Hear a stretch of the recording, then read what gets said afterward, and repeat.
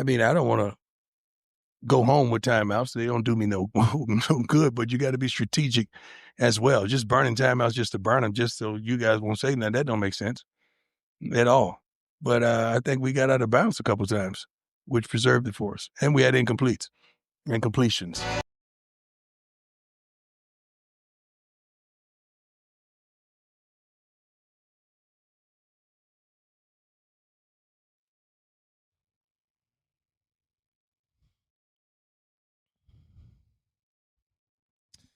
Well, I hope you had a fantastic Labor Day weekend because it is full football time now, starting with college football and that game from CU over the weekend. I mentioned something heading into that game, that it's going to take probably a little bit of time to work out the kinks. You got a brand new starting quarterback. You have a new sort of offensive system because you can't do what you did with Shedeur and Travis Hunter. It's just they were too unique. So it might take a minute. I also mentioned that when you play against a non-conference opponent, these games for where CU are at, just kind of overall in trying to come back and become a viable contender within college football, this game ultimately doesn't mean all that much. It would provide a good little on-ramp to the start of your season. It would give you a little bit of confidence if you got the win that the team was better, that was still on the right path. But overall, I was talking about, you lose this game to Georgia Tech, ultimately you don't lose all that much. The Big 12 is not going to get, likely, an at-large bid to the college football playoff. It's going to come down to who wins the division and who wins the conference and who doesn't. And so this game means less than a couple of weeks from now when you take on Houston. Certainly less than BYU, TCU, Iowa State, Utah. Like, go down the list of conference opponents. It means less. Now, I'll tell you this. The way that went down did not make me happy for a couple of different reasons. One, I wanted to see the focus on the two basics of football come back. I wanted to see a better rushing attack and being better at stopping the run. If that is what you're looking for, like I was, you were highly disappointed. In really both. I guess Salter gives them a little bit different dynamic on the ground than Shedeur did, but not much. It still was a lack of commitment to running the football. It's a close game the whole time. And yet, you still aren't running, and this time you don't have Shedeur Sanders under center. Very obvious that Caden Salter was not him. The Georgia Tech side of things, they made a full commitment to running the football, and they did so effectively. Whether it was the quarterback or whoever, they just committed to continuing to run the ball. My issue is with the basics. Can you stop that? That is always going to be number one, first and foremost. If you have the ability to have a Heisman-level quarterback bail you out of things, it just covers up a lot of the different mistakes. But this is what's frustrating. This is year 3. Year 3 of Deion Sanders, in which we're still talking about stopping the run. That's now just a theme. This isn't hey, just wait till his guys come in. It's the third straight year of somebody just looking at you and being like, I'm going to be better than you at just basic football. Having the bells and the whistles is nice. Having the nice skill position stuff and guys with speed and blah, blah, blah. All of that is great. But if you can't do the basics, you're going to be very, very easy to beat with good teams. Number 2, Caden Salter is not Shedeur. I don't know what he is. It's not that. And so if you were relying on winning in some shootouts or something like that, I don't know if that's going to be the case either. Now, I want to keep in perspective. This is week 1. Things can grow. They can get better. All of that is understood. But some game planning stuff from Pat Shurmur and defensively not being able to stop the run, giving up 320 yards on the ground, those are big concerns. Now, from a bigger perspective, it's what you heard lastly in that open. Another concern I have is this. You have to be willing to acknowledge where mistakes were made. There is no doubt in that final drive. You need a touchdown to put this game into overtime.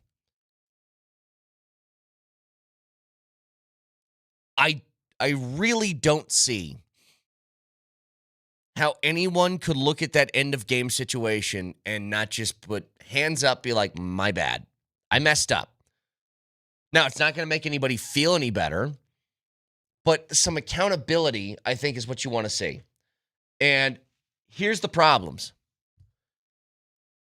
You start that drive at the 25. You have a dump-off pass for 2 yards that stays in bounds. And it's like, what is that about? But as you watch time tick off the clock, there has to be a bigger awareness of what's happening. That comes from both your head coach and your quarterback. That final sequence gave me, for Caden Salter, the unawareness of somebody who's in his 5th year as a quarterback in college football cannot have. You need a touchdown. You're at like the 25-yard line or something. I don't even know where they were at that point. But you're at like the 25-yard line. You do not waste time, like 20 seconds off the clock, to get 5 yards. You have 2 timeouts.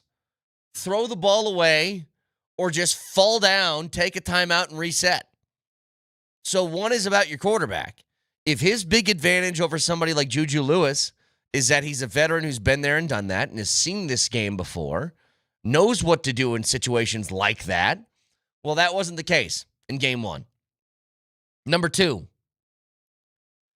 Deion's in charge. When you're watching the clock tick down the way that it did, now, like, can you just, from the play, can you replay what you had in that intro between the play and Deion's response afterwards? I want to hear you guys. I want to play this in sequence so that in case you guys, I don't know, you don't remember or missed it or something, this is the end of the game. You need a touchdown, 2 timeouts, 50 seconds on the clock, not even 2-minute drill. It's as hurry up as you can get because you got to get in the end zone. This is what happened. Close to the first down is Hakeem Williams. Short, though, by a yard. Timeout. Got to call one down. And Coach Sanders is not. The clock is running. 30 seconds and counting. 3rd and short. Salter looking, steps up, gonna run, and he's going sideways. He had the first down. Now he gets it back, but took a ton of time off the clock. It stops because he went out with 18 seconds to go, but that took way too much time off the clock. That's why you call timeout. And then I'll give you the full cut post-game where he was asked about the time management, because I just gave you a snippet to open the show, but here's the full thing he said. Go ahead. Looking at that last drive specifically, having 2 timeouts left, what was your thought process with Coach Pat Shurmur, and how do you guys, come up with your management for that situation? I think we got out of bounds a couple times, so we didn't have to take them. So that's what transpired. We got out of bounds, I think, on both sidelines. And that's what happened after the first. I think we got a good play, and we caught the ball, I think, for 9 yards. We got 1 yard to go. So if you get the first down, the clock stops. So it don't make sense to really use your timeout in that sense. So we were just really trying to preserve them till we certainly needed them. So, I mean, I don't want to go home with timeouts. They don't do me no good, but you got to be strategic as well. Just burning timeouts just to burn them, just so you guys won't say that don't make sense at all. But I think we got out of bounds a couple times, which preserved it for us. And we had incompletes and completions. Well, here's the thing, Dion. You guys received the ball. They had 1 minute, 7 seconds left after the kickoff. 2 plays later, there was 18 seconds on the clock. Tell me how. Because one thing I know, Nelly, is 50 seconds. It doesn't take 50 seconds to run 2 plays. And again, what I just like to hear, and it's okay. Coaches mess up all the time. It's fine. Nobody's perfect. Hand up, accountability. That's it. But I think if there's anything that's concerning, it's not even the loss. The loss is, it's so secondary to me because it's like you weren't going 12-0 this year. And this loss ultimately doesn't matter. The only thing that matters is your conference record. Now, if we're Ohio State or if we're Alabama this morning, completely different story. Bama's freaking out, and they should. Because that's the 4th time they've lost to an unranked opponent, but their expectations are much higher, and they have a good shot at large bids, which CU doesn't. The loss doesn't matter. It's kind of how the loss happened. Again, you're starting Caden Salter over the young freshman because he should be better in a situation like that. More seasoned, more experience. He knows that he can't take that much time off the clock to run the ball 5 yards or something. Can't happen. 2, when a mess up like that happens, it's always on the head coach. Whether it's his fault or not, they will always take responsibility, and that's what needs to happen. It didn't. So, I don't know. It felt very, very odd.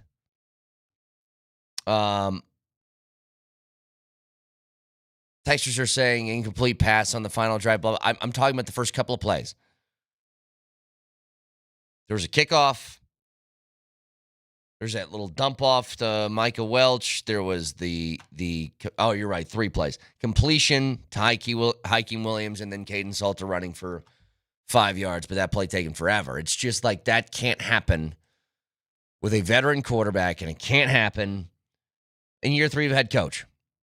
Like, I've always told you guys, Nelly, you've been here for not the beginning of Dion, but pretty close, right?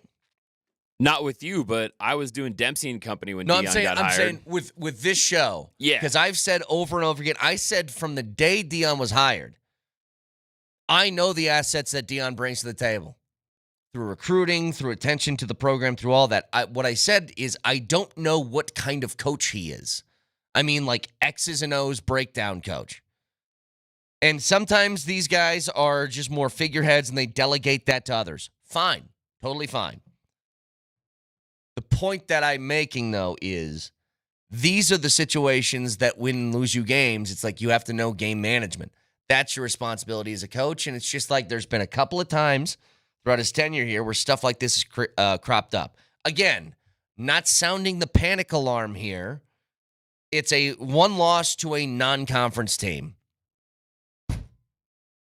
That's it.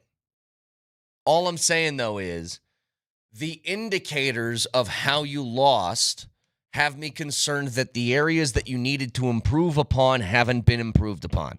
So we can get to that later. I want to break down college football as a whole because, God, was it amazing to have that back all throughout the weekend. And guess what? We got football like every day this week. Every single day. So, break down more of the college football weekend overall. Talk a little bit about CSU, put up a good fight against Washington. But again, some of the bigger moments, Arch Manning. I felt like we were doing the too much hype thing for him. He looked a lot like a young player playing against a very good team. Bama losing again to an unranked opponent under Kalen DeBoer. Not to mention, it's the opening week for the Broncos. What's realistic to expect from them? Got all of that coming your way. Stick around.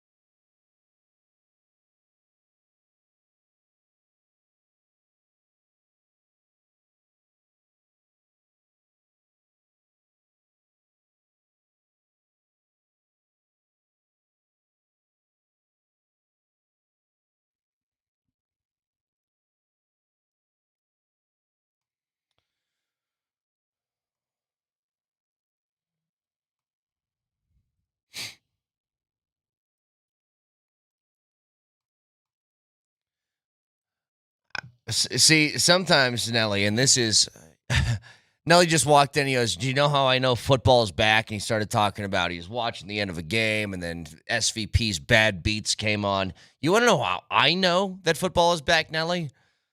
I spent half of the first segment talking about how Dion really needed to take responsibility. Game management totally messed that stuff up. That's a head coach's responsibility.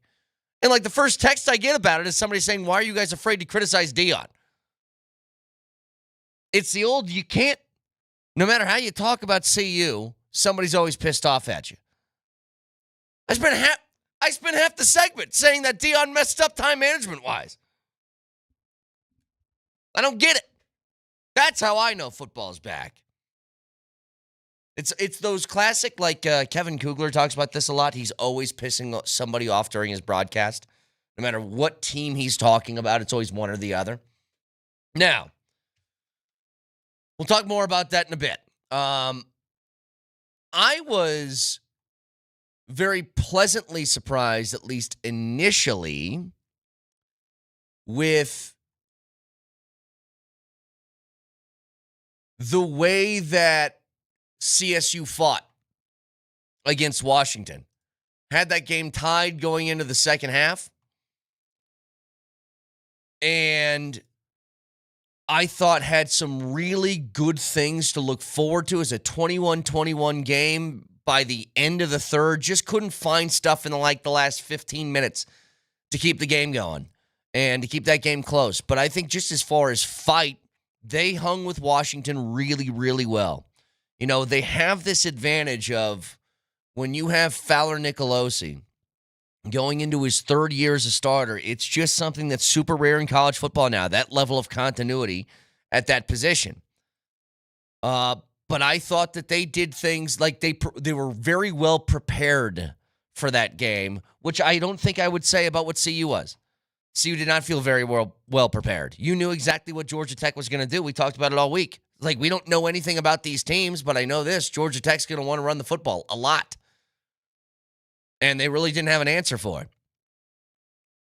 I think they came in prepared, and it was just an example of that team's just better than you right now, and that's fine. The really good news, tight end university continues. Jackson Warren looks like an absolute baller. You know how tall that kid is, by the way, Nelly? He's 6'8". 6'8" sophomore. And there was some hype going into him at the beginning of or leading into this season. Did not disappoint. Very, very fun to watch. But they could have a nice little duo here, and who knows, the next great tight end out of CSU could be staring you right in the face. So, I did like what I saw out of them. Now, the big story of college football, everybody's sort of darling, Paul Feinbaum, he basically crowned Arch Manning the best quarterback in football without seeing him really play. And I said, I think this is unfair what we're doing to him. And we're doing it to him because his last name is Manning. I get it. But he looked very much like a young player trying to figure it out. You know, he had a few throws that looked very, very happy feet-ish. You know, I know everybody's doing the Uncle Rico memes from the end zone angle of that one throw. It did kind of look like it. But he had a bunch of like wide open, no pressure pockets where he just was missing throws. And that, I think, is a little bit concerning. When you don't have pressure around you and you just don't put the ball on the money, that should be something that most quarterbacks handle. Now, again, it's his first real start, and it's against what is going to be ranked as the best team in the country now because Ohio State's defense looked really good. But all I'm saying is there were things that with some of the hype you heard about Arch, you'd be like, this guy is going to literally hit the ground on a dead sprint and nothing's going to slow him down. Well, it takes a minute. The same thing applies, by the way, on the other side. Ohio State's new quarterback, Julian Sayin, He looked okay. I mean, not anything to write home about either. It was very much a defensive battle. Brett, I actually wanted to ask you about that. I keep going back and forth on this. When you see a game like that, I feel like half the people will tell you that game was boring because it was 14-7. It was just grimy, low scoring, disgusting, not fun to watch, primetime letdown. Yeah. But then other people will go, oh, there were multiple times when the defense held up on 4th down. There were multiple interceptions. It was a defensive battle. It was awesome. And I was curious which kind of camp you fall into when you see a game like that. Well, here's what's funny. The people who think that was a great defensive battle game are pretty much people who champion the SEC, because I remember when Kansas State and Iowa State were playing in Dublin, and it was also sloppy and ugly and not a lot of good offense, and they said that's why these two teams suck. So it depends on your perspective. Now, I think both of those teams are good. I think this is what happens sometimes when two good teams face each other with two brand new quarterbacks. It's week 1. I'm not making some sort of like huge assumption about either after 1 week. But make no mistake, these guys, both teams are loaded with defensive talent, and when you're playing against quarterbacks that are brand new, that's what it can look like. The most disappointing thing I would say out of Julian Sayin is that his name is not Justin, because I think shortening it to just Sayin would be like the coolest thing ever. Should have been that way. That's my disappointment. Anyway, Arch Manning in his debut, not the greatest thing. Now, the other big story is that Florida State upsets Alabama with virtually no passing game. Castellanos, like he barely threw the ball 14 times. He had 16 carries as a quarterback with only 14 passing attempts. But that's all they needed to not just win, but to absolutely smoke Alabama.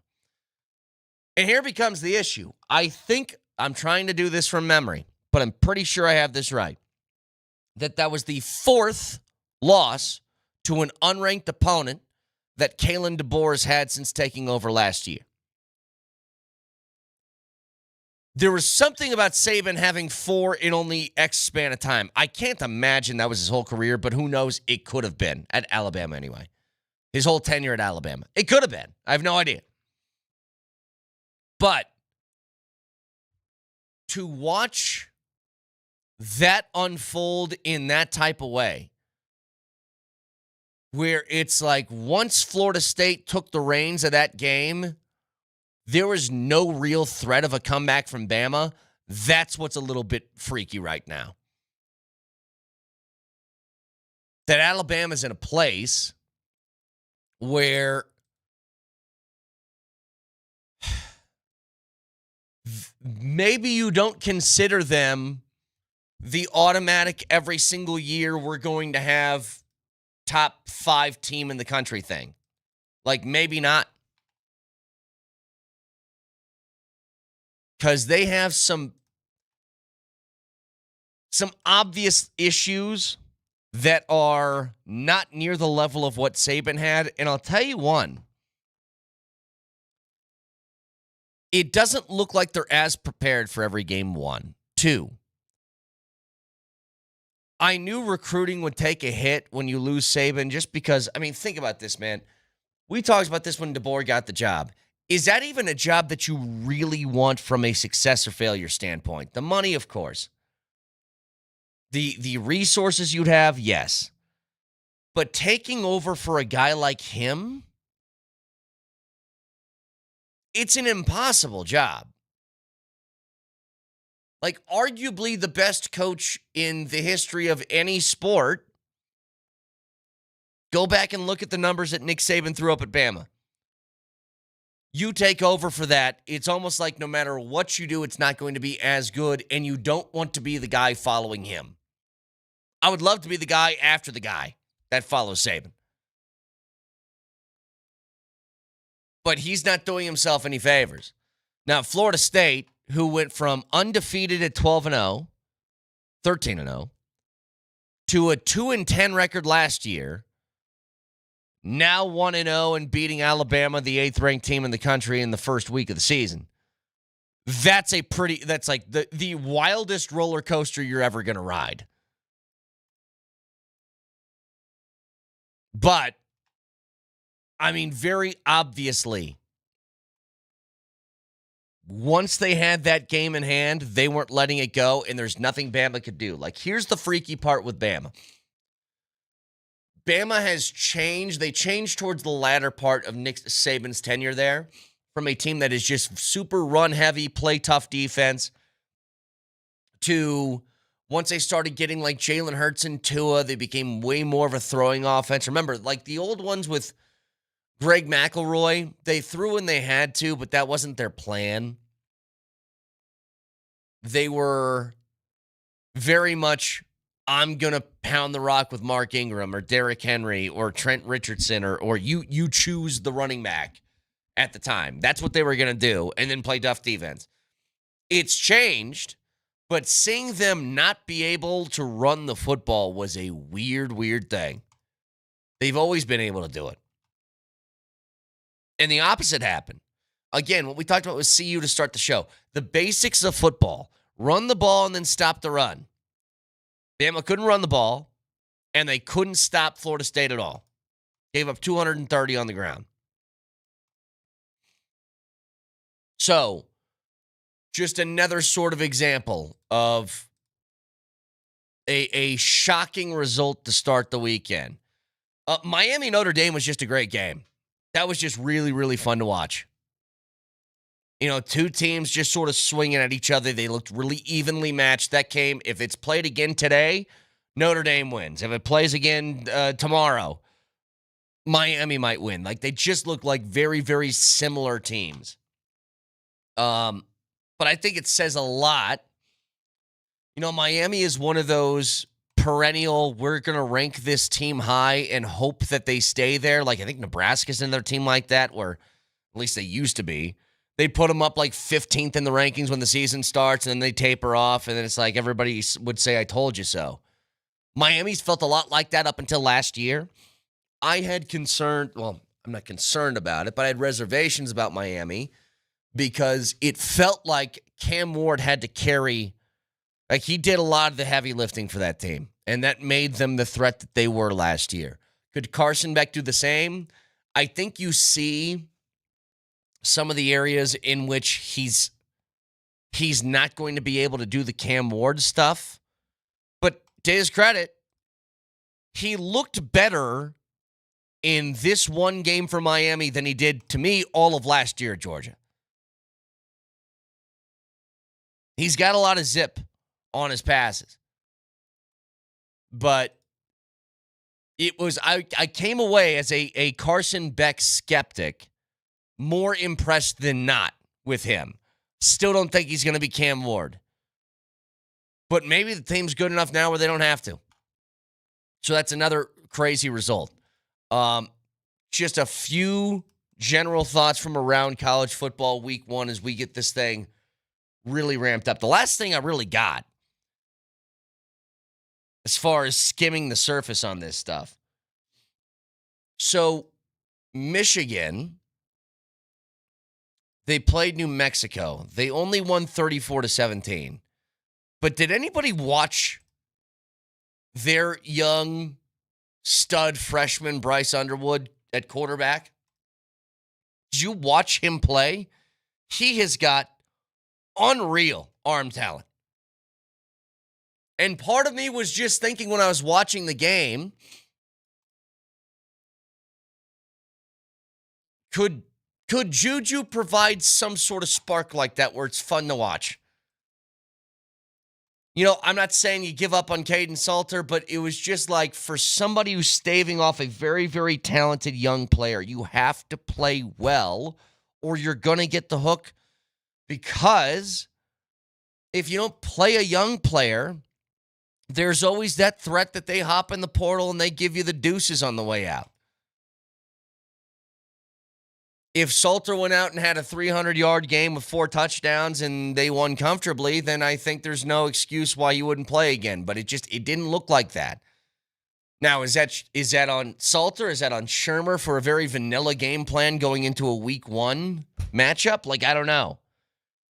I guess you need a little bit more evidence to try and figure that out. But I watched Bryce Underwood play, and I was like, oh, my God, I know why they're spending money on him. Now, Michigan didn't look great overall. But that, do yourself a favor. If you didn't see it, just go throw on the highlights of that Michigan game and watch that guy throw. Because I think maybe you got something like that in Juju, who's just on the bench right now. So again, 303-504-0925. How about Air Force, by the way, playing against the very tough Bucknell? Air Force trounced them 49-13, as they usually do with their week 1 opponents. So that is sort of a skim the surface look at college football. I do want to get to the Broncos. It's the opening week. They have the easiest on-ramp that you could have to your NFL season. They have a rookie quarterback playing in Denver on the worst team in the league, where he self-admits during camp that the offense is very mid. What should, if the Broncos are a playoff team and are serious contenders, what should that game look like coming up on Sunday? We'll get to it next.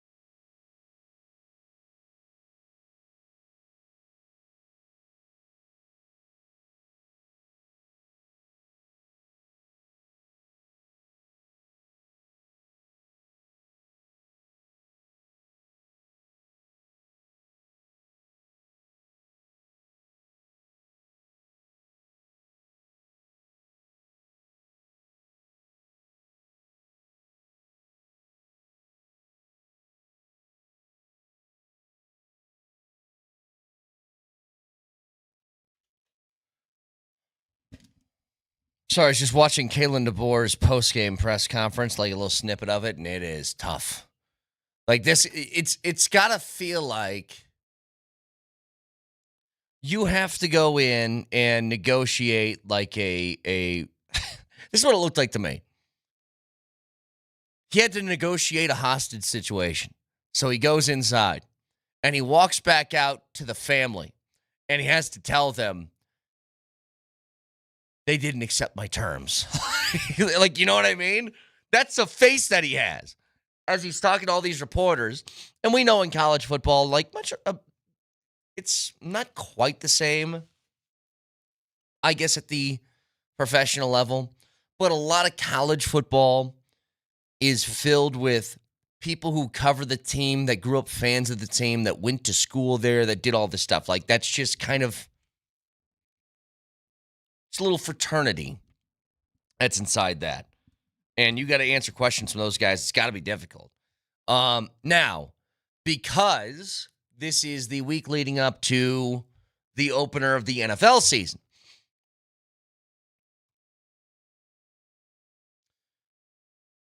the Broncos play against what should be, I think for anybody, the easiest opening week game on the schedule.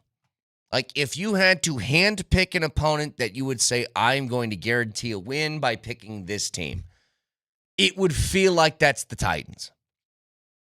Why? Because the Titans stunk last year. They don't seem to have gotten any better in really any separate category. And they're starting a rookie quarterback who I think has promise. But when you go on the road week one against one of the tougher, if not the toughest defense in the NFL, you're going to have a really, really hard time having success. So the point spread in this game is 7.5. Just for reference, look around any other game across the NFL this weekend. It's the highest spread that exists. There's one other one that is 7.5. Philly and Dallas, the opening game of the year in 2 days. But it's the highest spread that you have all weekend. This should, I don't want to go full Moser on this, but this should be a game in which you don't have a moment of sweat. It's always tough to know what teams are going to be what. Good teams get bad and bad teams get good. That's what makes the NFL the NFL. But this really should feel as if the Broncos have this from start to finish. If you want to truly be a team that is a playoff team and a championship contending team, that should be the obvious and easy one. It's that you walk into the season and you trounce those fools. Now, more specifically on what I'd like to see better, if you are winning at a comfortable rate, that should mean the Broncos should run the football a lot. Ice the game, burn out the clock. Like, I think the Broncos should be sitting around 200 rushing yards by the end of the game.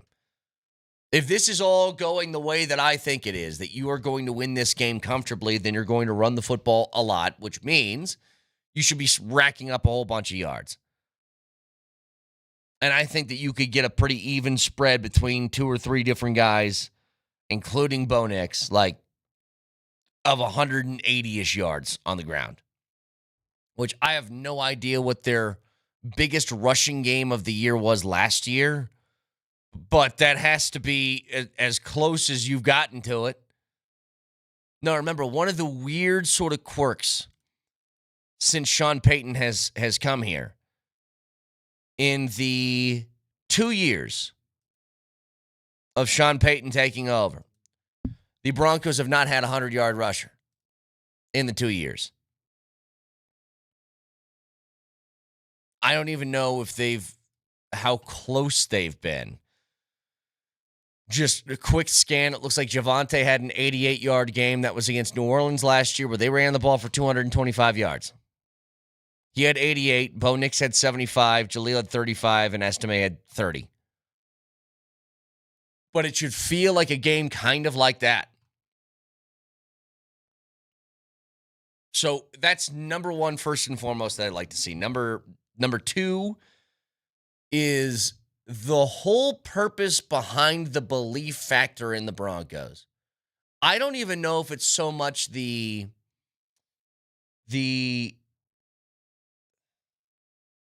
Bo Nix improving in year 2 factor. It's about the defense. Why do people think the Broncos are going to be good? Because of their defense. I think there's a lot of questions still about the offense and what the offense is going to do. But defensively, if you're playing against a rookie quarterback in his first game in a very, very tough environment, and you are, as Pat Surtain said, you have the ability to be a historic defense in NFL history, that should also factor into you should be kicking somebody's ass pretty much every play.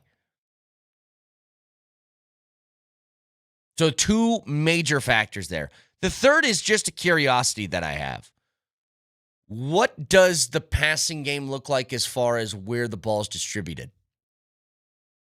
One thing I know, Courtland Sutton's getting the football. Cool. Who's next? Does it go Sutton and then Ingram and then what? Franklin? Mims? A running back out of the backfield? Seeing where that distribution goes, I think, is a going to be a really interesting detail in this. If that number 2 is Evan Ingram, I would be happy as hell with that. I think it's the reason you brought him in. The giant missing link in your offense that I think made it extra difficult. You know, it's one of the bigger compliments that I can pay towards Bo Nix from last year. Bo Nix had a pretty damn good season statistically, as well as success-wise. Like winning 10 games, making the playoffs is big for a rookie quarterback, especially in this division. But statistically, 29 touchdowns is a lot, especially when you didn't throw one for like the first month of the season. And you did that without any sort of help at tight end. Lucas Kroll, Adam Troutman, no disrespect, but you know what I mean? Not that. Evan Ingram, I would be happy as hell if he ended up being sort of your number 2 target. He's a very unique type of player. Again, he's not as big as you would think your prototypical tight end is. He looks a lot like a wide receiver, and I think that's the role he's going to play. He'll occasionally have the hand down in the dirt, but he's going to be split out wide, I think, quite a bit. I think they put him in the slots sometimes. Like, he's going to be sort of a rover. Or I guess joker is the term they want to use. Whatever. He'll be one of those guys that just kind of finds a spot to fit and provide some tough matchups for people defensively. Trying to find a goddamn joker. But all of these are just, again, a lot more detail to break down with the Broncos' schedule and games upcoming. But I want to see them run the football. And I want to see this defense maul Cam Ward. And if I get those 2 games in week 1, or those 2 things happening in game 1, perfect. Keep in mind, guys, Adam Schefter is back with us all year this year. He will join us again at 8 o'clock this morning. It's every Tuesday at 8 o'clock for Adam. So we get these promos running right now. Adam, last year at this time, we asked him about the over-under. I think the over-under for the Broncos last year was it like 5.5 or something? It was a very, very low number. And Adam goes, I think they go over. I think they get to 10 wins. And I was like, what are you, insane? 10? And he nailed it. So when he joins us at 8 o'clock this morning, we'll do the same. And maybe he'll say Super Bowl, because Adam Schefter seems to be Nostradamus with the Broncos. So who knows? But tune in at 8 o'clock when Schefter joins us then. You can always watch the show live on Twitch. Twitch.tv, search Altitude SR in the search bar of the Altitude TV simulcast, and that is the Safeway Twitch feed. Order online, Safeway does the rest. Get easy delivery or free pickup at the same great deals. Get started at Safeway.com or in the Safeway app. Safeway, fresh foods, local flavors. Can also watch on YouTube. Subscribe to the Altitude Sports Radio channel on YouTube. It's your home base for all things 92.5. Don't miss a thing, including the Altitude Daily, a daily recap of the best stuff you can't miss from the best shows in Denver. Search Altitude Sports Radio on YouTube and subscribe today. So, started the weekend with CU losing to Georgia Tech. I don't think it's the loss. I think it's how they lost that matters most. We'll get to that in just a bit. All things college football from week 1 of the season, and now heading into week 1 of the NFL. Moser, Lombardi, and Kane starts next.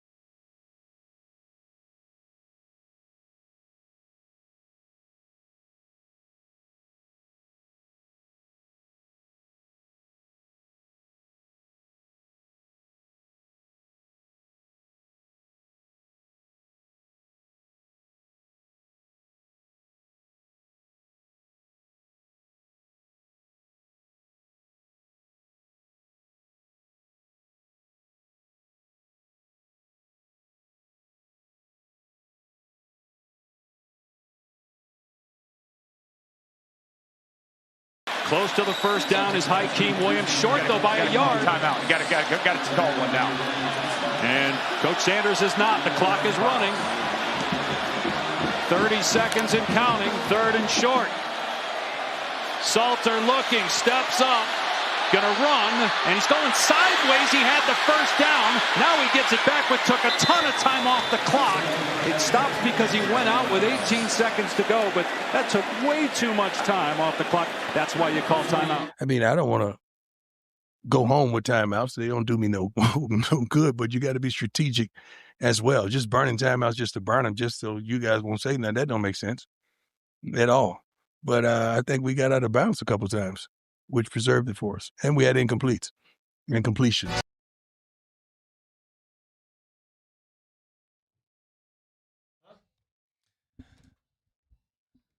What? Welcome in. I hope you had a good Labor Day weekend.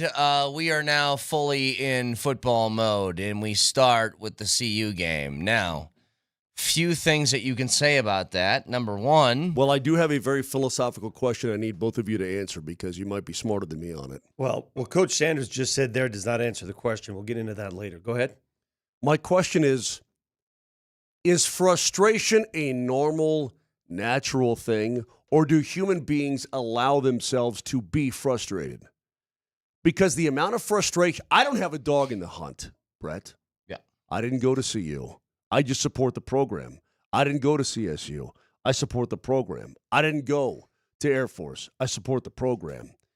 The amount of frustration I had from kickoff until the end of that game on Friday night, I feel is abnormal for a person in my position.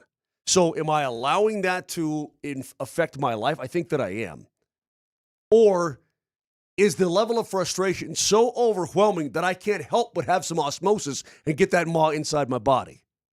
No, I think it's just, look, we all want to root for CU as we do CSU and Air Force and everybody else here because they're part of our community. And CU is a big story right now in college football. But here's the problem. I said this heading into the game. I'm like, the actual loss is something that I'm not even concerned with. The loss doesn't matter all that much. I laid out that case on Friday saying that you aren't getting an at-large spot in the college football playoff anyway. This is about conference games. The issue I have with that game is twofold. One is the problems that you've had for the first 2 years have now carried over into the first week of your third year under Dion, which is you can't run the ball and you can't stop the run. Again, like they gave up, what was it, 320 yards on the ground? They ran the ball better, though. They committed to it better. Yes, yeah. They committed to it a little bit better. But secondly is, these are very easy moments for Dion. Like this to me was an easy answer. Every coach, everybody in charge, if you're a leader and something doesn't go right, in the end of that game, very much didn't go right. Game management was a huge, huge problem. Just hand up. Say, hey, that was my bad. I should have called a timeout. I didn't. Oopsie. And he didn't do it. His answer makes little sense because it's not about stopping the clock. It's about getting a play call in that works. Yes. It's about assembling your team. All right, calm down. We have 2 timeouts. Let's go ahead. Chill out here. Let's try this. It's not a speed question. It's a assembly question. And they didn't assemble, and they didn't get anything going. Although the last minute of the game doesn't bother me as much as the first quarter. That game, Friday night in Boulder, was lost in the first quarter. That is so correct. Yep. You are so right this morning. Well, of course, if you watch the game, you understand that if you're turning the ball over 3 times, Georgia Tech. You're turning them over. You get the ball in ideal field position 3 times, and you come up with 7 points. That ain't going to do it. Yep. That ain't going to do it. Game over there. And part of it's like, man, you had an entire offseason to prepare something. I'm just talking to Shermer now specifically.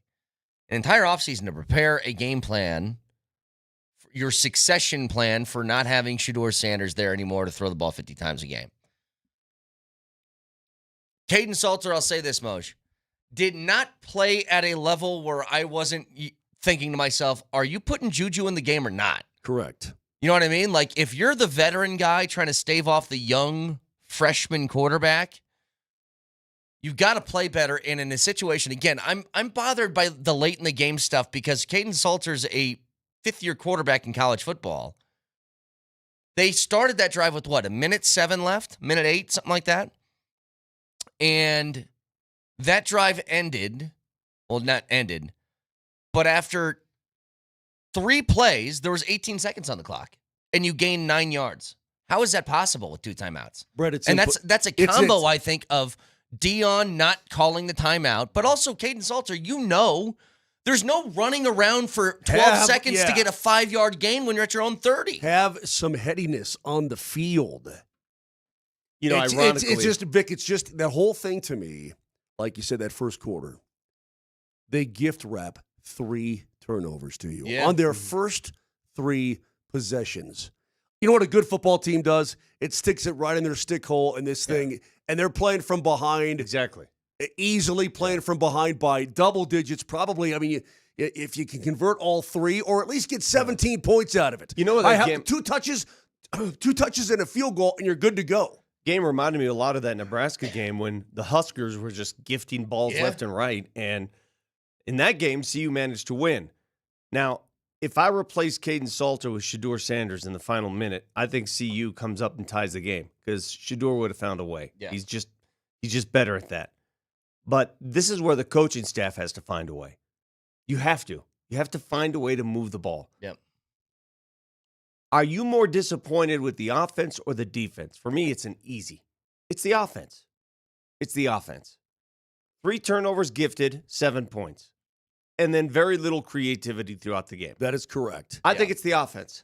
By the way, the other frustrating part is I watching. still don't like that you give up 320 on the ground. Yeah, but we agreed. knew. But see, what did I say about Georgia Tech all last week? They run the ball. They run the ball. They run the ball. They run the ball against everybody.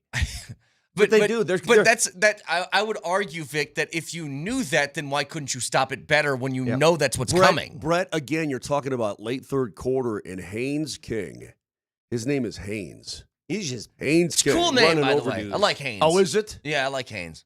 This guy is incredible. Chad Brown talked about it on Friday. He's a very good dual threat quarterback. Now, he doesn't throw the ball that well, but you know what he can do? He can run. He can run the hell out of that football. Yeah. And I can imagine for an opposing defense, I mean, that wears you down because he's keeping it, he's pitching it, he's whatever. But time and time again, man, he's running like off tackle or between the guard and the tackle, slipping his way through. And then it's that second level that they get to, and then he's chewed up 12 yards before you finally get him down. And the whole thing to me was just like, golly. The same thing I said on Friday night, Vic. I said, let's be honest. The Buffs haven't been able to stop the run for 20 years, and it ain't fixing now. I don't know what to do. Yeah. On top of that, it's just there's very basic things that you want to see initially when your season starts that you have in gear. And then you can fix the rest of the stuff as the season goes along. But the clock management is one thing. Not capitalizing on turnovers is another. I just don't really know what the offensive game plan was. Everything looked very vanilla. If there's one thing that CU seems to have at all times, it's weapons, right? They find wide receivers 4 or 5 deep that they can get the ball to. I get that Shedeur Sanders isn't the one throwing the football, but it just looked very predictable. All of the offense looked predictable, which I don't get when you head into week 1 of a season. It's like you had all this time to prepare something, and it looked like it was just thrown together last minute. Well, I mean, it is what it is. CU is a team that will have to fight its way through the Big 12 now, and they could beat anybody, they could lose to anybody. Same deal, right? Mm-hmm. They can beat anybody, and they can lose to anybody. And they're not going to lose this weekend. No, they're going to beat the snot out of Delaware. The Blue Hens ain't going to come in here and win. But have you seen that Blue Hens video where the guys are gyrating their hips? If you don't stick it to those guys by 50, don't even come home. I don't know what you're talking about. Don't even come home. I'll show you. Don't even come home. Did you guys watch the CSU game late night on Saturday? I did. They gave them a run for their money. The extra point foible when it was 31-21, or no, field goal, when they tried the fake field goal at 31-21. That didn't work out too well. But I came away from that game. It wasn't 52-0 like they did last year against Texas. No, they put up an effort. They did. They got a running back. I tell you that much. That kid, Dupree, he can go. Well, and guess what? Shocker here. CSU has another really good tight end, it looks like, because Jackson Warren's fun to watch. That kid's 6'8". 6'8". Where did they find these guys? I have no idea. But he was a monster. You know, they do have, again, we talked about this heading into the weekend. They have that ultra rare quality of quarterback heading into year 3 with the same school, which is, to me, I think an incredible advantage heading into the season.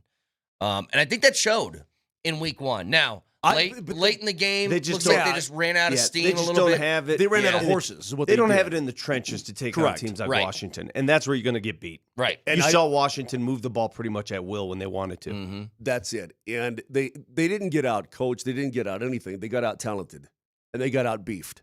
And I think that's something that you live with. If you look across, you're like, we just aren't as good as they are, then 100%. that's fine. But I loved Jay Norvell's game plan Me too. more than I loved what the Buffs were doing.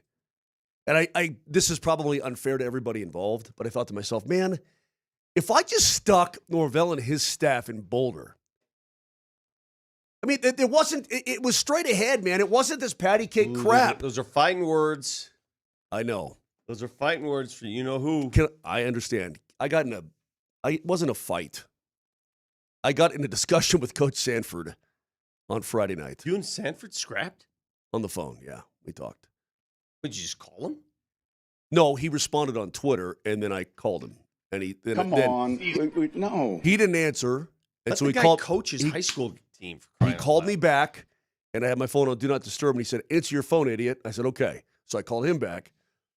Dude, it's week, quote, 1. I'm already over the bubble screen like you can't believe. Oh, my God. It was everywhere. I want to prison with the man who invented the bubble screen. The Notre Dame game, it was 2nd and 1. They're coming back to tie the game. Oh, my They're God. in the game. Oh, my God. And they throw a bubble screen that gets picked off, and it pretty much do you understand how irate I was at that point? I am so with you guys. And what did we see? Every single game had that like 50 times. It's like, I said on Friday, I'm like, was there some sort of like Nick Saban held a bubble screen symposium I don't know. for every college football coach in America over the summer or the spring? And I didn't see it because, and not only that, but the Buffs are running it. I'm like, it's not, go north and south for God's, go north. The Broncos run the hell out of the bubble screen. I know. Well, they run it. You know what's funny? Time out. So here's what Coach and I got into. I hate it so much. Here's why I hate it. So many, well, you hate it until you break one. Well, this ain't Demaryius Thomas and Peyton Manning. Stop for a second. Okay. This is exactly it. You ain't Demaryius Thomas. You aren't 6'4", 230, and able to go 4.2, 4.3. Okay, Vic's onto something here, but there's another component to this. I don't think that players at this level, at least some, they don't know how to block it. Exactly. Okay, so all you hear is like, well, they just need to block it better. I'm like, but they don't. But they just don't block it better. They don't know how to block it. And by the way, again, give Georgia Tech credit. They had a DB knifing in every single time untouched. You got 2 guys blocking one guy's untouched. I'm like, you don't know how to block the mother, so quit calling the mother if you don't know how to block it. Yeah. I take it easy. But it's just I agree with him. I'm sick of it. So this is my frustration boiling over. Hey, but it wasn't just the Buffs on a Friday night, a little appetizer Friday night. It was all day and night Saturday. I know. And so Coach had said to me, he goes, well, we ran 3 bubble screens in our win on Friday night, old man. Blah, blah, blah. You gonna take it up with me? And that's how I took it up with him.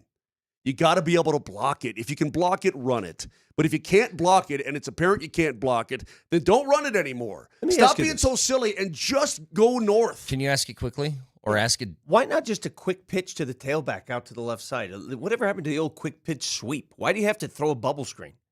Yeah, that's the other thing, too. It just feels like it's a much higher risk play than it needs to be. It just the takes risk too reward long. is just too much. Yeah, it's too much. In the Pirates of the Caribbean, look at that one pirate goes. Something about the man who invented parlay.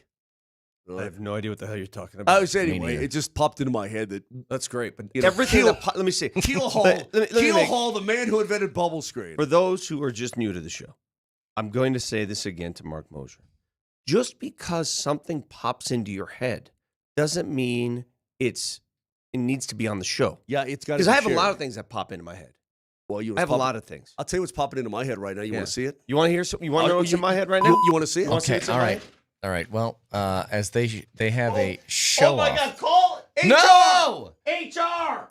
Adam Schefter will join us at 8 o'clock. I want to take a more national view of college football from over the weekend. Arch Manning's debut. Alabama losing again to an unranked opponent. A whole bunch to get to. And we're finally here, Broncos.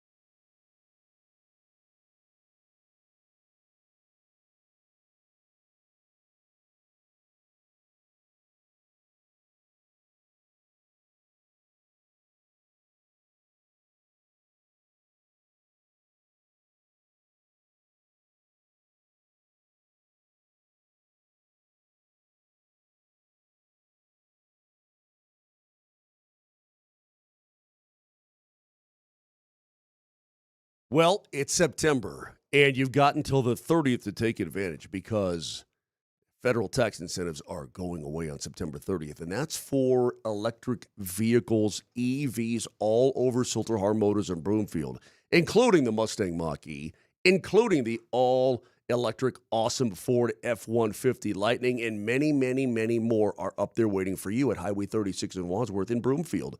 Make sure you check it out because they've also got zero interest for 72 months and lease credits up to $11,000 off right now. Greg Larson and his crew are going to hook you up, so take advantage. Shop online at sthmotors.com. That's sthmotors.com. It's Silterhar. Everything you want out of a dealership.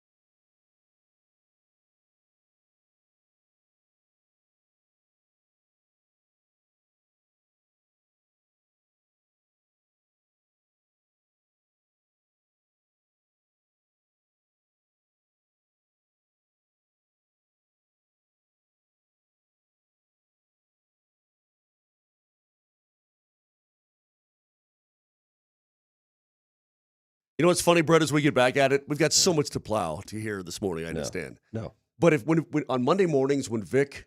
It's Tuesday. Well, you know what I mean. Yeah, we were off yesterday. But he says, what did he say? I gotta talk. I got. Vic has written down 2 things on his notepad that he must discuss this That's morning. it's that about only sports. applies to Vic's Vic. frustration. No. It's about sports. It's about how you're wired as an athlete, as a person, as a I get human. it. I get But it. how are you a competitor or not? Okay, save it. Though. Okay, I'm Save saving We'll it. get Thank to it. you. We'll get to it in a bit. It's pretty funny. Do you though. guys remember? You guys remember during the draft when Mel Kiper was sitting on stage, just yelling and screaming how stupid teams were for passing on Shedeur? Oh, he was mad. Yeah, he was very, very mad. And look, Mel Kiper could be right in his frustration, or he could be dead wrong, and who knows? Time will tell with Shedeur. Feinbaum kind of planted a flag in the Arch Manning is amazing category. And now I'm not going to beat up on him too much. It's the first week that he was a starter. And his first real start came against what could very well be the best team in the country and obviously defending national champions. But I watched Arch with a clean pocket miss a lot of throws, and I'm like, that's a little concerning. Like, nobody around him, clean pocket, and he's just straight up missing dudes. And I get it. It's the first start. But I'll tell you this. Did you guys see a little bit of the Michigan game? Yeah. They played against New Mexico, and Michigan's didn't look very good. Bryce but Bryce Underwood's Underwood, he's the real oh my deal. God, that guy looked good. Guys, that freshman's the real deal. Regarding Arch Manning, I think I made it pretty clear last week when we talked about that game. I said, it's impossible for Arch Manning to fulfill the expectations that have been laid on him. That is true. It's not possible. I said it last week. He's not going to fulfill those. There's too much. It's just, you tell me. Tell me the last player as ballyhooed as Arch Manning that had that much expectation. It's been a minute. I will say, though, you could have expected a little bit better than what he looked like. But tell me the last player that had that much fanfare, that much background, that much familiarity. I mean, the name alone says it all. The attention that he's gotten since high school. Give me the last player that carried that much attention into his job. It's hard for me to think It's impossible to hard for me to fulfill think those about. expectations. And I'm not going to tell you I saw it coming, but my goodness. It's obvious. It's obvious Texas is a very good football team, especially their defense, right? Because again, they held Ohio State down for a long time, and Ohio State has a new quarterback. Brett, I get all of that, but for Ryan Day, that must be the easiest pregame speech in the history of college football. Yeah. We are the defending national champions. We're in our own house. And they have this number one team coming into our building. Mm-hmm. When we're sitting here, the defending champions, why are, no respect. Or number 3, I mean, obviously very good. But you'd think they go in as one, as the defending champions. I love college football. I mean, How fun was that Guys, this weekend? guys, and I know that next week is the debut of professional football. And we're all going to be It's actually into it. this week. It's Thursday. I know. We're going to be into it. But nothing's like college football. Nothing. And I don't care what you guys say. You guys could talk about, but the NFL, they're better players. Of course they're better players. There is nothing like college football and the different choices you have throughout the weekend. You saw a little bit of everything. You ever turn on Red Zone at 11 o'clock? I get it. This Sunday, Jack? I get it. Because I can. I'm going to watch it like you are, Yeah. with the same passion you are. But nothing evokes No, passion it's just, like they're college football. different. Nothing. Yeah. Nothing. And, I mean, when I'm watching those games, it doesn't matter if I'm a fan of a certain team. There's certain affiliation. Like when you're watching a game, you're rooting for one team or the other, right? Very rarely are you like, or you're rooting for a good game. Like last night, Hoodie versus TCU. Am I the only one who wanted to see TCU put 70 on them? No, I was. The Bear was kind of in and out. I'm watching the game. But tell me, deep down, did you want to see TCU put 70 on I them? kind of wanted to see Spike Dykes go insane. Yeah. Can I? Sonny. Sonny. Sonny Dykes, excuse me. His old man is Spike. Sorry. Let me tell you what happened. I watched UNC score a touchdown the opening drive, and I was like, wow, Belichick's going to Belichick. How about that? And then baby Jamal Cale wanted to ride her bike outside, and I said, all right, I'll go with you, sweetie. I walk back in the house, and I go, oh, my God, what happened? It was a demolition. Yeah. It was a demolition athletically. It was a demolition up and down. And that's where continuity comes into play. How many times did the ESPN announcer say last night, well, Bill's got 70 new players? Yeah, that's going to impact you at some point. 70 Well, that's new what players. happened to Prime in year one as well. Yes, it's not easy. It's and that's what college football has become. Guys, every game, if you're an alumna of any of these universities and you're ready to watch your team play, it's like that box of chocolates. You have no idea what the hell you're going to get. All I heard all weekend from quarterbacks, well, the transfer from so-and-so in his first game for so-and-so. These quarterbacks are moving around like nobody's business. They're just going everywhere. Take the game that meant a lot to me, Miami, Notre Dame. On one side, you have a quarterback, a rookie, a freshman, who's making his first career start, all right? Who threw his first college pass. On the other side of the line of scrimmage is a 42-year-old. People are saying that about Carson Beck. I thought isn't he just like in his fourth year? I don't know. He's not like a seventh-year guy, is he? It just go with it. We've heard his name for 40 years. You know what I'm saying? And that is the discrepancy of college football today. Very rarely, either you start from scratch and everybody, I'm all my Notre Dame friends. Oh, it's going to be a tough season. What did you think you were going to get on the road at Miami with a rookie at quarter? What did you think you were going to see? Let's do this. Let's just kind of bounce around some of the bigger games of the weekend. Nelly, give me some music, please. Hit me with something. Yeah, do that. So first of all, starting with Texas, Ohio State. It's always funny, like the first game of the year, if you guys remember, was that Kansas State-Iowa State game in Dublin. Sure. And the offense was not great in that game. It was not. So those two teams suck.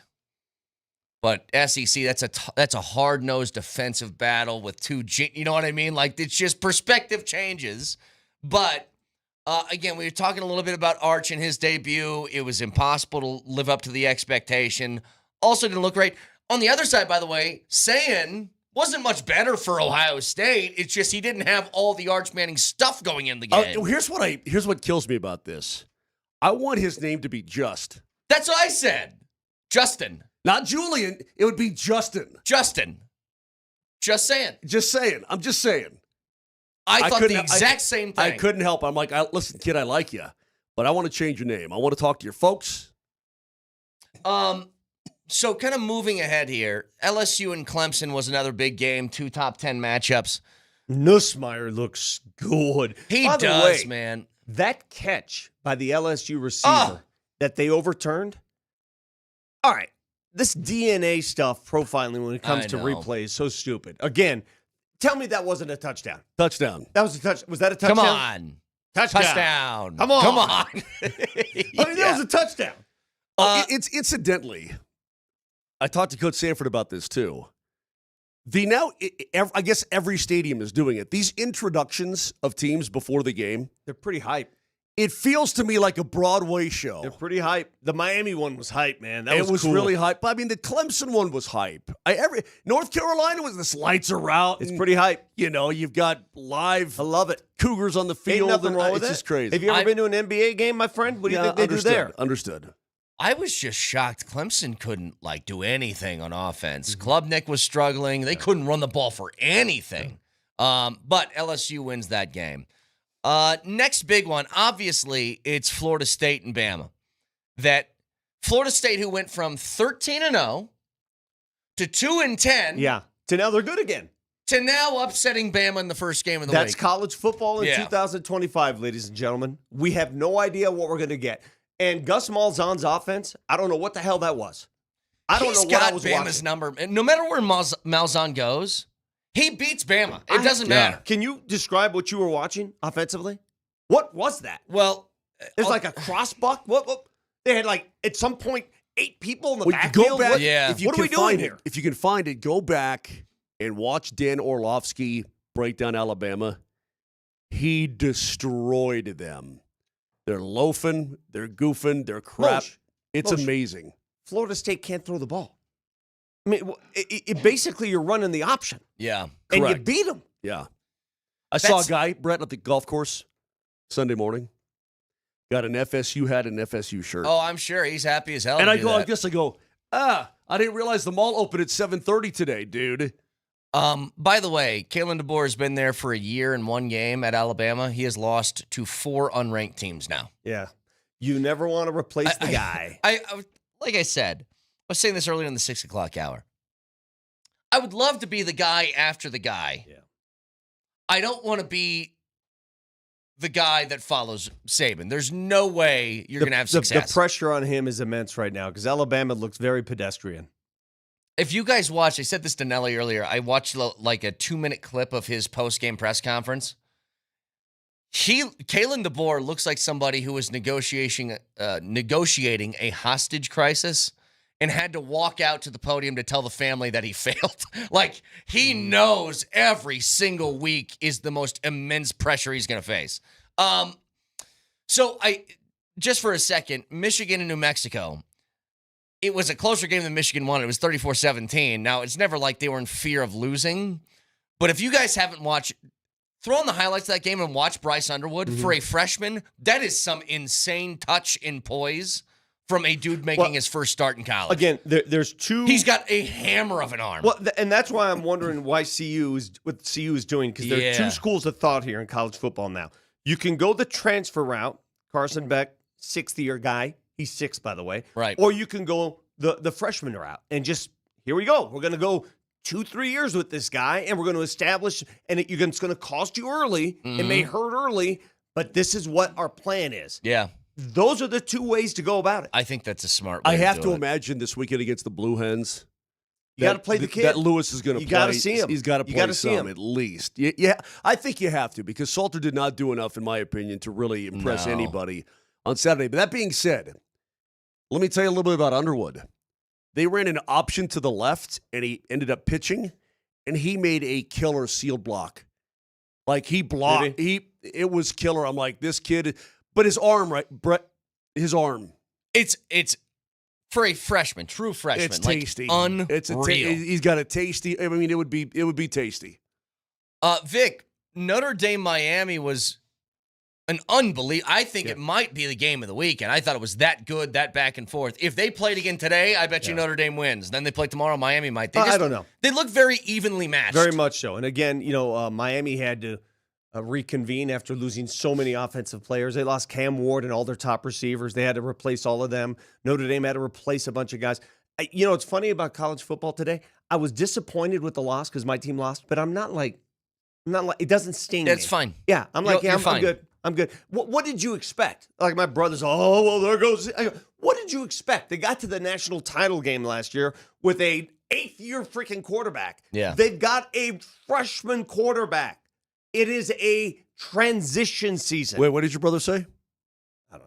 It's a transition season. That's what this is. Yeah. Transition season. It's also like a loss like this doesn't kill you. Again, I know Notre Dame's different because they don't have a conference, but you can afford to lose games like this now early. They got A&M next week, so you better get back on that horse. Yes. In 2 weeks, I should say. You can afford it if you're again, going back to CU. The loss isn't the thing that hurts. It's just kind of the indicators of the loss. And let me say this. Miami's one of those teams.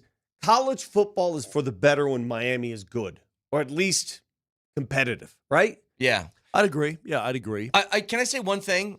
Michael Irvin needs to calm the hell down. I want to get that. I am so glad you brought that. He needs to calm the hell down on the sideline. I wasn't going to bring it up. I was gonna bite my tongue. I bit my tongue on Twitter the entire night. I wanted so badly to say, get the hell off the sideline, dude. Relax. Who do you think get the hell out of there?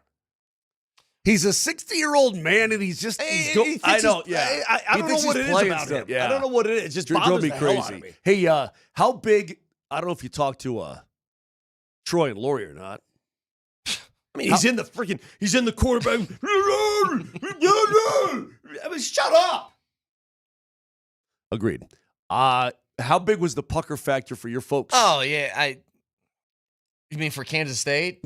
No guff, Chet. Yeah, they're bad. I don't know. They're bad. Stop playing Dakotas, man. If I gotta seriously, that should be a rule. If you're a team that you're trying to like find your footing, if you play a school from Dakota, forget about it. Although why are you risking this? South Dakota got stomped. I do know that, they did. right? Yes, Iowa State took care of them. And you know what? South Dakota actually played pretty well early in that game. It's just Iowa State played really, really good. My Fighting Horn Eye lost to South Dakota State. I don't know. Just don't play Dakota, man. Don't do it. And then finally, the game last night, UNC, they get demolished. Have you guys seen the video of Bill Belichick's girlfriend on the sideline in the middle of the game talking to Bill? Have you seen this? in the middle of the game. I saw a long shot from like the top of the press box, and I saw what appeared to be her and him on the sideline, but I thought it was pregame. I didn't know it was during the game. Look at this. There's no way. Look at this. She's in the middle of the game. She just sidles up next to him and says, "Hey, honey, how's work going?" Come on. This is weird. That's beyond weird. This is really weird. That's beyond weird. That's not even weird. That's like, what is he brainwashed? Is he under a spell? I don't know what's going on. She's a witch. Yeah, if this was like old, I don't know, 1600s days, Salem, would people be looking at her like, do we need to do something about this? You know what's so crazy about how they tested for witches? Like you throw her in a burlap sack in the river, and if she gets out of it, she's a witch. But if she doesn't, like, oh crap, whoops, well, missed that one. Our bad. Sorry about that. I mean, come on, man. But UNC is a ways away from being competitive because they just don't have players. They don't. Anyway, that's sort of a look more nationally around college football. What about Herb Street's dog? Yeah, this is one of the things that Vic wrote down that he had. I had to bring it up because I'm kind of with you, and I know. Listen to me. Everybody out there, those who've listened to the show for a long time, you may think I hate animals and all that. I don't. My doggy actually slept with me the other night, and I petted that doggy, and we slept a good night of sleep. I have 2 doggies. I treat my doggies great. They bother me. They annoy me. No, one's mean and one's okay. But I have 2 of them. I treat them great. I feed them. I house them. Which one slept with you, the mean one or the other one? Roxy, the mean one. That's the mean one. Yeah. So I have no problem with dogs.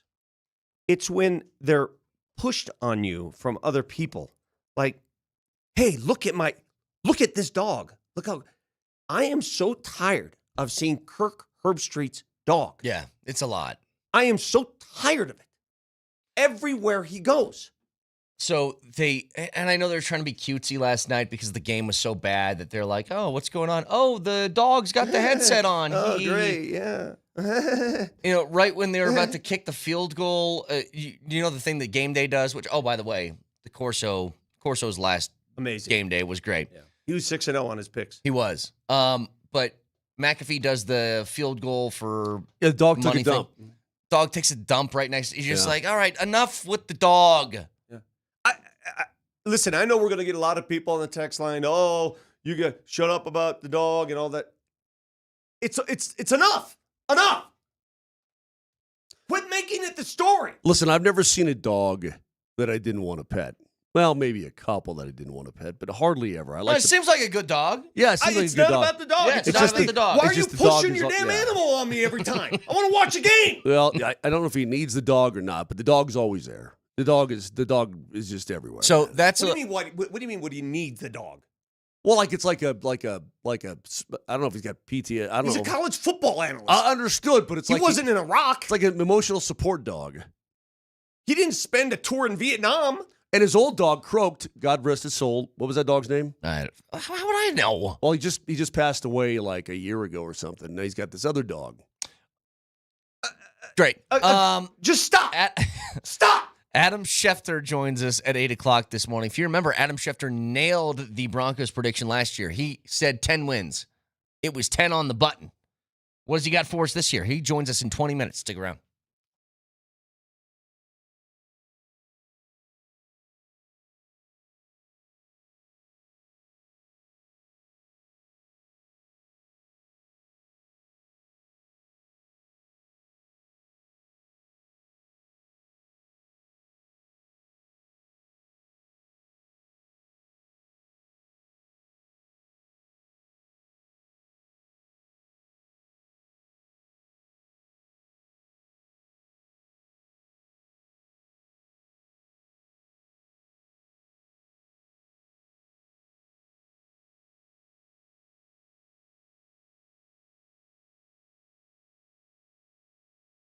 Vic Lombardi here for Dan Kaplan's Law. The truth is what the law is all about. The truth wins. And in high-stakes personal injury cases, it takes tons of skill, experience, resources, and determination to prove the truth.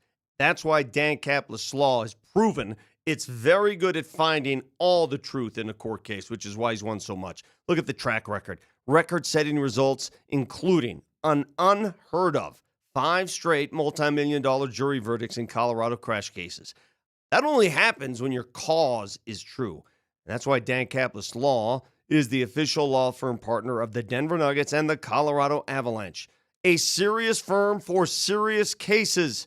If you need Dan's help, call today, 303-770-5551. That's 303-770-5551. Or hit him up, dankapleslaw.com.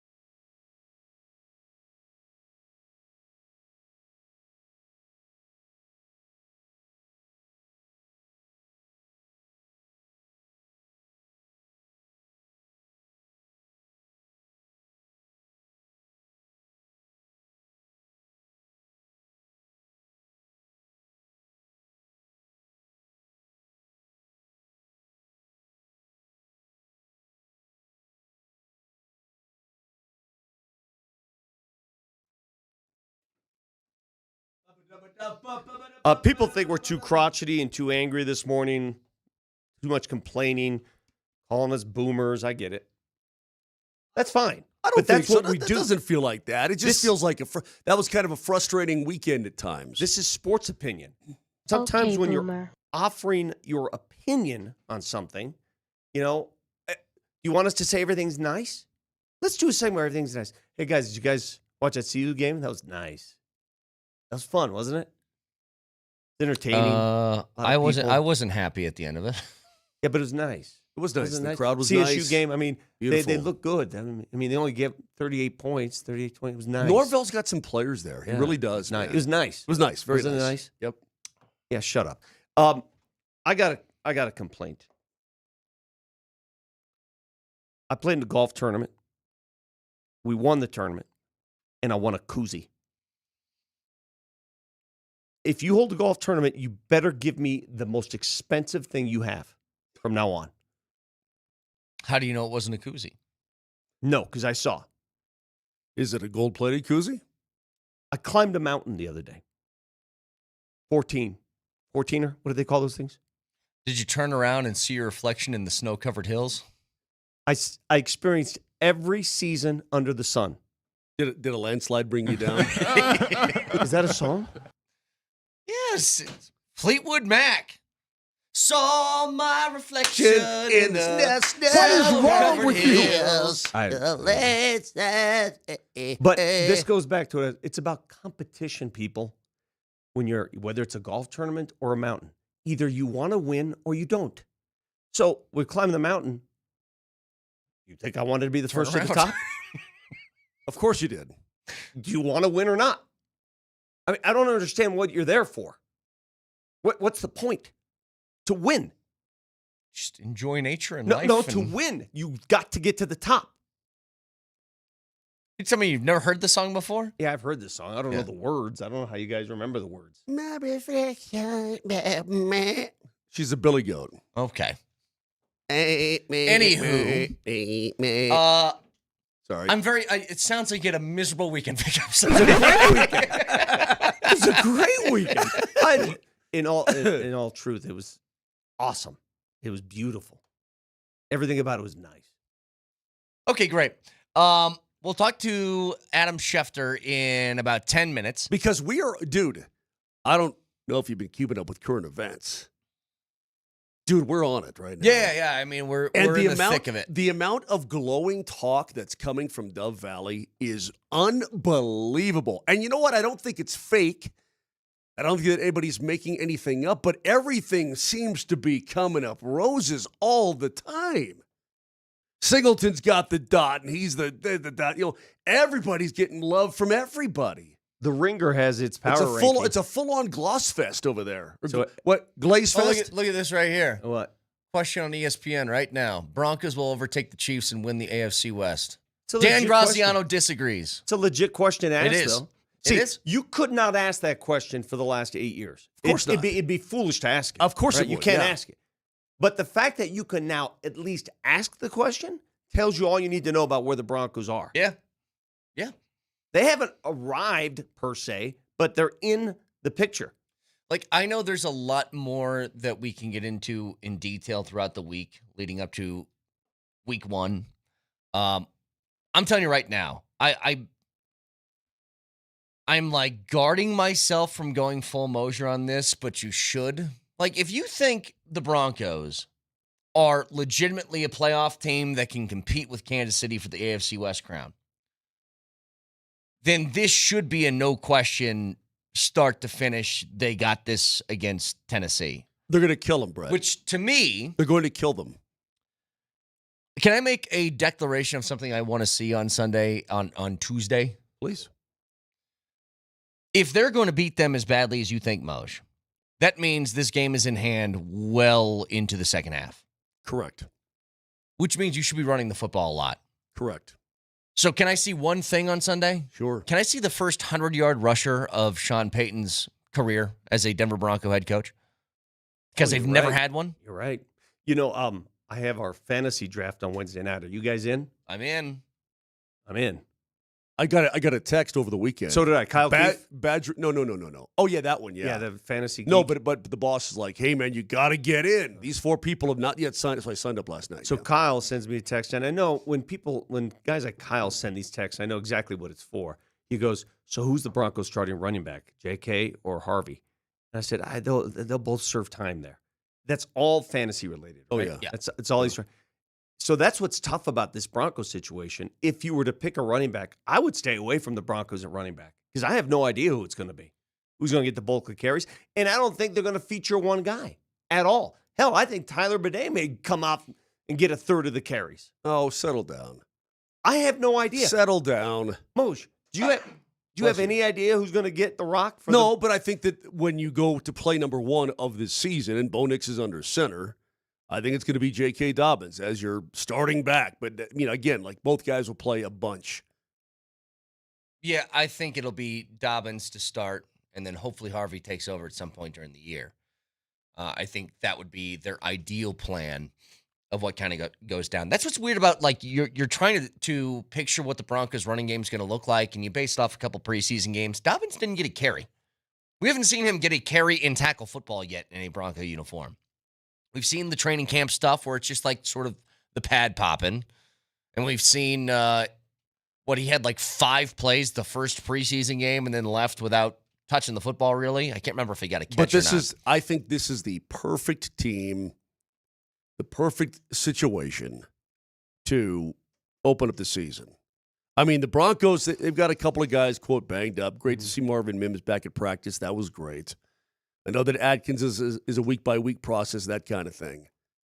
I don't know about them Titans, man. I think they're not very good anyway, and then I think that you're just going to get fat on them. Where do you think the Ringer, everybody's got their select power rankings. Where do you think they have the Denver Broncos ranked? I would say about 9 or 10.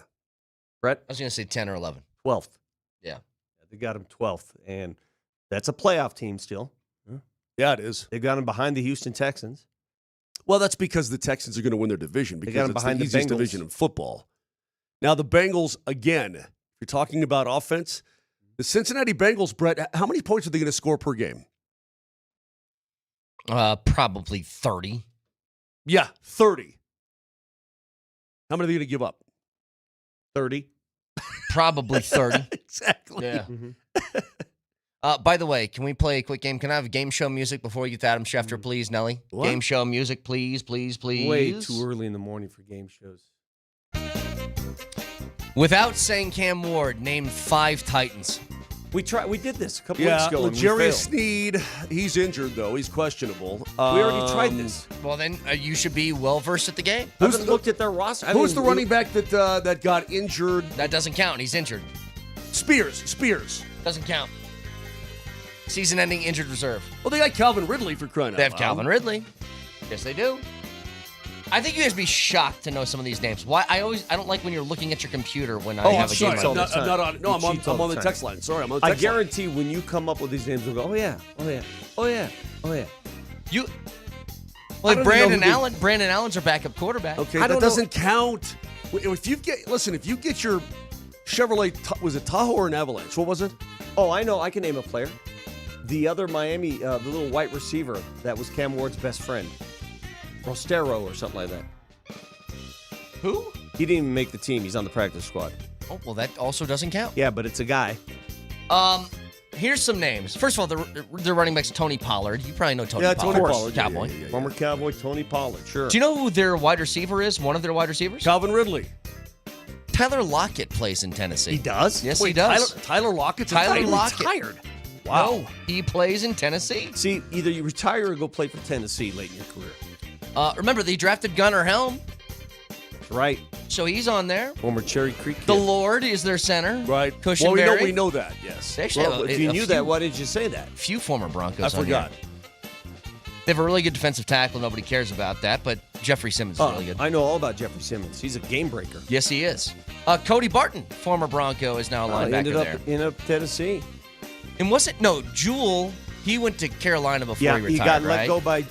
let go by Carolina. Did he end up in Tennessee now? No. I think he's contemplating whether he's playing anymore. Okay. Another former Bronco, Draymond Jones, is a Tennessee Titan. Really? Oh, right. Really? Yes, he is. Wow. And then, Moj, you said L'Jarius Sneed.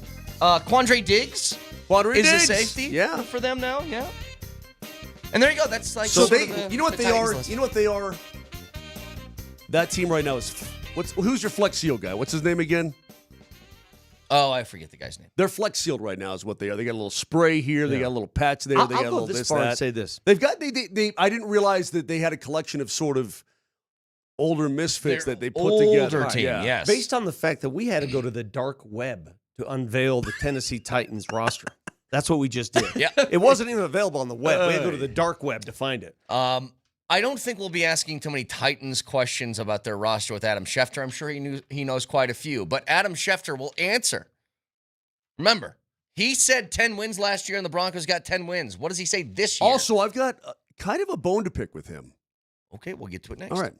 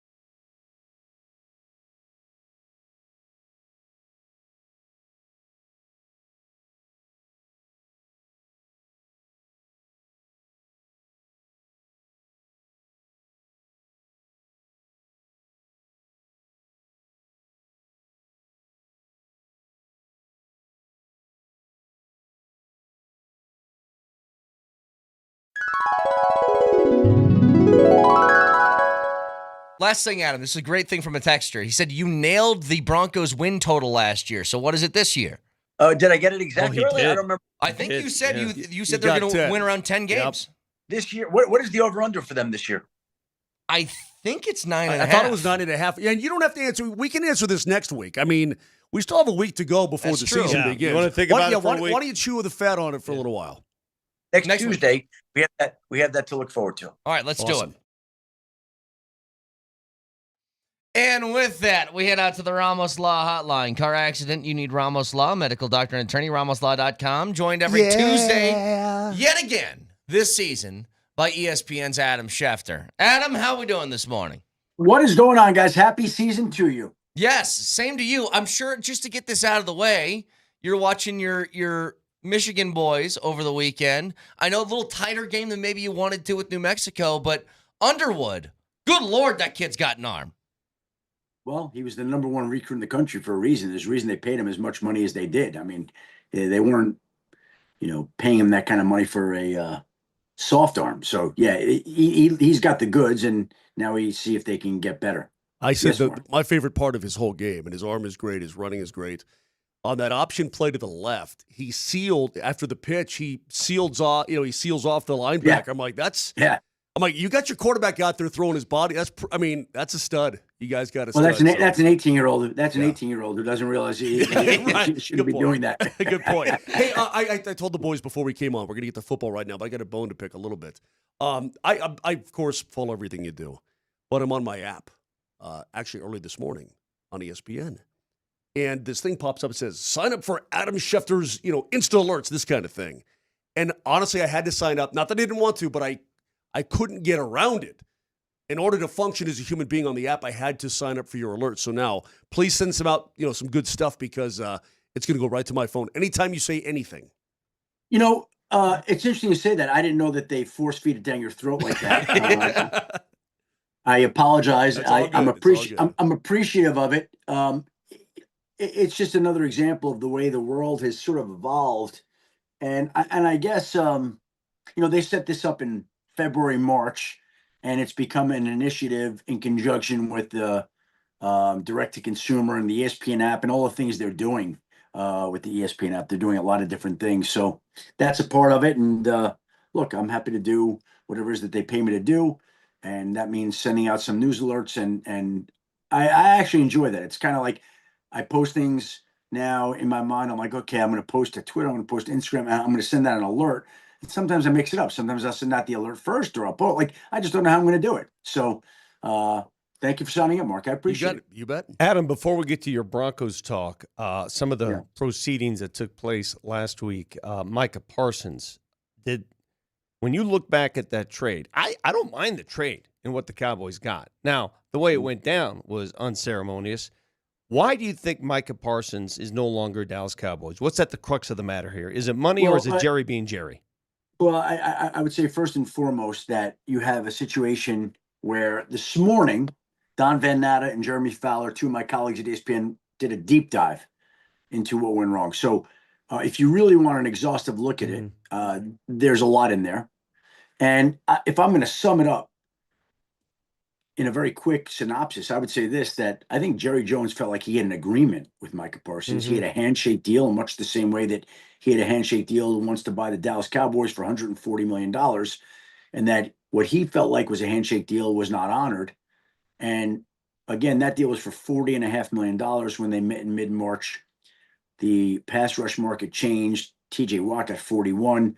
It would have cost Jerry more. And I don't think Jerry wanted to go more than what he felt like he had a deal for. And in the end, Micah Parsons gets 188, which is $48 million more than the Dallas Cowboys were bought for by Jerry Jones. But that's essentially a situation where they had a deal. Yeah. Micah said no deal. Agent said, we're not doing this deal. 5-year deal, no chance. He had signed his client Derek Stingley to a 30-year deal. You're not tying my guy down for 5 years. No discussions. Cowboys proud and stubborn. We're not going back on that. Well, we're not showing up. We want to trade. Okay. And then you look at it and you say, you know what, maybe a trade makes sense for everybody. And that's my 60-second synopsis of how this happens. It's funny when you have the stubborn nature of these negotiations. I thought the easiest thing that Jerry could have said was, I don't feel like it's smart business paying a guy $47-48 million a year who's not a quarterback right now. And it felt very personal on that point. But what happens with the Packers now? I know they're still one of the youngest teams in the league, but they got a lot of guys that they're probably going to have to pay in a couple of years, along with Jordan Love and Micah Parsons. And Rashawn Gary. In fact, I had somebody bring this up, and I talked about this in my podcast. I just got done recording it. But the Packers are going to be paying about $125 million to 3 players: Jordan Love, Micah Parsons, Rashawn Gary. If the cap is close to $300 million, an inordinate amount of your resources are devoted to 3 guys. Look, the Packers are and should be excited about the idea that they traded for Micah Parsons. Like, it's an exciting time, but there is a price to pay for this on the backside of it. There just is. And not as many people are talking about that right now, nor should they, because we're living for the moment. They're all happy. They're excited to see Micah on Sunday against the Lions, but the bill on all these players comes due eventually, and it'll be more than the picks that they gave up that they're going to have to pay. After watching all the teams do their thing, last time we had you was in the middle of all the cut downs and all that. Is there one surprising cut or one surprising move you saw last week? Outside Micah. Well, last week was a crazy week. There was so much that happened. Well, Vic, I would argue, and I had this debate with somebody yesterday, I would argue that last week was probably the single busiest week in late August that the NFL's had. Really? Yeah. I mean, Monday, and I'm going to forget some things. Monday, Trey Hendrickson ended his holding and got a new deal. Terry McLaurin ended his holding and got a new deal. Joe Mixon was put on injury reserve, out 4 games at least. The Browns traded one of their quarterbacks with all the attention there. On Tuesday, we had Travis Kelce and Taylor Swift get engaged. Yeah. We had Tajay Spears put on IR. We had hundreds of cuts. Hundreds of cuts. That was Tuesday. Wednesday, Adam Thielen was traded back to Minnesota. Rashee Rice was suspended for 6 games. Kyle Hamilton became the highest paid safety in NFL history. And on Thursday, Micah happened. Wow. Has there ever been a week like that? And I would venture to say no. I would That's venture to crazy. say no. Can I ask you this as we head into the season? Choose your own adventure here. Team that was really good last year that you think is going to fall off, or team that was really bad last year that you think is going to rise up? I'll go with the New England Patriots as being this year's version of the Denver Broncos, and a team that's going to take a step back. I don't know, and I think the Giants actually will be a little bit better than people think this year. And correspondingly, I think the Commanders, as magical a season as they had, and as much as I love Jaden Daniels, and I don't know if they're going to have another season where they go to the NFC Championship game. I could be proven wrong because Jaden Daniels is that good, but everything seemed to go right. I don't know if that's going to happen yet again. I like that. I think Jaden Daniels and the Commanders will have the sophomore season that C.J. Stroud and the Texans had. Albeit the Texans still made it to the playoffs and all that, but because their division is so terrible. It wasn't as impressive as the first time around. That's a great comp. Yeah, and speaking of that division, here we go, week 1. The Broncos will welcome in Tennessee, and that defense against a rookie quarterback. I can't even look. I'm not, Adam. I'm not a Kool-Aid drinker kind of guy overall. I get skeptical, and I'm like, you got to show it to me, you got to prove it to me. But these Denver Broncos, I mean, you should hear them talk out of Dove Valley. They are all over each other. I mean, everybody likes everybody. Everybody's happy. Everybody's thrilled. Everybody believes. There's a little bit of a killer vibe going on here right now. A good vibe, you're saying? Yeah, very good vibe. Very good. And not only a good vibe, but I also, you and your colleagues, but I'll just mention your colleagues, but a lot of them just, they can't get enough of the Denver Broncos. Yeah, I will say that. Yeah, that doesn't mean very much to me. It makes me a little nervous because there's, I think, so much good, happy, positive talk about the Broncos. I'm always like, me too. Yeah. And by the way, like, as we all embark upon our fantasy football leagues and our survivor picks that we love to make, right? I do a survivor pool with my brother-in-laws. We each pick a team. And it's kind of fun. It's just like a fun little thing every year. And I mean, I think the Denver Broncos are going to be a really, really popular survivor pool pick week 1. And what worries me sick is that my father my father told me like over the summer, I got my lock week 1 pick and it's the Denver Broncos. I'm like, oh, I wish you hadn't told me that because last year he told me the same thing. He got his lock survivor week 1 pull pick and he was picking the Bengals against the New England Patriots. And the New England Patriots came out and beat the Bengals in Cincinnati week 1, right? And so if my father is on a team in week 1, that is bad news for that team. So I want to warn the Denver Broncos right now. Jeffrey Schefter is picking them as his survivor pool pick, and that is not a good Not thing. good. Not good. Before we get your If I was Sean Payton, I'd be very worried about that. Yeah. You know what? Somebody should ask him. Have you heard about the Jeffrey Schefter impact on this game? Yep. It's real. But before we get to the overall prediction, it's perfect that you're here because you are a fantasy football guy. Vic needs help. Vic has never done this before, so he's got this draft tomorrow. Yeah, I joined a league. You inspired me, Adam. I said, if Adam Schefter can do it, I'm going to do it. First time Vic, ever. Vic, I'm going to send you some notes when we hang up. Okay. All I ask is that you don't share them with anybody. Okay. Okay? All right. I'm going to send you some notes when we're done. Please do, because I have a lot of questions. The other two guys you're looking at on the screen are also in the league, and now we feel like you're getting like weird inside information. Yeah, I guess my question is, how does this work? Okay. Well, he probably can't help you there right now, How about one for the masses, though, Adam? One of your advice, like the guy that people don't know about that you see popping this year, that'd be good for fantasy leagues. Are you allowed to reveal that secret? Or is this too inside? He doesn't want to do that. Hold on. First of all, I'll say this. Like, I got one guy that I have both my drafts tomorrow night. I will not say that guy's name. Okay. Until after the drafts, and to see whether I get him in both leagues. Okay. Okay. But you bring up the alerts. Well, I did a cheat sheet on ESPN, on the ESPN app. It's there. And every time I say it, like Adam Schefter's fancy cheat sheet. So go there and read that.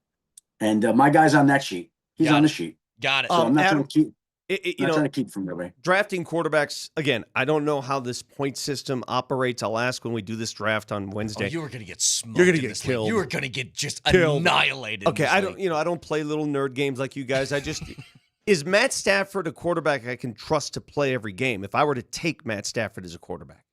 Vic, in fantasy, what I would say is you wouldn't take Matthew Stafford unless you were kind of at the end and stuck. Does that make sense to you? Like dead? Like no. Like, in other words, Matthew Stafford from a fantasy perspective, how many teams are in your guys' league? 12? 14. 14. Okay. Matthew Stafford probably is not going to be one of the first 14 quarterbacks picked. Okay. All right. Somebody says here in super flex leagues. And Vic, let me just say this to you, Vic. Yeah. It's a one quarterback. It's not 2 quarterback league, right? Just one. Yep. Yeah. You probably, unless you get one of the top 5 guys, Josh Allen, Lamar Jackson, Jalen Hurts, Jaden Daniels, and Joe Burrow, you probably want to wait on a quarterback. All right. Fair enough. So, Adam, before I let you go, last year we had the over-under for the Broncos, I believe, was 5.5 wins. You say, I think they're above that. I see them getting 10. You nailed it. Nelly, drum roll, please. This year is 9.5 is the over-under. The win total is going to be? The over-under win total is 9.5. Okay, good, because I was debating between 2 numbers. One was probably a little bit more homerish. So I'm going to go the lesser number, and I'm going to say that this year the Denver Broncos will win 10 games. Again. They will beat for a second straight year the over-under. I was debating 11. But I think the schedule is probably a little bit tough, and a lot has to go right. And they are capable of winning 12 games. They're a good team, but it's a long season. Things happen. So I think they're a 10 to 11 win team is what I think. How about this? An additional bonus question. Percentage chance they win the division.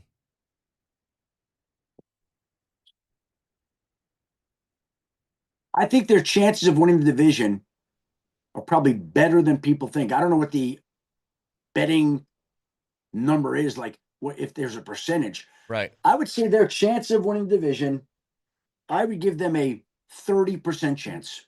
I'll take it. I'll take that too. Yeah. Yeah, all day. Very nice. Adam Schefter joins us every single Tuesday. And all conversations with Adam are brought to you by Johnson Auto Plaza, where you get selection, service, and incredible savings on Ram, Jeep, Chevy, Buick, and GMC all at one location. Experience the power of the plaza at Johnson Auto Plaza. Send those notes, buddy. Send those notes. Send the notes and send something out. I'm not sending it to you guys. No, I need an alert. I want to find out how it works. I've signed up now, and I'm waiting for my phone to go ding. Yeah, but Adam said something. I'm not giving you Adam's good stuff. If he's sending it to me, it's staying in my phone. Vic, when there's news, and I try to do it only for like news, like notable news. And sometimes there's a question of like, what is notable news? Like when the Pope was selected, I sent it out on the ESPN alerts. Awesome. And when Taylor Swift and Travis Kelce got it, I sent it out. There you go. Alerts. And in fact, there was a big thing that a few people pointed out to me that we had a bunch of Swifties complaining, like, I can't believe that I got news that Taylor and Travis got engaged, through an ESPN alert system. The football guy. That's awesome. But it worked. It worked. Adam, you're the best. We'll talk to you next week. Thanks, guys. Have a great week. Enjoy the first week. There you go. Adam Schefter, ESPN, joins us every single Tuesday. Again, all conversations with Adam brought to you by Colorado Credit Union. Love where you live, love where you bank at Colorado Credit Union. Join today at ccu.org. So, Vic is getting now I feel like this is totally unfair, by the way. The leading NFL voice is going to give you his own personal sheet. Well, I mean, get better friends. Get better friends. I consider us acquaintances. Get better friends. That's all I have to say. I'm using my resources, and I'm here to win. It's not who climbs the mountain; it's who gets to the top first. This is actually great. Moser, Nelly, we cannot let Vic off the hook for this. Mr. I'm competitive in everything, and I do things to win all the time. We don't allow him, when he inevitably gets his butt kicked in this league, to say, it doesn't matter, I'm not some I'm nerd. Here to win. Good. I'm glad to hear it. God, if he wins this league, it's going to be insufferable, though. It's going to be so bad, man. I don't know who. I'm going to pray to every person, everything I possibly can that he doesn't. It can't happen. We can't allow it. I will collude to make sure that he doesn't. No, I will send my 3 best players over to Moser if it means it's keeping Vic away from winning. He went, I should say this. He's going to forget to set his lineup, get his butt kicked, and he's going to be mad. You know how it set goes. Your lineup. It doesn't automatically do it for you? Oh, boy. Yes, Vic, it does. It absolutely automatically does it yep. for you. It's like an AI chat GPT sort of thing that they do. All those little games you guys play. All right, 303-504-0925. Shop Mazda text line, one price, one person, 1 hour. Back to college football, back to CU. They lose game 1. I think the loss is very much secondary to the how. The how is what bothered me a lot, and it started in the first quarter, and then it ended with about 1 minute and 7 seconds left. The big issues that keep cropping up. We'll get to it next.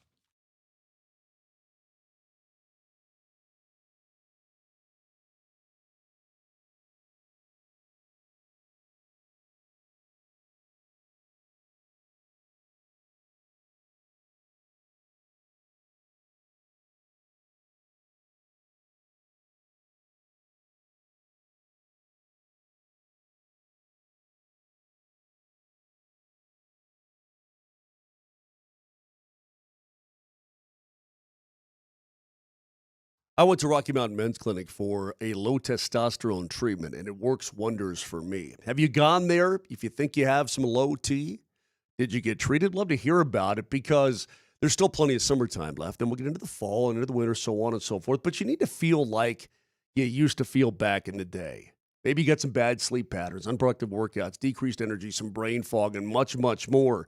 These can be attributed to low testosterone levels, because as you age, you start to lose 2 to 3% of your production every single year, but you can get it back.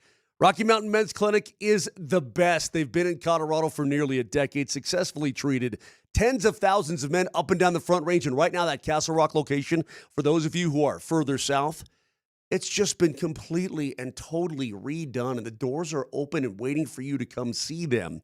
They are experts, and they will take care of you. I can promise you that. So give them a call today at 720-440-7900. They're from Fort Collins all the way down to Colorado Springs. And again, that Castle Rock location, completely revamped and redone, and it's all set. 720-440-7900 or go online at RockyMountainMen'sClinic.com.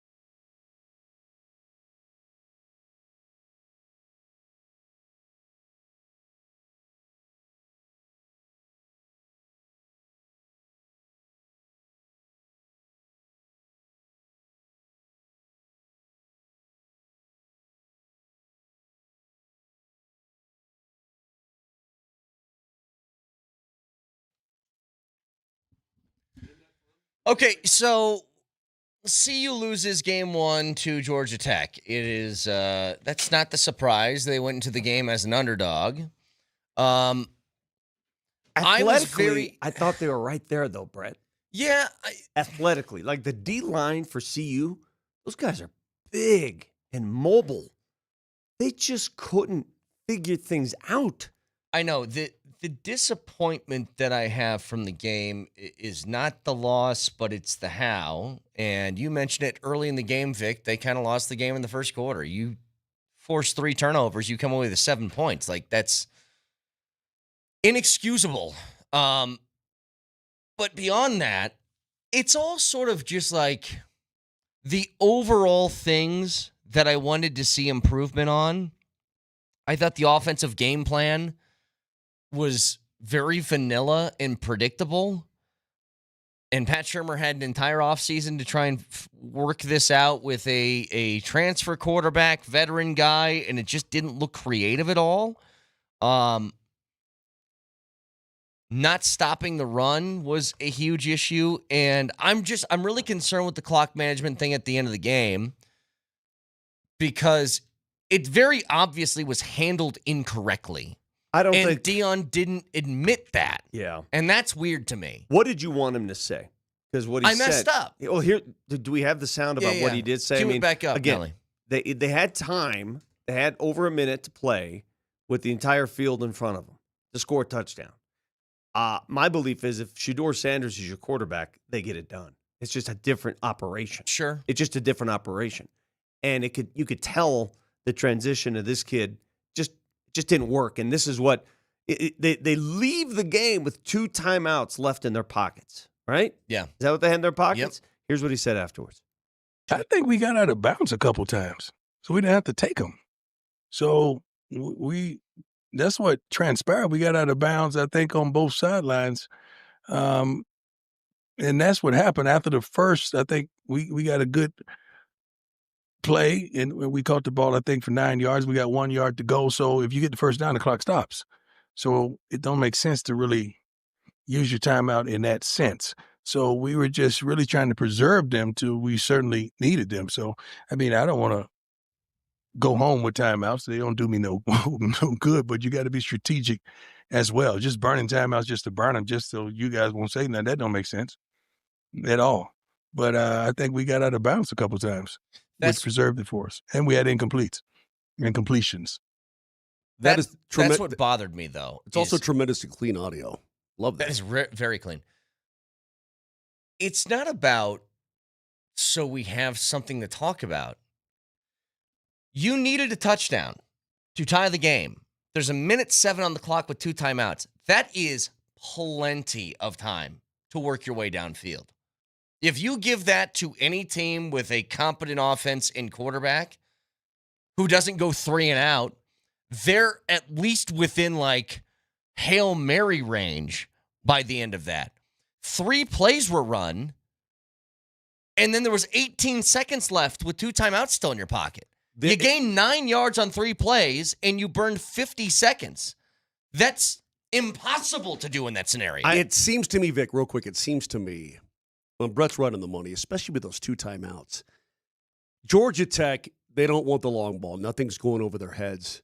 So you're going to be able to get chunk yardage up underneath, man, and then use your timeouts. Again, when the kid's running around, Brett, he's running east to west, and I'm like, you're just killing time.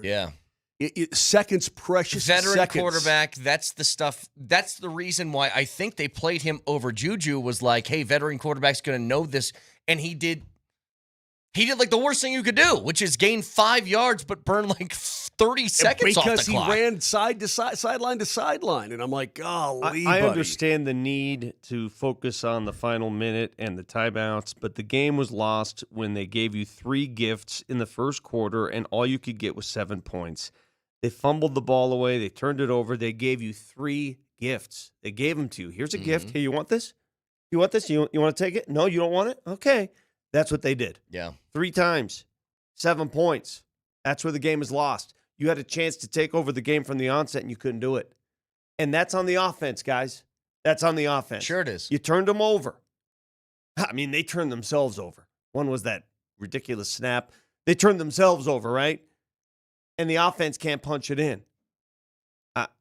You got to fix that. Mm-hmm. It's a problem. Vic, I have no idea what Juju Lewis looks like playing in football. I won't look at high school because it doesn't really matter when you're talking about major college football. I'll say this about Caden Salter. He's probably looked upon as a game manager. He's not Shedeur Sanders. I can tell you that. Well, that is, again, he was.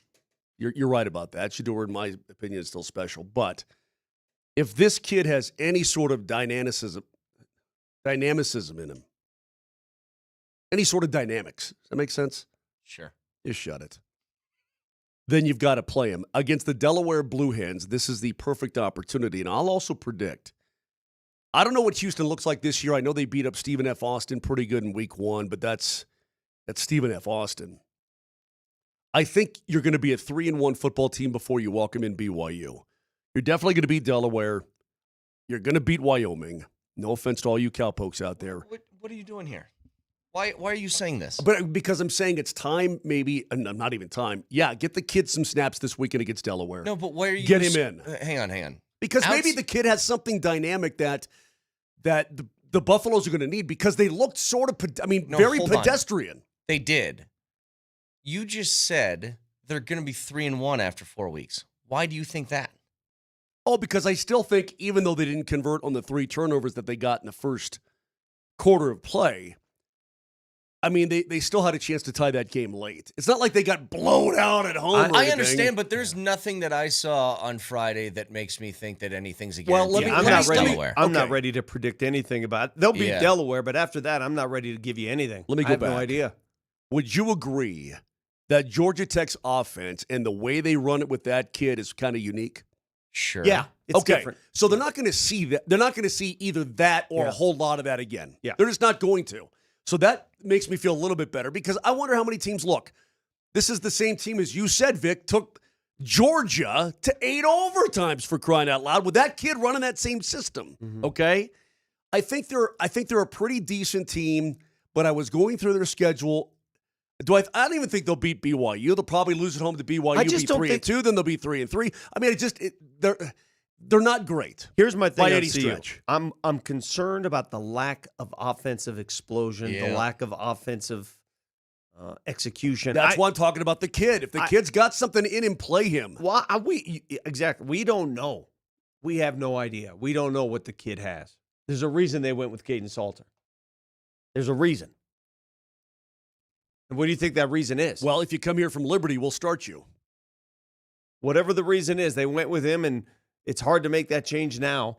I do know that offensively, they don't look right, man. It was very clunky, very jalopy-like. Yeah, they ran the ball better because they had to, because that's all they could do. Yeah, better. Screen after screen after bubble, screen after bubble. I just got worn, Brett, I got mentally worn down by the bubble screen on Friday night. Mentally deposed. Did you watch any college football over the weekend? Dude, Everything's I know, bubble screen. everything. Here's the deal, though. Entire damn football. It's pure the game of insanity. football is bubble screen. I would pay Aye. the first head coach not to employ bubble screen into their offense. I will pay money, cash money. When you say, by the way, Vic, they ran the ball better, it's like you're comparing that off of something they just straight up didn't do last year. They refused to. But Michael Welch ran the ball well. He ran did the ball well. But it's the commitment thing. You know what their leading rusher was last year, by the way? Take a guess. Who was their leading rusher for the whole season? I'm saying just yards. Oh. Shador? No. In a game? No. Just for the season. The season. Was it Offerdahl? Hold on. No, it couldn't have been. Offerdahl had 26 carries. There you go. Who was it? 384 yards. That Who? Augustave. Oh, hell. Georgia Tech almost got that in one game. That's what I'm saying, though. Like, they had 847 rushing yards on the season. Now, they averaged 2.5 yards a carry last year.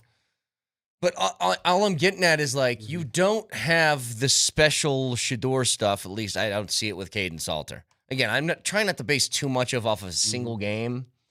But it's just you can kind of tell when something's there and what something's not. Like, Salter seems to be sort of a game manager type. Yeah, that's what I said. You're going to have to run the ball better right. if this is your approach. So fix it. I was all psyched to watch kickoff between Washington and CSU.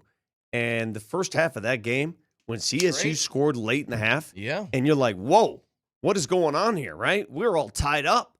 We're all tied up against UW. That Dupree kid, he got loose. My question is, why did they throw a leash on him in the second half? I think because they got behind. And you got to start throwing the ball a little bit more. I mean, again, Nicolosi did not have a very efficient game at all. Threw a pick, threw a touch, threw a pick. But I think it's because, Vic, they got behind, and the guy was averaging over 6 yards per carry for crying out loud. You're talking about Dupree. I don't know, man, but I like their game plan, and I like their execution much better than the Buffs. Well, they were in a game that many expected to be a blowout. The final score... What was it, 21.5? Was that the spread in that correct, game? Yeah. The final score, I think, when Washington had the ball, you guys in the trenches, they just won the trenches, right? They just moved people. And Washington ran the ball effectively, really well. They just moved people. Yep. However, CSU did some things I didn't expect them to do. You're right, man. That new tight end, that 6'8" Jackson kid, Warren. He's fun to watch. Dupree's fun to watch. The fake field goal was a bit much. Maybe just take the kick there. Mm-hmm. But I think the difference between the two games is this. CSU is a lot easier to stomach because they play pretty well against a good team. And I think if at the end of a game you just go, you know what, that team's just better than we are, I think that's cool. You can live with that one. I didn't feel that way about CU. Didn't feel that against Georgia Tech. Like Georgia Tech was just better. I didn't buy that they were better. Didn't buy it. Washington was a different story. And CSU came into the game with a scheme and game plan that worked for a while. I think you're right, Moj. When you play against a team that's, I think, admittedly better than you are, when you make a mistake, you're like, oh, we got to get that back now, or else that's going to really, really hurt, as opposed to like just stick with your game plan. They might have gotten, that's where the fake field goal comes in, a little bit panicky, trying to like just keep up with the Joneses at the end of that game. But like I'm encouraged by what I saw from CSU. Encouraged by it. Now, a lot more from college football to get to in a bit, as we had the full slate. Texter's asking about Arch Manning. We can go back to that in a second. I mean, you mentioned it, Vic. It was going to be almost impossible for that kid to live up to what was built up going into that game. And of course, he had to face what's arguably, I mean, they're going to be number one after this week. Ohio State again, the best team in the country. I just don't know. Please. I don't know what you do if you're in Arch Manning's shoes, because anything outside of lighting it up every week, it feels like a failure, right? It's just a tough expectation. It's a tough draw. It is. He's a Manning. He's expected to win all the time. When we come back, because we roll on here, and we're at the Broncos this week. Awesome. We're playing fantasy football. We're not going to get deep into that. Vic, you probably need a little help. You got some from Schefter. I may have something that's a little foul. I need your expert advice, please, Brett. Okay. And you tell me if it's acceptable or if it's over the line, a little foul. Okay, we'll do it next.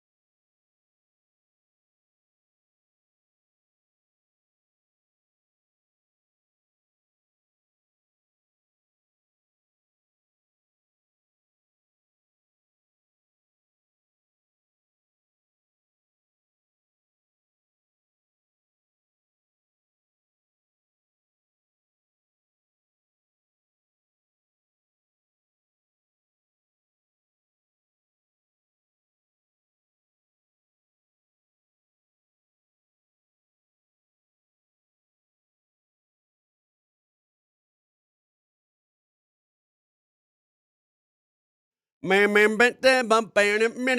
tell you the funniest thing that I noticed from the college football weekend? Yeah. Oh, sorry, Moj. Go ahead with your thing. Well, somebody asked on the text line, we're in this fantasy league now. It's all people here at the station, right? And they asked, what's your team name? Brett, what's the name of your fantasy team? I have no idea. It's probably Brett's team or something. Okay. I don't do that. Vic, you have a team name in mind? Shut up. That's your team name? Shut up. Okay. Mine is called Taste My Pigskin. Okay. Now, is that... Oh, yeah. Oh, I was supposed to do a video for this guy's draft. I wonder if that draft is over already. Oh, boy. What, like a cameo? I was supposed to give them the order of the picks. Well, things come and go. Do you think the draft is done already? I don't know. How would I know? I don't know when their draft is. Is that acceptable? Yeah, it's fine. Okay. It's just a team name. Okay. You guys are really overthinking the fantasy thing. Probably. Yeah. Hey, but wait, you got to take it seriously. Brett's team. Hi. Well, then I'll just win. I don't know. How about Milk 'em Till I Die? That would be a good name for you. I do like that. I'm gonna die on the stool underneath Bessie. Funniest thing I noticed from the college football weekend. Everybody's got the huge preamble to the opening kickoff, especially if you're at home.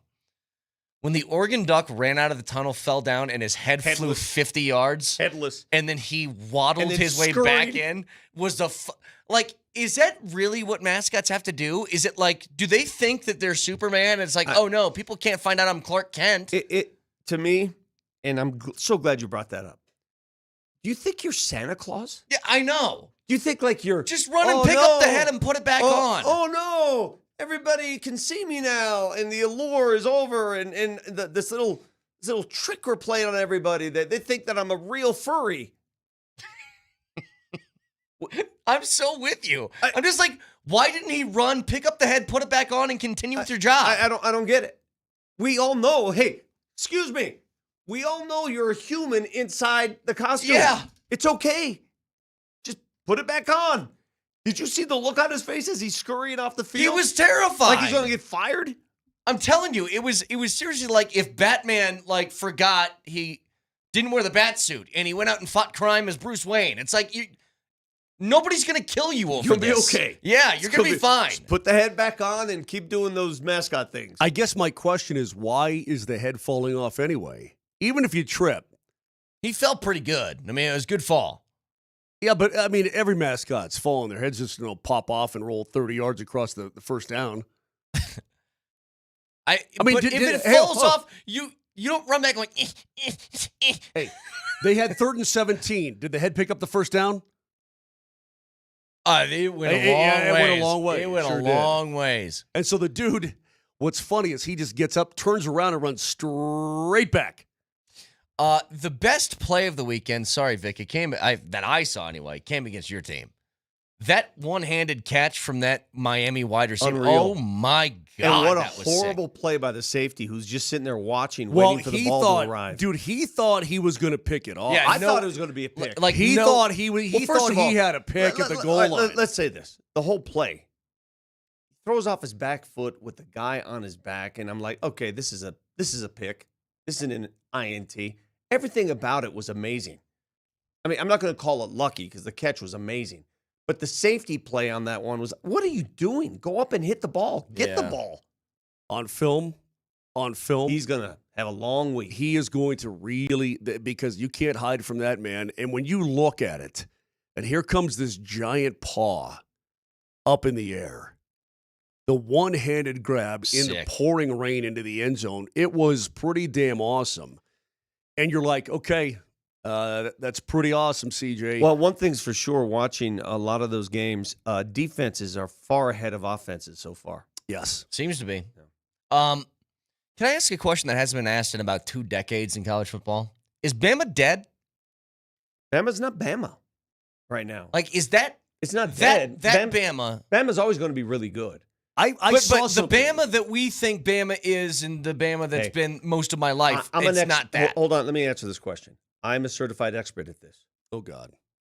Because Notre Dame went through it, where Notre Dame dominated college football for years, back in the old days. And then they just became one of those teams, and it's been that way, that competes, but not necessarily for a national title every year, but competes. That's what they've become, and I'm fine with that.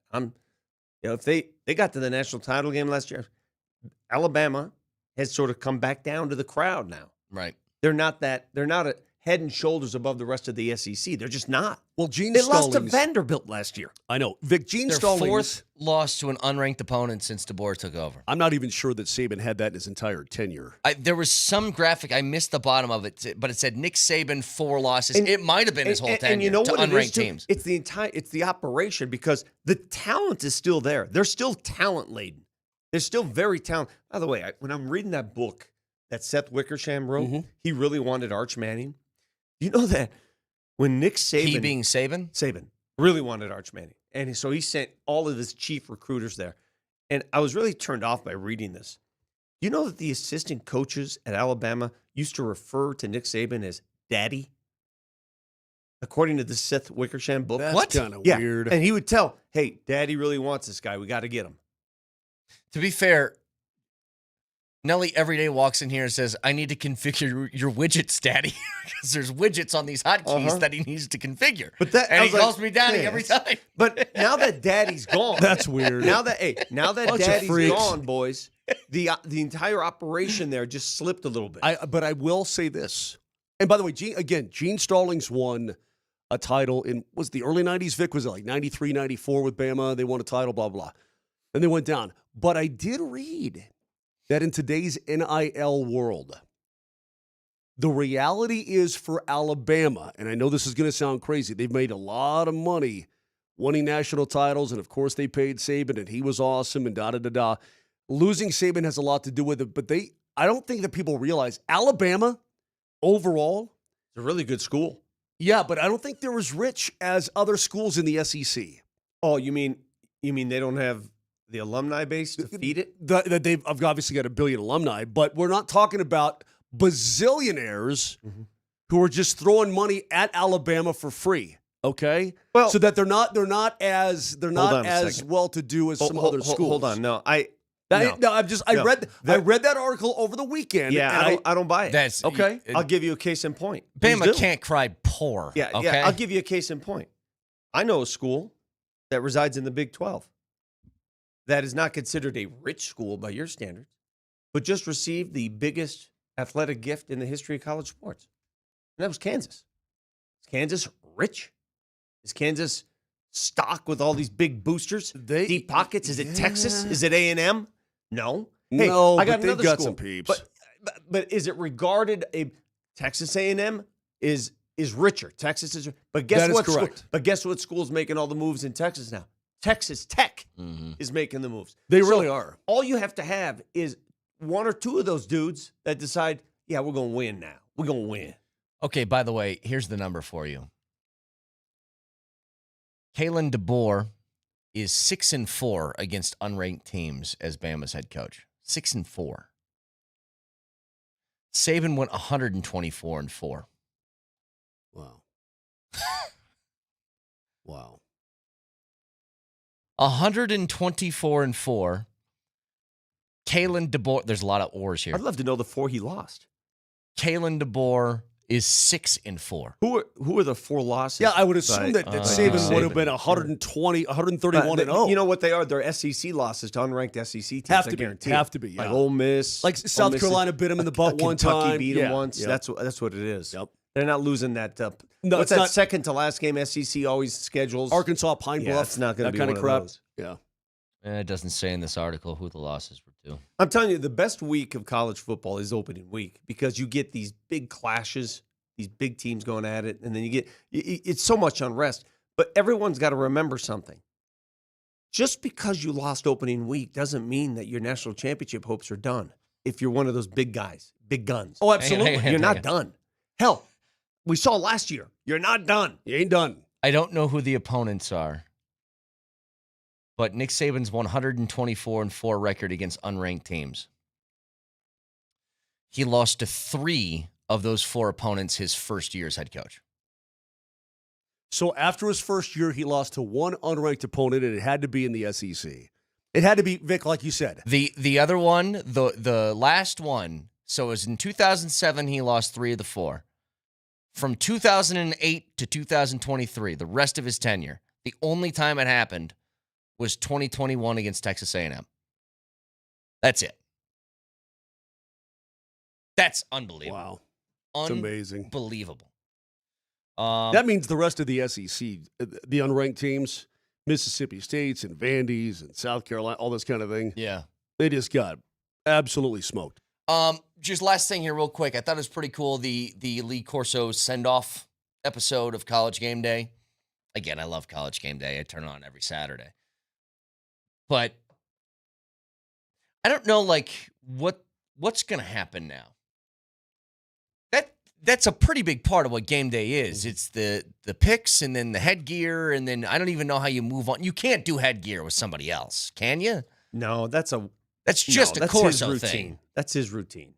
Even the Big Noon Fox Off went live to Corso's picks at the very end of their broadcast. I thought it was classy. Yeah. Now, again, I mean, they're the show that is lesser, so they've got, glomming onto that maybe helps them even a little bit. But I thought it was very cool that another network with a competing show would go and show his final picks and everything else, and you knew it was going to be Brutus. You knew he was going to put the Ohio State head on. Oh, yeah. It started with Brutus. It ended with Brutus. I'm so mad because Corso's still there. I'm just mad that stroke took away his ability to really communicate like the way he used to. What if he put on Texas gear and just gave double birds to the crowd, and that was his send-off? They did his greatest moments. That one where he threw an F-bomb He in had there. the Houston. Yeah, that was it. hilarious. Was it the Houston megaphone? Yes, And he threw that. yes, He goes, F it. Carl Lewis is looking on, going, "What the heck am I watching?" It was so awesome. good. What are you gonna say? I'm with you though, Moshe. It was like part of you. I don't know if this. I don't think this is rude to say, but it's how I felt. You kind of got sad when you watched Corso the last couple of years because you're like, gosh, it's just after some of the health problems he had, it's struggle for him to talk, and you know what I mean? He's still there. He just can't. It's just the stroke took away. It was his 2009, that stroke. It took away his ability to really communicate the way he did before, and he was just terrific. All the old videos though, Vic, of like, even from like 1989 and 90 all the way through, they were so good. You forget how good they were. It's like listening to Dickie V's having trouble talking because of his throat issues. It's not an easy thing for him to do. Similar situation. 303-504-0925. You can listen to us anywhere on the Altitude Sports Radio app. It is powered by the Will Height Law Firm. Injury lawyers go to willheightwins.com. That's willheightwins.com.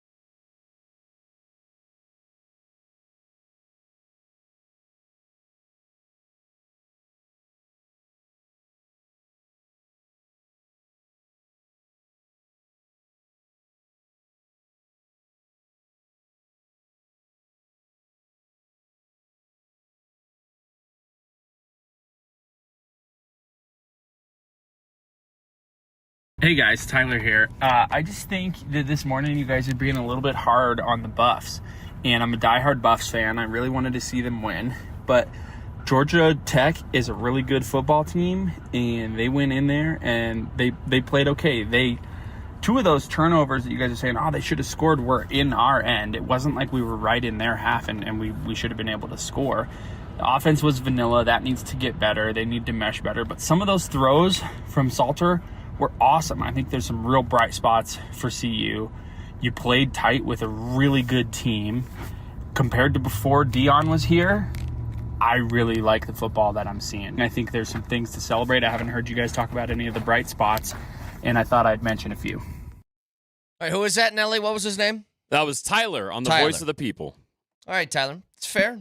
I think you don't need to be as discouraged as maybe I feel about it. Nobody's burning buildings because of the loss, but you lost to an unranked team at home. I'm going to tell you, 3 turnovers given to you in the first quarter. Do not tell me that felt good. And I don't care where the turnovers happen. 3 foibles by the opposing team in your yard in the first quarter, and you got 7 points. That's an L. The other thing that I'm going to tell you, that this is me, it's how I feel. As I've repeated before, I'm not telling you how to feel. I'm telling you how I feel. I don't care what they looked like before Dion. It's year 3, okay? That doesn't matter to me anymore. All of the previous to Dion, look at where they've come from, 1-11. It's year 3. We need to have some real tangible expectations for the coach who's making $10 million now without doing the, but it's better than Carl Durrell thing. Mm-hmm. That should be done. Yeah. No more references to what happened previous to Dion. It's the 3rd year. And the other thing that bothered me, and love the commentary. Thank you very much for what did he call there for that commentary? Our Voice of the People. Okay. He says they lost to a good team. When are you going to become a good team? If that's the case. Great question. We lost to a good team. Okay, what does that say then? What does that say? We lost to a good team. He said that twice. Become a good team. Why aren't you a good team? Let me go back. How about become a great team that beats good teams? Sounds good to me. How about that? Again, it was an unranked Georgia Tech team. Okay, Tyler, in your defense, I think they're going to be a 3-1 football team. They're going to beat up on Delaware. We know that. I think they're going to win at Houston. I don't think Houston's that great. They should win at Houston anyway. They should be a favorite. And then I think they're going to beat Wyoming at home. But here's your problem, Tyler. I thought they were going to win that game in the first quarter. Didn't it look like they were going to win that game? No. Vic, here's what a good team does. A good team gets at least 2 scores out of 3 turnovers in prime field position in the first quarter. At least 2 scores, if not 17-0. I'm not going to get greedy and fat and go 21-0. But you had them on the ropes already, man. I'd have taken 10-0. And by the way, if they're down 17, you think this kid's just going to run the ball all day for 200? Yeah. That's a very good point. That's a Georgia Tech team that I don't think is capable of digging out of a hole. He's not capable of throwing for 3 bills. Yeah. So you had them right where you wanted them, Tyler, and you blew it. Let me go back to this, though. This is from what I know already. You ready? So you're 3-1, Tyler. BYU is pretty good. You're going to lose that game, I think. Why do you keep going 3-1? What does that mean? That's just my opinion. What do you know about Houston? Yeah. Well, I don't think they're very good. I saw them play last year, and they lost their quarterback. So it's at Houston too, right? And it is. Okay, maybe they'll lose. Maybe they'll be 2-2. So you're just assuming Wyoming. Here's who you're going to be a dog against. Home against BYU, you'll be a dog. On the road at TCU, heavy dog. Home against Iowa State, dog. On the road at Utah, dog. Home against Arizona, we'll see. At West Virginia, dog. Home against number 11 Arizona State, we'll see. Dog. At Kansas State, dog. Okay, that's what you're looking at for the rest of the schedule, bro. Because that's the best. Is that me? I got one of those the other day. Is that me? I was walking down the. Was that me, dude? I was walking down the street, and next thing you know, hit me with one of those, Nelly. Next thing you know, just out of thin air, bam! And it was a dog in a screen, a window screen that was just looking outside. It scared the living hell out of me. I know. Oh my! Every time I hear that sound, I laugh. Every time. I'm telling you, dude, it hasn't happened to me this summer yet. Thank goodness. Maybe I'll get through the summer without it. But I go to the grocery store and sometimes I'll walk through the cars, I don't, and then all of a sudden, dude, it's just like, oh my God. That'd be a good social media video. Get one of these, the scariest dog possible, plant a camera and just see how many people it scares. I'll tell you something right now. When Nelly does that out of nowhere, it scares the hell out of me. Just in the headphones, it scares me. So that's the reality the Buffs are facing, Tyler. And listen, I want them to win as much as you do. You're remarkably calm on this Monday. I was so. By the time that game finished on Friday night, I was just so overly frustrated. Almost over. Yeah. Frustrated. Frustraciano. And I don't know if it's on me or if it's on anything else. Yeah, I wasn't, head in my arms, just like, oh, the season's over. You never like that after game one. Never. No. They're going to get better. They're going to be better. But it was just frustrating because it was an opportunity on a national stage with everything going for you to win that game. And you just couldn't find a way. Here's the big question heading into this year. You had two unbelievably high-end talented players. That's what you had. And at times, both of them bailed you out last year. The amount of like a big catch or a big pick that Travis Hunter would make for you to kind of shift momentum, or Shedeur, when you need to have a drive, would typically come up with the drive. Not having that as some sort of guarantee in your back pocket anymore means you need to be better in all the other areas. I didn't see them get a lot better in the first game in the other areas that they had to. And self-admitted that running attack, it's not even a true option. It's not even like a RPO, I guess. It's just design stuff for the quarterback.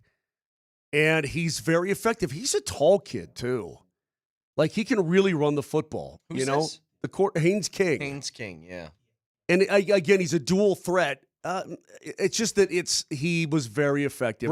They played their game plan to perfection. Listen to Jordan Seaton, who is one of the best linemen in college football. If you watch him play, he devours people. I think he's great. Jordan Seaton, tell me, is he taking a shot at the game plan here? I think so. Listen to Jordan Seaton after the game talk about what CU needs to improve upon. Yeah, we're going to establish the run game. I think people try to make football complicated. You run the ball, they stack the box. Now you throw the ball. Once they do that, now they spread out. Now we running RPOs. We got a quarterback with legs. Now we're going to let him use his legs. So now we got to get to the point where we're playing chess with teams, And I think establishing a run will help, the pass, the RPOs, the quick plays. It'll help everything. When you run the ball, people fear to run. I mean, I don't want to speak out of turn here, but is he saying that the offense is too complicated? It sounds like something that I would say. It sounds like something I said, I don't know, all offseason about what they should be doing. I mean, look at Georgia Tech's offense. Does that look complicated to you? No, it's basic football, line up, beat your guy, and shove it down their throat. Like, that's because they know they don't have Shedeur. They don't have an Underwood at quarterback. They just are like, we're going to throw it when we need to, but establish the line of scrimmage. And like, you guys tell me, in the now 2 years in one game that Deion's been here, has there been a game against an actual opponent, not a Delaware, where you say they have established up front dominance? I haven't seen it. Well, I mean, I thought against Central Florida, they were pretty good. Okay, that's fair. They were Central Florida. They dominated the trenches of that game. There's a lot more examples of where they haven't, though. A lot more. And I get it. Georgia Tech is a different kind of animal. This is how they operate. But I would have liked to see it a little bit more even. I would like to have seen it reversed. You get Delaware week 1, then you get some Georgia Tech. That would have been, I don't know, man. I'm not going to make excuses. You got to beat who's in front of you. You scheduled it, for crying out loud. If you're by the way, I'm going to ask you, if you're a college AD, what is your mentality on opening week? Do you schedule a very, very difficult opponent, or do you go softball just to get because now that we live in this age of the portal and you're getting so many new members of the team, you have no preseason, doesn't exist. Belichick didn't have the benefit of a preseason to get ready for TCU. Wouldn't you want your team to just sort of ease into it now rather than let's go for broke on day one? I kind of like the old school approach, what most teams did, which is cupcake week 1, tough game week 2, cupcake week 3 to head into conference sort of ease play. Into it. Yeah. And then conference falls wherever it falls. So do you give the teams that do schedule tough opponents for week one, because you saw it across college football, a lot of teams did that. You give them a little more benefit of the doubt then? Do you give them some grace because they did that, because they scheduled tough games? We'll see. We'll see, though. I mean, I think, 5 years ago, whenever this game was scheduled, you're thinking, oh, God, Georgia Tech's coming in here. They're going to kick our ass. I mean, you're not really thinking that because they're basically a middle-of-the-pack team in the ACC. That's what they are. They're not Clemson. They're not Miami. They're not one of these big behemoths in the ACC. They're a nice football team that runs a unique package. Yeah, but it's also a team and they can beat teams. They beat Miami last year. They could have beaten, should have beaten Georgia last year. Yeah, but they're not Florida State. I mean, they're a middle of the pack team, bro. Let's be clear about this. Georgia Tech has not won more than 7 games since 2013, 2016. It's not Georgia. It's not Georgia. Yeah, it's a name opponent from a power conference. But this isn't like, whew, we got to be on our game or else we're going to get our butts kicked. Like, that's just not who they've been for like a decade. Did you guys watch that transfer from Tennessee, whose last name I can't pronounce still, the quarterback? Played for UCLA. I'm a Laviava. He was not good. Dang it. He was not good. Iamaleava. They were bad. Male Ava. They were Utah ate them up. Ate them. Yeah. Yeah. I mean, and you're talking the former Pac-12 opponents. Stanford lost at Hawaii. Stanford's just they stink. Agreed. Stanford's done. Yeah. But these teams, I'm thinking, Vic, Stanford is in the ACC. Okay. Cal Bears, by the way, beat the snot out of the Beavers. You see that? Doesn't matter. Cool. Stanford's in the ACC. Cal is in the ACC. I keep, like, for you to say that. They're in the ACC, bro. It blows me away. They're in the same conference as Virginia. The same conference as Florida State. The same conference as Clemson and Miami. Mm-hmm. They're in that conference, and they are 3,200 miles away from Miami. Did you guys see, by the way? It's so... You okay? All right? What are we doing? What are we doing? Did you guys see the hit? It's one of the hardest hits I've seen in football in recent years with how the rules have changed. The BYU hit on the kickoff where he took the guy's head off and there was no flag called. Did you see last night the North Carolina game? The North Carolina tight end took a helmet to helmet, no flag called. It was violent. Now, I was shocked. I just sent you the DM. Try and do this before the break. If you guys missed this, you have to see it. I swear to God, it was like a high hit to the face of a player on a kickoff with no flag. You know, it's funny. I've seen a couple of those. I wonder if they told them to tone that down a little bit, the targeting. Because remember how in year one, there was a targeting every single damn possession. There was a targeting. I'm trying to wonder if college football said, okay, let's chill on all the targets. I have no idea, but watch this. Tell me the last time you saw a hit like this. Kick return. Oh, my God. Jesus God. Oh, my God. That was a missile. I mean, oh, my God. When's the last time you saw a hit like that? Well, dude, he's a runner. He's a runner, and his head was up, right? Well, it's a kickoff. I mean, yeah, he's a runner, but I'm just saying that is straight to the face. Oh, my God. That was violent. Did he not see him? It's one of those probably hiding behind one of his blockers. Couldn't see the guy cutting through. But as a fumble, BYU got it. No flag, BYU football. I was shocked they didn't call that. God, that was brutal. When's the last time you seen a hit like that, though? It's been a long time. But Mark's right. He was a runner in a running motion. I mean, how do you flag that? I think it's because he got hit near the head. Yeah, all I'm saying, Vic, no, hang on. I'm not saying it should have been. Mm-hmm.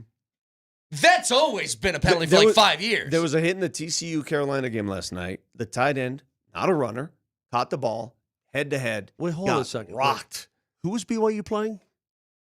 San Jose State. Go Spartans. When? Oh, is this not from this year? Did I get duped? Did I get got? Dude, they played Portland State this weekend and beat the crap out of them. You know what?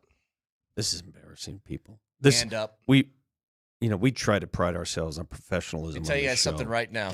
What an embarrassing moment for this show. You know what? Screw you. We've reached go to break. You're so disappointed. I'm going to tell you something right now. I'm not doing this anymore. I'm out. I don't usually get got. I go and get. but your boy got. Back after this.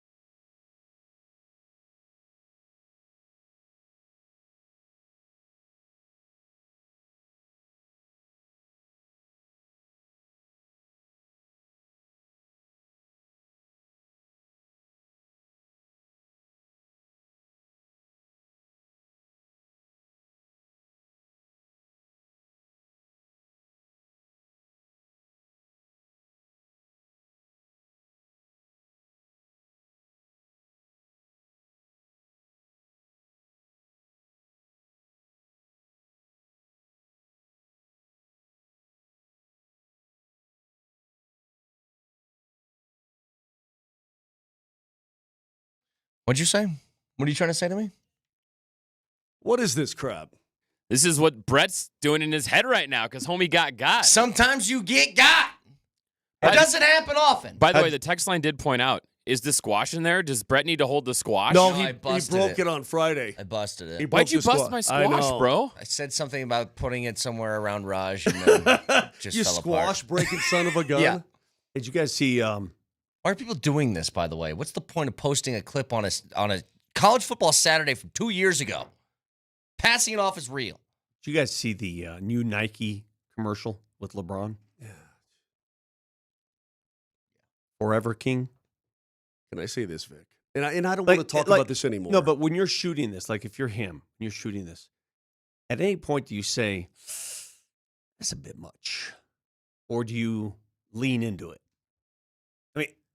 I mean, I don't know how anybody handles that level of like self-praise.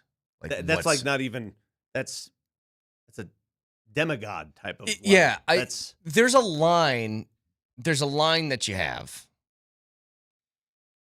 and then there's crossing that line, and then there's crossing it so far that it actually becomes endearing, like Zlatan is to me. Yeah. Because Zlatan's like, it's all a ruse. Exactly. It's part of it's part of the show. A lot of what we do is a joke for those that don't understand it. But this when a is guy him- believes that it gets really gross. if you haven't seen the spot, just Google it. I think is that his daughter reading the narration? I don't know. I believe. And it's just talking about him being the best ever, blah, blah, blah. Forever King. Is that something from Game of Thrones? The Forever King? I don't know. This will be my 2 cents, and then I don't want to talk about it anymore. I've said it before, but this so solidified it. It's not even funny. The amount of ego for LeBron James. I would love to get a group of clinical psychiatrists or psychologists or whatever, brain people, to really study this guy. Because it would seem to me, and I'm an amateur, that the amount of ego. Is it ego or narcissism, or are those one and one? Yeah, the same? about the same. Narcissism, self-adoration, the amount of that for LeBron James is only equaled, it seems, by his amount of insecurity about who he is as a player and beyond. Because what I saw in that commercial, I can't even think of another human that would do that. I can't think of anybody that I know in the sporting world that would actually agree to do that. And then to put the friggin' crown on your own head like that, it's beyond cringe and embarrassing, and those are just layman terms to use. There's something seriously, I've lost all respect for him. I don't know who at Nike thought it would be. You see it as a character flaw. A major character flaw. And look, I have character flaws as well. I'm not going to, but that, dude, that is so bright, as you said, it's so over the top. Can you see Nicole? As to be almost a parody. And it's just, I can't even begin to tell you how distasteful I thought it was. I always make this comp only very, very off-putting. Very off-putting. I make this comp only because it's funny, because he's the last person. Could you imagine going up to Nikola Jokic and saying, all right, here's what we're going to do. We're going to have you're naked torso. We're going to have the camera pan up, and you're going to put a crown on your head. And we're just going to whisper sweet nothings. I think he should. Did you see some of the stuff he did over the weekend in the Euro? Yeah. 39 in the having a games, a good couple of time. those dimes. Yeah. They lost Bogdanovic, so Serbia is not as powerful as they once were. Bogdanovic is out of the tournament. Which one? Big Don. What? The one that plays Big for the Don, Clippers. Bogdan, Big Don. Bogdan, Big Don, The one that can shoot. One of those? Yeah, one of those in there. Bogdan. Hey, look, last thing. I mean, the word insufferable, Brett, doesn't even come close. Yeah. To that. And I thought this whole I need my damn respecting all these years, you've got respect. People think you are one of the, if not the greatest of all time. What are you still doing here? That's number one. I cannot go there anymore with him. I just can't do it. It really, really turned me off, Vic. You mentioned this earlier. To bring this back. Really interesting how many top-level games and matchups we had in week 1 of college football. And maybe this is like a benefit of an expanded playoff where teams aren't totally afraid of the one loss ruining their year or something like that. Well, they shouldn't be, because if you're in a big conference and you're a good team, you can easily make that up. 100%. No problem. Yeah, but I think it allows them to be like, okay, I can really schedule somebody super tough and have it not kill me if we lose the game for later in the year. Yeah. But it also makes you all of a sudden have to be near perfect for the rest of the season. Yeah. Well, what did we have last year for the at-large bids? A couple 2-loss teams, isn't it? There were 2 loss teams. Yeah, there was never a 3-loss team, was there? There was a couple I think were close that were like in consideration. Yeah, Alabama wanted in with 3 losses. They couldn't get in. Yeah, so the final... There's not much room for error if you drop that first game. However, for some teams, it emboldens them a little bit. You got to play perfect now. Some teams have pulled that off. Sure. All right, so at the end of the regular season last year, Bama with 3 losses won it in. Ole Miss was number 13 with 3 losses. South Carolina was 14 with 3 losses. They're in the mix. You can do that. You can get away with scheduling those big-time games if you're in the SEC and the Big Ten. But if you're in the other conferences, I don't think you can recover as easily. Yeah. Yeah, you're then probably again, right. If you're in the Big 12, all you have to do is win your conference. I mean, that's it. And that's, you know what, going back to the CU part of this and the loss, it's why I don't care about the loss all that much, because their path was always Big 12 championship game. It's always that. And this game has no effect on that. It's just about, do you feel better about where the team is at after losing a couple of studs last year? Do you feel like, because what Dion told us was, we are not as good at the very tippy top, but we're better from top to bottom. Sure. Did you see that? I did. I saw more depth in the trenches. I did. Where in years 1 and 2, I thought, oh my God, they're getting beat up inside. I didn't see them get beat up terribly inside. I saw some plays being made by their big fellas. Now, operationally, it just didn't work well. And that's a Georgia Tech team that is really, really leans into its offensive system. Sure. They know who they are, and they run it really well. What is CU's? Shermer's catching a lot of heat today. I don't know. That's a great question. Like, you knew what CU was the last 2 years. It was Shedeur. Mm-hmm. And I almost think way too much. Like, should have balanced it out a little bit more. But I don't know what they are now, offensively. I don't know. If you're not gonna commit to run the football, then commit to not running the damn bubble screen. Yeah, I'm already sick of it. The one thing about week 1 of college football that I like seeing the big guns schedule each other. I think that's really cool. I mean, having Texas go to Ohio State was flipping awesome. Having Miami host Notre Dame, for both of those schools, that's really awesome. What I don't like is when a school plays somebody I'd never heard of. And I think I've heard of most every college football team out there, right?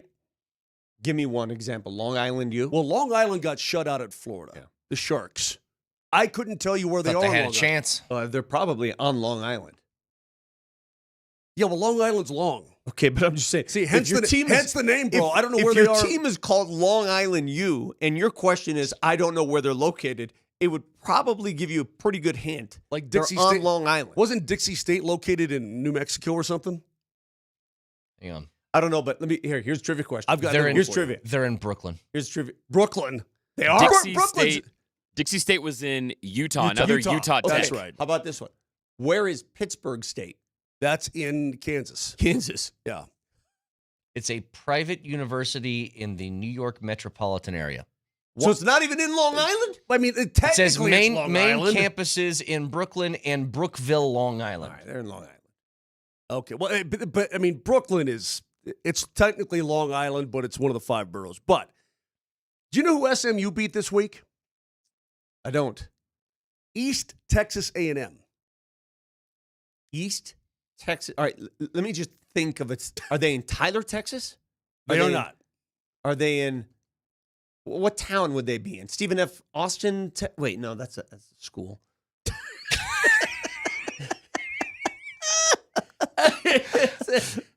No, are they in Texas is big. What's that city called? UTEP? Are they in UTEP? What city are they in? I think they're in Carpet, Vic. Yeah, Carpet. That's right. What city are they in? They're in a city called Commerce, Texas.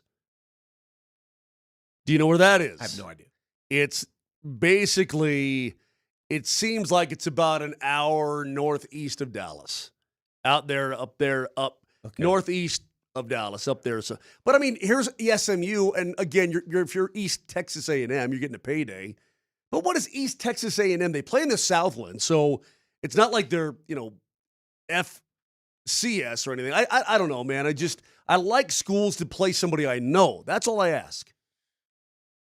Well, guess what, Moj?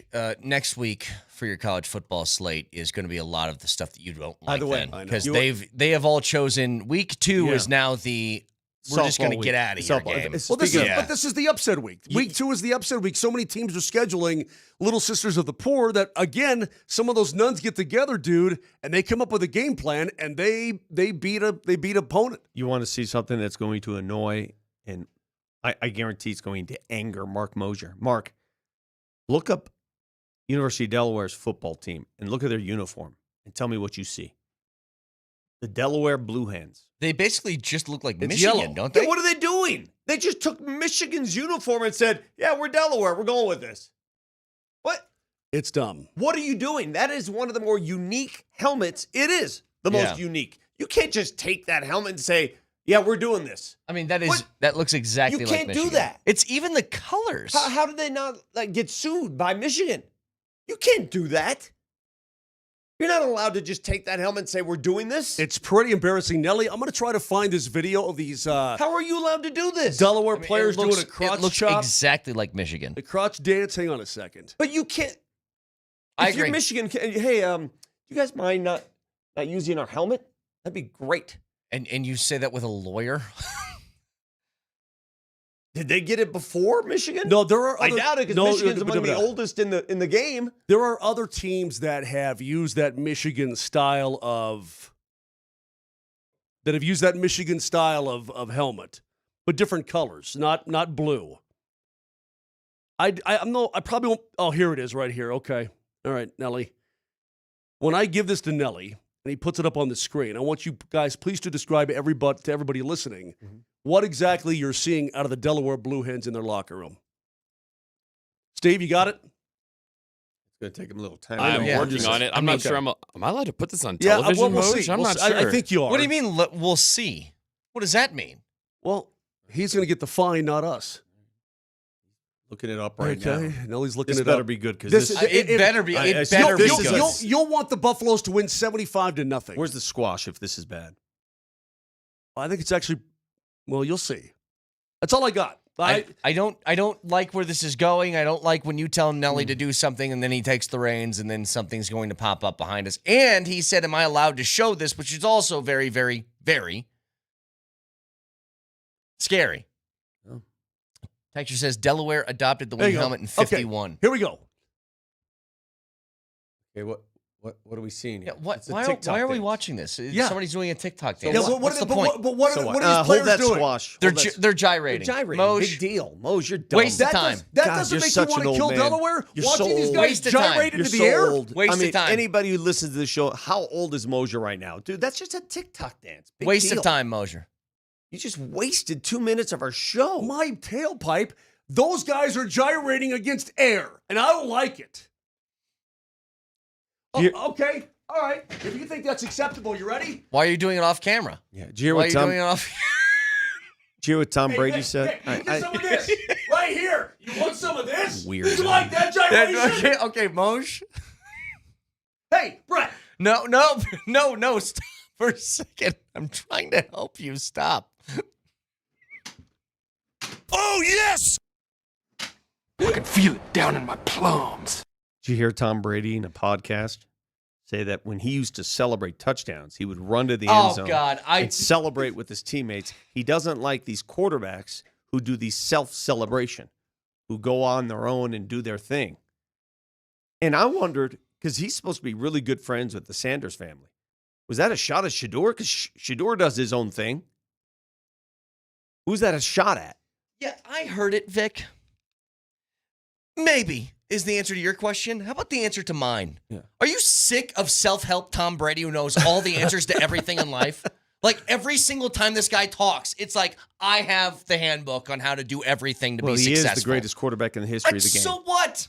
So what? I mean, there is a lot to learn from him. I know some things in his life that failed. Yeah, I know a few things. There's no doubt about it. Now, see, but he has the answers to all of life's questions, doesn't he? It's a little. Everybody should do it like I did, and then you'd be successful. No, it's a little ridiculous. It really is. I agree with that. So tired of that. Every time he talks, it's with this like it's like he's talking down to you. So like you don't understand the level that I got to be as successful as I am. I'm so tired of it.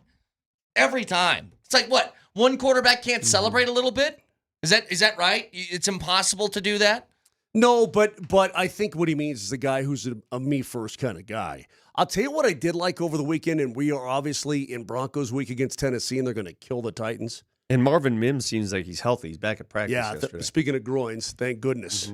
Back at practice. He's shaking. It's just like the Delaware Flips. He's fine. That was the test on how they knew he was healthy to go. Yeah. Like, that's Show me you're ready to play. Yes.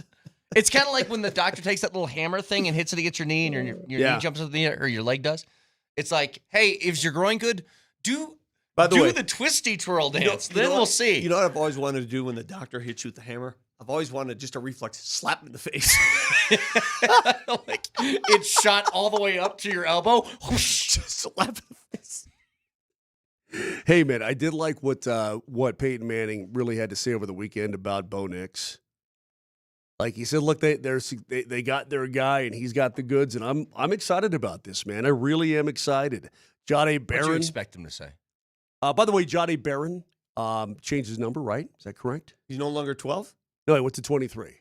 No. Yeah, he went to 23. Yeah. He did? Yeah. Why? Couldn't tell you. I don't know. Okay.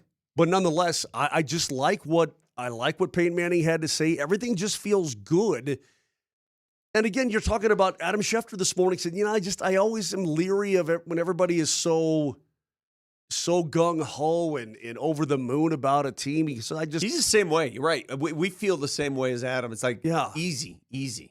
Hit the brakes a little bit. And he just predicted 10 wins again, a 10-7 football team because the schedule's a little bit harder. Yeah. Like, he's not drinking all that Kool-Aid, but I can't help but when I hear everybody talk out of Dove Valley that, this guy loves this guy and he loves his teammate, and Awazurike now is an immovable object. You see that? It's his defensive line mate. Who was it? Franklin Myers. Somebody just said Awazurike now at this point is an immovable object at nose tackle. You can't move. The guy's a stud. You can't. I'm like, well, everybody can't be a stud. If everybody's a stud, you should win with this coaching. You should win the Super Bowl. Awazurike's not a nose tackle or whatever. But not necessarily nose tackle. Interior defensive lineman. Yeah. Whatever you want to categorize him as. They think they're going to be good, Mo. That's neat. They think they're going to be good. You keep being surprised by this. They haven't played an actual football game yet, and the fake ones that they played, they won all of those. They think they're going to be good. Like I'm so unsurprised when they say something. Hey, what do you think about your teammate? Agreed. I think my teammate's awesome. What are they going to say? You're right, and I would much rather err on the side of, hey, everybody thinks that things are going to be good, as opposed to the guy from the Tennessee Titans who goes, yeah. I mean, I would rather that, but boy, it's just all days of wine and roses. Can you guys win the Super Bowl? Look, listen. We're always trying. Simple question: the team you put on the field tomorrow, can that team win the Super Bowl? Listen, that's always the goal every year. Yeah. We also realize we have a lot of work to do on this roster. So if Sean Payton wants to hype up his Broncos, just run that tape all week. Yeah. Here's how you play. Hey, guys, I know we got 3 more days. This is a must-win for the Denver Broncos. Yeah. Listen 100%. to me. You cannot lose this game. This place will melt down. Listen to me. If they lose. Look, Did you hear me? Did you hear this? Did you hear the words coming from my mouth right now? Okay, we'll save it for a second. We'll get to it after this.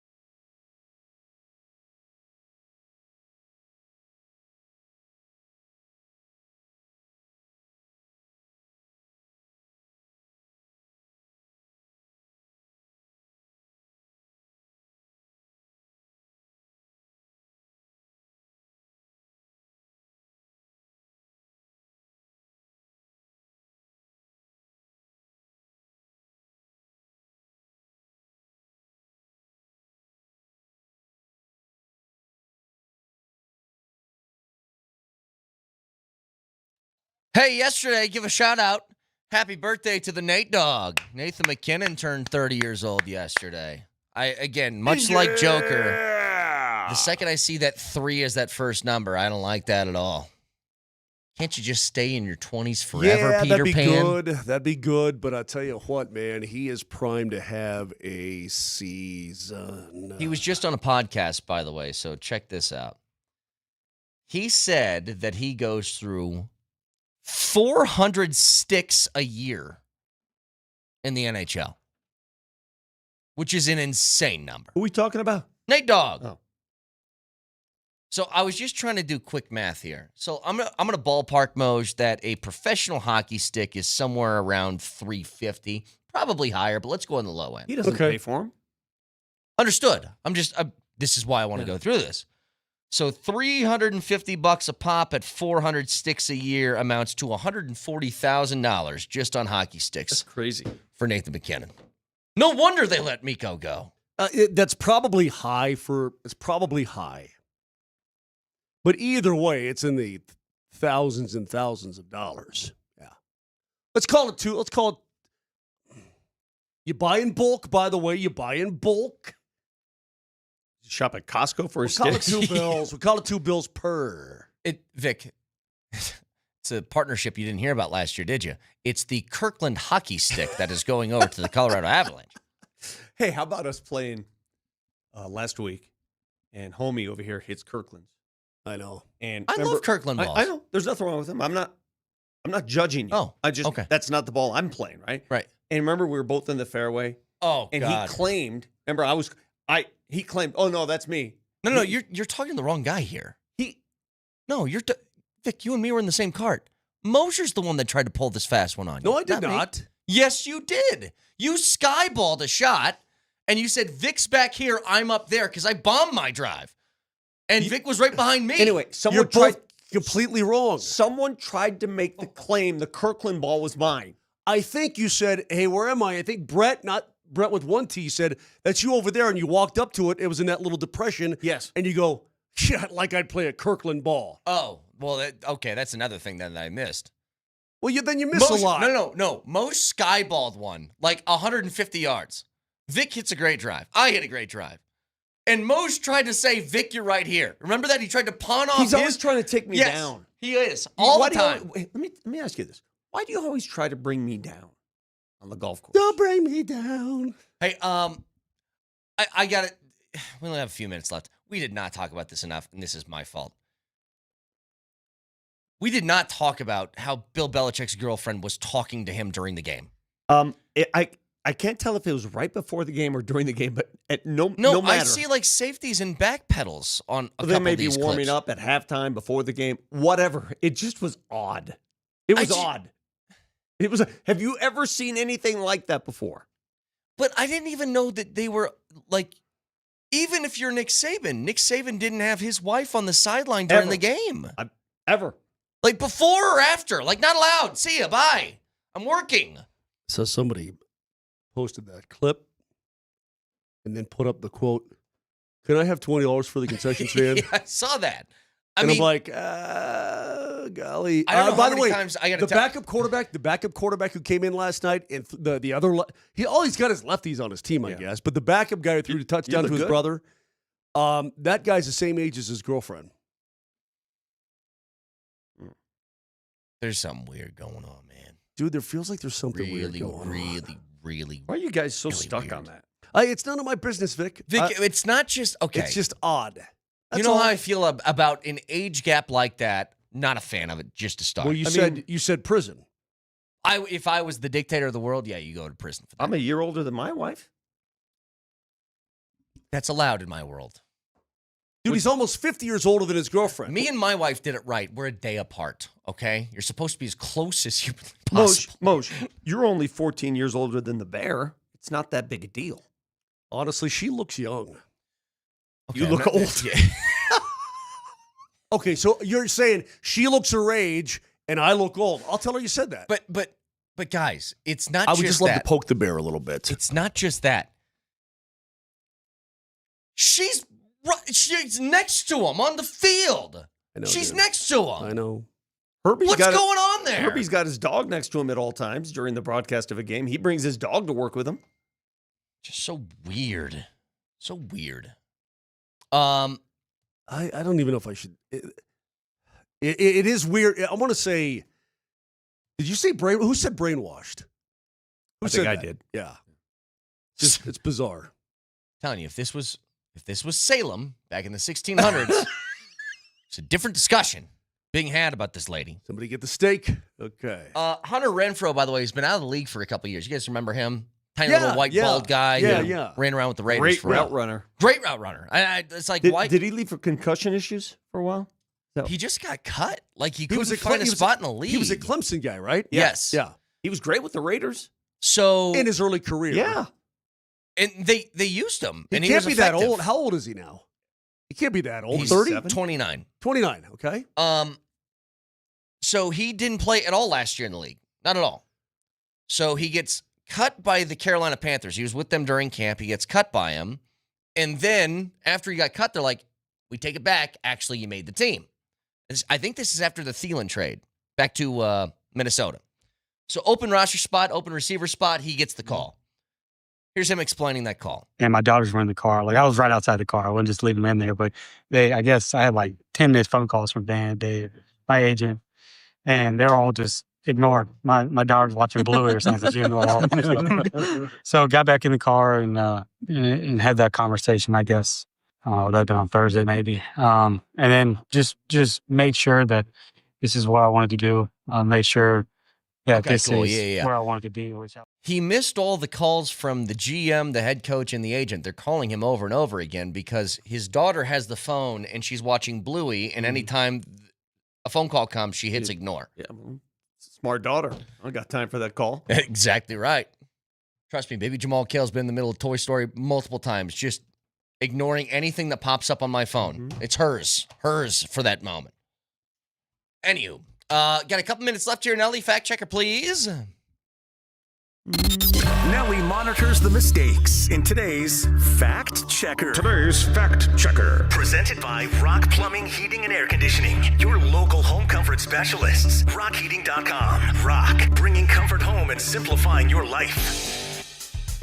Brett brought in a pretty cool highlight from over the weekend of a BYU football player just laying a huge boom using the hit stick against San Jose State. And he said, look at this cool play that happened over the weekend. It did happen over the weekend of October 28th, 2017. San Jose State went on the road to BYU, and they lost that 20-41. And I found the video, and the commenters were saying that the play was reviewed for targeting, and it was confirmed no targeting. Somebody just explain to me, what's the point of this, of throwing a highlight that's 8 years old in front of me on I can't verify and check every game that's being played throughout the first weekend of college football. Now you're saying what I've been saying all along. What's the point of trying to get people? I got. I don't like getting got. The humor in it that you got. That's why.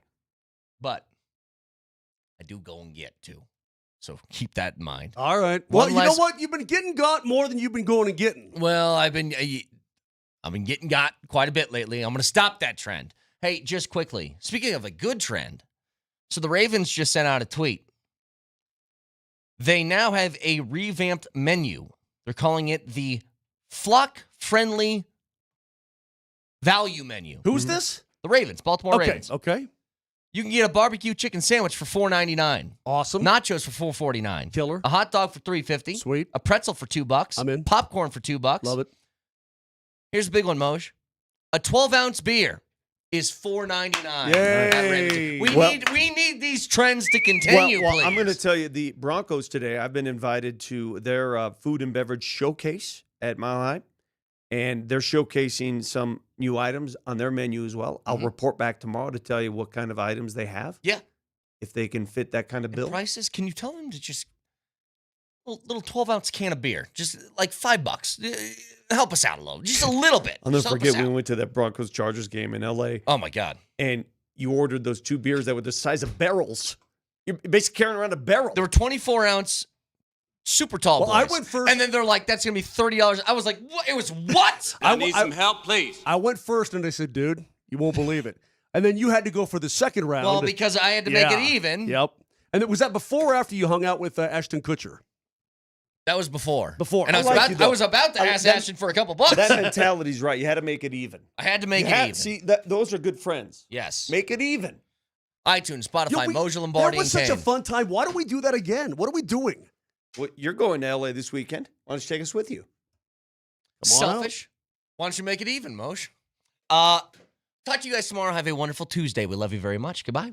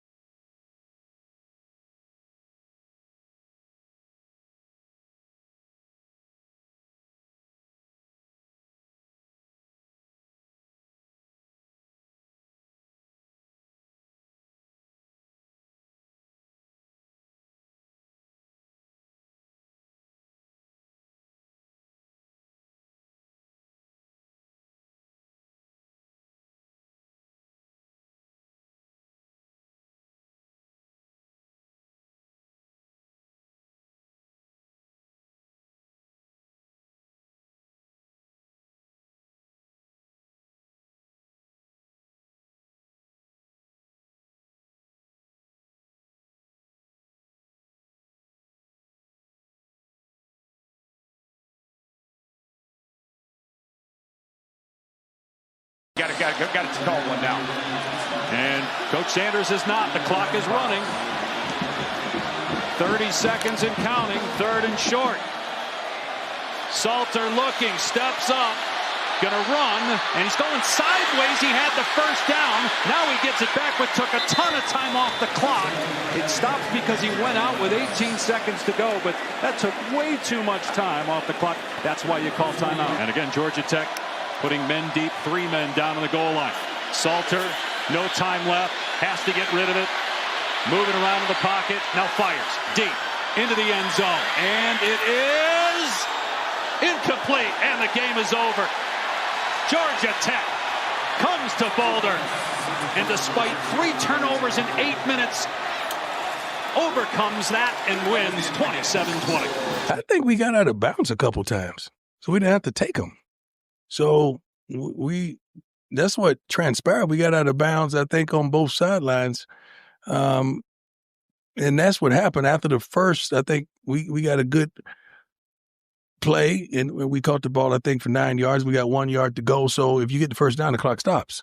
So it don't make sense to really use your timeout in that sense.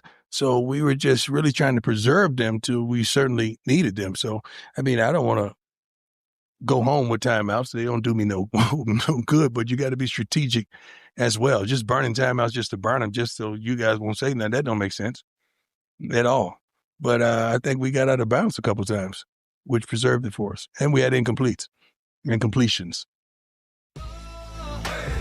That was some Broncos 2020 Pat Shurmur clock management there on Friday night for the Buffs as they fall in week 1 to Georgia Tech, a game that they could have won, but the offense was completely and totally stagnant. 3 turnovers early for the Yellow Jackets that Colorado can't really blow the game open with, and unfortunately the Buffs start the Kane Salter era 0-1.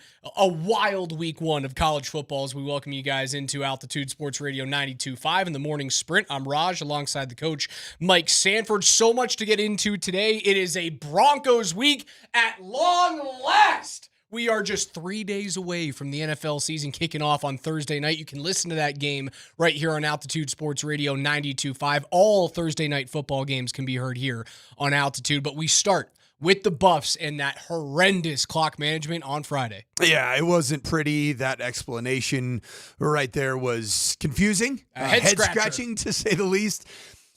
The bottom line is this, is that Georgia Tech's a legit football team. Okay, are they a legit team to compete for a national championship this year? Probably not.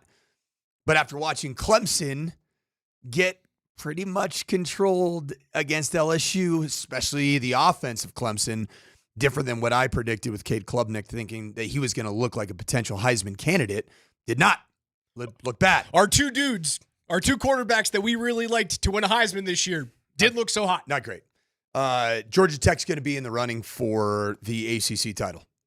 And here's why. Because they can run the freaking football. And they can stop the run. They're a tough outfit. And the only numbers that really tell me what I need to know if CU is going to be able to really run the rock and stop the run and win that way without the flash of Shedeur Sanders and Travis Hunter in the air, it's this. Georgia Tech, 320 yards rushing, 6.8 yards per carry.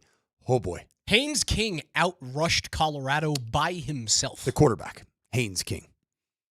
CU Buffs, 146 yards rushing, which really good for them. Better than they committed to it. Better than last year. Is that the second or third most in the Coach Prime era is what I believe I saw after the game that night. It was in the top 3 best rushing outputs since Coach Prime's been there. And understandably so, you had Shedeur Sanders throwing the ball all over the yard.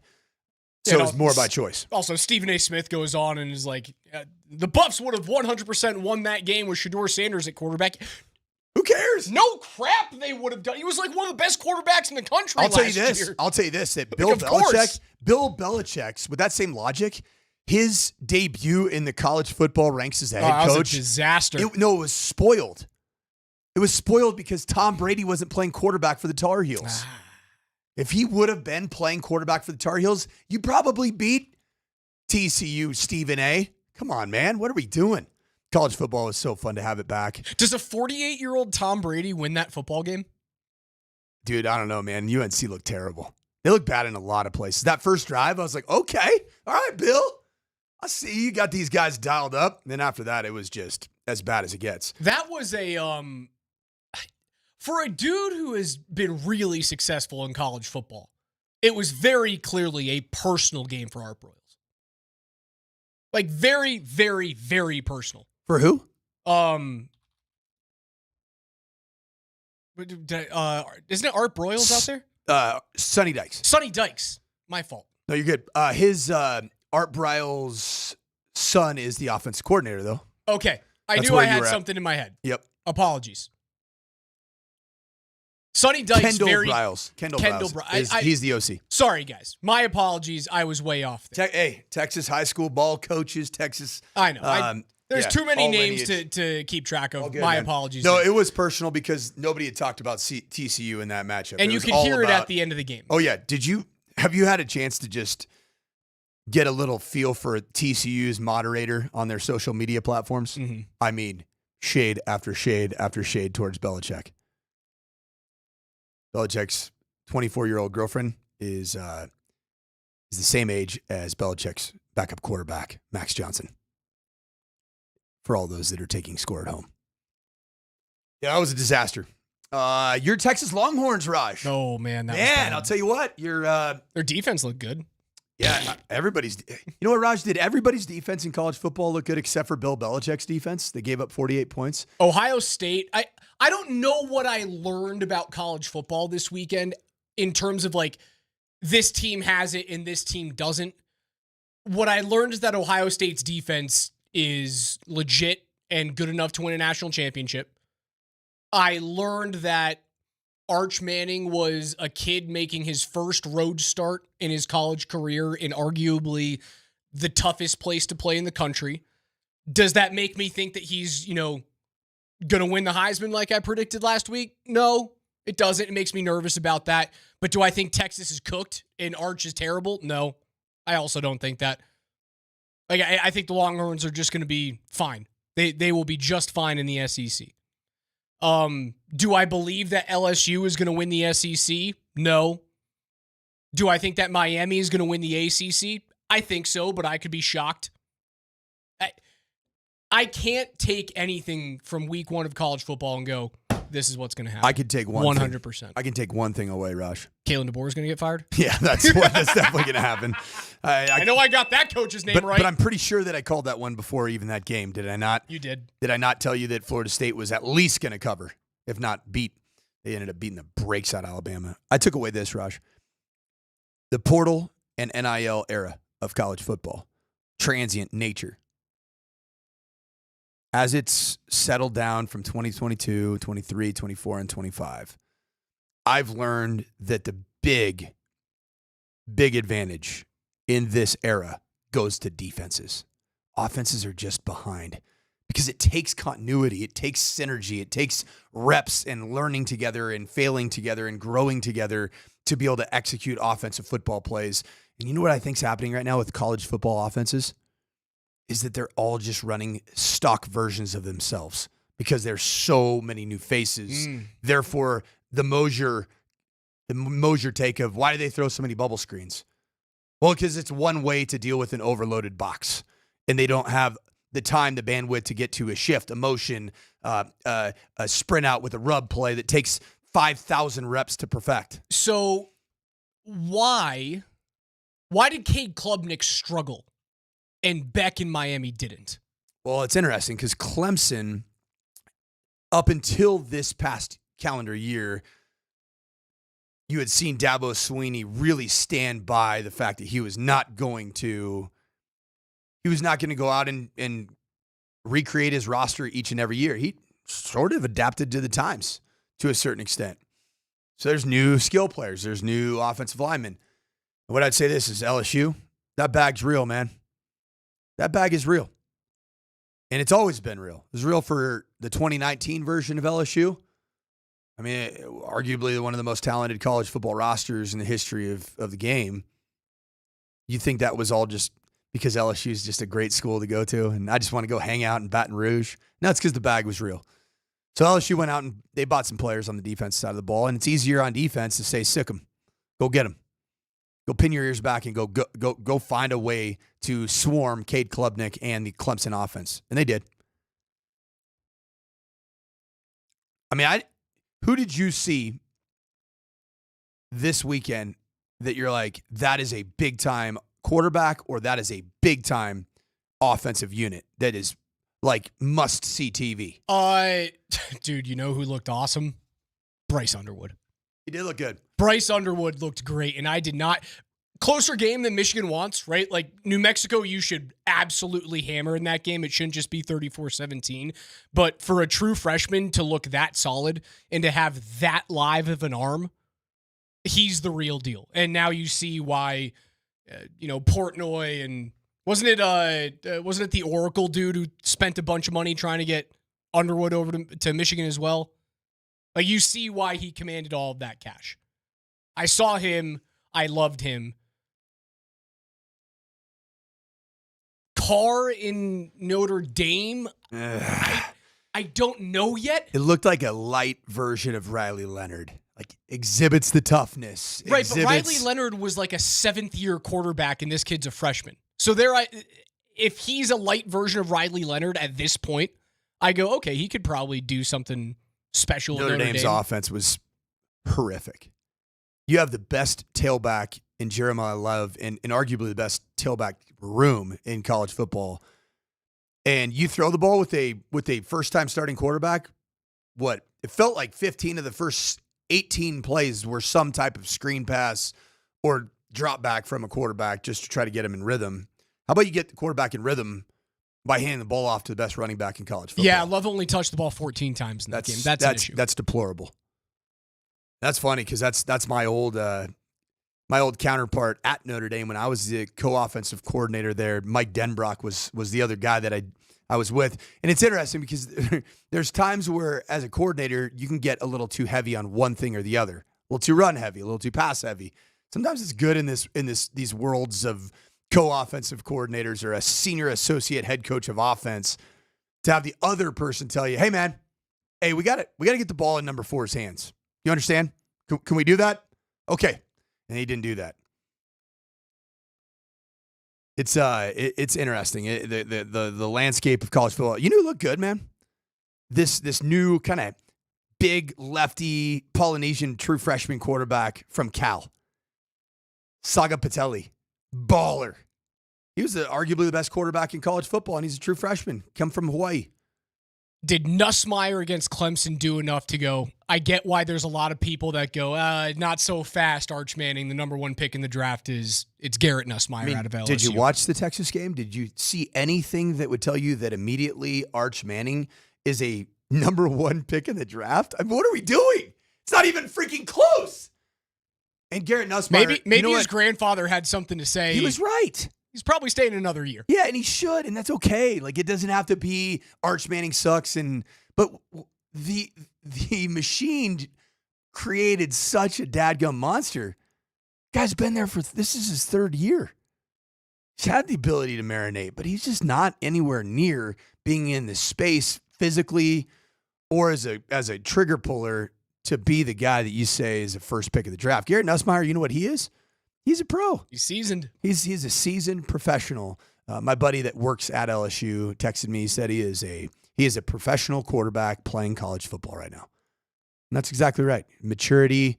He's a Matthew Stafford, Jared Goff type where he's going to throw the ball well. He's probably never going to be a top 5 guy, but he's probably going to consistently be a top 15 guy. Wild first weekend in college football. Again, the Buffs fall 27-20 to the Georgia Tech Yellow Jackets. Just one top 25 game coming up this week as Michigan. Who do they take on in week 2? It's the 18-14 matchup, Michigan and Oklahoma on Saturday night on ABC. John Mateer and Bryce Underwood. That'll be the big one coming up. It's a week of crazy games followed by a week where we get to breathe just a little bit, and it's good news because it's week 1 of the NFL season. Broncos are coming up on Sunday, baby. It is here. We'll start breaking it down on the other side. Also, I'll tell you how much of an idiot I am and how old I'm getting. I finally have, Coach Sanford, my first old dude injury. I'll tell you what it was.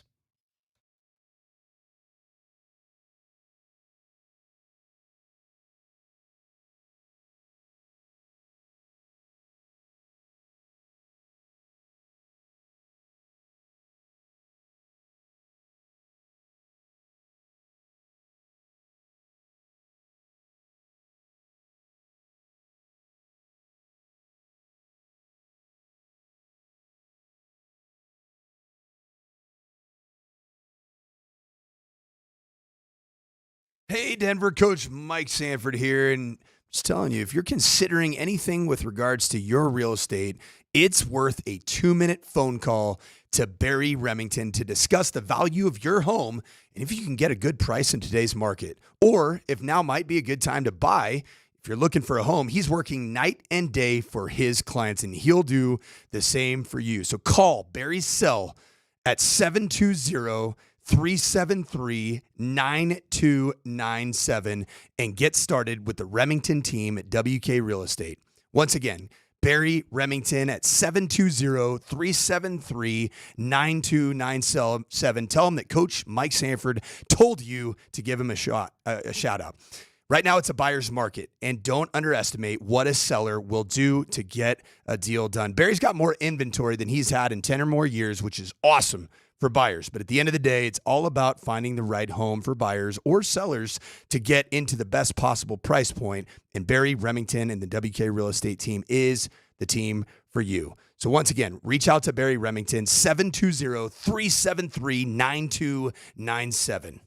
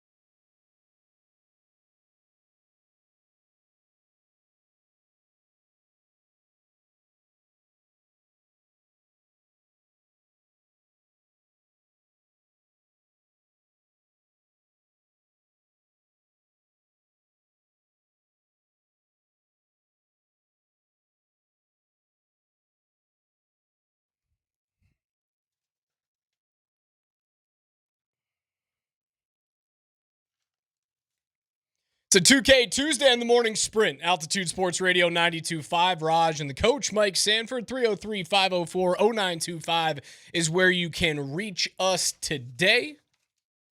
Hearing just a little bit from Sean Payton on how to defend rookie quarterback Cam Ward and how to crush a quarterback in the NFL that hasn't seen anything yet, especially like that number one defense. Like, can you make Cam Ward feel like Arch Manning against Ohio State? I sure as heck hope so, because Matt Patricia, who is a very ill-intentioned defensive mind, who's now the defensive coordinator for the Ohio State Buckeyes, comes from an NFL background.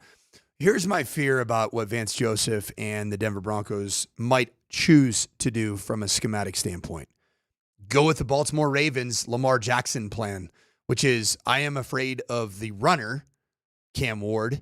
Therefore, we play more zone coverage and do not create pressure.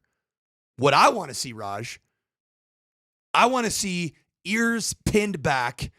I want to see Dre Greenlaw, Talanoa Hufanga, Nick Benito, Jonathan Cooper, Jonah Ellis, heck, even Alex Singleton involved in the pass rush. Heck, give me some Jahdae Barron off the edge. I want some pressure looks. I want 5-man pressure looks. I want cover one and swarm this player, overwhelm this rookie player, and do not let him get into any semblance of a rhythm by way of playing zone, because you're afraid by playing man, you give up big run plays. Make him beat you with his legs. Make him beat you with his legs. Lamar Jackson proved that plan stunk. That zone coverage plan, let's make sure in zone we can see Lamar at all times. Therefore, we're not going to turn our back. Because in man coverage, you turn your back. I mean, Lamar Jackson is a far cry from Cam Ward. Yeah, but here's the one comp is that they both are great runners, and they both are great athletes. Lamar's a better runner than Cam Ward, but Cam Ward can really make you pay because of his athleticism. Now, he wants to stay in the pocket. He wants to throw the football, but he certainly is more than capable of becoming a viable run threat if you allow him to. Here's Sean Payton on Cam Ward. Yeah, good question. We do all of it. So you have a limited exposure in the preseason with him. Then you would go back and look at his college tape at Miami, just to get a feel for not only arm strength, but, how does he handle pressure? How does he handle zone? And so we do a pretty in-depth study.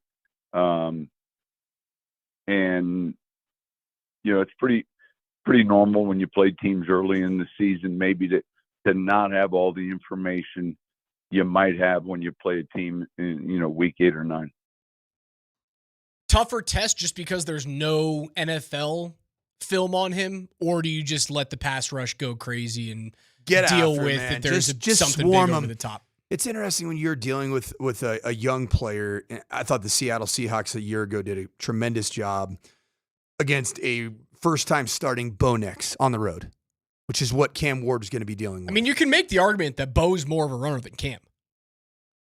Yeah, you can make the argument. From a yard standpoint. Yeah, you can make the argument. And I don't want to lump Cam Ward into Lamar Jackson, but man, if you watch his Miami film, a lot of his passing yards come by extending plays too. And that's where he wants to keep his eyes downfield when he's extending plays. Swarm him. Right? Get after him. Make sure you keep your containment angles. Don't let him get outside of the pocket. But you got to overwhelm him. And I have the full trust in Vance Joseph and this defensive unit that they will indeed do that and not give him the respect as a runner that they gave to Lamar Jackson, which proved to be very costly. In terms of swarming, did you hear what Chris Long had to say about this Broncos defense? Allen and Benito headline the front, but JFM, Cooper, Jones, they can all really play. And so, I got respect for the whole group. I would just say this. There should be 4 with double digits on this defensive line. I would give back money to play in front of a secondary like this. Seriously, I would have played for free. I played for free one year Wasn't making that much money, played for free. I would have played for free and made on a paycheck that was like 3x that to play in front of this secondary. I mean, I'd be taking these out dinner. I'd be cooking for them like CJ Stroud. I'd be like, all right, it's quesadillas again, fellas. It's quesadilla night. Whatever y'all want. Like, I don't care. I'll cook the meal. Like, that's how good this secondary is and how great it is to be a rusher on this team. Last year, there were 2 pass rushers that had double-digit sacks. Nick Bonito at 13.5. Jonathan Cooper crested the 10-sack mark, ended up at 10.5. Zach Allen was just short of it at 8.5. Jonathan Franklin Myers at 7. Is there a pathway for 4 separate double-digit sack players on this defense? That is a ton of sacks. You thought 63 last year was a lot? You're talking 70, 72 All right, at that point? So who would be the likely candidates? Number 1 would be Nick Bonito. And outside of injury, I'd say it's almost guaranteed in terms of double-digit sacks. If he plays 15 games, without a doubt. Is 2... I mean, it's your other edge rusher. It's Cooper. It's just because of where he plays. It's Jonathan Cooper. 3's Joan Ellis. No, I think Zach Allen. Oh, yeah. Yep. Your top 3 stay Bonito, Cooper, Allen. What about the pressure packages that you're going to be able to add by way of... See, here's where I don't know that you're going to have 4 double-digit guys. Jahdae Barron's going to be a great blitzer. Yeah, but he's not going to have more than 2 or 3. To my point, though, Hufanga is going to be a great blitzer. Sean Payton's proven that he likes bringing safeties. He brought Justin Simmons quite a bit 2 seasons ago. Dre Greenlaw is going to be a great blitzer. So you're going to get, I think, upwards of that 63 sack number, but it might be a very diversified portfolio of sackers. So greater chance the Broncos have 70 or more total team sacks, or they have 4 guys that hit 10. 70 or more team sacks. And I think both of them are incredibly lofty goals. They're great numbers.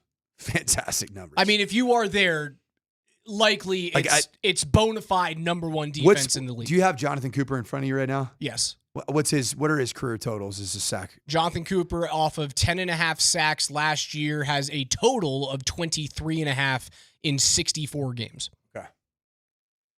And what was Zach Allen at last year?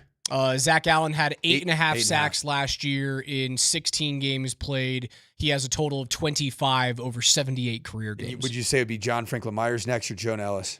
See, Joan Ellis to me his era is very much up as a pass rush specialist. I guess the answer to the question is whoever isn't being double teamed and whoever's on the opposite side of Nick Bonito. So it'll be Cooper. If Bonito grabs 2. Cooper needs to find a way to have 10 again. Are people going to be utilizing Zach Allen? I mean, they're double teams for Zach Allen because he's so disruptive. I mean, if you don't, then you're so good. If you don't, then you're in trouble. If you don't, then he has another All-Pro season. So back to the original point about swarming Cam Ward. A lot of people are making the point that if you look at the rushing totals, Cam Ward's not a big-time runner. Agreed. What did I say, though?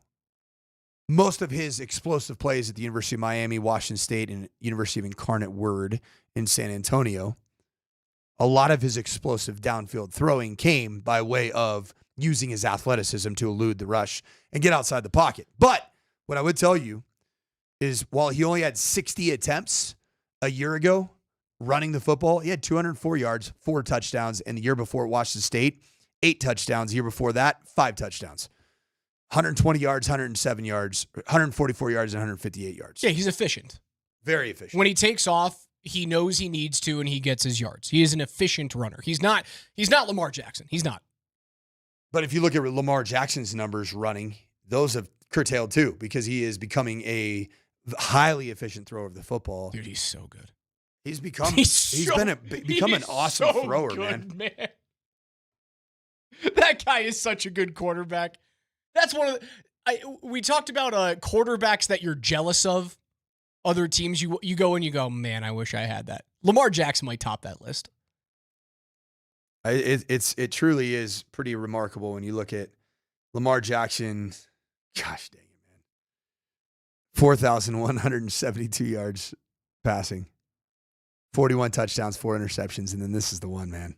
950 yards rushing. Yeah, right. Like if he wanted Still to had rush, 1,000. if he I mean, wanted just to about. rush for 1,500 yards, he could do it at the drop of a hat. Yep, and he did it to the tune of 1,200 yards in 2019. How on earth don't the Ravens win the AFC every year with that freak at They also have a quarterback? great defense, too. And they also have arguably like Top he's 5 defense. a top 3 running back too. I know. I can't call him the best running back in the game. That's Saquon Barkley. It's probably not close right now. But like Derrick Henry's still a freak. In what world aren't they winning the AFC? They just haven't done it, man. Like, does John Harbaugh not get enough crap? Probably.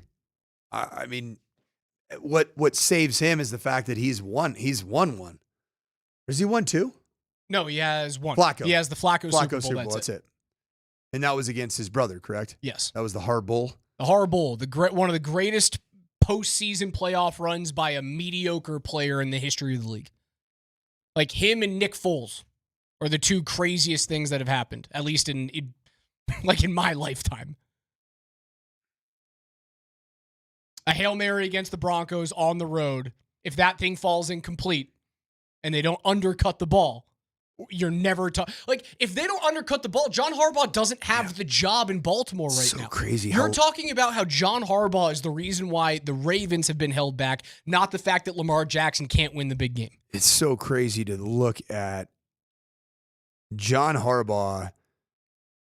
Is this his 18th season as the head coach of the Baltimore Ravens? 2008 was his first year as the head coach. He has been, 17 years. He's going into year 18. 1 Super Bowl with arguably some of the most talented rosters in that entire tenure. Like they had a little tiny pause of quarterback malpractice, but then you get Lamar Jackson and, jeez, man, it's 11 seasons they've won double-digit games. I'm not saying he's a bad head coach. He's very clearly a great head coach. But more of the blame should fall on Harbaugh than Jackson at this point. You know what's weird about him, too, is that his regular season win-loss record is 172 and 104, which is very good. Very good in the National Football League. The 504 text, and it genuinely shows you how insane the AFC is. It does. Would you think that John Harbaugh has a winning or losing record in the postseason? Winning. He does. 13 and barely. 11. Yeah, barely. Mm-hmm. Right? Just outside of the 1 Super Bowl, and that's been a long time, man. I don't know, man. Like I kind of look at the Avs the same way. Right? Like they only have one Stanley Cup championship with McKinnon and Landeskog and Rantanen before he gets traded away and Makar. But then you look at the rest of the Western Conference and certainly the Central Division in the NHL and you go, it genuinely shows you how much talent is on that side of the league. It shows you how much quarterback talent is on that side of the AFC and how much of a witch Patrick Mahomes is and what Andy Reid's got cooking in there in Kansas City. That Lamar Jackson is a dude that hasn't won a Super Bowl somehow. I heard Adam Schefter this morning. Hasn't gotten to a Super Bowl somehow. I heard Adam Schefter this morning talking to Vic about his fantasy draft, or all of our fantasy draft. Oh, yeah. Tomorrow night. Very excited about that. And it was pretty interesting to hear Adam Schefter rattle off quarterbacks that are I think he called them the big 4, the big 5 for fantasy draft owners. And you know who is noticeably omitted from that list? Patrick Mahomes? Yes. It's just crazy. And I get it. I understand why. The regular season stats don't exactly equate to fantasy, crazy fantasy numbers. It was Josh Allen, Jalen Hurts, Lamar Jackson. Who would the other one have been? Oh, Jaden Daniels. It's a big fantasy. I think it was those 4. Those are the big 4. And it's like, wait, there's a guy named Patrick. Yeah, the best of them. He's kind of the best. But I guess not. It's all just simply about stats. Football season is here, and Hooters Colorado is your game day headquarters. Check out their Pick 3 special. 1 app, one entree, one drink starting at just $11.40. That's wings, beer, and game time fuel without Raj? breaking the bank at Hooters, Yes! Colorado. This is how you football. If you guys want to win a $200 gift card and a brand new Hooters swag bag, all you have to do is text the word Hooters. That's HOOTERs or TERS, Hooters, along with your first and last name to 303-504-0925. Good luck. You can enter once per day for a total of 5 entries into the drawing. Again, that is Hooters, HOOTERS, Hooters, along with your first and last name to 303-504-0925. Good luck, guys.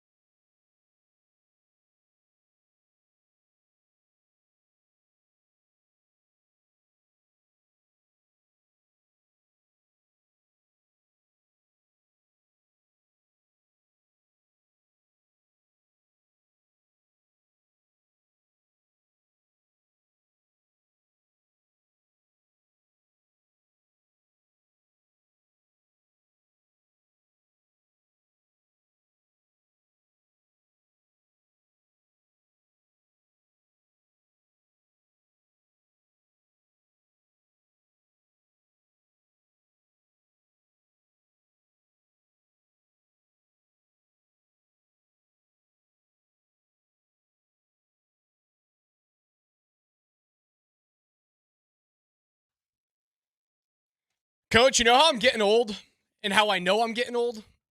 How I know that I'm ready for fatherhood? Well, I saw a noticeable limp today, Raj.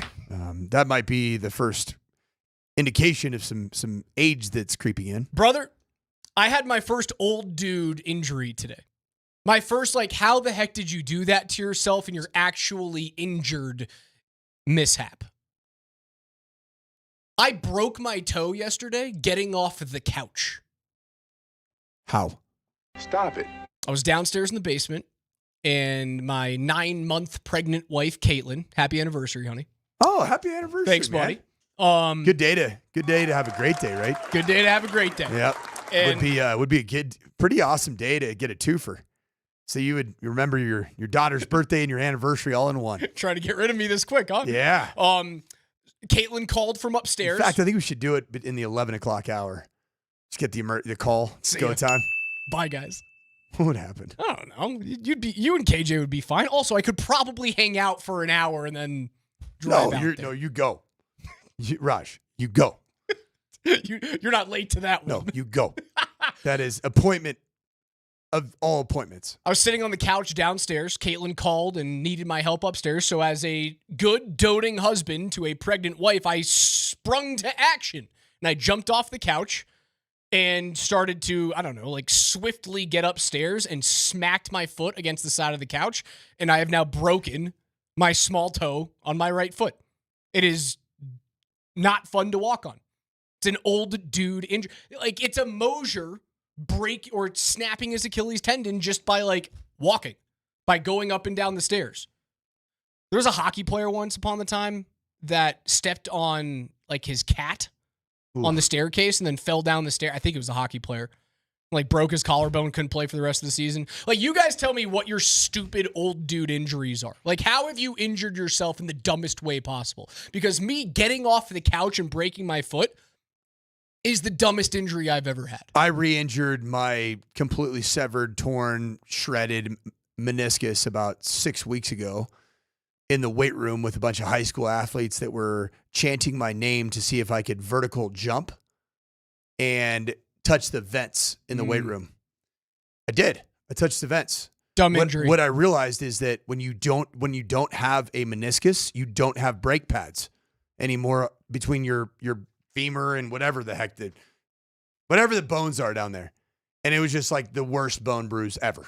Tibia and fibia? Yeah, there you go. Sure. Femur's arm, right? No, that's the upper one. I have no idea. Yeah, femur's the big huge tuna one. in your thigh. That's a huge tuna. That's a tough one to break. Yeah. But anyway, so yeah, just I was just more inflammation and more just pain, but it's finally gone away. It's not as you remember Joel Zumaya, the closer for the Detroit Tigers? He had a good half goatee. Okay. Do you remember his stupid injury? I don't. He went on the DL during the ALCS because he ruined tendons in his wrist and fingers by playing Guitar Hero too much. He was a high leverage pitcher for Detroit. I remember that. And missed games. Yeah, in the Guitar ALCS. Hero just when it first came out. What a game! It was mind blowing. Raj, I'm 46. My son is 13. Rolled my ankle playing basketball with him and broke my fibula twice. Oh gosh. I threw out my back sneezing getting out of the truck. I was 35 at the time. I had my old guy injury at 36 years old just now. I hurt my back by just being and not even working out. I just woke up one day and my back was hurt and thrown out. You know what it usually revolves around, man? And I think I'm going into some scary territory right now. Core strength. If you don't keep up with your core strength, it'll get you. You're going to get a back. It'll creep up on you. You're going to get something. Joe Sakic in the snowblower. Agreed. Pretty dumb. You know that story? No. Joe Sakic injured his hand because he was using a snowblower in his front drive. As a player or as a player? Post-playing career? As a player. Stuck his hand up there. Oh, boy. Uh-huh. Lucky he still has hand and fingers. Mangled? Yeah, I mean, enough to keep him off the ice. Yeah. Yeah, the old... That was a pretty dumb injury. It's not a great place to stick your hand, is it? Hurt my back bending down to grab a golf ball. He's 21 years old. Love that from the 210. I love that. Yeah, I feel dumb. I feel like an idiot. And now I have a broken foot on my lead golf foot. That was the one thing I was looking forward to after the kid was born. A few weeks of making sure that we're always at home, but like once I start getting a little stir crazy, hey hon, mind if I just go out and play? Like I don't have work restrictions. I can go out and play early in the morning on a Wednesday. That's not going to happen anymore. It's a 6 to 8 week injury. This is nonsense. Yeah, looking at the immediate bruising, just a mere what time was it you did it? Yesterday at about 3 p.m., 3:30. So zero cocktails involved. 0 cocktails. Wow. Sober as a church mouse. That is pure. That's a pure injury. Big dumb idiot, man. My wife broke her femur when she was 8. Got stepped on by a horse. Well, that's real. That's real stuff right there, man. Can't do those things.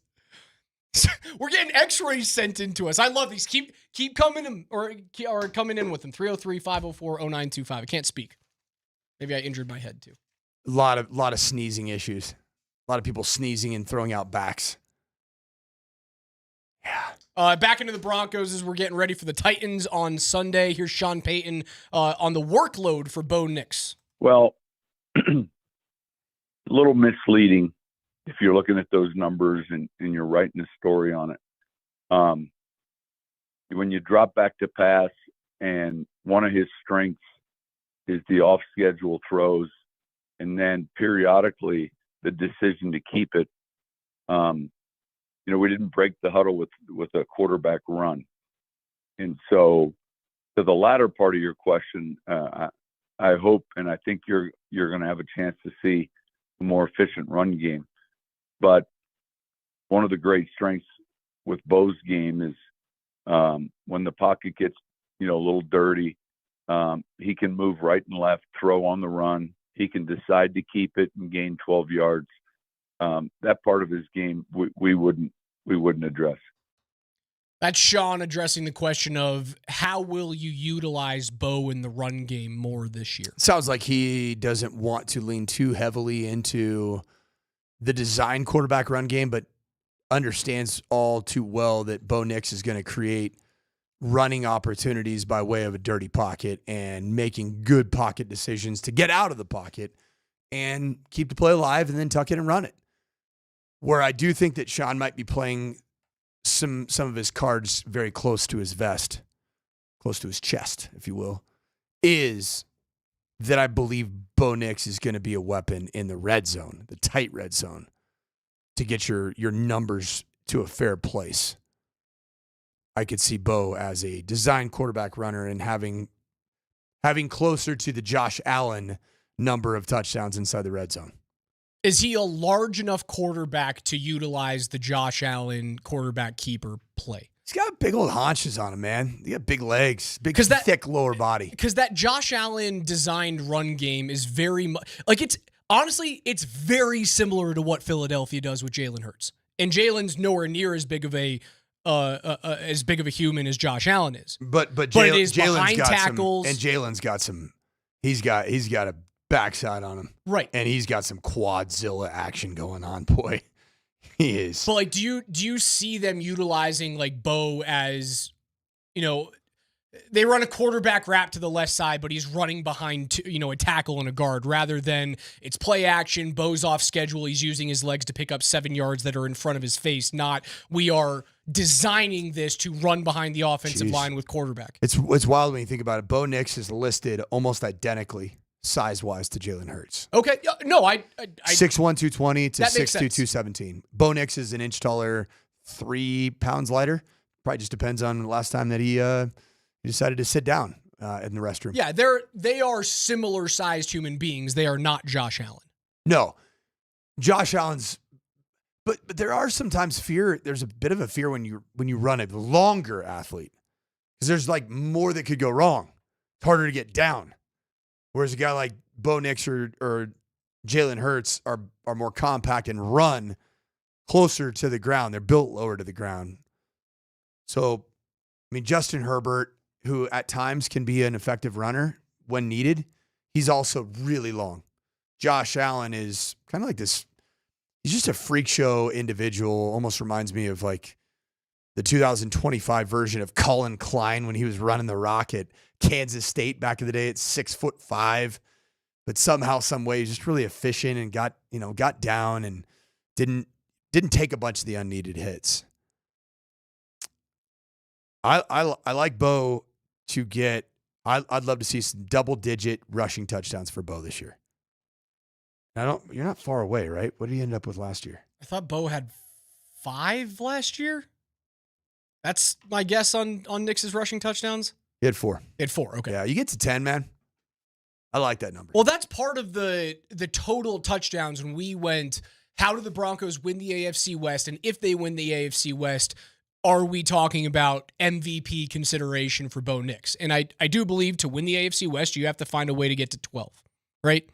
Get to 12 wins, maybe 13. Depends how much the AFC West beats each other up. Now, if my prediction stands true, and we all know my predictions never hold true, the AFC West is going to go 500 against each other across the board. I think that's my crazy, it never happens, but it's going to happen this year. Why do you think that Sean Payton, because he's got a quarterback that's built low to the ground with really good lower body strength, good quads and tailpipe, why do you think Sean Payton doesn't run quarterback sneak or the tush push at all? Very rarely. Because it felt like last year, the short yards situations that came up, you ran the ball or you ran naked, bootlegs. And it didn't feel like it was all that efficient. Is it just as easy to say Bo's better in space than he is in a congested between the tackles run scheme? I wonder if it's a hard thing to commit to because when do you really practice it? Unless it's just part of who your DNA is as a team and you've done it for so long that you don't worry about, say, a Jalen Hurts or a Josh Allen. And Josh Allen's they're a Bills tush push outfit. Not as good, nowhere near as efficient as Jalen Hurts is with it. But I think Bo Nix and how he's built and how this offensive line is built as a white knuckle outfit and J.K. Dobbins is a potential pusher. Might we see a little bit more of the tush push? Could we?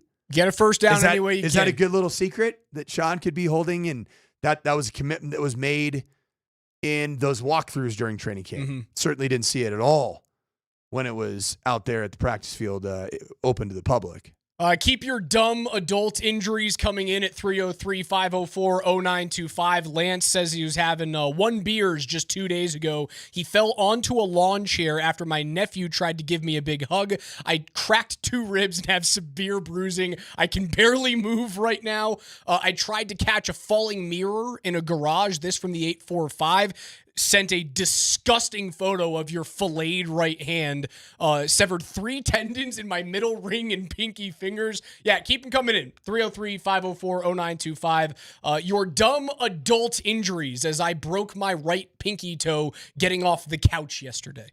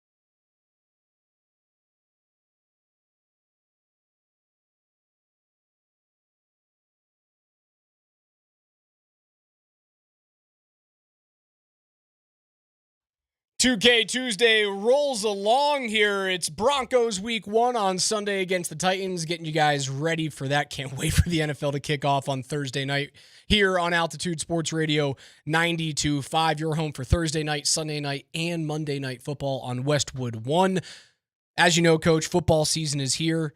Hooters Colorado is your game day headquarters. You guys can win a $200 gift card and a Hooters swag bag. Text the word Hooters, Hooters, along with your first and last name to 303-504-0925. Good luck today. Make sure you guys check out the Pick 3 special. 1 app, 1 entree, and 1 drink starting at just $11.40. That's wings, beer, and game time fuel without breaking the bank. Again, Hooters, along with your first and last name to 303-504-0925. You guys can enter up to 5 times. We'll give that away on Monday. Was that counseling with the wife? This is from the 938. My darn leg fell asleep, stood up, toe planted in the carpet, body kept moving forward, Liz Frank injury. Apparently they only see it in elite athletes, and that's what I'm claiming. That's a good one right there. Connor McGahee, in counseling? Connor McGahee texts us. He goes, last year, the night before Avs opening night, I put my ankle on the opposite knee just to untie my shoe. I severely pulled my hamstring. It's my first old man injury. I almost puked. It hurt so bad. I thought it was an MCL tear. I went into the Avs trainers the next day at pregame skate to get it checked out. Come on, C-Mac. That's pretty good.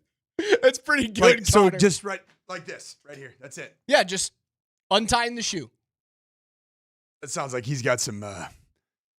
He wouldn't pass the presidential fitness test right now with some presidential fitness test. Oh, man, that was a banger. Is a throwback. Yeah, the sit and reach. Sit and reach. That was my Achilles heel, man. More of a hamstring heel, you know. I'm a really. I got flexibility kind of in the groin area, but hamstrings, man. I think it's just because I have such dang long legs. It's hard to reach, man. The dumbest injury I have ever been associated with, my buddy Rudy, amazing athlete, won a national championship with DU. Remember back in the day when, I think it was before iPhones were out, you could have motion-based games on an iPod Touch. Do you remember those things? Yes. Kind of like a Wii, but on your iPod. And on a 2K Tuesday, Rudy realized that you could hit the ball farther when you were playing iGolf on your iPod Touch if you kind of got a running start and then swung your arm. And this idiot gets a running start, jumps from one level of his split-level living room that had like a little 4-inch drop, jumps from the top level to the bottom level, slips on a rug when he lands, and snaps his leg in half and misses the whole season. Dumbest injury I've ever been a part of. Luckily, the Broncos didn't have any dumb injuries in the offseason. Like the Broncos' luck in terms of injuries over the course of the Sean Payton era has been find some wood and knock on it, man. Or Sean Payton just finds the right staffing, and that's what I've heard. He's gotten the right people in the right positions to make surgical decisions, to reassess and reevaluate who the surgeons are and the specialists are. And I think the Broncos have been on to something with the overall decision from Sean Payton to hire his guy from the New Orleans Saints to oversee every single bit of the medical and strength and train. All of it has been really good. Remove Bo Nix, Pat Surtain, and Nick Bonito.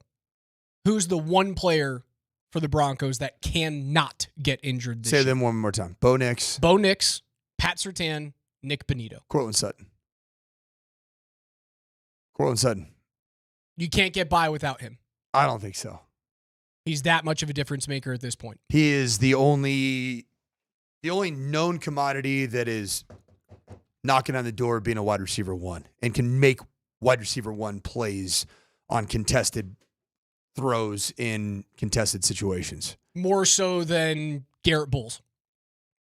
Yeah, I feel okay more so than Zach Allen. I feel great about Alex Polcheski either side. At left tackle, right tackle. Who was the other one you said? Zach Allen. Dre Greenlaw. Zach Allen's a big one, man. he allows Vance Joseph to do a lot of things schematically. Zach Allen was going to be my answer. I think you're right with Sutton because he's the one wide receiver. Although, dude, Troy Franklin's offseason his training camp was so good that I think he could, in a pinch, if Cortland missed a few games, you could look at Troy Franklin and go, oh, does he have a future 2A, 1B receiver to? This is the individual that I was alluding to that Bo I believe. Lowry. Which he has. Bo Lowry was the New Orleans Saints director of sports medicine and strength and conditioning. And having both of those areas being overseen by the same person leads to great communication. Bo Lowry, his title for the Denver Broncos, and since he's been hired by Sean Payton, he is the vice president of player health and performance. And I think he is an industry-leading expert. One of the best in the industry, period.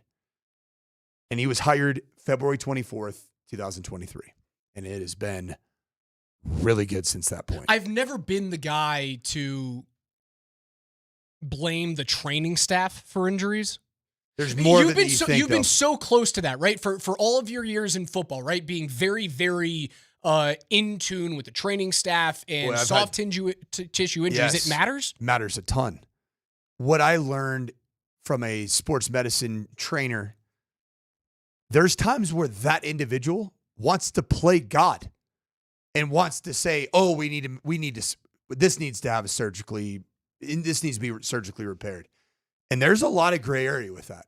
Like the so labrum, I understand for example. that. I understand that. Where I always got into the question was preventative work. Yes. How much is that put on the training staff?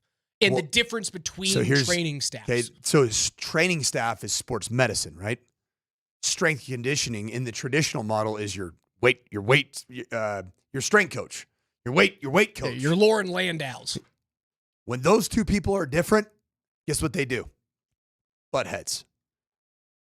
And it ends up leading to, no, I think prehab and rehab needs to be done in the weight room. No. Prehab and rehab needs to be done in the training room. So then you end up getting conflicting information, and guess who pays for it all? The athlete. Because they try to please both parties. And typically, who's the one that they want to please the most? The heavy is usually your strength coach, the weight guy. And what the Broncos have done with the hiring of Bo Lowry is that they have consolidated both of those two opinions into one opinion. And it's led to seamless communication. And now you know exactly where to go for health and injury prevention. One guy. And he oversees the entire department, and it's been beautiful. Bo Lowry is secret sauce. I had a chance to visit with him at the Denver Broncos 7-on-7 high school tournament. It was really cool to just pick his brain about just the detail at which he does research on the historic nature of injuries and surgeries for the Denver Broncos and what needed to change. I think a lot of times it ends up being that a lot of these specialists, you got to get your right people around, because some surgeons, all they want to do is cut. I want to get in there and cut and operate and then say that I did that surgery. That's one of mine. To me, really good surgeons, they look at something that's gray area and say, no, surgery should be the last option. And that's where I see the Broncos in a great space. Should I get my dumb toe surgically repaired? I think so. It's really black and blue. I feel like such an idiot, man. It's really such a big, dumb idiot. You are really black and blue. At the very least, you need a boot on right now. Oh, no, you can't put a boot on for the small toe. That's what you know those like the walking boots? Yeah. It immobilizes so you're not creating strain on that area. You need a boot, man. I thought about getting a walking boot yesterday, and I specifically went away from it because I thought if I walked in with a boot on, you would have made fun of me. No, I would have been like, you really thought about me? Yeah, I did. Oh, that's I cute. really did. I was like, I can't walk in there. Did you break your foot? No, I stubbed my toe and broke my pinky toe. I thought you would have made fun of me today. I would not have made fun of you. All right, so my guy that I had, you went Cortland Sutton, number 1, can't be injured. Zach Allen, number 2, can't be injured. For me, it's Garrett Bowles. He has been so healthy, so reliable, and honestly, so damn good. Yeah. If you take away your starting left tackle for Bo going into year two, man, I think that's the most detrimental injury the Broncos could have. I think that even if Cortland were to miss games, and I know I'm not putting things out into the ether here. I just want to talk about, like, if you were missing a player, how much does that affect the Broncos' ability to win the AFC West, win a playoff game? I think if you were to miss Cortland for a few games, what I saw out of Troy Franklin, what I saw out of Pat Bryant in training camp makes me think they have enough to make up for losing that player. I think Cortland's amazing. Don't get me wrong. I don't know if Alex Palczewski is enough. That if you lose your starting left tackle, who is by many, many metrics, a top 5 tackle in the league, it would be devastating. Raj, if this team was in the middle of a playoff hunt, to win a divisional hunt, to win the AFC West, week 14, the unthinkable happens and your franchise quarterback gets injured. How do you feel about Jarrett Stidham with the build of this team being able to... Dude, Steady looked great. That's what I'm saying, man. That's the argument against what you and I talked about last week, right? Before cuts were made and when all these crazy trades were happening, the Broncos got a 4th and a 7th for Devon Vele. We went, well, if he's getting a 4th and a 7th, what can you get for what feels like one of the best backup quarterbacks, if not the best backup quarterback in the league? I think Kirk Cousins probably has an argument. So many proven games, so much proven game experience as a starting quarterback. That's the argument against trying to get a 3rd or a 4th round pick for Jarrett Stidham. Because and we took Bo Nix out of this equation. We took the quarterback, we took the defensive player defensive player of the year and your best pass rusher out of this conversation for a reason. It's very clear that you would take, your starting quarterback as the most detrimental injury. If Bo were to miss games, if he misses 6 games, I'd be super comfortable with saying Jarrett Stidham can walk in there and go 3-3 at the worst.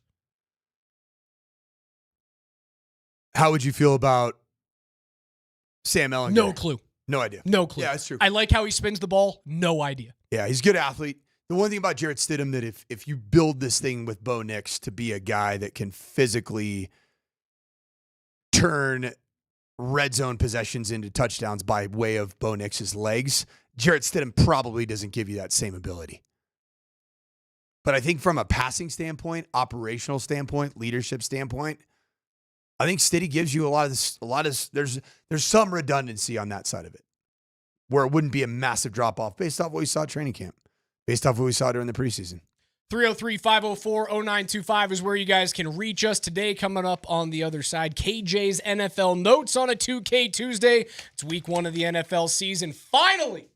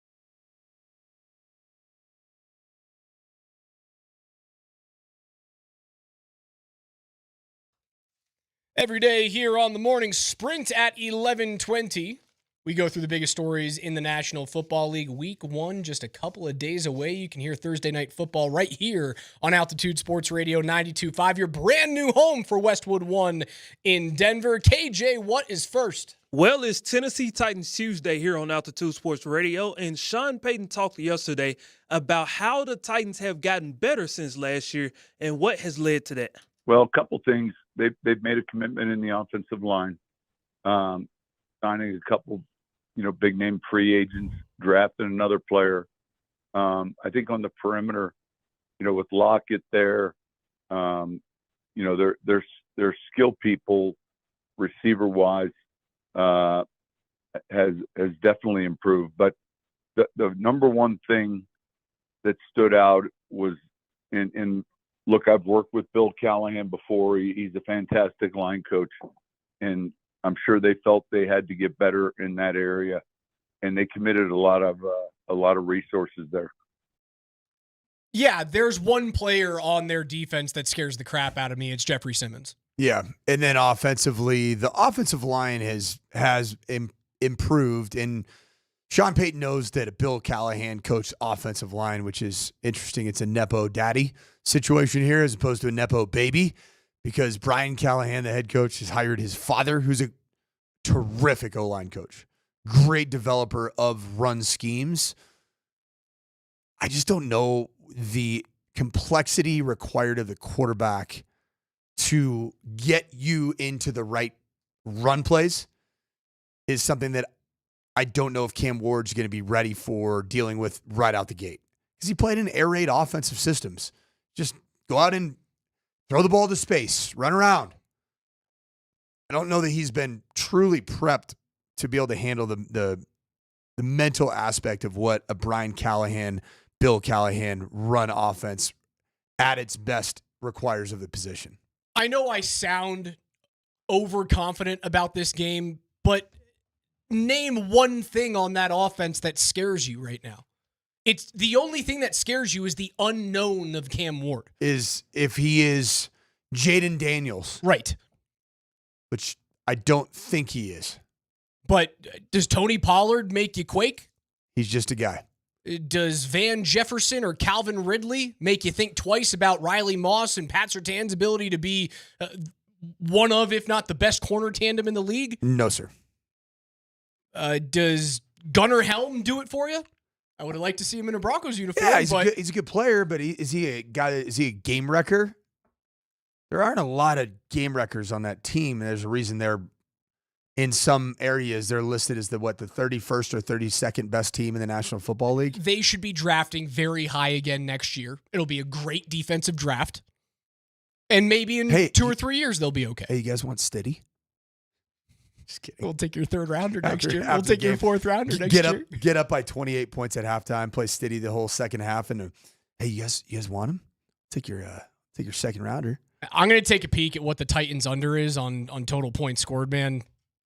I think this defense absolutely murders Tennessee on Sunday. KJ, what's next? I feel like I'm better than Patrick Mahomes. Chris Sims of Pro Football Talk joined Kay Adams on Up and Adams earlier today, and Coach Mike Sanford has a new friend to join him in his AFC West prediction from 2 weeks ago. Now, I do want to warn our listeners, Twitchers, and YouTubers, there's going to be a loud scream here from Kay Adams within the first 5 seconds. I think this is the year the Denver Broncos upset the Chiefs and win the AFC West.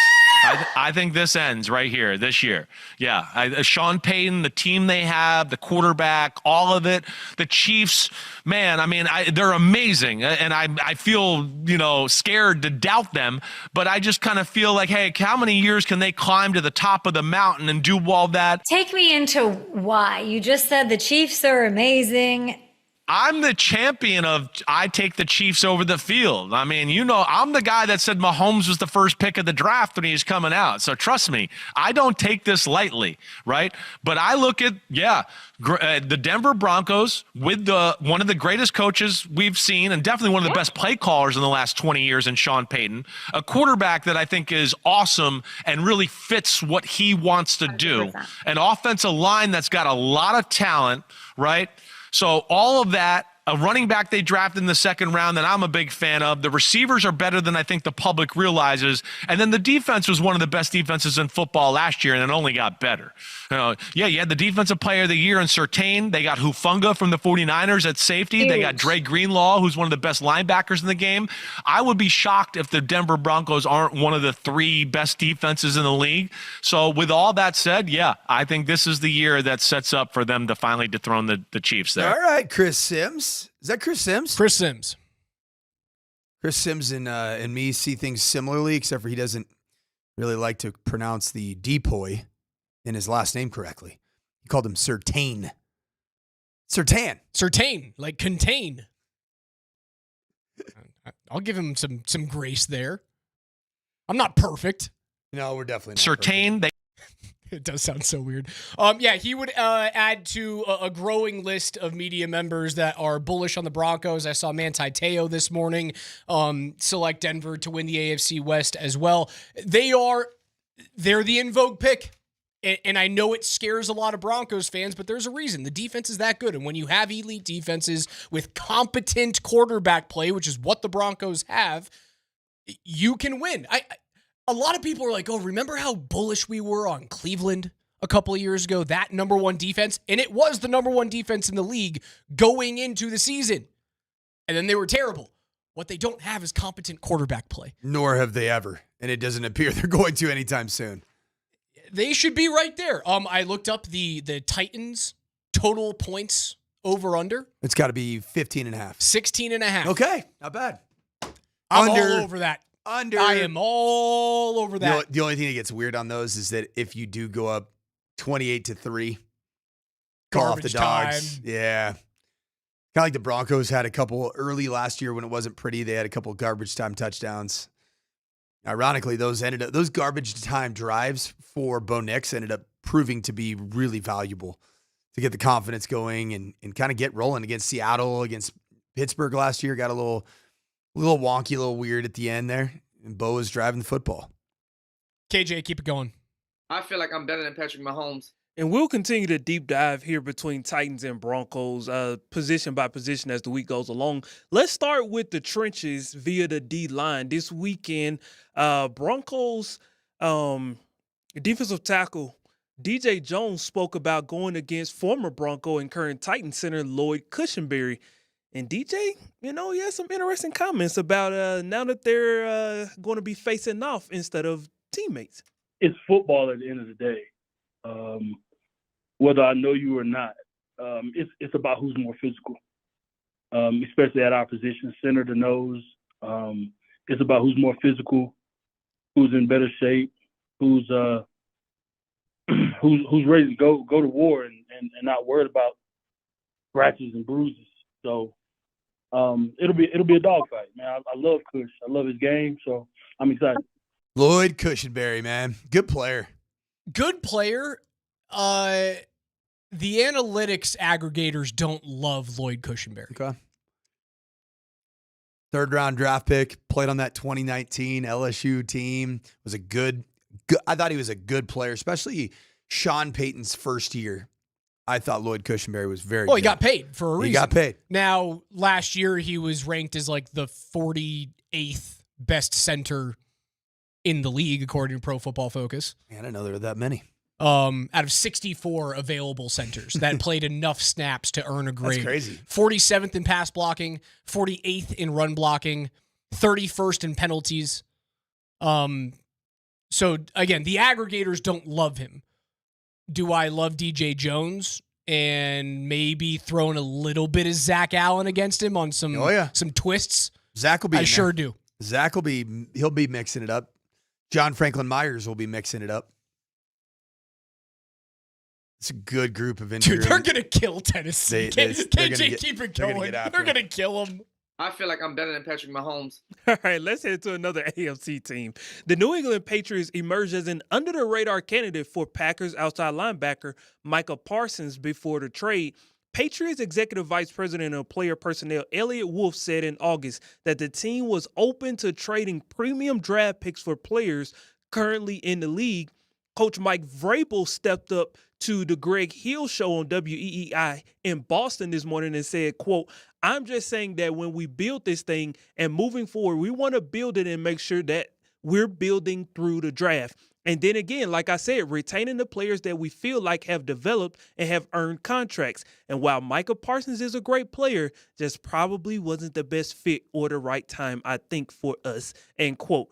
How much closer would the Parsons to the Patriots trade have moved the needle for? Man, I think they got Patriots? a long ways to go. Hardly at all. Mike Vrabel said everything he needed to as a guy who is trying to steer the Patriots back towards AFC East supremacy. The only teams that should have been trading for Micah Parsons are teams that are knocking on the door of not getting back to the playoffs, but knocking on the door of a championship. And you know what? With as wide open as the NFC is, Green Bay was right. Green Bay was right there. They were right in doing it. They really didn't give up all that much. Like they gave up a really good defensive tackle, and they gave up 2 first-round picks that are going to be south of pick 25. Yep. If all goes well for both of those years. That's the team that should have been asking for Micah Parsons. What other teams? I don't know, like the Chargers. Yeah. Like if you were Los Angeles, I think that's a team that you could look at. Yeah. Baltimore, Buffalo, those teams. Yeah. Well, you're right there. Kansas City would have been a great fit. Thank God he's not in Kansas. How pissed off would you be if he was a Chief? The one thing that made the Packers situation tenable was that they don't have very many long in the tooth, high-paid players. No, they're the youngest defense in the league the last couple of years. Now all of a sudden they have 2 extremely high-paid players. One of the highest-paid offensive players and one of the highest-paid defensive players. But that's okay. That's a good way to build it. I mean, how many players do they have right now on rookie contracts? Rashawn Gary, is he still on a rookie contract? I don't believe so. Or is he just going? He was a 2019. He might be in his 5th-year option, Rashawn Gary. Devontae Wyatt is a rookie contract. He's a 4-year, $96 million guaranteed. Rashawn Okay, Gary. so he's on his rookie extension now. Quay Walker is rookie contract. Luke Van Ness, rookie contract. Jordan Love second. Just got his extension. Dude, they're young, they're cost controllable. You can do this. No, the Patriot, that would have been so dumb, man. Talk to me in 3 years. KJ, what's next? I feel like I'm better than Patrick Mahomes.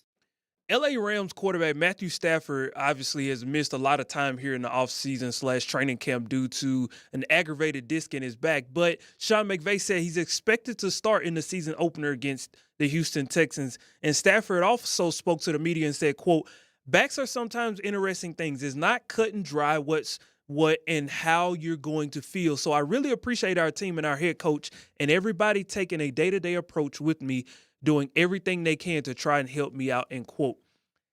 Let's say this continues to be an issue for Matthew Stafford this season. Do we see a world where the Rams could just punt on the season and begin the process of moving forward without Matthew Stafford? Depends how much you love the quarterbacks coming up in the draft. Do you love Garrett Nussmeier? Would you be bad enough to draft Garrett Nussmeier? Is Arch Manning going to turn it around and be a first-round pick this year, or is he going to stay at Texas again? If his back injury flares up again and flares up multiple times, I would be really scared if I'm Sean McVay. Yeah. You can't keep going to the Jimmy Garoppolo and Baker Mayfield well. You have to finally draft and develop your guy. You have to do that. He's starting the opener. Yes. He'll be fine. They had a plan. I'm more nervous about Dre Greenlaw than I am about the health about Matt Stafford, but both of them are very, very tenuous situations. Dre Greenlaw healthy right now? I don't think so. Is he going to start? Dude, the team hasn't been bullish on it. They're treating him with kid gloves right now. And I get like you should be doing that, but I'm nervous about that. The Rams should be nervous about Stafford. I am nervous about Greenlaw. Older players with history of injuries that don't play a lot in the preseason because you are nervous about that injury re-aggravating should scare the crap out of you. Yeah. It doesn't for you? It scares the crap out of it for me. The health of Dre Greenlaw and J.K. Dobbins are so incredibly important in the first 8 weeks of the season. So important. Dude, when you talk about, we talked about injuries and devastating ones for this Broncos team. Greenlaw is right behind Bowles for me. Your ability to stop the run, that's what killed you against Buffalo, dude. You couldn't stop the run. James Cook trampled all over you.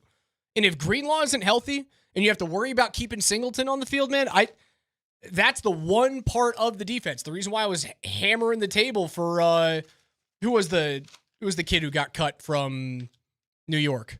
Linebacker in Arizona. He was a first-round draft pick. Isaiah Simmons. Where'd he end up getting? I don't think he's gotten picked up by anyone. I tried to keep my eyes out for that news. KJ, have you seen anything come in on Isaiah Simmons? I have not, but I'm double-checking as we speak. No, he's not. I still think he's available. I would grab him tomorrow. You need depth there. Just like the Rams need depth at quarterback. You believe in Garoppolo? You believe in Stetson Bennett? Sean McVay? Dude, if Stafford goes down, you're screwed. Just like if Greenlaw can't play football for the Broncos this year, that defense goes from being, for sure, for me, the number one defense in the world to, can you stop the run? And if you can't, what are you? KJ's NFL Notes are brought to you by our friends at Mountain High Appliance every single day here at 11:20 on the Morning Sprint. They have Colorado's most complete local appliance store. They have locations in Denver, Louisville, Littleton, Colorado Springs, and Glenwood Springs, and offer every major appliance line and brand. You can find them at mountainhighappliance.com. We will wrap things up on the other side, hand things off to PhD from 12 to 3. Nate and Andy on your drive home from 3 to 6 on a Titans Tuesday here. Altitude Sports Radio 92.5.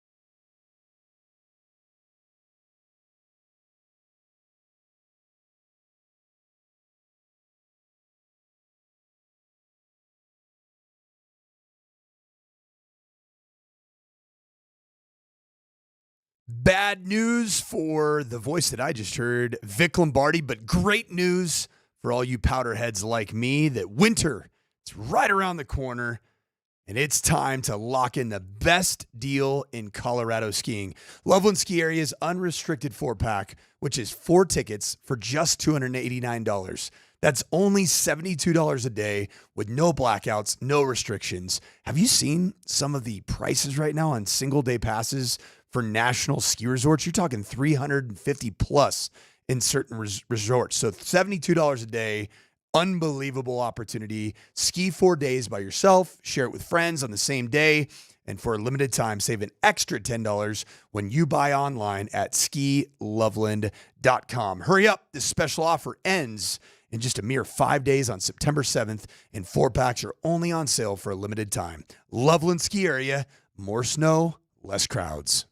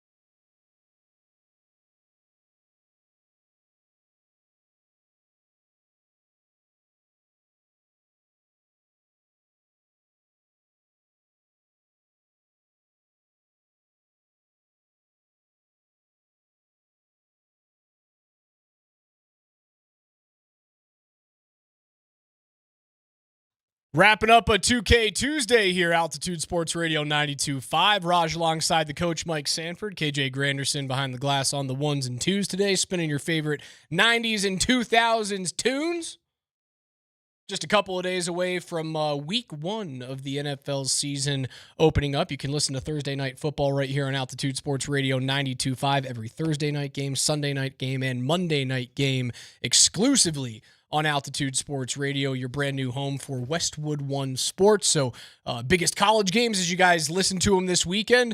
If you were driving around at 10 a.m. on Saturday, you heard how bad Arch Manning looked in the shoe against Ohio State. Yeah, and I just showed you a nice little compilation of Uncle Rico throwing the football very similar to Arch Manning, missing on that 3rd or 4th down on the shallow cross. Early on. And it looked like he throws the football at times like Uncle Rico from Napoleon Dynamite. Are you out on him now? No.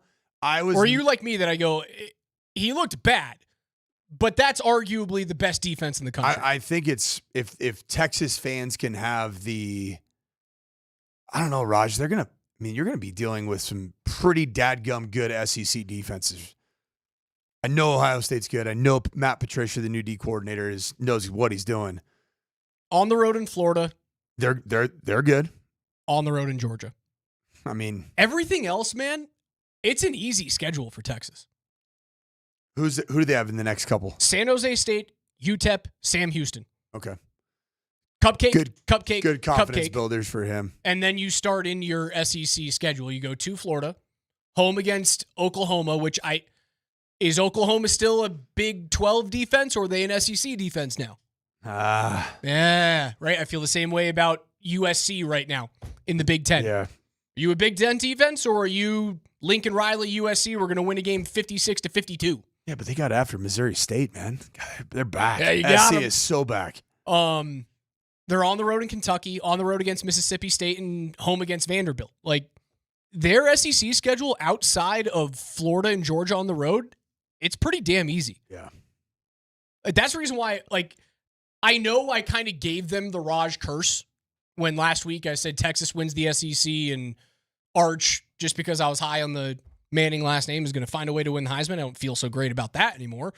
But I could see them being a one-loss SEC champion if they can find a way to get everything right. One loss in conference or one loss period? One loss in conference. Okay. 2-loss team. 2-loss team. The only loss that you could really right stomach now, there is at Georgia. The only one that I would say is a guaranteed L for him is, I don't even know if it's a guaranteed L, but I think they're going to lose to Georgia. They'll probably beat Florida. Florida's not quite ready. Where else were we so unbelievably wrong already? We talked about Clemson. We had Clemson winning. Yeah. I'll tell you what. I said Mike Norvell was going to be the first fired head coach in the ACC. And I was the exact opposite. I told you, hey, man, we're just too short. We're a year and some change removed from an undefeated regular season where you lost your quarterback.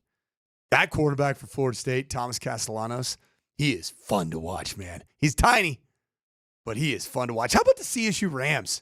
That was the one I was about to get into. It's the one team that we have not talked about today. I called that one. If you were listening to my Circa Sports reads during the commercial break, I told you. Covered by 0.5 point. The Rammies. It was a solid showing on the road in Washington. Yeah. They're better on defense. They're feisty. I mean, they very much struggled against a way bigger offensive line that Washington had. Yeah, but they trampled you. Jalen Dupree, you can run the ball. Player. You can run the ball. He should touch it more. 15 carries, 92 yards.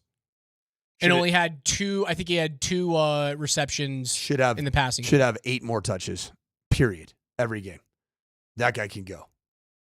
Can CSU make a run at the Mountain West? Yeah, I mean, with how bad Boise State looks terrible.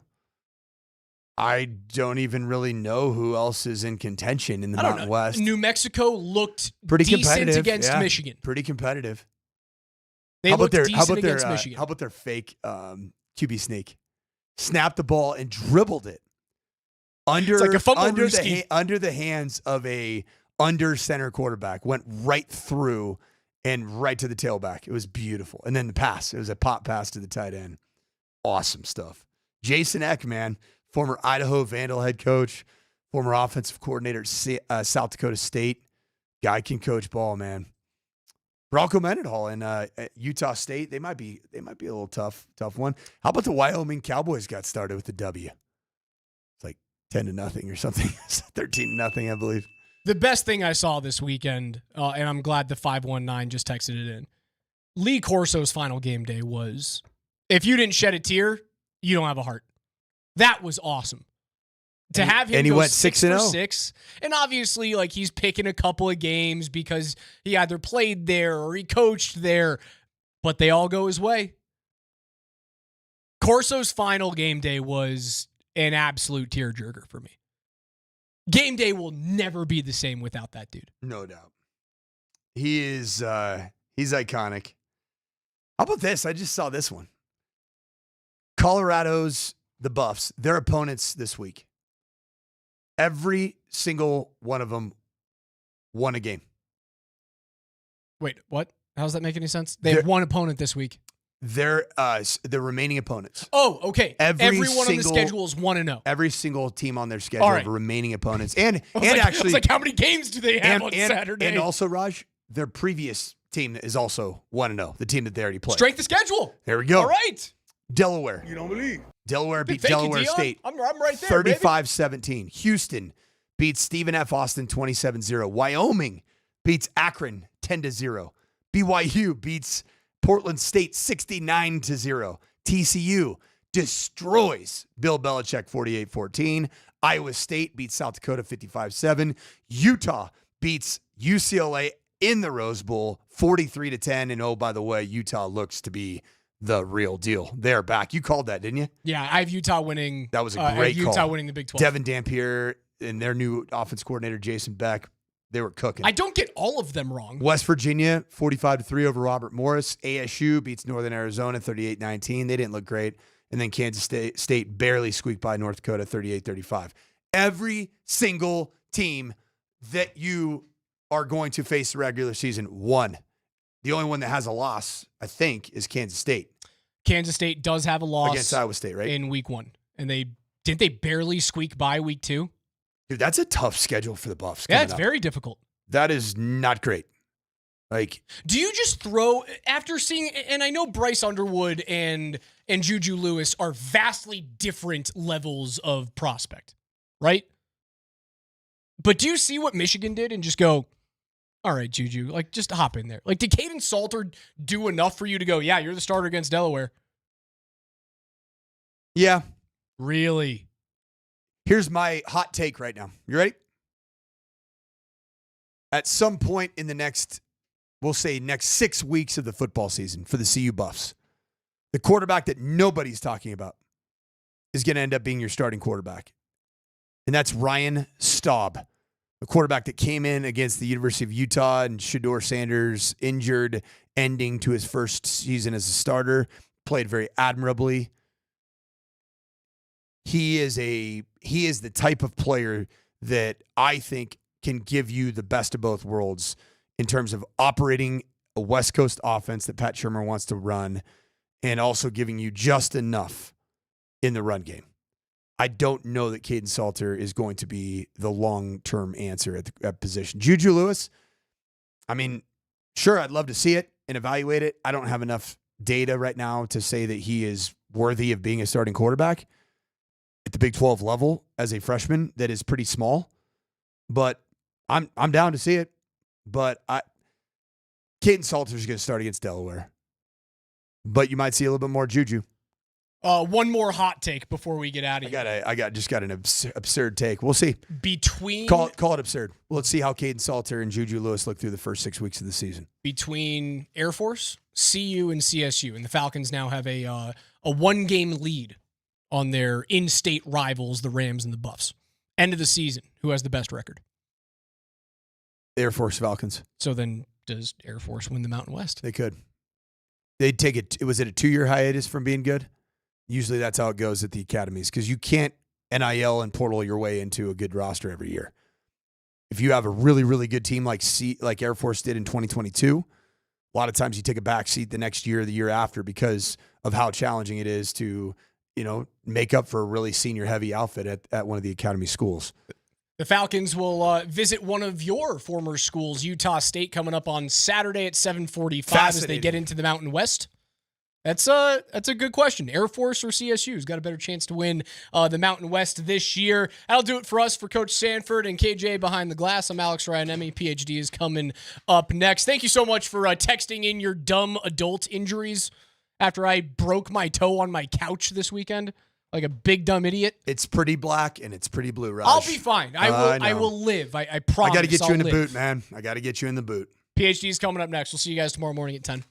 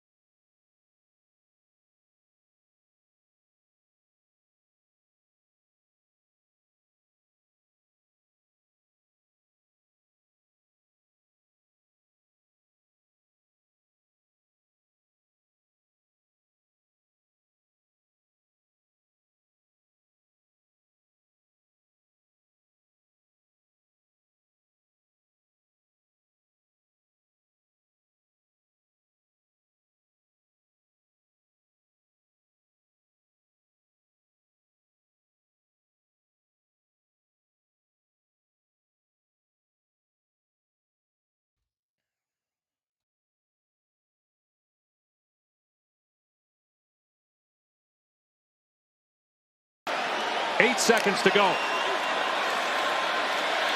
Short throw. Got to get out of bounds. Hodge does. Is Dave. And again, Georgia Tech putting men deep. 3 men down on the goal line.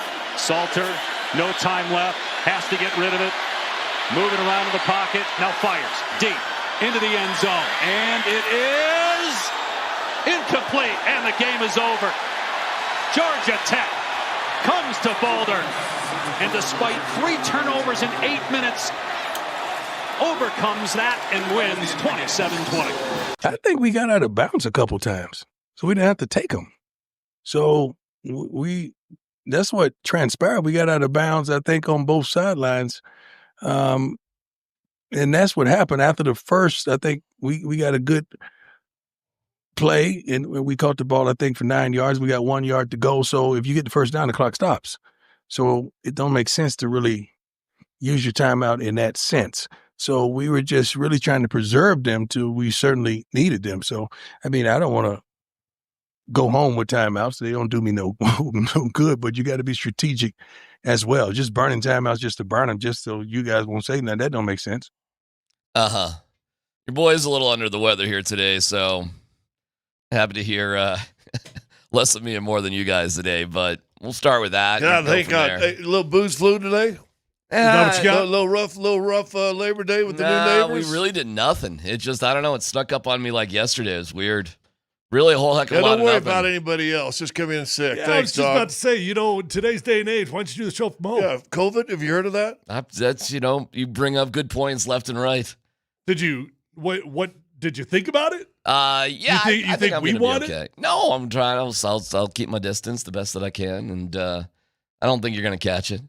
We're not going to make out today. This will be legal COVID, right? We're like 6 feet, right? Yeah, I'll put a glass which we found out has nothing to do with anything. But I mean, that plexi shield saved a lot of lives. Thank God for that plexi shield. All right, you were there. I was.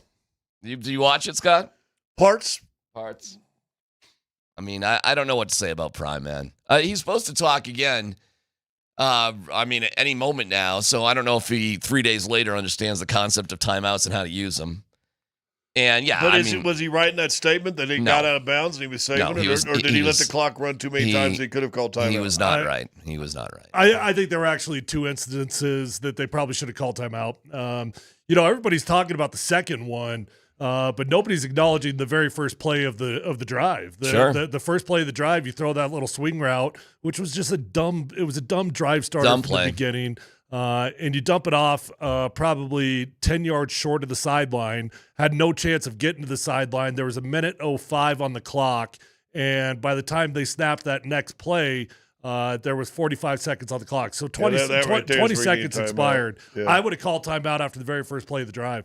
Yeah, it was a bad call. Saves you 15 seconds. I mean, you got to be pushing the ball down the field, but you also got to be ready to call a timeout if that play doesn't work. Didn't call it then. Next play, they get a few yards. They get like 8-9 yards, whatever it is. Well, it was really close to a first down. Well, the next play, I honestly thought that they were going to measure it. They did not, and as soon as that clock keeps running, yeah, of course, you got to call timeout. So you got 2 plays, 2 timeouts. Prime just didn't remember the 6-play sequence there. He just didn't. I don't know, man. He's a terrible game manager. He's the one that is overseeing the offense, and Pat Shurmur, he's the one that's getting whoever he wants to play defense when they rack up 340 rushing yards against you. The rushing yards were obviously bad, but I actually didn't think the defense was the problem. I mean, look, you were down 13. What was the score in the fourth? Was it 20? I think maybe Georgia Tech scored 13 20 in the third quarter, didn't they? Yeah. Let me tell you right here. You're down. I think you were down 13-3 at the beginning of the second half. 13-10. I'm sorry. 13-10 at half, and then it was 20-13 at the end of third. Right. And so at the end of the third, you're like, hey, man, in today's world, honestly, in college football, 20 points at the beginning of the fourth quarter, that's not a lot of points. Now, I'm not – no excuses for the rush defense. We got to figure it out. That's a problem. In college football, nobody really wants to run the football.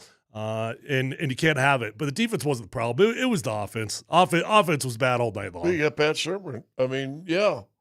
Yeah, I mean, I is it all on him? Well, there's a whole bunch of Bronco fans texting me and goes, hey, that's that Pat Shurmur offense we saw when he was with the Broncos. Well, two things can be true. I mean, I saw your text on the group thread that Pat Shurmur is going to take all the heat as deflection from Dion, and I think two things can be true. The offense was terrible, and Dion mismanaged the timeouts at the end of the game. So I don't think either one of those are independent of one another. I think that they're both factual statements. The offense was a problem, and it lacked creativity. I didn't think that you utilized Caden Salter's skill sets very well. And both those are true. You had a bad offensive game plan, and you had bad management of the timeouts at the end of the game. Well, and you should come around and just win by 50. If your offense is any good, you should score 50 this weekend. Well, you have 3 turnovers in 8 minutes. That should be 17-0 minimum. Yeah, I was saying 13-0 minimum, but it was 7. All right, fine. Yeah, I mean, touchdown, a couple field goals. You did score a touchdown off the first turnover, so okay, cool. Yeah. You got 2 more. I mean, minimum, absolute minimum, rolling my eyes, has to be another 3 points. Yeah. So, disappointing. Salter, I don't know what he's looking at. Oh, Prime, he's talking? Oh, he's been talking for a little bit here, Dan, or did he just start? Yeah, he started like 15 minutes ago. Did he talk about the timeouts yet? I don't know. Oh, why don't you go back to the beginning and past, like, whoever gets, the Student of the Week award or whatever. I'd be curious to hear the first couple minutes of whatever he's got to say a couple days later. Yeah, the run defense got to be better. I missed my prediction on Friday by 34 yards. I said these two teams would combine for 500 yards rushing. That's funny. You're right. It was 466 with them getting 320. And for all the people who told me, this ain't the same Georgia Tech, they don't really like to run, I'm like, okay. 47 carries for 320 yards. I mean, they quietly kicked CU's ass, actually. Physically.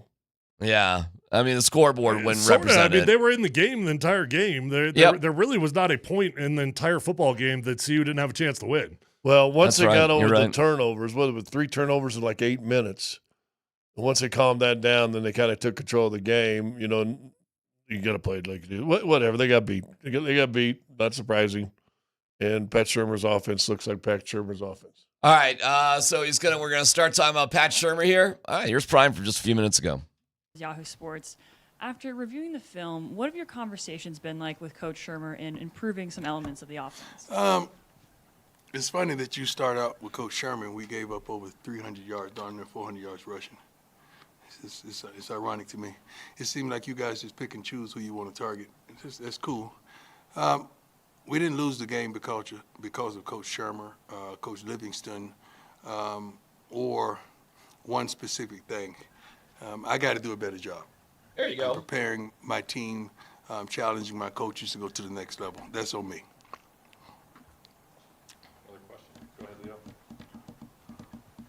A little nervous. Hey, Coach Leo Barrow, Scope of Sports. How you doing? Talking to that defensive unit, what was your message to that linebacker room specifically? Because I know you had challenged them last week Friday at the press you got to do better. That was not acceptable. You got to know your keys, and you got to be physical, play with a certain type of controlled violence that football would allow. We just got to do better overall. They have the ability to do better. We have, I think, probably 5 to 6 guys in that room that can really contribute right now and get some value out of, but they just got to play better. You should see much more of a rotation this week. Hi, Coach. I hope you're well. How you doing, sir? After the game, I think you mentioned Omarion Miller might have suffered a bit of a hamstring injury. How is he doing? Hamstring. He's still out, not practicing. Hadn't done anything since the game. But you got to understand, he's a phenomenal receiver. But we have some phenomenal receivers on this roster. We just got to give them opportunities to expose themselves because they're really good. I was also hoping to get an update on Dallin Hayden. How is his recovery? He practiced a little today. Still got a little ways to go, but he's going to be okay. We're not hurting in those either of those rooms. Not that we don't need those guys. We definitely need those guys, but we have pretty good depth in those rooms.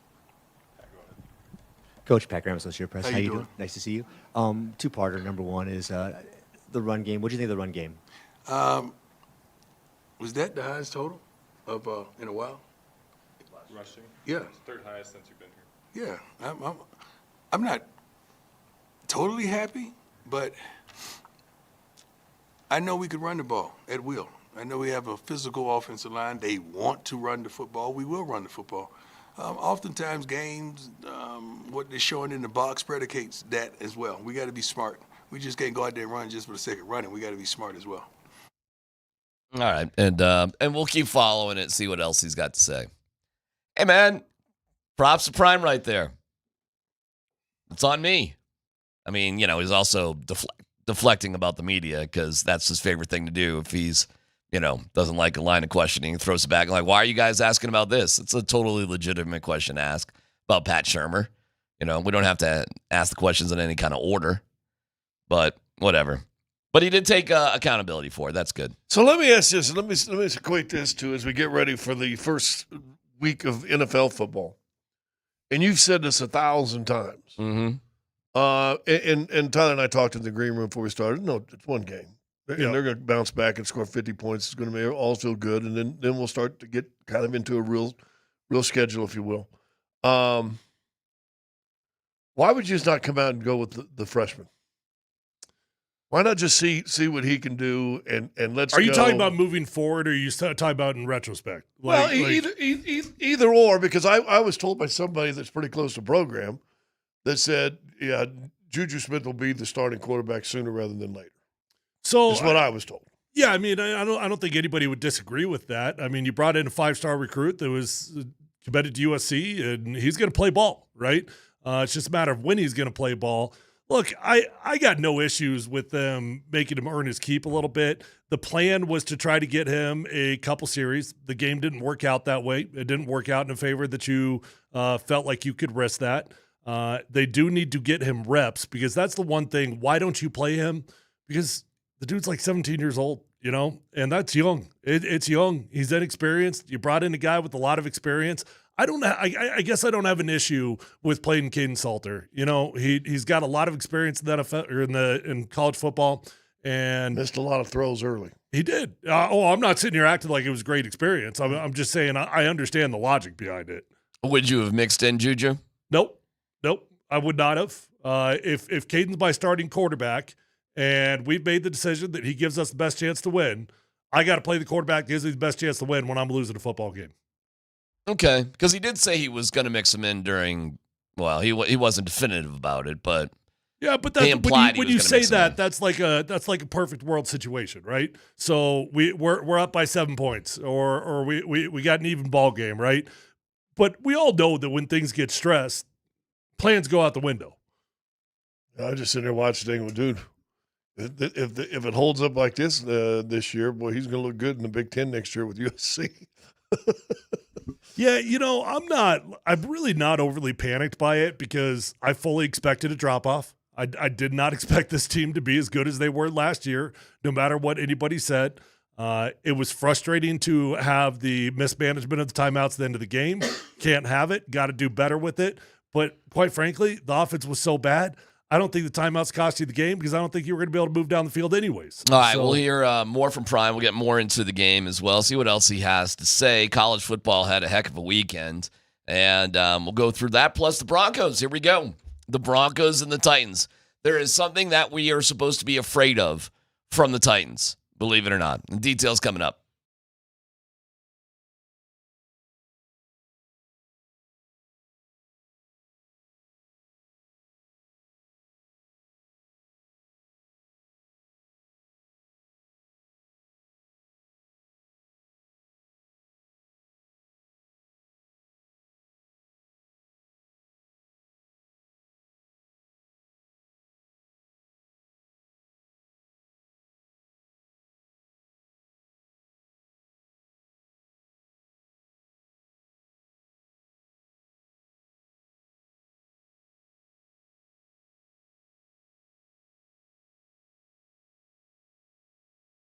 Hey, if you're out there struggling with hair loss, whether that's a bald spot, receding hairline, or thinning hair, do yourself a favor. Call my friends at Advanced Hair Restoration today at 720-459-HAIR. Guys, nobody can offer anything like the Advanced FUE found at Advanced Hair Restoration. They've already changed tens of thousands of lives. You deserve to be the next one. When you go to Advanced Hair, you're going to be in a calm, relaxed environment, and you're going to have the best of the best working on you. Dr. Tanya Pauls is legendary. The entire staff at Advanced Hair Restoration, the best in the industry at what they do. Guys, Advanced Hair Restoration believes in what they do so much. They're going to go ahead and guarantee your hair is going to grow for life. Lifetime guarantee with your own natural hair starting to regrow the very next day. So don't waste time. Call 720-459-HAIR. You're going to get 250 free hair grafts and $250 off, or check out those before and after photos at advancedhair.com.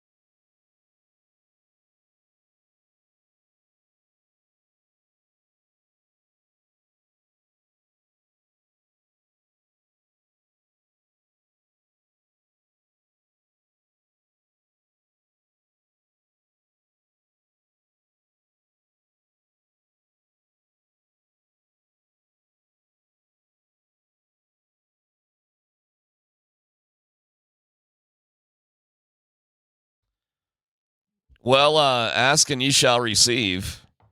Because we were just talking about Scott Juju. Should he just be playing? And, we were kind of jumping in and out of that Prime presser, but he was asked that question specifically. So here we go. Prime, just moments ago. You mentioned a couple weeks ago that, Caden is the starter, obviously, but you expect to see Julian at some point this season. Yeah, he's playing. He's playing this week for sure. What do you expect to see out of I know when I'm going to see him. What's that? You just don't know when you're going to see him. I know when we're going to see him. Well, that wasn't the question. That wasn't the question, but The king of never answering the real question. it wasn't when. It was what do you expect? But Prime just gets on his own.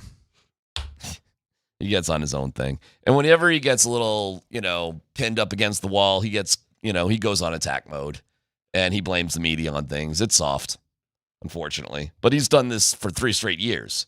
So I don't expect anything different from him. But he took accountability. He wanted to deflect off Pat Shurmur. He doesn't want to tell the media, or he blames the media, like, I'm not going to use timeouts just because of the media. I mean, there's a million different examples of it. I like the guy. I'm glad he's here and all, but you are paid a lot of money. It is your team. It's year 3. I mean, he wants to talk about the defensive line, Tyler. Okay, let's talk about. I mean, how's it so bad? Why is it so bad? Yeah, I don't know, man. I mean, I really personally don't think Prime's any different than just about any head coach I've ever played for. Nobody gives you an answer. Now some coaches might be a little bit more respectful or disrespectful or one or the other. Ain't nobody giving you real answers when they're up at those pressers. So I know. Look, I mean, I feel like it's the Groundhog's Day every time I listen to a presser, and I know it's going to irritate the hell out of you. And it does. This is what I expect from coaches. I don't expect any coach to give real answers. All right, let me take the presser out of it. Let's take it out of it. Why did the defense, and I know you said the defense wasn't the biggest problem, but what was going on there with 320 yards and rushing yards allowed? What X's and O's, football-wise? The winning touchdown, like a 45-yard run or something? By King. It was just soft as hell right up the middle, man. Great name, Haynes King. That's an awesome name, by the way. Underwear with a crown. All right. That's what you got to do. You got to do an underwear brand. There you go. See, you had an offensive lineman that had a NIL underwear sponsorship last year. Really? Or was that 2 years ago? Denver Tent and Awning? He was doing Chubbies. Same thing. Yeah. Yeah. It was just soft as hell right up the middle, man. It was poor linebacker play. It was poor interior defensive line play. They got gashed all game. But despite them getting gashed, the reason why I don't say that it was the defense's fault is, look, man, when you started the fourth quarter, Georgia Tech only had 20 points on the board. Mm-hmm. In college football, that's not a lot. I mean, it's probably, I guess, about on pace maybe. But in college football, we're used to seeing these 45, 55-point games. 20 points, look, your offense has got to do their part. And honestly, the defense, I'll say this, for as much as they got gashed, Colorado was never out of the game. If the offense just would have even had a resemblance of success, they should have won that football game. Plain and simple. The defense played well enough that they should have won. Do they win that game with Travis and Shedeur? I would say yes. I would say yes, too. In a heartbeat. Feels like it, doesn't it? Yeah, I mean, listen, Shedeur Sanders, for all the slack he gets, he's a legit great quarterback. I mean, is anybody doubting that? Well, we'll see. But he was in college, at least, and he would have been against Georgia Tech. And watching Salter just airmail pass after pass was frustrating. So I don't think that happens. I don't think they go 7 points off three turnovers in the first 8 minutes with Travis Hunter and Shedeur Sanders. I think that's at least 17 points, if the not question 21. is now, if you're able to say, you never get to, but say you score 3 touchdowns. Now you got a running team trying to get out of what they like to do best and having to do something that they're not as comfortable with. But when you allow them, and I understand the points because the offense couldn't put any points on the board, give Georgia Tech defense, I guess, credit, because your offense couldn't put any points on the board, running teams in their groove. There was no panic on their side. For sure. They were fine. There's no question about it. You asked about playing Julian Lewis. Would you started him in hindsight? Would you start him moving forward? Well, here's the deal. It didn't bother me that they veered off from the game plan of playing Juju in that game because you were trailing. And when you're trailing, you're going to play your best option. You felt like Caden Salter was your best option. But I've been in Caden Salter's shoes, okay? I've been that dude that is holding the job down, but you know there's a timeline on it. And you know that they drafted a first rounder to replace you, right? And when you're that guy that's trying to hold off the first rounder, you got zero margin for error. Well, you just had one game of error. You did. And so the timeline for Julian Lewis, it moves up expediently based off of every game that Caden Salter goes out there and looks like that. Well, then arguably, why wouldn't you just start Juju? Because if he wasn't ready for week 1, he's probably not ready for week 2. Delaware, the Blue Hens. I mean, at what point is he going to be ready? Like in the 3rd series, he's ready? Well, I guess my point is it's going to be a short leash for Caden Salter. Is that leash already too tight that you got to let go? I doubt it. I'd be surprised if you moved on after one game, but I think it's going to get tighter and tighter. Well, and I'm going to go big bully route. We're sitting there picking on 20-year-olds, 21-year-olds, and 17-years-olds. It's different now, though. Now you got it's a different, guy bro. They're pros now. I understand, but when we got a guy who you even talked about, the prime may step back because it's not his son and everything else, and let Shermer run the offense. And to me, what I saw is the same thing I saw when he was doing it in Denver. And I'm like, I don't like it. I didn't like it then, so I'm going to be consistent. We can blame the younger pros, semi-pro kids that play college football. To me, that looked like a Shermer offense that doesn't put points on the I'll board. support you on this. Jordan Seaton, after the game, basically was like, to sum up what he said, we just got to run the ball more. Oh, you got it? All right. Well, never mind what I said about Jordan Seaton. Let's hear from Jordan Seaton. Yeah, we're going to establish the run game. I think people try to make football complicated. You run the ball, they stack the box. Now you throw the ball. Once they do that, now they spread out. Now we running RPOs. We got a quarterback with legs. Now we're going to let him use his legs. So now we got to get to the point where we're playing chess with teams, And I think establishing a run will help, the pass, the RPOs, the quick plays. It'll help everything. When you run the ball, people fear to run. That's pretty good. That was really good. Really good. I don't think that was throwing his coach under the bus at all. I think that was a very intuitive statement, and what he was really saying there was not, hey, Pat Shermer, you need to commit to running the ball. What he was really saying is football's easy when you run the football. Football is an easy sport offensively when you run the football. So when we get our chance to run the football, we got to run the damn ball so that we can actually do that. If we were to take Salter's running attempts, 11 of them out of there would have been Yeah, but I don't think you 13. can. I don't think you can take How it many out do you want to take out? But, I mean, I told you guys that was going to be a huge part of the running game this year. Okay. I mean, when you've got a running quarterback, that's how you run the football. All right. So you want to include all 13 of them? Absolutely. Okay. 31 carries. Well, I don't know how many of those were scrambles. So, I mean, if you want to take out a handful for scrambles. Take out 4 or 5. Sure. I don't know. Take Sure. out 5. So if you take out 5, it's 26 carries. It's 26 running plays. And Micah Welch, your running back. Actually, that's pretty close to 50-50. They had 60 total offensive plays. Yeah. And Micah Welch, their primary running back, had 11 carries. I mean, this is not rocket science here.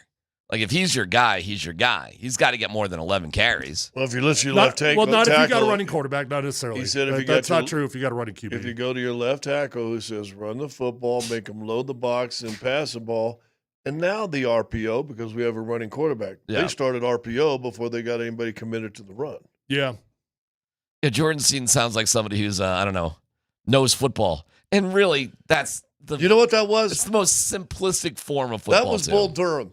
It's a simple game. Yeah. You catch the ball, you throw the ball, you hit the ball. No, you're exactly right. And that's what that was. Yeah.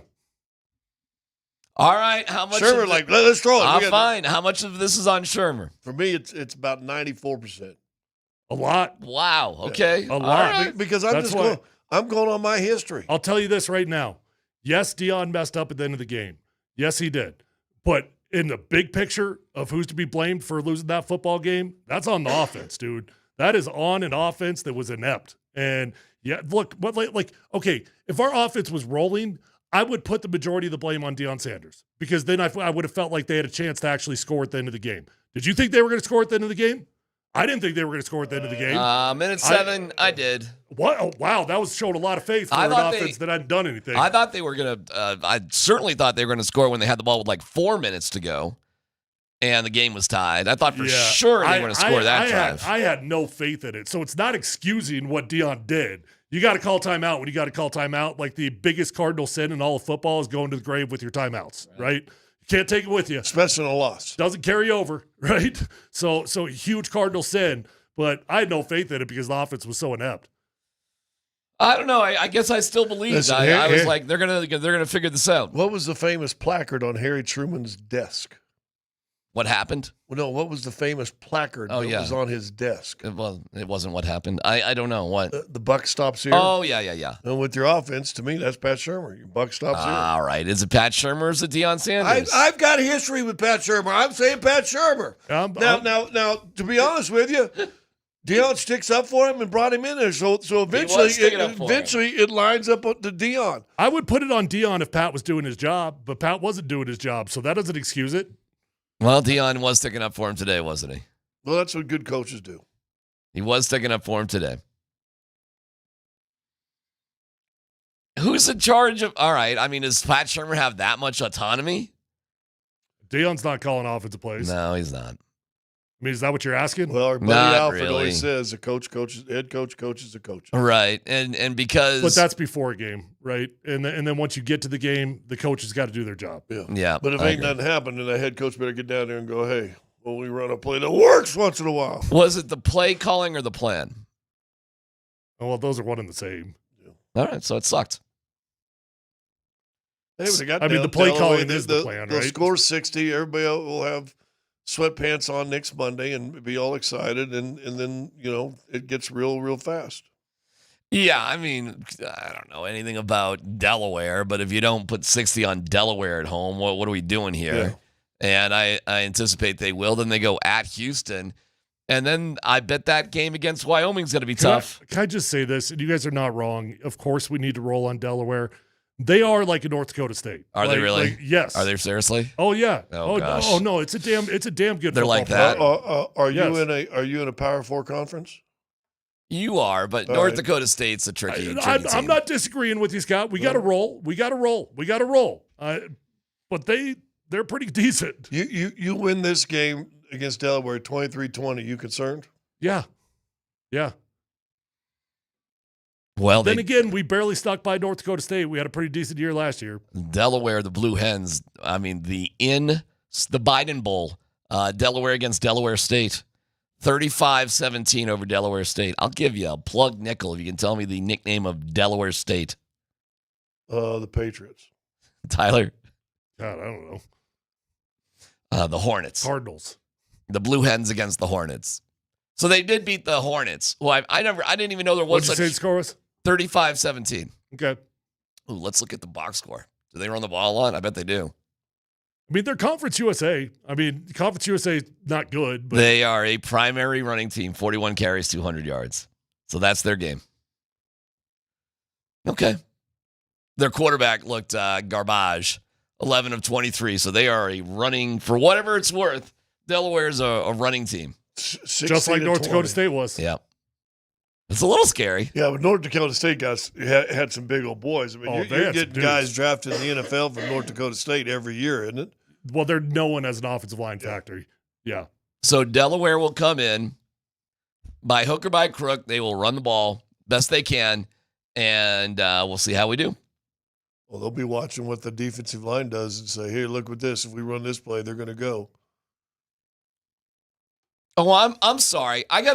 Can I call a timeout? Can I call a flag on myself? Yeah, I thought they hadn't played a game. No. They did. I am throwing a flag on myself. Instant replay. Reverse all of what I just said. I was looking at Delaware State. My bad. Okay. Delaware. Sorry about that. They pass it. A lot. Really? Yeah. The starting quarterback, Nick Minucci. 28 of 36 for 251. They only ran the ball 26 times. They threw it 44. My bad. I apologize. Exact opposite of what I said. Well, let's see if Warren Sapp's any good when we get some sacks. That's actually pretty balanced. 34-26. That's balanced. 44. Oh, 44. They put another guy in. 44. They put a backup in. Their version of Juju Lewis. Yeah, that's different. Zach Marker, 3 of 8. So, is he blue or red? Huh? He's a yellow tip. He's a highlighter.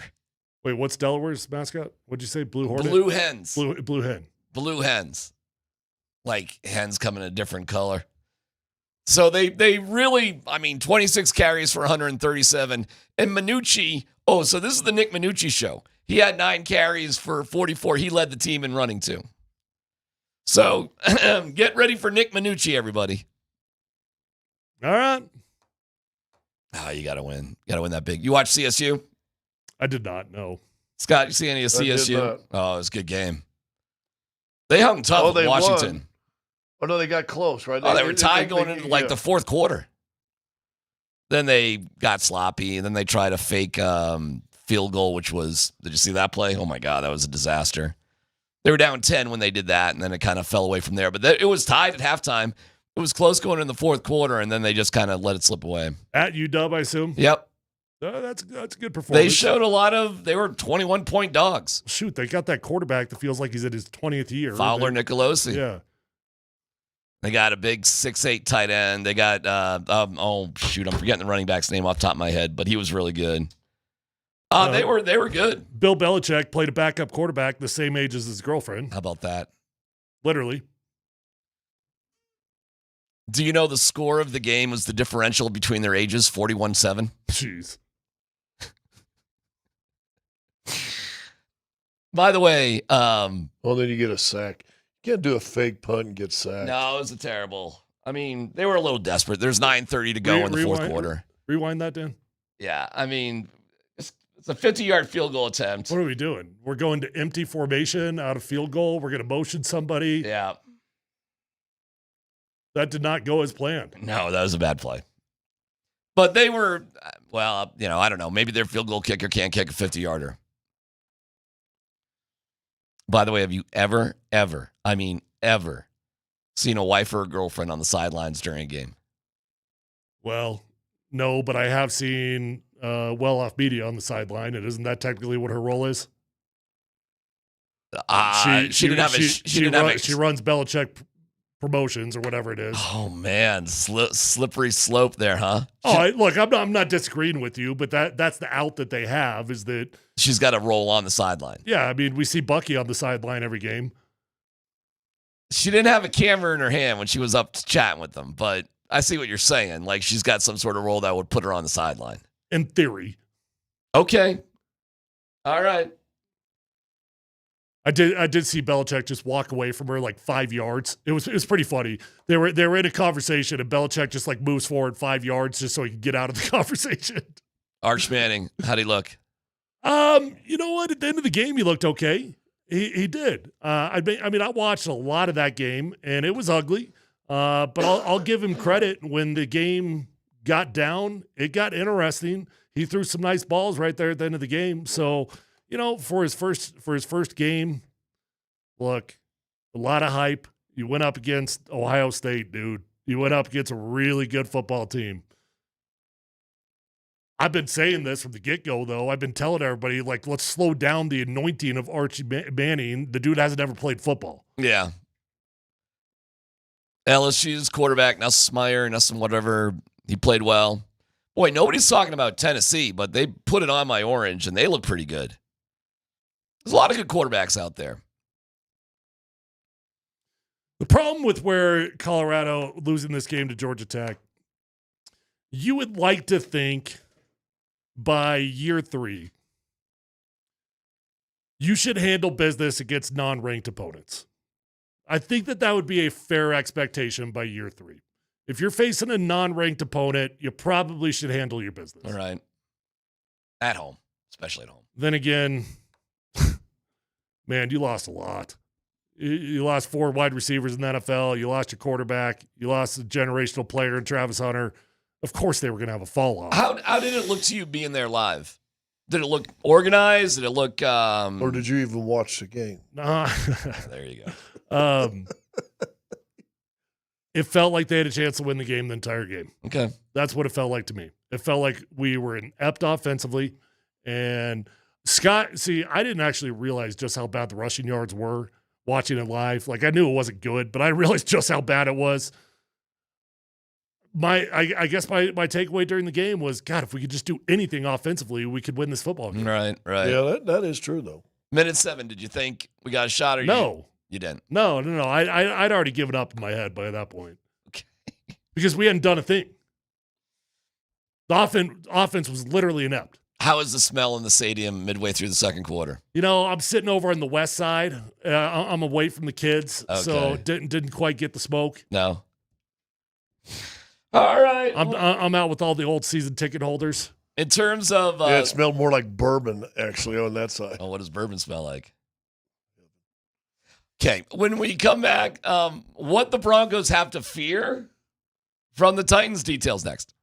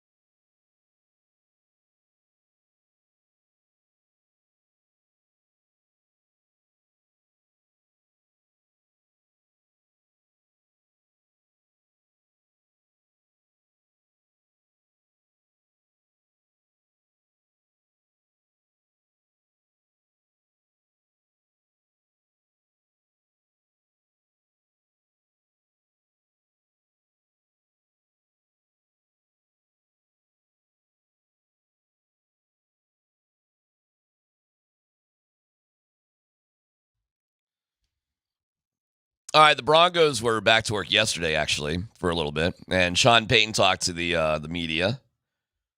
All right, you ready for what to fear about the Titans? It's got to be something, right? Let's go.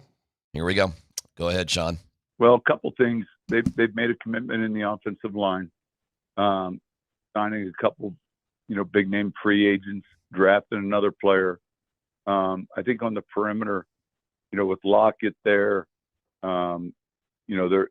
their skill people, receiver wise, has definitely improved. But the number one thing that stood out was look, I've worked with Bill Callahan before. He's a fantastic line coach, and I'm sure they felt they had to get better in that area, and they committed a lot of resources there. All right. Specifically, left tackle Dan Moore, right guard Kevin Zeitler, and they drafted Jackson Slater. So they've poured some stuff into their offensive line. That's what I got on the Titans there. Good. They'll probably run the ball. Well, they probably will. That would be ideal with the rookie starting QB. Yep. You mean helping young quarterbacks by running the football? Who their center is, play right? action is good. Do you know who their center is? I haven't looked. Former Denver Bronco. Your boy that went to Miami? Where did he go to school? I don't know where he went to school. I forget where he went to school. Lloyd Cushenberry. That's right. Where was he? LSU? I think it was LSU. Yeah. He was Joe Burrow's. Yeah, he was Joe Burrow during that crazy, incredible season. He became the highest paid center out there. Now, not anymore, but when he got the deal. So there you go, Carolina. They got Calvin Ridley, so that'll be interesting to see the comeback of Calvin Ridley, see how that goes. What is the spread on that game right now? Probably not that big. Broncos, by the way, power rankings, beginning of the season, 11. According to ESPN, 11. Okay.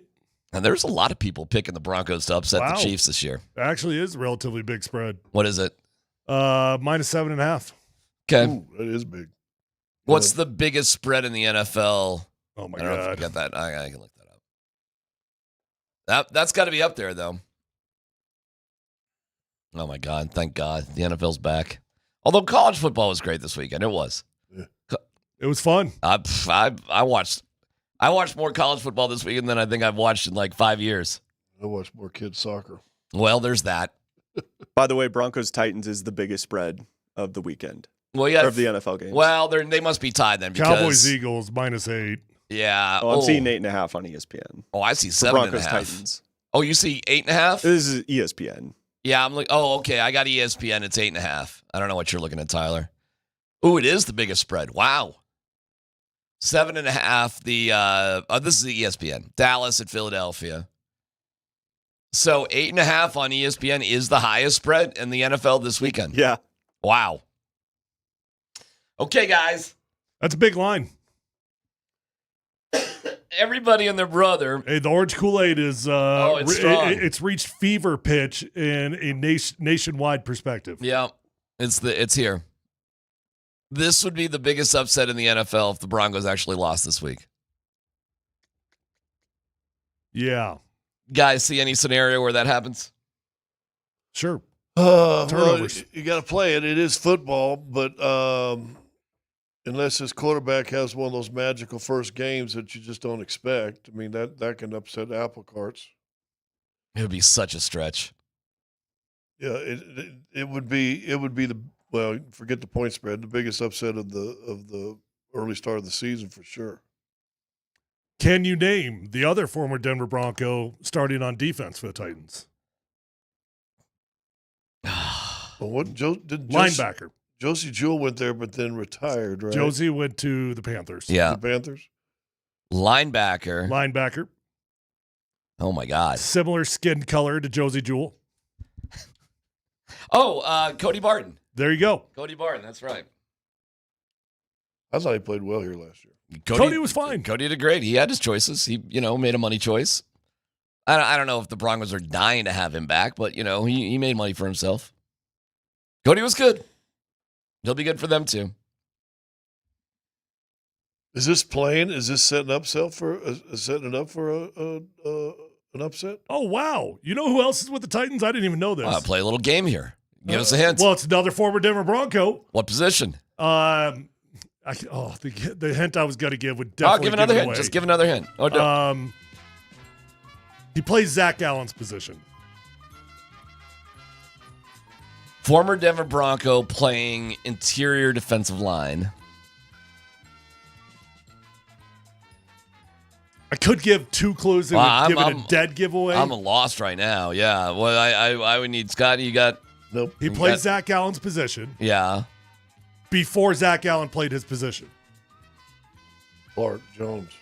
Who? What'd you say? Jones. That's not DJ Jones. Yeah, but it does start with a D. Come on, you got this. David Jones. All right, he was involved with the Russell Wilson trade. Oh, he was? Shelby Harris? Oh, no, he was not involved. He was a free agent. I take it back. Thought Shelby was with Cleveland. You're right. He was not involved. He was Zach Allen before Zach Allen. I've heard you say it 3 times now. If I knew it, I would just say it. Draymond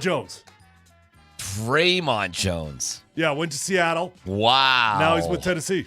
I didn't know that. I definitely lost track of that. Yeah. Well, we were salivating over Draymond Jones for a while. Yeah. We were going to go, oh, that's actually really interesting. Right? So he's had a bit of a journeyman thing. He didn't stick in Seattle for whatever reason. He got paid in Seattle, though. He did, but he didn't stick. Interesting. Draymond But Jones. you also had a regime change after the people that signed him. No, it's an interesting point, though, because it was a choice basically between Draymond Jones and Zach Allen. It really was. And Draymond chose, I think Draymond chose greener pastures, right? Yeah, Draymond, we let Draymond go to pick up Zach Allen on what at the time was marginally cheaper deal. Yeah. So we let Draymond go because we thought it was too expensive, and we Wow. signed Zach Allen to a just slightly cheaper deal. And there was a huge debate at the time because Draymond was a good player for us. And we're like, Oh, wow, no doubt. did we go cheap there? Did we really have to go cheap? And then Zach Allen just turned out to be a better football player. Wow, the Broncos made out on that one. Holy cow. Yeah. You got any other factoids about Tennessee? You got anything else good there? I think I'm out of interesting facts. Who's their head coach? Oh, it's Callahan. That's right. I think the Broncos are going to kill these guys. I think they're going to kill them. I think it's going to be like 30-6, something like that. I think they're going to bury them. Oh, it ain't gonna be 30-6. Why? Why not? First game of the year. First game of the year is always sloppy. What are the Broncos going to... I mean, I do think they should win definitively. I think it should be relatively easy. What do you think the score of the Broncos-Titans game is if the Broncos are +3 in the first 8 minutes? +3? Turnovers. Oh. Like CU. Oh. Okay, well then, yeah, you probably win 30-6. Yeah, you probably do. Then it's minimum 17-0. That... We can go back to the CU game there for a second, but... So question, when we come back. Bigger factor, not capitalizing or not winning when you could have in the timeout sort of stuff. It's PHC on 925.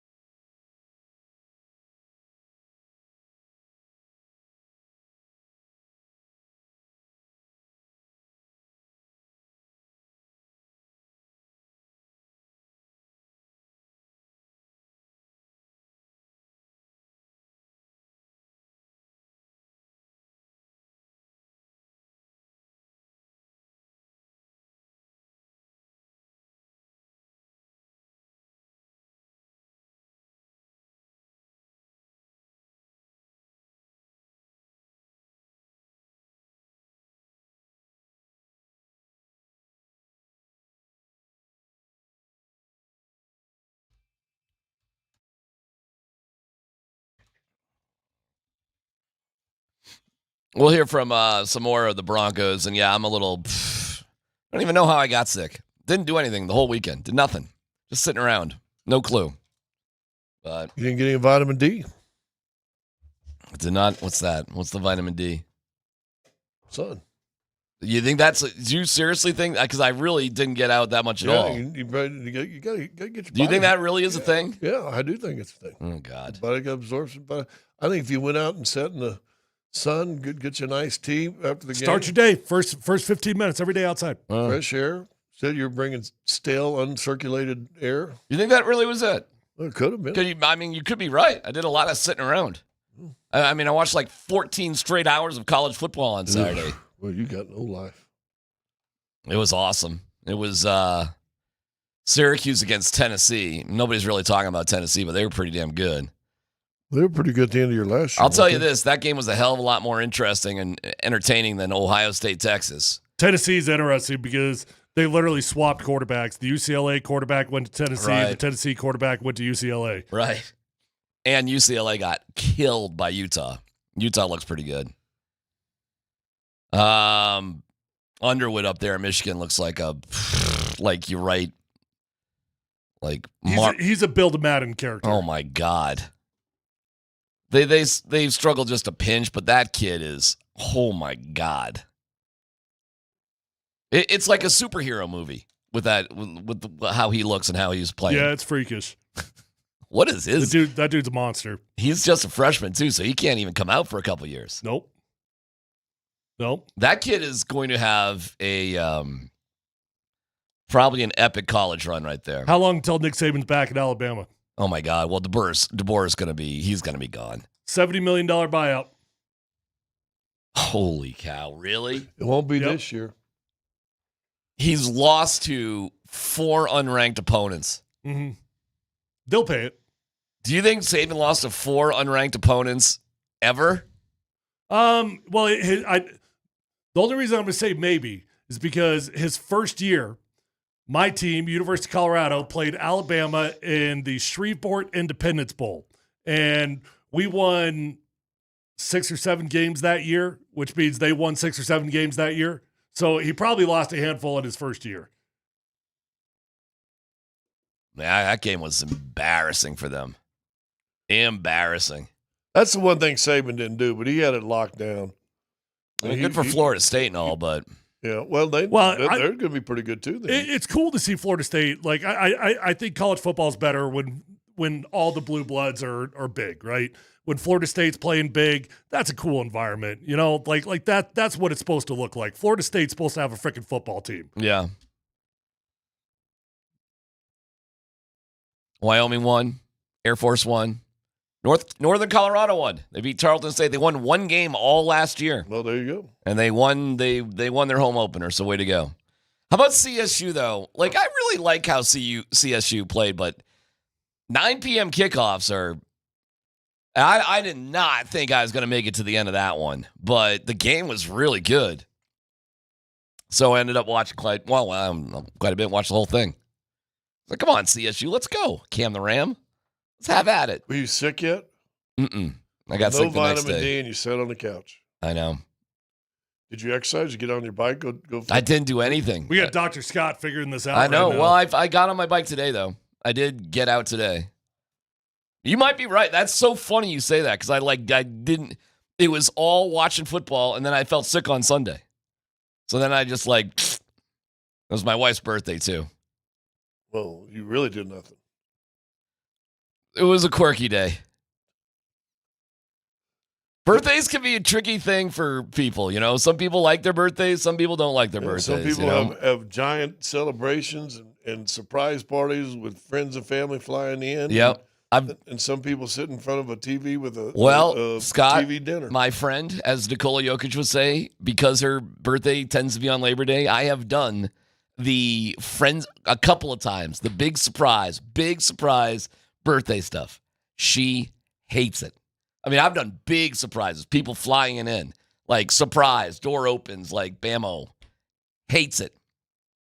Arranged friends from college to meet us in New York City with all of our kids. She hated it. We got in a huge fight because of it.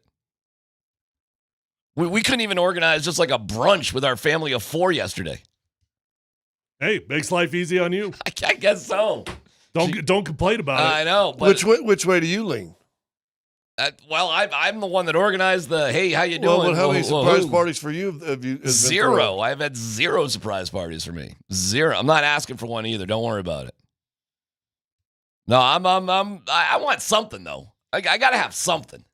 Not a lot though. Just show you care. You know what? To me, at the end of the day, because I tend to my birthday's in late June. I like to get outside. I've climbed quite a few 14ers and done some stuff like that on my birthday. Done some bigger bike rides. I like to be active on my birthday. Yeah.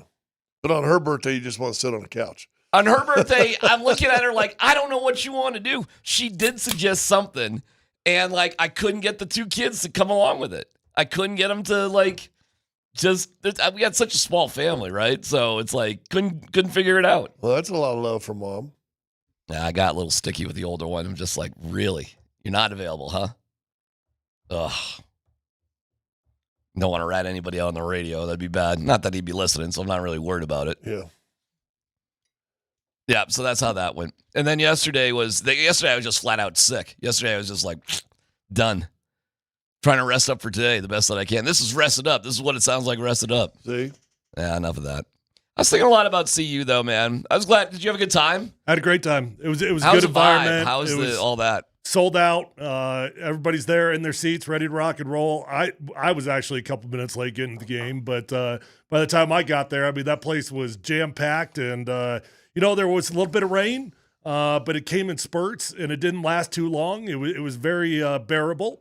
It was a great environment, man. Just too bad that it went the way that it went. Well, what are your expectations for the rest of the year? Bowl What's game. fair? I mean, I think just get to a bowl game, and I think that's reasonable. 6 wins is like the bare minimum that you have to pass to have success. If you're missing a bowl game, we got big problems, especially in year 3. That feels like a downer compared to last year. Everybody keeps bringing up year 3, including myself, I guess, because I just did it. This is not a typical year 3, right? Like usually you do the opposite. Usually it takes you 2 to 3 years to load up the roster. Usually it takes you 2 to 3 years to find your starting quarterback, to find a dude like Travis Hunter, right? We did the opposite. We walked in with the dudes, and now we're trying to reload. So this is a very atypical year 3. All right. Slow down a year, 4 wins, regroup, and let's go. You know what's interesting? I'm going to try to pull it up here, but Coach Mack, he had a way down year 3. Yeah. And then they want him fired. Yeah. And then he bounced back after that. So I don't know what that means other than I'm just bringing it up. Does Prime know what he's doing? Sure. Yes. I mean, look, the frustrating part is that we continue to have some mismanagement at the end of the games, and I can't fight it. It was bad. Yeah. I would have called timeout after the very first play of the 2-minute drive when we threw the swing route and didn't get out of bounds. Definitely would have called timeout again after the second play. Yeah. Can't excuse it. But yes, the dude knows what he's doing. I mean, he's assembled a hell of a staff. He's done a lot of things right. Well, by assembling a giant staff like that, to me, says that he knows what he doesn't know, and he's trusting other people to get it done. Yeah, but when it comes to the last minute before the half or 2 minutes in the game, that is on the head coach. That is when everybody will literally look at the head coach and be like, what do you want to do? You have to manage that. Nobody else gets to manage that. The head coach manages that. I agree. And specifically because the head coach could call timeouts. Yeah, and he butchered this one. But, you're going to find plenty of games for every coach when they butcher it. You know what hit me is who on that staff would be running up to him screaming, call a timeout, call a timeout? Well, that's a good question. I mean, is Shermer upstairs? Yes. Livingston actually is down on the field, which I feel is a little different for a DC to be down on the field compared to up in the box, but okay. I mean, you can do it however you want, I suppose. Yeah. But Shermer was up in the press box. You do see more offensive coordinators on the field than defensive coordinators. That is true. They've kind of got it backwards. It feels weird. No, so Shermer is up top. I mean, Shermer could yell timeout, timeout, timeout, I guess. Well, I guess. in the NFL, you've got somebody for everything, right? You got your analytics guys. You got your guys that are figuring out third down tendencies. You've got people that are supposed to help you out with time management. I don't see why it should be any different in college football. You should have all those resources available to you. All right, Coach Polumbus, coach us up. Go through what you're thinking as a head coach. The other team scores. You're down by 7 with a minute 7 to go. Okay. What are you reminding yourself and the team of at that point? Like, where's your head at? Well, it's really simple things, but this is reminded. Like, you would think professional athletes don't need these reminders, right? Well, I promise you, the same simple things are said every single time you go into 2-minute drill. Guys, get out of bounds. Quarterback, don't take a sack. Okay. So you start with that, right? Get out of bounds, no negative plays, and we got to have a drive starter. So the drive starter, generally speaking, is a relatively safe play that you just want to pick up 5 to 6 yards and feel like you can convert the chains, right? Once you get that drive starter, in a perfect world, you get out of bounds. If you don't, get up on that ball and let's go, right? But it's the simple things. It's time management, and maybe even it's probably a pretty damn good idea.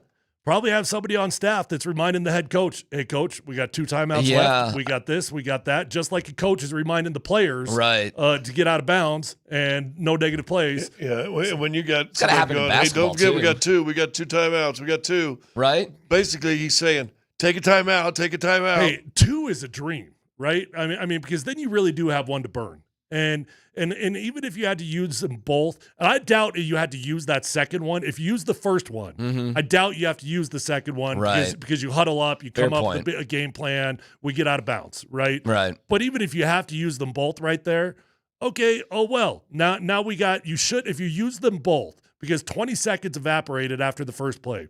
You went from a minute 05 to 45.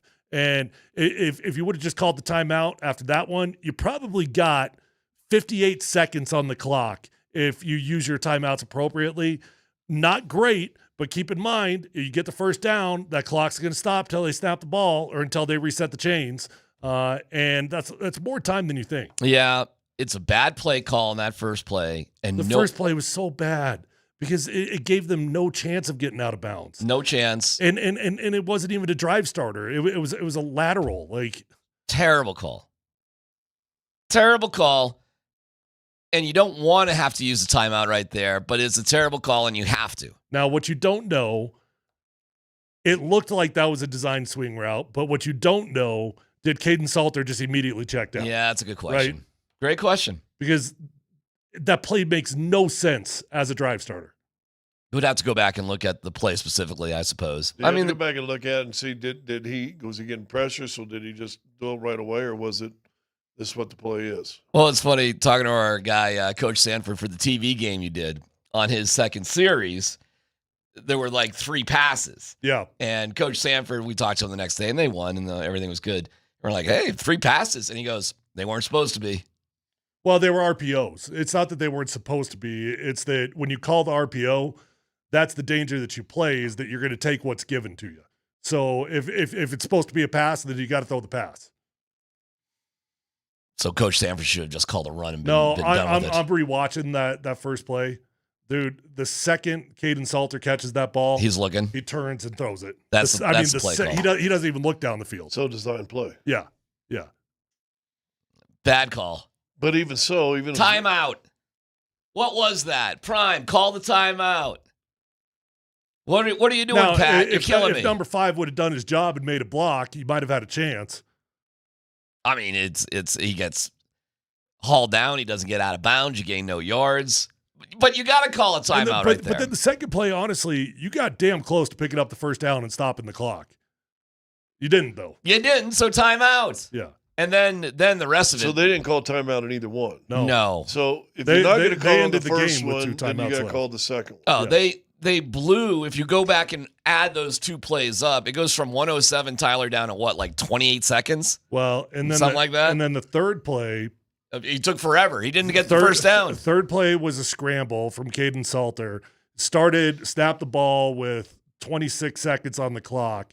Scrambles up middle of the field. Now he's got to book it for the sideline. He knows it. It takes him all the way down to 8. He does get out of bounds, but he eats up 8 seconds to gain 4 yards. And had he just gone down at Now the line. Now we got 18 seconds left in the game. Right. Had he just gone down at the line once he picked up the first down, 3 seconds would have gone off the clock, and the clock would have stopped. Clock stop, either take a timeout or spike Well, it. it would have stopped for a first down. Yeah. And then it snaps, and you either snap and spike it or take a timeout.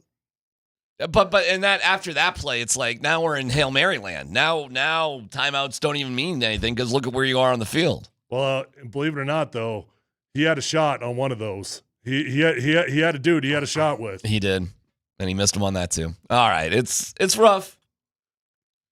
Growing pains are tough. Going through it's tough. I had to remind somebody this week, and I said, "Hey, by the way, we're talking about 11-year-old girls." I mean, do they have some growing pains out there? And I know there's NIL, and I know that they're more treated like pros there before. But yeah. Again, you're dealing with college kids. Chris Sims picking the Broncos to beat the Chiefs. You'll hear that coming up next.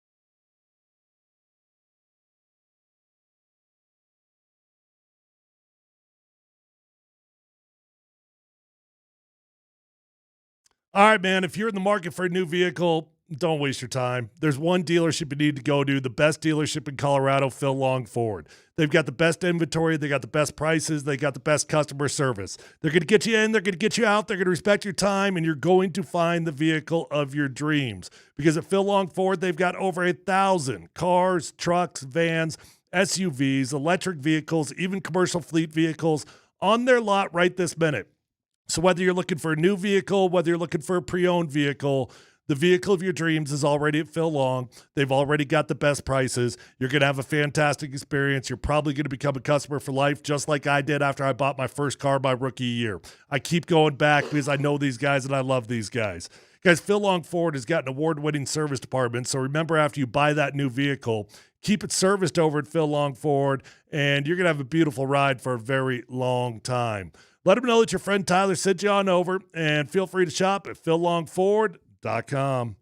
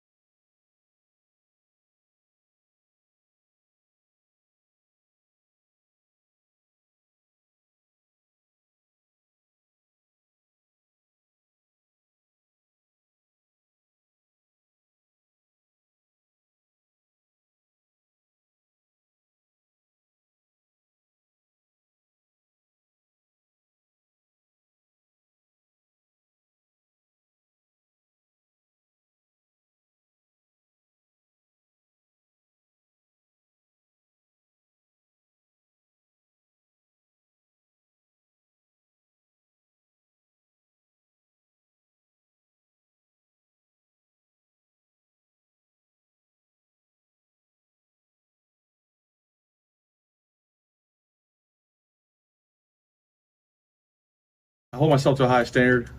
Recognize I got to play better. Got to lead more. Got to get our guys to play well around me, and ultimately wasn't good enough. So yeah, I am hard on myself. I was surprised we weren't scoring. And moving the ball, but ultimately you got to adapt and adjust, and that's what good football teams make you work for it, and they definitely did that on Saturday. I think it was a long 24 hours, but I think I got it all out of the way. Watched the tape with everyone this morning, and the good, the bad, the ugly, and then now we're full on to San Jose State after I guess this media after we start talking about it. Wow, Arch Manning sounds just like Eli. How about that? I guess I haven't really heard Arch Manning talk at length like that. Been watching a little bit of Eli's stuff. Eli's pretty funny. He's got Eli's Places, and it was a really cool one I saw. He goes with his dad to Ole Miss for his number retirement ceremony. Just pointed out, Eli Manning had his number retirement ceremony at Ole Miss after he had retired from the NFL. Not in his spring semester after his final season. Got it. Oh, and he had been very successful in college. He had beaten Alabama, and he had won 2 Super Bowls when he had his number retired, and it's only the 3rd number retired in Ole Miss history. Wow. His dad was his dad one? His dad's one of them, and then there's another guy who I don't know, and Eli. I'm just trying to point out what a number retirement means. Oh, we all know what you're pointing out. Other places. Yeah, you really don't have to clarify. No. You mean more than 500? That Shane Gillis line from the SPs, well, that is so... Shane Gillis is so friggin' funny, man. What was his line? 13-12, almost won the Alamo Bowl, retire my number, of course. Oh, my God. Yeah, that was stupid. It was so stupid. It's not good. No, you can retire a Heisman Trophy winner's number. That's fine. See you in their 100. Although you did take your previous Heisman Trophy winner, wait till he passed away, didn't he? Yeah. Before you retired him. I can't remember. Is that right? No, I think they brought him back because he was back around. I'd have to check the timeline. But they brought him back in like a special, like, you're our hero role. And I thought they did it in the year or two leading up to it, but your point stands. How about this? From now on, you win the Heisman, your number gets retired. Well, instantly. You went kind of gangster, like no, you went Boston gangster on that one right there. How you like them apples? Shedura's number being retired is seriously one of the stupider things that exists. Maybe in any university's ever done. It might be the stupidest honoring of an athlete in any college, period. Give me a dumber one. It's just... I don't know. I mean, I don't know. I'm sure there's been other dumb ones, but I mean, that's pretty up there. It's up there. It was the timing of it that made it so icky. You know, you probably could have sold it if he would have gone to the NFL and had a 10-year career. Fine. Right? Yeah, like Eli. Eli goes and you know, that's fine. You won 2 Super Bowls. You went to Ole Miss. Your dad's number's retired. You earned it. And Eli started for like 3 years down there. Won some big games for Ole Miss. And they just did it? They just did it. Like that. It was the episode of Eli's Places, like, it just happened. I got to believe that Peyton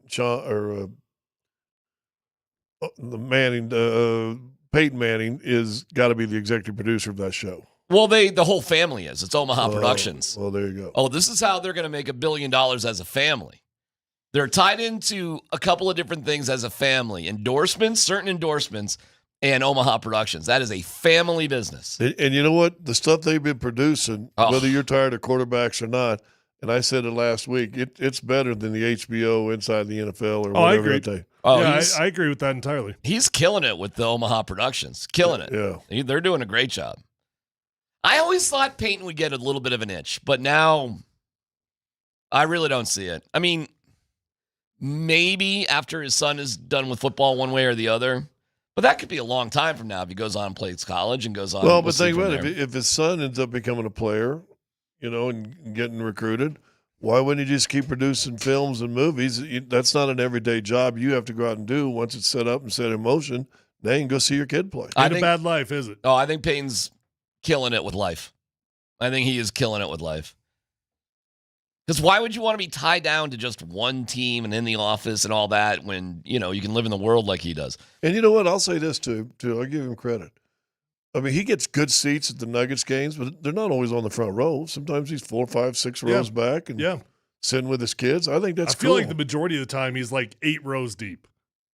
I think that's pretty cool. It was fun during the playoffs. He just loves going to fun games. And I remember in the playoff run, like, oh, tonight's the night he's with his son. Tonight's the night he's with his daughter. Tonight's the night he's, because he does have the same seats. And they're not in the front row. They're close, though. Yeah, they're good seats. They're good seats, yeah. But they're not front row ones. They are not front rows. I'm sure he could get them, but they're not. I mean, there was a game where Bo Nix was sitting on the floor and Peyton wasn't. Yeah. But Bo had those, like, I don't know who's got those seats. You know what I'm talking about. Yeah. On the player bench side. Well, that's those the main, 4 seats. That's the main sponsor guy. Okay. All right. So that's that. Peyton's are probably season tickets, I would guess. Might be. Just be easier that way. Or Omaha Productions season tickets. I would think it, like, as a sports fan, if you just had as much money as you needed, wouldn't you get season tickets for everything just to avoid the hassle? Yeah. Oh, I would. I would get season tickets for absolutely everything. Oh, I wouldn't. If money didn't matter? Maybe Rockies. I would definitely get Rockies tickets. I think rich people think the exact opposite. Really? I will just buy the most expensive tickets when I feel like I want to go to a game. And meanwhile, I'll sit in front of my 85-inch. Yeah. Not no puny little 70-inch. I just think they would not want the hassle. They would just want to know I'm good. Your TV bigger than this thing? No, hell no. This is like 3,000 inches. Do you really think Peyton's going through a hassle to get front row tickets if he wants to get front row tickets? Not front row, but he's going to make a call to somebody, then they're going to get that done. The fact that he had the same seats repetitively game after game after game. It did feel like he had a season. Yeah. Plus, if the Grizzlies come here, his wife is an owner. Then he sits on the other side. He sits behind the Grizzlies bench, which is pretty funny. Payne's a cool dude, man. Got another season of him. And I like Eli, too. I think Eli is a cool guy. I think he's funnier than you realize. I think he's really funny. I think he's got a great personality. He and Peyton on the doing the Mystery Science 3000 football broadcast, he's the perfect fool for Peyton because Peyton gets on the edge of his chair and he's so serious, and Eli's just sitting there making fun of Peyton. I don't know how you guys felt, though, but last year watching football, I hardly ever tuned into the Manningcast. It kind of lost the stick for me. It got so pre-planned, and like they bring on the guests and they were reading questions off of cards, and they had the jokes planned out, and I was like, you just got to let these guys just be. I thought they got too much with guests. I was okay with that. I don't need a guest every quarter. I don't either. The guests are the worst part of that show. But I know what they're feeling antsy. They're feeling like we're not enough. But if I were to give them any advice, I'd say you guys are plenty enough. Yeah. Don't even worry about it. Yeah, find a guy that you can send to whatever game you guys are doing and let him do a spoof from the sideline. Check in with him on the sideline or something. Yeah, if they want to have some goofy fun like that. Listen, I get you what you're talking about. My wife can't stand it. It's kind of an acquired taste watching those guys comment about stuff. I'd rather watch that than the regular broadcast. Well, I'll tell you what's cool is going back. Bad game, I totally agree. If it's a bad game, I'm in on Manningcast. I like it when it's a big game and I go back and see what their reaction was. So maybe not watching it live, but going back and seeing it is kind of fun. Somebody did a meme and they put Eli and Peyton on there, like on their Manningcast, so it's Peyton on top, right? And they're talking, and it was then they showed the highlight was Arch. Can't make that there. Oh no, are you kidding me? And they're both got their heads on their head. Are you kidding me? And I'm thinking, did they call that? I saw that. I thought the same thing, and I was like, oh wait, no. That's a somebody produced that. Yeah, they did a great job. Because it fit perfect. Oh, I thought the same thing. I was like, oh, they're doing college. Wait, they're doing their nephew's game. Yeah. I'm like, oh no, they're not. Yeah, but it was good, though, wasn't it? Listen, man, I'm rooting for Arch Manning. I can't help but root for the guy. You got to have a Manning back in the NFL. I mean, I got no connections to Ohio State. I really could give a rat's ass about Ohio State. So I was pulling for Texas all the way. See, I look at it like this. You went into Ohio State, which is not an easy place to play, with really kind of an inexperienced guy. I know he's got a lot of pub, but we were giving this guy in CU a lot of grace for his first time at CU, although he's a 3 or 4 year starter at Liberty. Dude, it was a game. I mean, they weren't like blown out. Ohio State didn't blow them out. I mean, that was a game. Yeah, it was a good game, and It got interesting at the end. It Yeah. did. Arch made a really nice touchdown throw late in the game, and I mean, he did get the ball back. He had the ball in his hands. They could have theoretically tied it up. I'm looking forward to watching more of him, but I don't know if he's going to be ready. I think he might need 2 years there. Well, I don't think that's the worst idea in the world. No, that's fine. No, the dude got anointed before he'd ever played football. Yeah. Because of his last name. Yeah. Well, wait another 10 years, and Tom Brady's son decides he wants to play football. It happened the same thing with Jordan's kid. Soon Jordan's kid came out, and I think the older one said, "No, I'm playing football." I think he was a linebacker or something like that. But them guys, and there's probably a handful of them. Look at the pressure that the kid, LeBron's kid, right, is gone on with the Lakers. You got that last name, dude. You may just be a nice player compared to the world, but because your dad or maybe your mom was who it was, they're expecting more. Well, there were probably 10 quarterbacks who looked better at playing quarterback in college than Arch Manning on Saturday and Sunday. So, I mean, tough draw for your first game, though, man. It really was. Yeah, no doubt about it. On the road at Ohio State? Yeah. No doubt about it. Come on now. Why wouldn't he just stick around for 2 years and soak it up and have fun? He'll do whatever's best. I mean, if he were the first round pick or the first overall pick, he'll come out. And if he's not, he'll probably stay in. Well, he ain't going to be the first overall pick after that game. So, it's a long way to go. Well, you see how you prove. I think he's just set a baseline. I will say the cool part about college football now, though, if you're a Texas fan, if you're whatever. I mean, these teams, the Penn State lose, I forget. No, they won. I think they won. Yeah, they won. But whatever. The point is, I mean, you're a Texas fan. You lose that first game historically, season's over. Right, it's now. done. Back in the old days. Yeah. Nowadays, you're good. Yeah, You're that good, is man. good. That is so much better. Don't you think that's so much better? I do. I absolutely do. Because you can have these banger games to start the season, which are awesome, but it doesn't kill your entire, like you just said, it doesn't kill your season. That is such a positive thing. So Texas has a shot. The hard thing, though, for an Ohio State or a Texas to lose that game, although you got the whole season to go, Ohio State still got to go through the Big Ten, and Texas still got to go through the SEC, and very rarely are you going clean in either one of them two leagues. That's a hard thing to do, to go clean in those two leagues. Well, Ohio State lost to Michigan again, and they won the national championship. No, college football is really good the way it's set up right now, in all honesty. The kids are getting paid. And plus we got a bigger pool this year, don't we? For the yeah, it's different. It's not going to be this. It's going to be. Well, they're still fighting on how to make it a 16 or a 12 or 16. Yeah, but you're not going to get like the Big 12 automatically gets a bye just because you won the conference. Right. You'll get in. You'll get into the whatever it is, but you're not automatic. I mean, Arizona State getting a bye was kind of silly last year. So I read an article a couple weeks ago, and it was the SEC and the Big Ten commissioners are fighting because they think their top 4 teams should get seeded. I can't argue with that. Really? Is that really a problem? I mean, what are your top 4 SEC teams going to be? Georgia, LSU, Tennessee, maybe. I mean, Alabama usually, but I don't know now. But you can't really argue against those 4. What are your? I mean, Arkansas's undefeated. Good for you guys. Your Big Ten teams are Michigan, Ohio State, Penn State, and whoever. We beat Alabama. LSU's got to be the top dog in the SEC this year. Let's see. After LSU, Georgia? Probably. How can you bet against them? Georgia, Tennessee. I would have said Texas was the top dog, but they just lost. Well, they'll still be good. They got time. I mean, clean the slate. Texas A&M's always good. I think there's a pretty big drop-off after those first few teams, though. Well, it's just in your head. We'll hear from Deion Sanders as he addressed the 2-minute drive, and he got a little snippy. He got a little snippy today. We'll hear that after 2 o'clock.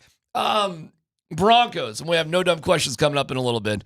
Here is Chris Sims opining about the Broncos. I'm the champion of I take the Chiefs over the field. I mean, I'm the guy that said Mahomes was the first pick of the draft when he was coming out. So trust me, I don't take this lightly, right? But I look at, the Denver Broncos with one of the greatest coaches we've seen and definitely one of the best play callers in the last 20 years in Sean Payton, a quarterback that I think is awesome and really fits what he wants to do, 100%. An offensive line that's got a lot of talent, right? So all of that, a running back they drafted in the second round that I'm a big fan of. The receivers are better than I think the public realizes. And then the defense was one of the best defenses in football last year, and it only got better. You had the defensive player of the year in Surtain. They got Hufanga from the 49ers at safety. Huge. They got Dre Greenlaw, who's one of the best linebackers in the game. I would be shocked if the Denver Broncos aren't one of the 3 best defenses in the league. So with all that said, I think this is the year that sets up for them to finally dethrone the Chiefs there. See, the thing with that prediction, I get it. Like, I understand all the logical reasons why he got there. It still comes down to the Chiefs falling off the face of the earth. It's still right? That's what it still comes down to. This is quickly becoming the Nate Kreckman hipster pick of the NFL season right now. Yeah. This is it right here. This is the hipster pick. Broncos beat the Chiefs for the AFC West. That is a hipster pick. Comes with an IPA.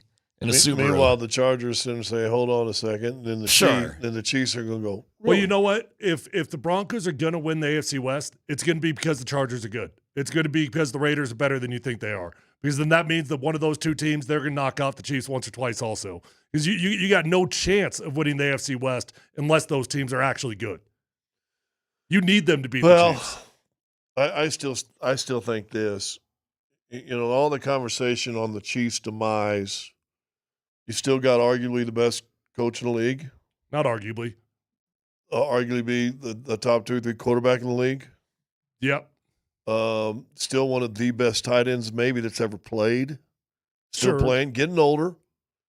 But to me, all this demise and what the Chiefs are just reminds me of the Tom Brady years in New England. Oh, they're going to be down this year. No way. This the year everybody gets them. What, six championships and eight visits in 15 years? A down year could be 13 wins. Exactly. And How many years? And I don't think if they win 13 games, they're going to lose the AFC West. No. How many years in a row? Oh, here's a fun question because I don't know the answer. Who's won more consecutive divisions? The AFC East Patriots, Tom Brady, Patrick Mahomes, AFC West Chiefs. No idea. I know that Tom Brady averaged being in the Super Bowl every other year of his career. That's what I know. I think that streak may have got screwed up because Matt Castle played for Brady an entire year, and somehow they won 11 games and didn't make the playoffs, so they must not have won the AFC East that year. Mahomes has won the AFC West since 2016. So I'm going to guess consecutively it's going to be the Chiefs because I think that Castle year probably mucked things up there for the Patriots. Yeah, I don't know about. Well, you ready? Yeah. Tom Brady won 17 AFC East titles in his 20 years in New England. That is unbelievable. Including 11 consecutive. 11 consecutive. Damn. Okay, so where are the Chiefs? Oh, so they 11 would be the number. Yeah, they're at 9 right now. The Chiefs are at 9. 9 in a row. I can't bet against the Chiefs. I can't do it. I can't go with the hipster pick. And I got the Broncos winning 11, but I can't do it. They'll figure it out. They'll get 12 wins. They'll win the AFC West again. I just think it, to me, because it became real hipster over the last 2 weeks. And it's carrying into this week right here. And I'm like, man, it seems like for 20 years, 20 years, we were hearing that about Tom Brady. Yep. Oh, they're going to be. Now, they were fortunate. You got Miami and the Jets and whoever, Jacksonville or whoever. Who else was the other NFC East team? That you're like, oh, they just suck. NFC East? Yeah, who's in the NFC East? Well, it's the Cowboys, Eagles, Washington. You meant AFC. AFC East. AFC East. Bills, Patriots, Jets. Yeah. And when Tom Brady's there, the Bills sucked for the most part. The Jets sucked all the time, and Miami sucked all the time. Miami, right. Right? Tom Brady won the AFC East 17 out of 20 years, and one of those years he was injured. Yeah. Wild. We don't have that Tom Brady sound from the group text, did we, Dan? Tom might have taken a little bit of a shot at Shedeur. Kind of unintentionally. Did you hear what he said? No. He said, whenever we had a touchdown, I would celebrate with our offensive line. We would all go down together. He said the whole pointing up in the air and individual celebrations is for the birds. Why would you do that? It's the greatest team sport. You should go celebrate with your team. Never mind individual sort of stuff. What if you do something individual after celebrating with the team? Now, how many hipsters said, Tom's the old man, get off my lawn? That would be a big get off my lawn moment, but it might give you a window why they didn't draft Shedeur. So there you go. No dumb questions coming up, and then we've got Prime after 2 o'clock as he addressed, everything. You'll hear it next.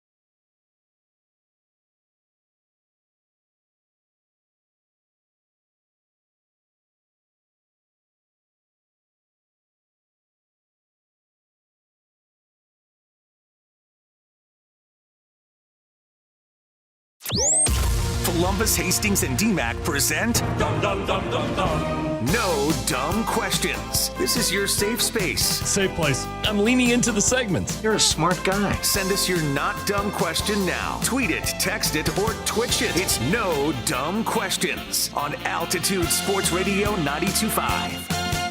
All right, we'll get to a bunch of the stuff that Prime had to say earlier today at his press conference as they get well ready for Delaware. Actually, I was told the starting quarterback for Delaware, Tyler, got hurt. So the guy. Well, that's good. Yeah.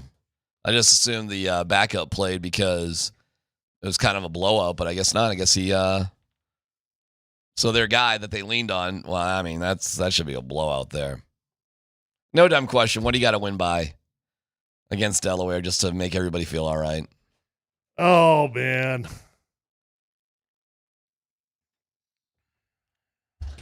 Three tutties. Okay. That sounds about right. You think? I mean, anything closer to that, it feels like a real football game. It cannot feel like a real football game. It needs to not feel like a real football game. No dumb question on the Champ Mazda text line. One price, one person, 1 hour. What business or team would you buy if you win the $1.2 billion Powerball? There is none you can buy. There's no team you can buy. That's a fair point. I mean, look at the WNBA, maybe. Yeah. Okay. Maybe women's soccer team. Yeah. Well, but what did Beckham pay for? Can you buy? Hold on. Can you buy an NHL team for a billion? I think you could. Well, it's gonna be close. You can buy I think NHL. you could. Yeah. It's gonna be close. I don't know if it's that close. Hold on. I mean, we'll do a quick value of NHL teams. I think you can. Oh, no, I'm sorry. I apologize. My bad. The average franchise is worth $1.8 billion in the NHL. So 1.2 would not do it for you. And if you wanted a good team, the Maple Leafs are worth over $4 billion. So is this an unanswerable question? There really isn't a WNBA team. You'd want to buy it. You could start your own franchise here in Denver, I think, for $200 million. Hey, Blue Jackets are valued at 1.1. You could buy the Blue Jackets. Or the Sharks. And then you own the Columbus Blue Jackets. Ooh, Winnipeg Jets are only worth $0.78 billion. Then you have to live in But you also have to have over half the league worth less than $1 billion. But you also have to have you also have a little working capital, don't you? So you got to have one below. Sabres, you can go move back to Buffalo, 0.75. Yeah, pass. No dumb question from our guy, Navy By the Vet way, boys, Mike. Good point on the tax line. You do got to pay about half that in taxes, too. you ain't getting anything. Yeah, so now what are you going to buy for $700 million? What can you even get for $700 million these days? Out of debt. No dumb question. Who gets fired first, DeBoer in Alabama or Shermer in CU? Well, we'll get to Prime defending Shermer here in a little bit. Shermer won't go until the end of the year because I think you've got a loyal head coach. Oh, Prime did blow out his offensive guy last year, though, Scott. Yeah, but I agree with Scott. I think he's got a deep affinity for Pat Shermer. Yeah. But that did he didn't fire. Who was that guy? Who was the offensive coordinator? Who's the guy that he's now the San Diego State head coach? Gosh darn it, what's his name? He came from Kent State. Yeah. He was a pretty respected he was guy. He was the head coach at Kent State, and he left to become the OC at CU. Yeah. Yeah. A lot of people liked him. Cannot remember his name to I save my life. can't either. Gosh darn it. Tip of my tongue. I'll hear it. As soon as somebody writes in, we'll get it. No, I don't think Shermer's, if anything happens, it will be the end of the year. And you'll hear it coming up. Prime defended him. So we'll get there. Alabama is, I don't know, $70 million is a buyout, Tyler? $70 million. A guy, Brandon here, said, I'm going to get the Sean numbers Lewis. wrong. Sean Lewis, that's it. Good job. That against unranked opponents, Nick Saban was like 124-4. Okay. Something like that. And now he's lost. This DeBoer guy has lost. He's already lost 4 in 2 years? Yes. $70 million buyout. Well, that also might be a reason why. Well, remember the year before Nick Saban quit, and we made fun of him. He was at the SEC thing, so we basically better get off our horse and start raising more money. I mean, he started talking about that the year before he quit, and then when he quit, what did he say? It ain't about family anymore. It's about what we pay these guys. So Saban might have seen the writing on the wall. Then now all of a sudden, guess what? Vanderbilt financially might be able to compete with you now. Financially. You know the next head coach of Alabama is going to be? Who? John Gruden. John Gruden was hanging out with Sean, I think yesterday. John Gruden wants in. They need a big name. They need to sell. Yeah, it's going to be John Gruden. John Gruden does appear to be forgiven for unless Nick transgressions. Saban just literally will go back. I mean, because there are reports that he Saban ain't going back. There are reports that he wants to get back into coaching. Now, would he actually go back to Alabama or not? I don't know. You don't think he's a little bored by that clown show sitting up on that desk? Of course I do. Yeah. He looks bored by it. Oh, boy. He's got a bad dye job going on right now, by the way. Speaking of bad dye jobs, we seem to bring that up all the time. His was not looking good this weekend. A little bit too dark. Just a little bit too dark. Hey, on college football real quick. 2 great moments. The mascot's head falling off for Oregon. Oh, my gosh. That was great. And him running off. Like, if I just run really quick, nobody's going to notice that my head fell off. He ran off with his head down.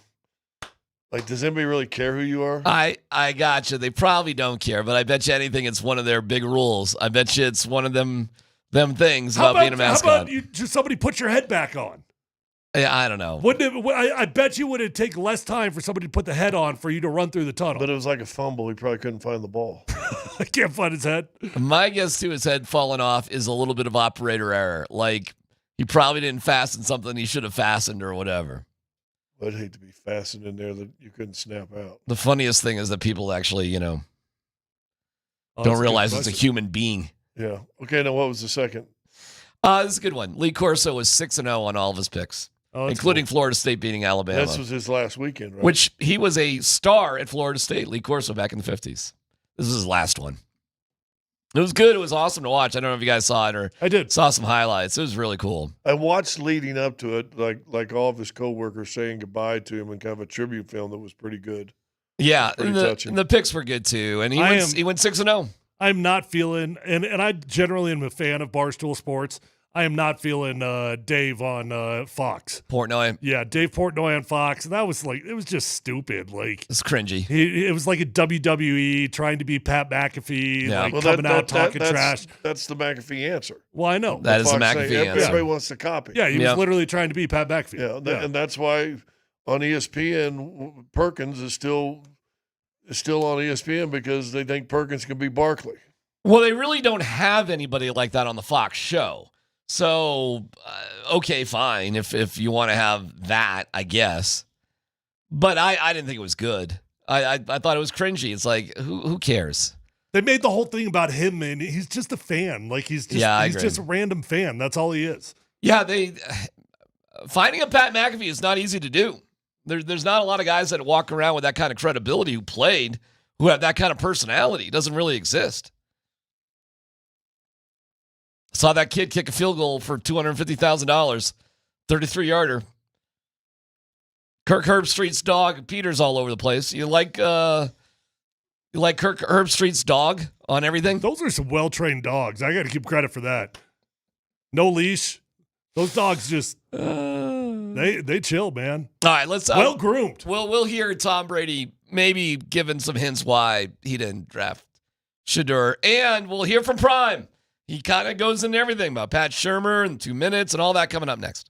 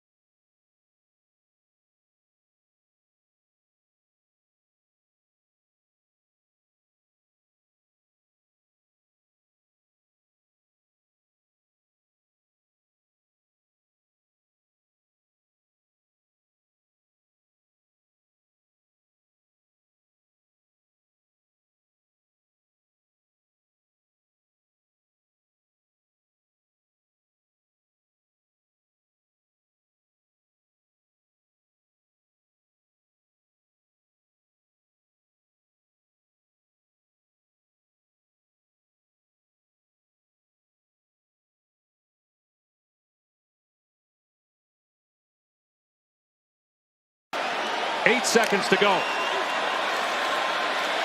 Short throw. Got to get out of bounds. Hodge does. Is Dave.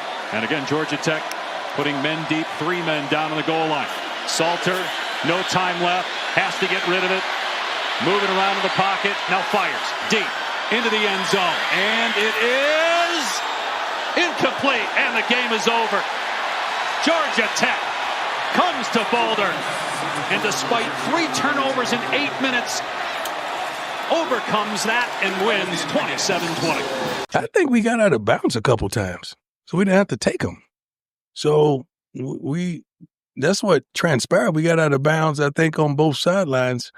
And that's what happened after the first. I think we got a good play, and we caught the ball, I think, for 9 yards. We got 1 yard to go. So if you get the first down, the clock stops. So it don't make sense to really use your timeout in that sense. So we were just really trying to preserve them till we certainly needed them. So, I mean, I don't want to go home with timeouts. They don't do me no good, but you got to be strategic as well. Just burning timeouts just to burn them, just so you guys won't say nothing. That don't make sense at all. But I think we got out of bounds a couple times, which preserved it for us. And we had incompletes and completions. Well, that's not true. Big question of the day when it comes to CU. More responsible for the loss, not converting more points off the 3 turnovers in the first 8 minutes, or the mismanagement of the final minute or so of the game? Points. Well, when you ask it like that, when you say who's more responsible, it almost feels like you are relieving responsibility of the other guy. That's not true, right? Like Prime screwed up, just plain and simple. He screwed up.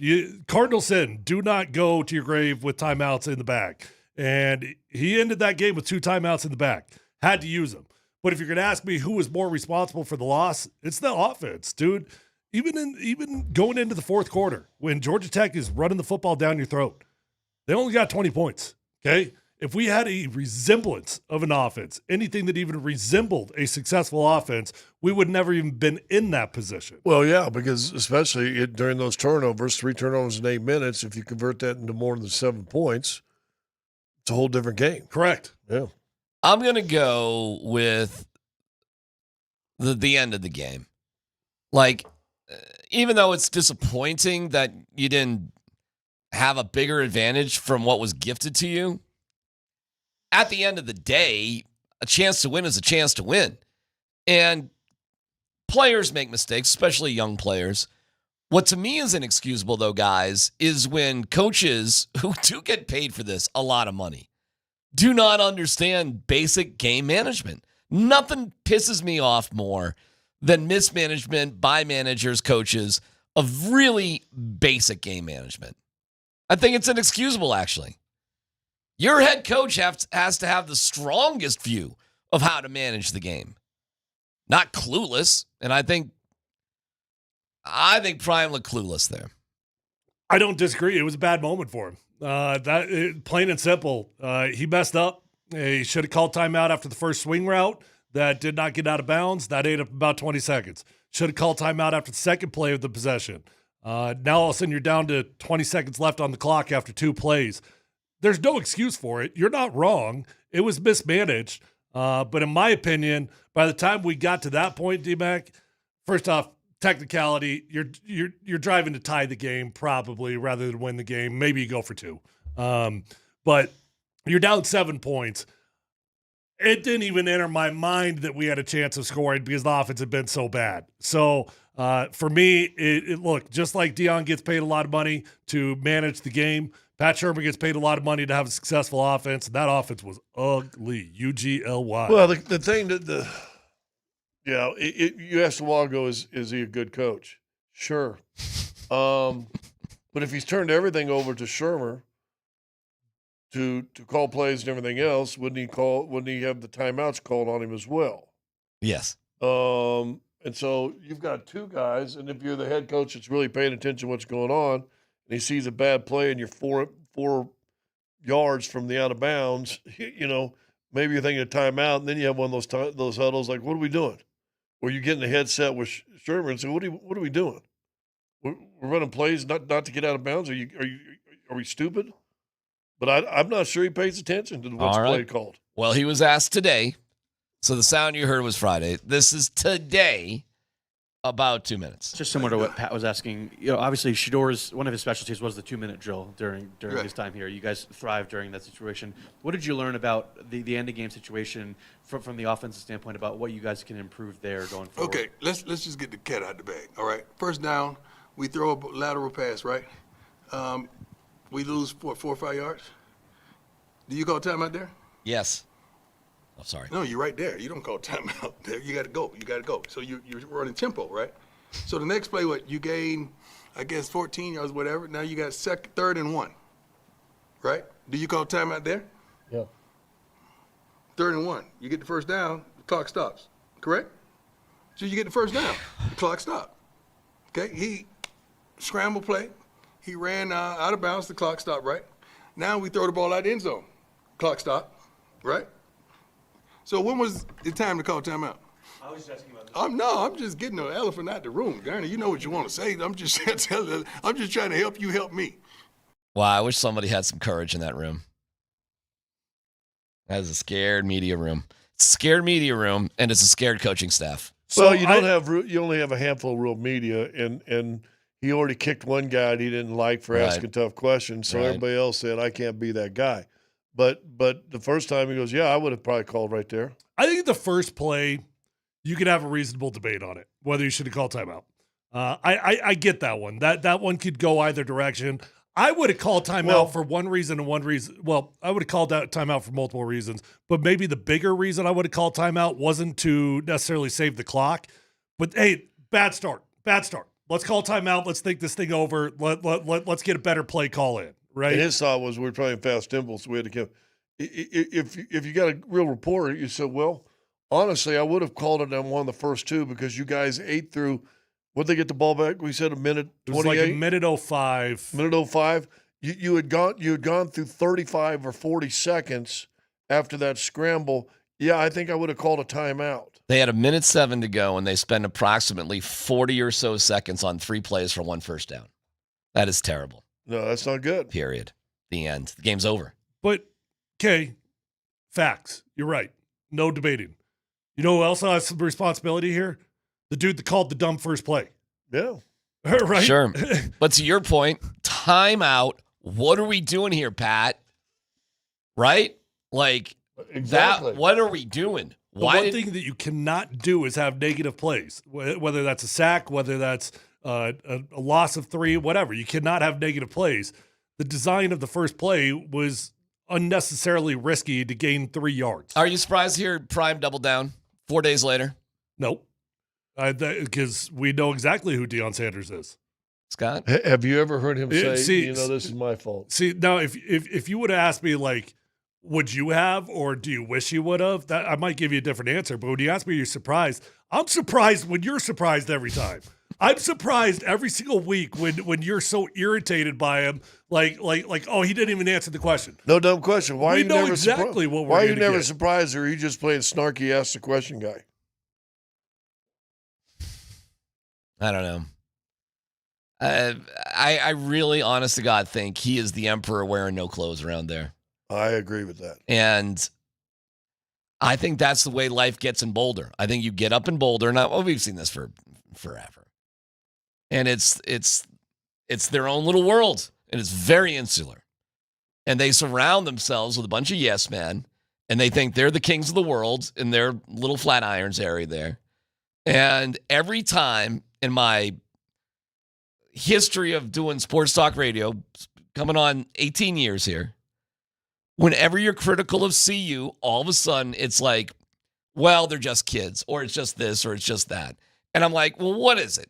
Are we going to treat CU like we treat the Broncos and real teams, or are we just going to say, you know what, guys, have fun? What are they saying? Do whatever you want to do. What are they saying in Texas right now about Texas's loss in Arch Manning's I bet they're play? not stopping talking about it. I bet they're not being critical of things.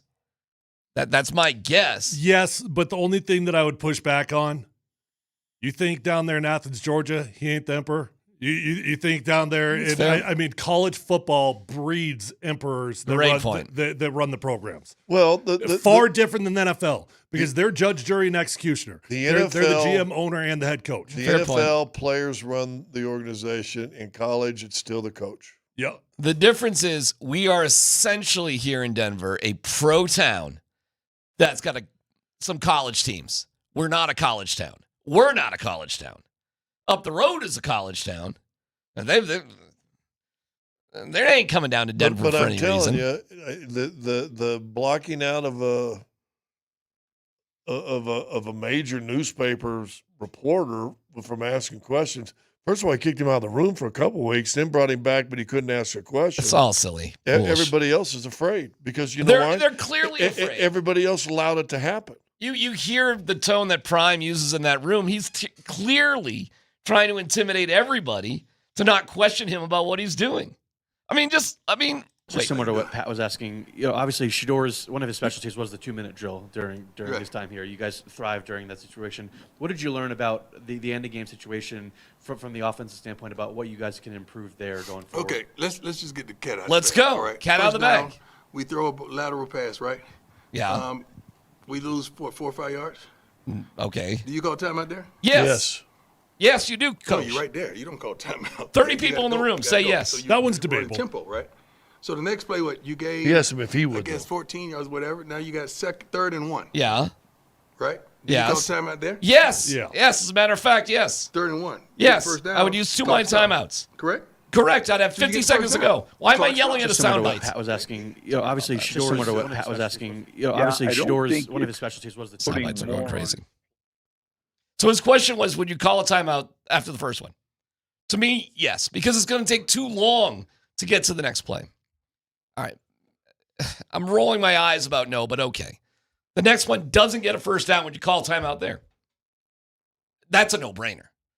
Maybe, Tyler, maybe the first one's questionable. The second one, when you didn't get a first down, there's no debate there. Well, again, I would say, okay, you started at 1:07. What was the play clock at after the first down? That right there, and you don't use a timeout. It was about 45 seconds. After the first play, you had about 45 seconds. No, but I'm talking about after you got a first down. So the clock stops automatically. Until the ball's set, though, right? I believe it was like 23 seconds, give or take. Yeah.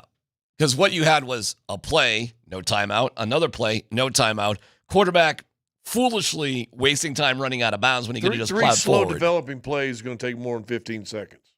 Correct.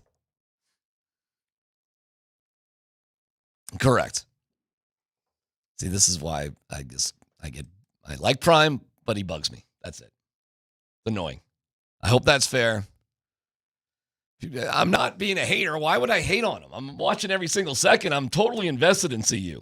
The only thing that surprises me a little bit is the irritation on the coach that doesn't answer the question. Sean Payton didn't answer the questions. Sean Payton's trying to belittle the reporters. Sean Payton's trying to embarrass you. Every coach does the same thing in these, and they do their best to defend their team. What does Sean Payton have as a coach, though, that Prime doesn't? Where are you going?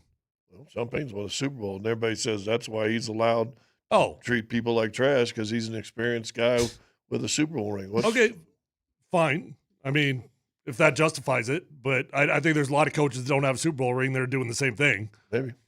I'm looking at this now. I'm looking at the 107 to get a first down. That sequence, those 3 plays, took it down to 18 seconds. That's 49 seconds. Mm-hmm. 3 plays. In a 1:07 game, you took 49 seconds with no timeouts. For 1 first down. For a first down. Right. So, yeah, that's where somebody needs to do some study and say, well, Coach, you took 49 seconds to get a first down, and you came home with 2 timeouts left. Yep. All right. Well, not good. But you know what? Again, and we're picking this out because this is easy. This is math, and it's easy to do, and he's wrong, and they should have called timeout. Well, it's 4 days later, and he's still defending it. Yeah, but no one's challenging him on it up there, so, they whatever. But again, Tyler said a while ago, and I'm 100% behind Tyler in this, You lost a game when you get 3 turnovers in 8 minutes and put up 7 points. Yeah. Okay. That's where you lost the game. You lost the game when you knew that your offense had no chance of moving down the field on the 2-minute drive. Yeah. But let's not sleep on this. He defended Pat Shurmur, though, today, by the way. As he should, though. And I he mean, is. Are we going to criticize him for that? Of course he should defend him. Do you believe him or not? That's a different story, but publicly what he should do is defend his crew. Do you think they should make some sort of change with Pat Shurmur? No, not right now. Okay. Not right now, but I wouldn't have gone with him in the first place. All right. Well, there you go. My history, listen, and I don't know how many Bronco fans or CU fans, I got to believe there's a bunch of them, but not many Bronco fans I've ever known were real happy with his offensive play calling when he was with the Broncos. Well, that's a very fair point. Right? I don't know anybody who was like sticking up for Pat Shurmur. Hey, listen, I pointed out when they hired him. When they hired him that first year, I went, whoa, what? You ain't sold me on Pat Shurmur. All right, we get to the Broncos and the Titans. Tom Brady, maybe why he wasn't a big fan of Shedeur after all. You'll hear it in Let's Football Go coming up next.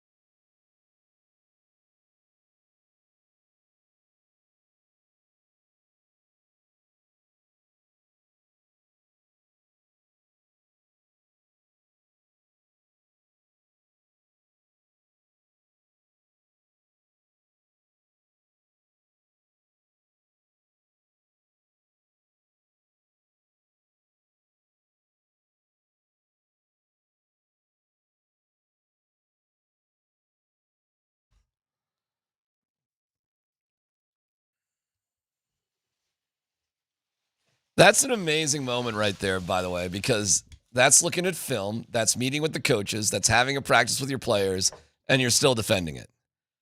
That's amazing. While interviewing the media that's interviewing you. Yeah, and confronting the media about it because you're aware that there's a lot of criticism. Okay. Thanks, Mountain High Appliance. You guys are the best. Let's football go, Dan. All right, guys, it's game week.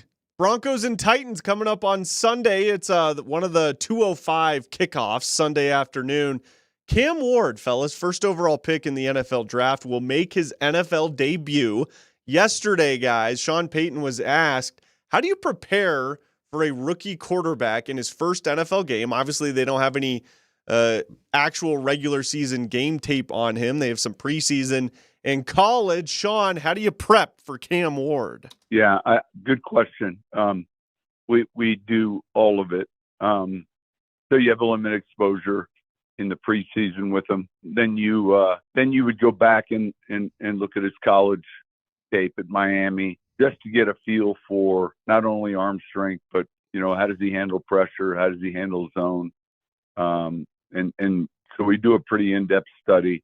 It's pretty normal when you play teams early in the season, maybe to not have all the information you might have when you play a team in, week 8 or 9. What are you guys' expectations for Cam against the Broncos defense in his first NFL game? And how would you like to see the Broncos defense attack Cam Ward in his first game? 400 yards, 5 touchdowns. Oh, who's he playing? He's going to suck. I see Cam Ward like a smooth 12 of 26 with 2 interceptions, no touchdowns, and probably 2 turnovers. Something like that. Well, listen, Vance Joseph ain't going to change. And he's an aggressive play caller. He's going to bring a boatload of blitzes, different variations. He doesn't call the same blitz over and over and over again. He's going to make this guy earn it. So I would like to think you could force him into at least an interception or 2 over the course of the game. I think that's fair. And I think the Broncos rolled. They're the biggest favorite in the NFL this week, by the way, as we dug into. Added an 8.5 point spread. No dumb question. Are they a big favorite because of all the light 'em up offense Denver's shown in the preseason, or because this is a rookie quarterback and he sucks? It's probably more because of the rookie quarterback. There's a good chance that whoever Carolina or Tennessee rather would be going against would be the heavy favorite. I mean, that's a very likely possibility no matter what. But, listen, power ranking, ESPN's got the Broncos at 11. The Titans may be better, but come on now. I'll call it 30-6. Broncos win opening day. My pick. That's a beatdown, man. That is a beatdown of all beat. I'd be surprised if it was that big. I think you should be in control. You should. There should never be a moment in the entire game where you're wondering who's going to win it. But the first week, there's a lot of hiccups, dude. So I'd be surprised if it was that big of a beatdown. All right, next story, Dan. All right, last one here from Sean Payton before we get to Tom Brady on Shedeur. So Bo obviously ran quite a lot last season. I think he had close to 470 rushing yards. Sean was asked, do you want Bo to run similar to what we saw last year? A little misleading if you're looking at those numbers and you're writing a story on it. When you drop back to pass, and one of his strengths is the off-schedule throws, and then periodically the decision to keep it. We didn't break the huddle with a quarterback run. And so to the latter part of your question, I hope and I think you're going to have a chance to see a more efficient run game. But one of the great strengths with Bo's game is when the pocket gets a little dirty, he can move right and left, throw on the run. He can decide to keep it and gain 12 yards.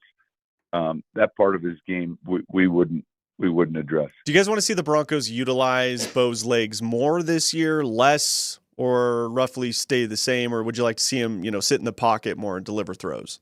I want to see Bo Nix pick up 2 to 3 third down conversions every single game with his feet. Because that's a weapon, man. And it's something the defense simply cannot account for, and it forces the defense to think about what type of coverage they're going to be in. Because if you got a running quarterback, you got to be careful what type of coverage you get in. So I want to see him do that. To answer your question about seeing more, I wouldn't mind seeing more red zone runs from Bo Nix because the quarterback run in the lower red zone, dude, it is a weapon of all weapons. That's why I love a fullback, right? Why do I really love a fullback? Because it's what I call it and run it plays. There's nothing, you can call a play in the huddle, and there's nothing the defense can force you out of it with. It doesn't matter how many hats they put in the box. We got a hat for a hat. Well, when you can run your quarterback, you got a hat for a hat. It's true 11-on-11 football. It's a weapon that Josh Allen has. It's a weapon some of these guys have. I don't want to see open field stuff, but I wouldn't mind more lower red zone. I'd like to see less rushes from Bo this year if it's not because he's getting sacked as opposed to scrambling, right? I mean, he's one of the lower sack guys last year. How many sacks did he save the offensive line, to be honest with you? A bunch. So I'd like to see less because, I think he's going to have better protection. You just heard the coach right there say that, listen, we didn't call plays out with the quarterback going to go run. Well, he ran a lot. So I'd like to see less if that means better protection up front. And if so, if he's the accurate guy that we talked about, we're going to see even more completions and maybe even a chance for more bigger plays. So I'd like to see less, but not if that means, well, he got sacked 10 more times or 15 more times or something like that. I'd just like to see protection hold up better for him so he doesn't have to run. Do I appreciate him having the ability to do it? Yes. And because it's going to happen every game, that they're going to have great coverage. Something's going to – good. I love the fact that you got a guy that can now go pick you up some yards. Joe Flacco ain't going to do that, right? Bo Nix can do that for you. But I'd like to see him not have to throw it. Yeah, because essentially most quarterbacks can, in the NFL, can more or less move it between the 20s, more or less. Can you convert third down? Can you convert in the red zone? Can you make big plays late in games and late at halves? So if that means running, well, you got to run enough, like you just said, to be accountable for. So you're probably right. 2 or 3 times on third down, that's enough to keep people's attention. For sure. That's probably enough, period. And if the line play is better, well, okay, great. That means you're converting third downs and you're moving the ball and you're scoring and the whole thing. But it's powerful to see Josh Allen second and goal at the 9-yard line, just run the ball in. I mean, let's face it, that's a hell of a play. He said himself he wants to do less running this year. So true, but Josh Allen isn't going to turn down the opportunity to just score a touchdown if it's sitting right there for him. No. We'll leave with a Bo. I think Bo knows what he's doing with this stuff. I don't think he runs recklessly. Here's my fear. I guess at the end, less yards would be better if your third down completion percentage is better. Yeah. I've got a small fear that he's going to enter the season already seeing ghosts. Because the offensive line, it wasn't good in training camp. Bo Nix was moving off the spot, scrambling around. I mean, there were very few times that it looked like he just had a truly comfortable pocket in practice. I think Scott would agree with that. And that's been his practice reps. Those have been his habits now for a month of football. So even if the offensive line does play better against other opponents, is he already ingrained that this is what I have to do? Next, Dan. All right, little insight here as to why the Raiders may have passed on Shedeur. Here's Tom Brady talking about the traits he's looking for in quarterbacks. Because football is the ultimate team sport. And even in this broadcasting role, Chris, that's what I look for all the time. When a quarterback throws a touchdown pass, I actually watch to see who he goes and celebrates with. Because what did I do? I looked for my offensive lineman every time. I went down and celebrated in the end zone with my teammates every time. I wanted everyone to feel like they were part of the success. I told the linemen, we're all running to the end zone and we're celebrating as a team. Because I think that's way more intimidating than a quarterback doing his 6-shooter guns and pointing up in the crowd and doing all that other bull that's very self-promotional, but it's not about winning. And I think winning in football is about a team, always a team attitude first. You guys think Tom was referencing Shedeur there or just quarterbacks in general? Shedeur's in that category, but I think he's representing any college or any quarterback. Go back and watch. You watched all these college games this week. How many times you see that from the college kids? Yeah. I mean, no, I don't think in his mind he was saying anything about Shedeur Sanders. Does Shedeur fit into the category of what he might be talking about? Sure. But no, I don't think he's. Why would Shedeur Sanders even be in Tom Brady's brain right now? Just shows what he values and what he doesn't value from the greatest quarterback ever. Well, but even if he wasn't talking about Shedeur, you know what he just answered? Here's why we didn't draft him with the Raiders. And this is why they didn't. Hey, they're the ones that traded for Kenny Pickett. They could have traded for Shedeur if they wanted to. They didn't do that either. I mean, listen, I don't know. I think Shedeur is not really Tom Brady's style. And we'll see whose style he really is. Now that they've got Bailey Zappi. The Browns will be a fun team to watch. Who they open up? What do you guys know? Bengals. Oh. Okay. Well, we'll see what kind of Bengals team we got. That all gets going on Thursday. We got the game here, right? Who's the Thursday night game? Yeah. Eagles. Check up the whiteboard. It's going to be updated every week. Eagles Cowboys. You can hear it right here on Altitude Sports Radio 92.5. The other biggest line in the NFL this week. That's right. Correct. So Cowboys. Correct. And it's at Philly. 8. Oh, by the way, did you hear that Michael Parsons is injured? What did I tell you guys? Remember I told you that? You guys said, well, I hadn't heard that.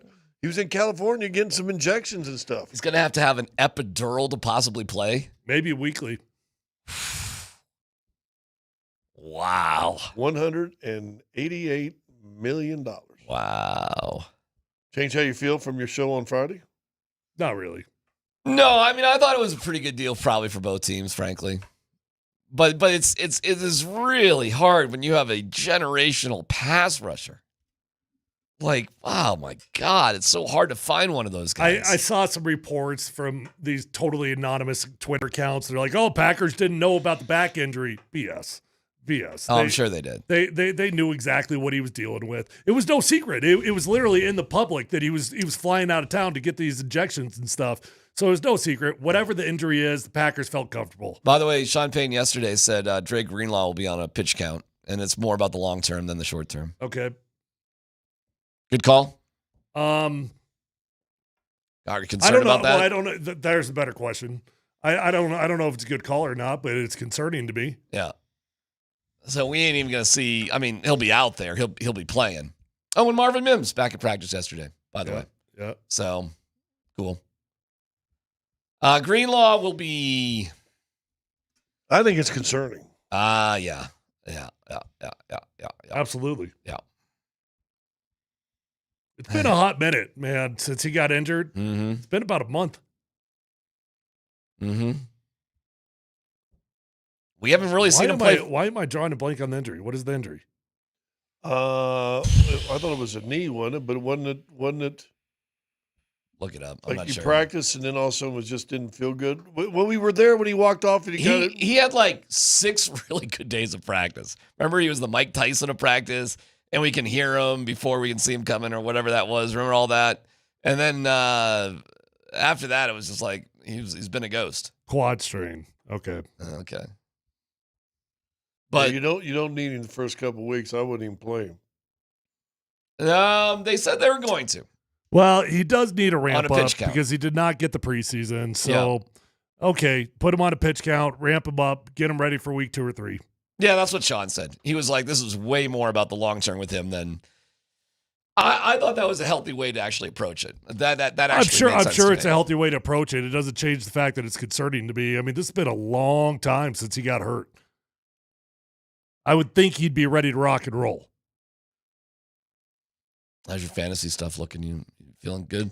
Oh my gosh, are we gonna have to hear about this all? Scott and I aren't playing. Who cares? Yeah, it's just you. No, I know you didn't want to be part of the. Oh, you're playing now? He's got his own thing. Yeah. Yeah. Why didn't you guys want to play in the station? Because I don't like the people that we got to play with.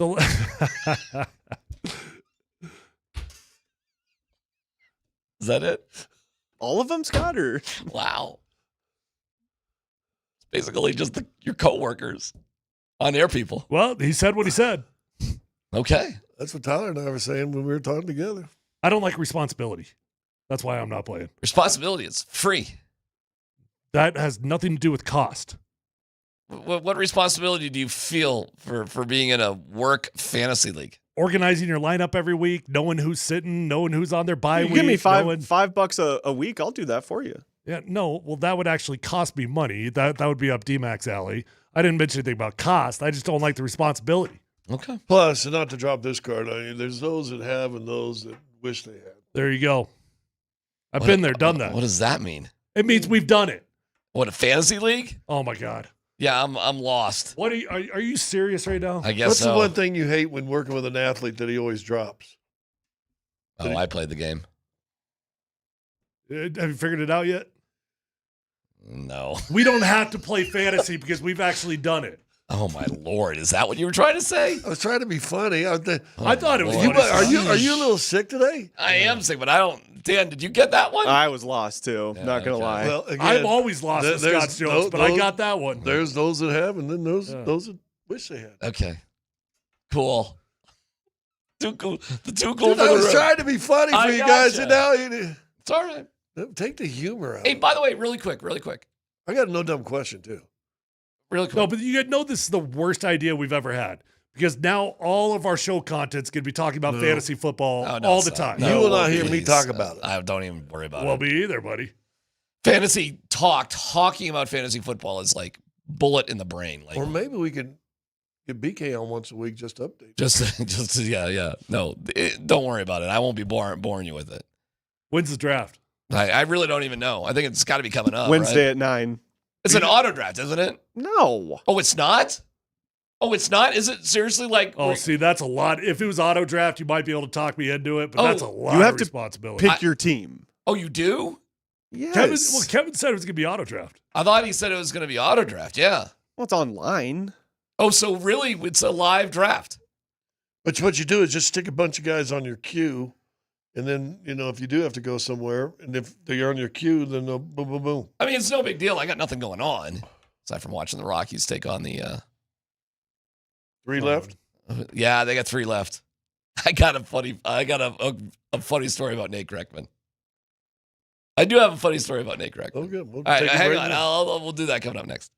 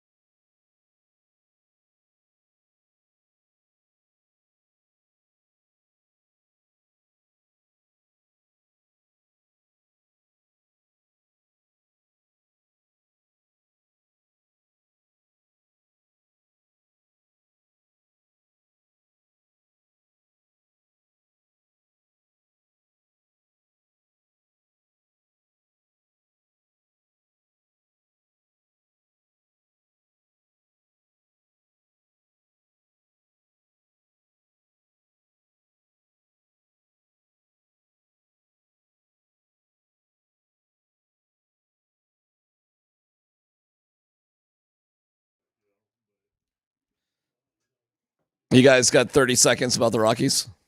Oh, here we go. Well, I got 5 minutes, sure. Okay, ready? Hold on. Let me keep a timer. Yeah. So, the Rockies were actually kind of horrible over the weekend. Yeah, You don't say. No, they were. They lost 3 out of 4. The Giants, But they won that first one. Well, no, they lost Friday. They lost Saturday. They won Sunday. They lost yesterday. Oh, I've seen the series. Yeah, and the Giants threw out maybe their worst starting pitcher, Chen. He was terrible. And we threw Dolander. Dolander cannot pitch at Coors Field. So he sucks at Coors Field. Anyways, here's the funny part. So I don't know. They only have 3 games left. So you got 3 games to win. 3 games. Out of 30, what? Well, no, now out of 24. Oh. They had 25, now out of 24. They can't go 3-21? Yeah, I think they can. They literally have never in their history had a worse month than that. They would have to be the worst they've ever been. Now, the schedule ain't easy because, I mean, the Giants are going nowhere, but you've got 3 games against the Dodgers, 3 games against the Padres, 4 against the Dodgers, and 3 against the Padres. But you also have the Marlins and the Angels mixed in there, as well as the Giants. So you should get, 3 wins shouldn't be a big deal. What if you lose all your games to the Dodgers and Padres? All of them? And then go 3-3. That would be something else, against those other 2 teams. It would require multiple 8-game losing streaks. Oh, yeah. It'd probably have to involve like a 12-game losing streak. You'd have to pile it up. I really want them to get to game 162. That could be done. I want them to get to 162 and need to win. And that would actually be kind of great, but it's probably not going to happen. Now, they've been really bad of late. Really bad. And Warren Schefter almost threw the game away on Sunday by who'd he leave in there? The guy sucked. I don't know. I forget. The pitcher had nothing right off the bat. He put in a relief pitcher and he stunk. That really narrows it down. Oh, I'm forgetting his name off the top of my head. I'm glitching here. Bill? What's that? Bill? It wasn't Bill. Schmidt. Peralta. It was Peralta. Bill Schmidt. They put Peralta and he couldn't throw a strike. I mean, it was like, take him out. But they have that rule in Major League Baseball. You have to pitch to 3 batters. But he was so bad. It was like, just as soon as you can take this guy out, you got to take him out. And he did. And Ian Happ hit a 3-run homer. And the crowd went crazy because it was an unbelievable Cubs game there. They got out of the inning, though, and they won in a walk-off. Triple. A triple. By who? I'll give you a gold star. Bill? Mickey Moniak. Nate Kreckman went to 1 game of the Cubs series. The one they lost. Wow. Bummer for you, pal. I mean, just funny. That's all. The Cubs are such a better team than the Rockies. And Nate is such a big Cubs fan. And it was just a one moment. Even if you don't like the Rockies, you can't tell me you like Cubs fans. Right. Right? I mean, you hate Nate. Yeah, I was a Cubby fan growing up because they were on TV. They are the most annoying of all. Listen, they do show up. And it was funny to see 50,000 people there on Sunday afternoon. The next day, afternoon game against the Giants. What's the difference? Sunday afternoon, Monday, holiday afternoon. What's the difference? Well, the difference was 30,000 people. Well, Monday, you got more people at home cooking out and with family and stuff like that. Yeah, okay. But you don't think that game would have been sold out if the Cubs were playing on Labor Day? Probably. I think when I got to town in 91, the Cubs radio games were broadcast in Denver. Probably. I mean, if the TV games were, probably. I hate the Cubs fans so much, but I suppose I got to give them the respect. They do turn out for their team. And they do. I mean, it was unbelievable. It was a home game. It really, and Nate can attest to it. I'm sure he will. Well, think about the quote unquote baseball towns, and you can still call Chicago a baseball town. Sure, of course. Cubs show up, Boston shows up, Yankees show up, Dodgers show up. There's a St. Louis, they show up. A lot of people that are baseball towns, when their team plays in Colorado, they show up. By the way, I was told by a little birdie, this 42-win thing, I was told 2 things. One person told me the players don't think about it at all. It's not a big deal. Then I was told yesterday it's a huge deal. Like, the higher you go, the bigger of a deal it actually is to get these 3 more wins. Yeah. Which now kind of makes me want them not to. A little bit. Because they do need to make change. I'm old enough to remember last week when they were the hottest team since the All-Star break. They were playing well. And they won more games in August than they have in any month this year, but the holes that they have in their organization it's brutal. It's brutal. But it was funny that Nate would go to one game all year and they, what are the odds? You go to a Rockies game and the Rockies actually win. Yeah, that's bad luck, bud. I mean, look at their home record. How many home wins do they actually have? Like 12? So this could be the worst home record in the history of baseball. That would be something to see. I'm sure they'll set other worse teams. They will have records like that. Like run differential will probably be the worst of all time. It's going to be the worst of all time. But don't you define record as the ultimate barometer of good or bad? I mean, just quarterbacks. Are you done, by the way? Yeah, what's your clock at? 6:04. Yeah. And you know what? When Nate comes in, we're going to have to do that again. What do you mean? I mean, we. Well, yeah, that's a good point. That's all right. Just 30 seconds on my Rockies. I had a no dumb question for you. Go for it. We got plenty of time. We're good. I had a no dumb question for you guys. And it's no dumb question, but I want you to be real serious about it. Okay. Is Kyler Murray a good quarterback? Kyler Murray's a hell of an athlete. He is a good quarterback. But you know what's crazy? He'd be a better baseball player. About the size of a good baseball player. He's just a freak of an athlete he's gonna have success because he's a freak of an athlete. But I mean, if there's ever been the epitome of a hot start, slow finish team every single year, it's the Arizona Cardinals. Seems like it, doesn't it? Yeah. Didn't they beat? Now we're watching a game right here. Didn't they beat? Why did he have a great preseason or something? No, I'm watching an old game of Buffalo, Arizona at Buffalo, and Arizona's up 17-3, and Kyler Murray had a good scramble, then threw this unbelievable touch pass for a touchdown. And I'm like, do we sleep on Kyler Murray? Kyler Murray? A little bit, but he's not going to take them anywhere. I would say Kyler Murray is not a top 15 QB. I would agree. So you take Bo Nix over Kyler Murray? I would. I would too. Yeah. How about what's our guy in Baker Mayfield? Did you take Baker Mayfield? Yes. In a heartbeat. Yep. Not even close. Yep. Sam Darnold. I'd probably take Kyler. Kyler Murray. Does Sam Darnold have to do again this year what he did last year, and we'd go, oh my gosh, he's been rehabilitated? Yes. He has to keep going. I mean, because wasn't he a top 5 pick? Yeah. I mean, once you get out of rehab, now you got to live it, right? Yeah. Yeah, I mean, what have the Seahawks done since the Russell Wilson trade? Been a playoff team about every year. And? So that's good enough? I mean, I'd say... Well, by your definition with Baker Mayfield and everything, yeah. I don't know. I think the Seahawks lost that. I think they had a chance to restart their entire organization, and it's a big swing and a miss. Well, that's why when it comes down to the Micah Parsons deal, talk to me what you get with pick number 23 and pick number 24 in the next 2 years, right? What does that turn into? Then I'll know who won that deal. Yeah, their best leverage maybe to use it to move up. Maybe. But, I mean, ultimately the biggest piece of the puzzle the Cowboys got in the Herschel Walker trade was Emmitt Smith. Because they already had Michael Irvin and they already had Troy Aikman. Yeah. So what are the Cowboys really missing? Defense. A pass rusher. Well, maybe.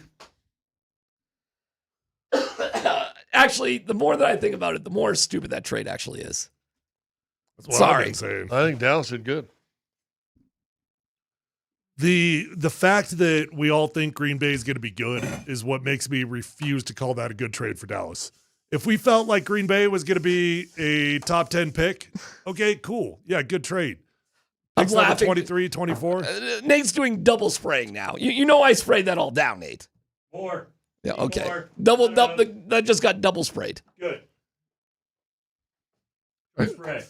I hear you went to the Cubs game, and you're the cause for them to finally lose a game. I am the bad luck, apparently. Hold on. I mean, the odds of going to a game and seeing the Rockies lose are off the charts this year. I know, right? And yet, when I went to go see the Cubbies, the Rockies pulled it out. But you know what? It was kind of convenient for us, honestly, because it was like we were looking over at each other being like, we staying for extra innings? You didn't stay. No, we were there. You didn't have to. Didn't have to. Didn't have to. Walked it off at the bottom of the ninth. 2 hitters into it. So it's sort of the decision was made for us, which was nice and convenient. Plus, the Cubs hit a late 3-run homer. We got to go nuts. It was fun. Yeah. No complaints. Did anybody give you a hard time? Who? Like Rockies fans? Who? The 25,000 other Cub fans? I was going to say, were there more Cub fans than Rocky fans? Guys, I'm telling you, I've never seen a ratio like what it was on Sunday. And I've been going to Cubs-Rockies games for 20-plus years now. I've never seen it like that. Really? I think a combination of Rockies' suckiness and the Cubs are interesting this year and good, and their fans are excited. It was like 8-1. Really? I mean, it was unbelievable how loud it was when the Cubs did anything good at that game. It really was crazy. There, like when Moniak walked it off, there was like 2 people happy in our entire section. It was hilarious. And they're the ones got glared at when they were cheering. Right. Rockies fans getting booed out of their own stadium. Hey, they were pumped to get win number 39. They were happy. They had a good time at the old ballpark. It was a beautiful day for baseball, though. Was that Sunday or Monday? It was Sunday. Yeah. Yesterday they got housed by the Giants. What's wrong with Chase Dolander? He can't pitch a course. It's terrible. 9.98 ERA at home. It's good God. It's brutally bad. It's not good. It's KKSE FMHD1 Broomfield Denver Boulder. I'm gonna spray again and tap out. Yeah, but we're all tapping out. There goes DMac, who has no voice today, apparently. Well, because he takes 30 seconds. He takes 6 minutes on a 30-second rant. You gave him 30 seconds to You know, rant he about goes, the he Rockies. always says, I got a 30-second, which Tyler and I woke up to it about the third time he did that. Yeah. That was 6 was actually short. Oh, yeah. Usually it's the full segment. Yeah, it's usually like a 15-minute segment. Okay. On a 30-second rant. But basically, but what his whole Kreckman's rant the one was. guy that could do it with him. Well, that's true. But his whole rant was that they went to one Cubs game and they lost it, which was a rare feat. They did, yes. It was a rare feat that the Rockies, someone could go. And I asked the question, you might know this. They've got to have maybe, if they don't have the overall worst record in baseball history at the end of this, they've got to have one of the top 1 or 2 worst home records ever, don't they? Well, it's going to be top 2 or 3 worst records of all time, right? Yeah. So if they lose tonight, it's loss number 100. They're 39 and 99. So third year in a row, right? Going into, it'll be the 3rd year in a row that they would have hit triple-digit losses. The run differential. It's like almost 400. Oh, my God. Now. That's embarrassing. You literally are Sandy Clough. Yeah, the run differential Do you see what he's got in front of him? Minus 359. Oh, I got the Phil Steele. Yeah, no, you are just a younger Sandy Clough. Wait, Tyler, how do you do football season without the Bible? Come on. You got to have a Phil Steele. Now, where'd you get that? Or did you order it? I think, actually, I mail ordered this one. Yeah, I had to mail order this What year. was that one place Sandy used to go to downtown? They had all the magazines and. Oh, I don't know. It's right downtown. You got to go to Barnes & Noble because, like, you get the Lindy's and the Athlon at Barnes & Noble. But the problem is, like, Lindy's and Athlon, they become obsolete, like, once the games kick off because that's, like, more narrative. This thing's like a textbook. So, like, no matter what, there's so much information in a Phil Steele college football guide that is still going to be useful throughout the entire season. So I will be, this thing. Now, is that the college one or the NFL? This is a college, Phil Steele, right here. This is all 130 whatever Division I programs. He used to put out the book that you had to have before the draft. That one is really good, too. This one's fun. I remember Sanford telling us, like, that was how he felt like he made it as a college football coach. When he got to do, like, the call with Phil Steele. Oh, there you go. Where you're on the phone with him for, like, 5 hours, and Phil is asking you, like, down to, like, granular detail. Like, tell me about, like, your third-string left guard. I need to know everything about that guy. It's all in here, and it's all written in shorthand, and, yeah, super useful stuff. I got a game to do on Saturday, so I'm using it for my I prep. heard you talking about that. You got Wyoming. Ohio, Northern Iowa. Oh, Northern Iowa's a good program. It's a good FCS program. Just beat Butler in their opener. Got the fighting Kurt Warners going up against the fighting Josh Allens in Laramie on Saturday. Warner's kids there? Well, no. Kurt Warner went to Northern Iowa. Okay. His kid EJ is the he's got a quarterback kid at somewhere, Fresno right? State. Oh, Yes. Fresno State. Transferred from Temple to Fresno State. You got to get your producer to try to get those two guys on so you could talk trash to each other. We'll work on it. It's Hall of Fame day in Laramie. So they're like all the guys that are going into the Athletic Hall of Fame. Josh will not be there because I think he's got a big Probably game a coming home up on game Sunday. yeah. He's got to deal with that. Mhm. But he won't be there. But actually, I did narrate the video for the Wyoming Hall of Fame this year. Really? That was hey, big time. Josh Allen ain't going into that Wyoming Hall of Fame. So without you were me. Ray Donovan. Very much so. Yeah. Yes. What's that dude's name? Ray Donovan's name. Does the actor? Yeah, but he does Hard Knocks. Oh, why am I spacing his name? You guys know what I'm talking about, though. Liev Schreiber. There you go. Liev There you go. Schreiber. Yeah. Formerly married to Naomi Watts. Ray Donovan was a good show. Yeah. That Liev was a great Schreiber. Great show. Great show. Uh-huh. How are you guys feeling about a rookie quarterback coming to altitude to play this defense in his first NFL game? You'd like to think he'll be a train wreck, right? You sure would, right? Do we got a top 5 D or not? Are you going up against a rookie or not? That's just it. Like, I've been taking a look at this game and like the track record of rookie quarterbacks making their first start on the road, which we saw Bo do it last year up in Seattle, have to go deal with the 12s up there, and he threw a couple of interceptions and he looked generally like a rookie quarterback. Like, now Cam Ward gets to come in here and he gets to deal with this defense in his first ever NFL game. Like, Sean Payton has done this before. He did it to Matt Stafford. Back in 2009, Stafford's first start ever. Is that right? In the NFL, and he had to go up against Sean Payton and the Saints back in the year they won the How'd Super that Bowl go? and kicked the ever-living crap out of him. I think he threw 3 picks I that think day. it's more likely that the quarterback does not finish the game than it is for him to win the game. You might not be wrong. Check this out. Since 2020, rookie quarterbacks making their NFL debut on the road 2-15. Those 17 passers, this Cosmiter has this, 8 touchdown passes during that stretch. 8 touchdown passes in 17 games. And that's what Cam Ward is now going up against in Denver. Who are the two guys that won? It's a good question. I don't actually have it. But they were the exception, not the rule. And Bo was a guy that had to go and deal with It's this. a tough ask, man. It's kind of like Arch Manning going on the road to play Ohio State. Yeah. Right? Game number 1. Isn't that the equivalent of this? The expectations couldn't possibly be higher. Sark doesn't seem to have his offense completely figured out yet. Yeah. That was a weird performance. I know he missed a lot of throws, but he also looks kind of decent at the end. He did, and you're looking at that offense, and you're just like, what is your plan here? Yeah. I couldn't figure out what their identity was. Trying to watch that game, what exactly they were trying to do. Trying to see if they can get Fred Akers back. I kind of felt that way Friday night as I was watching Colorado of just like, what are we trying to do here? Exactly. Nobody knows. Exactly. Nobody knows. What is the plan exactly? That's why, our conversation all day was what was the bigger mistake, the end of the game management or Patrick? I'm like, look, you cannot defend the management at the end of the game. Can't defend it. Got to call timeout. Yeah. I would have called timeout after the first play and the second play. So I'm not defending it at all, but the offense was so freaking inept that there was no point that I think that CU was going to march down the field and score there, even if we did call the proper timeouts.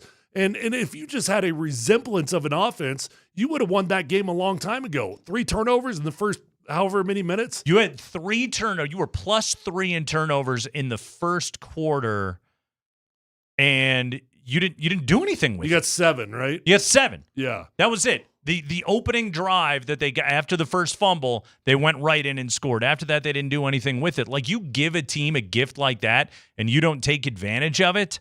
I think they were down a field goal at the half. You know, it's funny. I was thinking driving this in there, and I meant to say this today on our show. I didn't. Any team that gets 3 turnovers early in a game and you've only got a 7-0 lead, you're in trouble. It's demoralizing. But you're usually trouble. And same thing in basketball. When you're shooting 72% and you look at halftime, you got a 5-point lead. Right. Chances are you're like, oh, this could get ugly on the other way coming back second What half. was the turnover margin then of the game? Buffs didn't get any. The Buffs got Oh. their 3. I don't remember the Buffs turning it over to Yeah, Georgia stayed Tech plus at all. 3. That was it. So, That's what I thought. hey, hold on. We got an important development there. By the way, I'm not talking on patient zero's mic. Just so you know. What do you want to? DMac's trying to get us both sick so that we can both talk on his mics. That ain't happening. What's developing, Andy? Tyler just said inept, and I think he sounds like a certain someone. You're inept in Denver tonight. Is he Keats? Did we just discover that Tyler Polumbus is Keats? It's actually and he's the one who said, I hate you goodbye, and hung up on me. Because he wasn't here. He wasn't at altitude when it happened. You know, I did love to randomly call in. I hate you. Goodbye. Yes, that was Tyler. Yep. That was drunk Tyler. Do you ever get changing his voice? Do you ever get drunk enough to call into post-game shows? Not for the last 2.5 years. Okay. But you missed me during that time. But sure, you're there was like, a I point in my kind of life. missed Yeah, Andy and his crap about the Broncos. Let me watch a bad Chiefs game after they whooped us again. Let me have a couple barley pops, and now I'm going to call in. Yeah. I respect that. No, you know what? I did that. Yeah. So Tyler Polumbus is actually He's Keats. We found Keats. We're inept in Denver tonight. So you know what I'm going to do? I'm going to leave your show. I'll call in later. Goodbye. All right. It's got to be I hate you. Team's inept. I hate you. Goodbye. Yeah, well done. Well done. The great Tyler Polumbus, everybody. I hate you. Goodbye. With us right here on the Kreckman and Lindahl show. Yes, we got so much to do today here on the program. The Buffs are 0-1. The Rammies are 0-1. Both teams have much more palatable tests coming up here in week number 2 of the college football season as Colorado will play Delaware and the Rammies will take on the Bears of Northern Colorado Saturday at 5 o'clock. So we very much look forward to that matchup. Right now, let's dive into this Bronco conversation. And I want to frame it in this way, Andy. 8. That's the line. 8 is the line on this game at my most recent check as of this morning. So that's gone up from a half. When it's 7.5 7.5, opened at 7.5, up to 8. As we sit here right now, so obviously the action is on the side of Denver. Rookie quarterbacks debuting on the road are 17-49 since 2000. In addition to quality of Denver defense, in addition to having to go to altitude, all of this in your first ever NFL start for a team that was the worst in the NFL a year ago, and that's why you're playing for that team. Like, Cam Ward has a chance to be a good NFL quarterback. He's a physically gifted player. I'll absolutely give him that opportunity. This is as challenging of a week 1 test as I think you can deal with here in the NFL in 2025. I would agree. But sometimes things get weird. The eight, look, everything makes me nervous. You know that. Of course. Back to that time of year. Here we go. And I don't think the Broncos should really have a problem winning this game, but I don't know that it'll totally be a blowout. I wouldn't be surprised if the Broncos and the Titans reversed roles from last year's Broncos-Seahawks opener. Remember where the Seahawks kind of had some stuff going, but they kept making some stupid mistakes, and that made it a game. Then they came out in the second half, and they pretty much made sure it wasn't a game anymore. I would not be shocked if Denver did that to Tennessee, but there were some bumps in the early going because nobody really plays preseason football anymore. Rookie quarterbacks struggle. Bo threw 2 interceptions last year on the road up in Seattle. Turning over the football wasn't necessarily his biggest problem. Broncos last year were, led the NFL in sacks. Best defense by EPA in the NFL.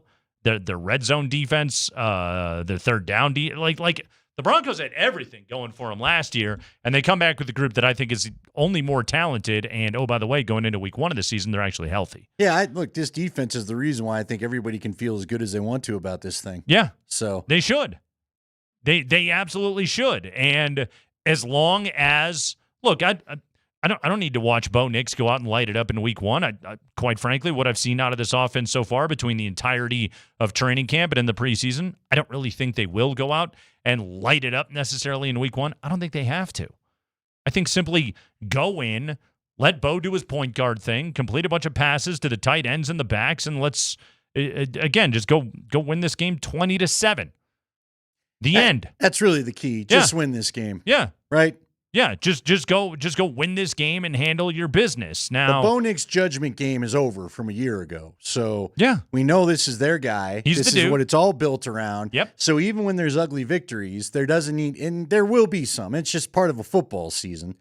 And I don't know that Sunday will be an ugly victory. Look, the crowd noise can get to them early. If Cam Ward throws a couple pick sixes, forget about it. Yeah. If they get behind the score and they're having to not do things that you'd like to do with a rookie quarterback to ease them into the bath, like you like to say, like an old man, slowly, then this thing could get ugly. But also don't be shocked if it's a little clunky in the first half because it's the first time anyone's gone extended minutes, really.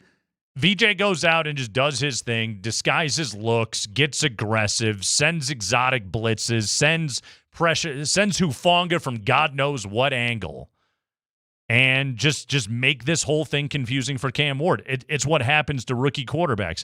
Hell, Peyton Manning threw, 6 interceptions in his first 2 games in the NFL? Like, this happens to rookie quarterbacks.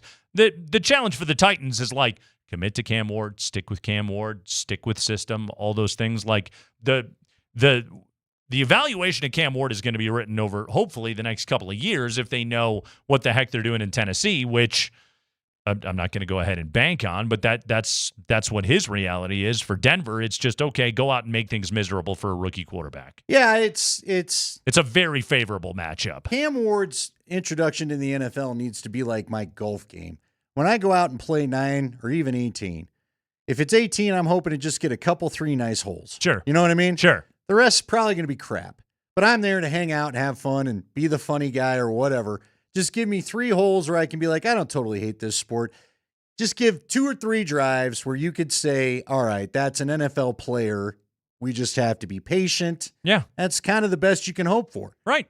That's it. I don't know. Maybe he comes out and just lights up the world. I'd be shocked if that happened against what we think this defense will be. And again, God, I saw an evaluation earlier today on Calvin Ridley. Okay.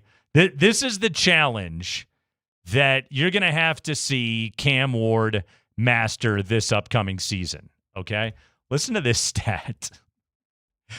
Only 56% of Calvin Ridley's targets were catchable in 2024, according to Next Gen Stats. That guy's got to have a little PTSD. 56% of his targets were catchable. At what point did he quit trying to catch them? Right. I'm not going to get my ribs broken for that ball. Exactly. So if Cam Ward is just decent, Calvin Ridley should have a good season and he should be a good fantasy player and all that. He's a good player. He should have a nice year. But I saw that number and I was like, are you freaking kidding me right now? One more thing on the Titans. Tony Pollard.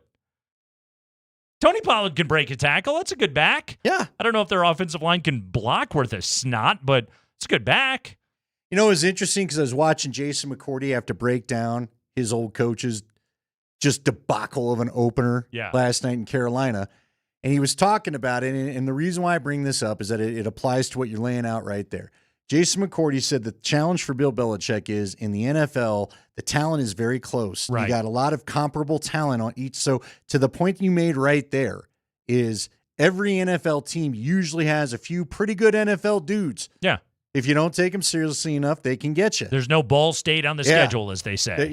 There's no dipping into the college ranks to make out basically it was related to Belichick had to go pick up a whole bunch of, guys that not a lot of people wanted and try to fill out a roster. And now he's got to try to get the elite to come there.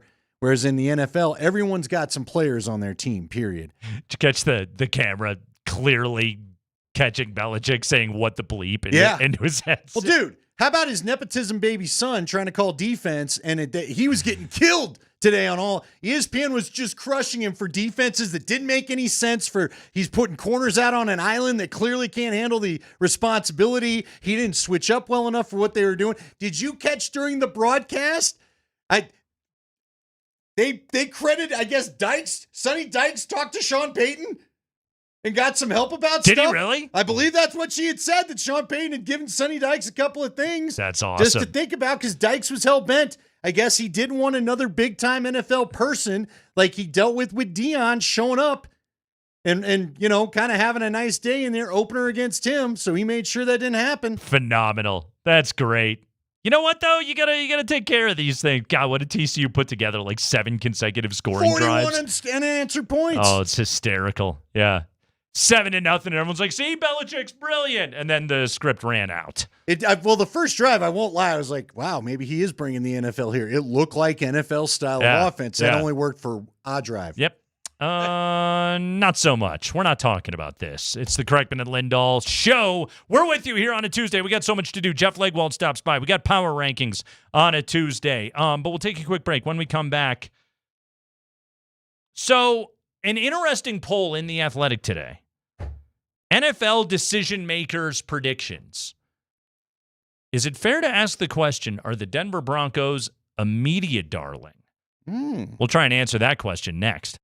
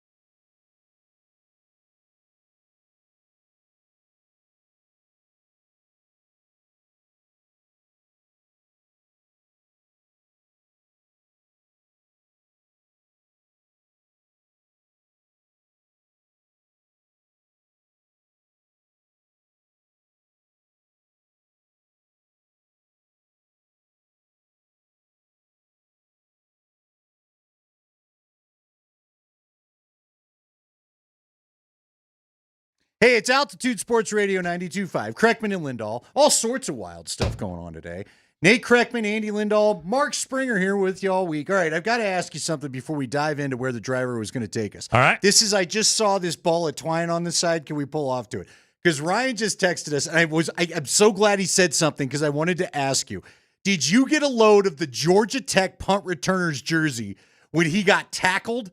It was early in the game. He got tackled, and it was because they grabbed the jersey and threw him down because they have one of those stupid where like 9 guys are wearing 3. Yes. So he had to put on the extra jersey. I remember this play. And it wasn't for those that don't know, like it was a jersey from like what you and I would have worn from back in the day, right? The jersey where they wore the big gigantic pads. Sure. And everything was a touch baggy. They tuck him in, but there still was a little bagginess to it. That kid's jersey was as loose as my shirt. I'm not kidding. Normally now they're like, it's like they take the little vacuum out that sucks the jersey to the pads so there's no moving it at all. You can't grab anything. And I just thought it was hilarious. I noticed later on in the game, they made someone else wear the extra 3 jersey so that he wouldn't get tackled like that again. Was it Bike Brand? Bro, it was so big. It was so big. Yes, it looked like the jersey you got with the plastic helmet as a kid. Like he went running off the field, and I could literally see the thing like blowing in the wind. It was unbelievable. Okay. So I Andy, cannot believe they screwed that up. I texted you something in the first half of that game on Friday night, okay? And I can't believe this had not occurred to me, okay? And I'm going to throw this out there as a disclaimer. We're all well aware of Deion Sanders' medical issues. Yeah. We all, including right here on this show, praised him up and down for his courage to try and destigmatize what he has gone through, having to deal with bladder cancer and adult undergarments and catheters and everything else that Deion Sanders has had to go through. And as somebody that has seen that affect people in my family, I applaud him completely. Okay. Those are some pretty narrow sidelines at Folsom Field, are they not? Yeah, dude. And the first time that I saw somebody go running out of bounds, and I don't know why this didn't occur to me on Friday when I first saw it, but who is the first dude that's going to go screaming out of bounds and go crashing right into Deion's? The tent.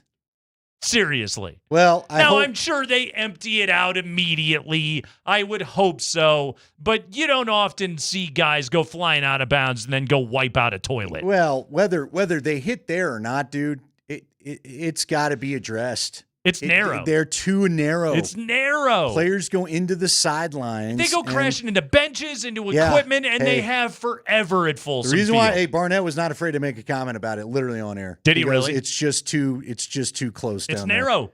You know, look, I get worried about coach or anybody else just simply getting out of the way. Andy, there's no room for you on the sideline. You're the damn sideline reporter. Well, that's why I go in the end zone. Right. And you know what? Nearly got trucked. Did you?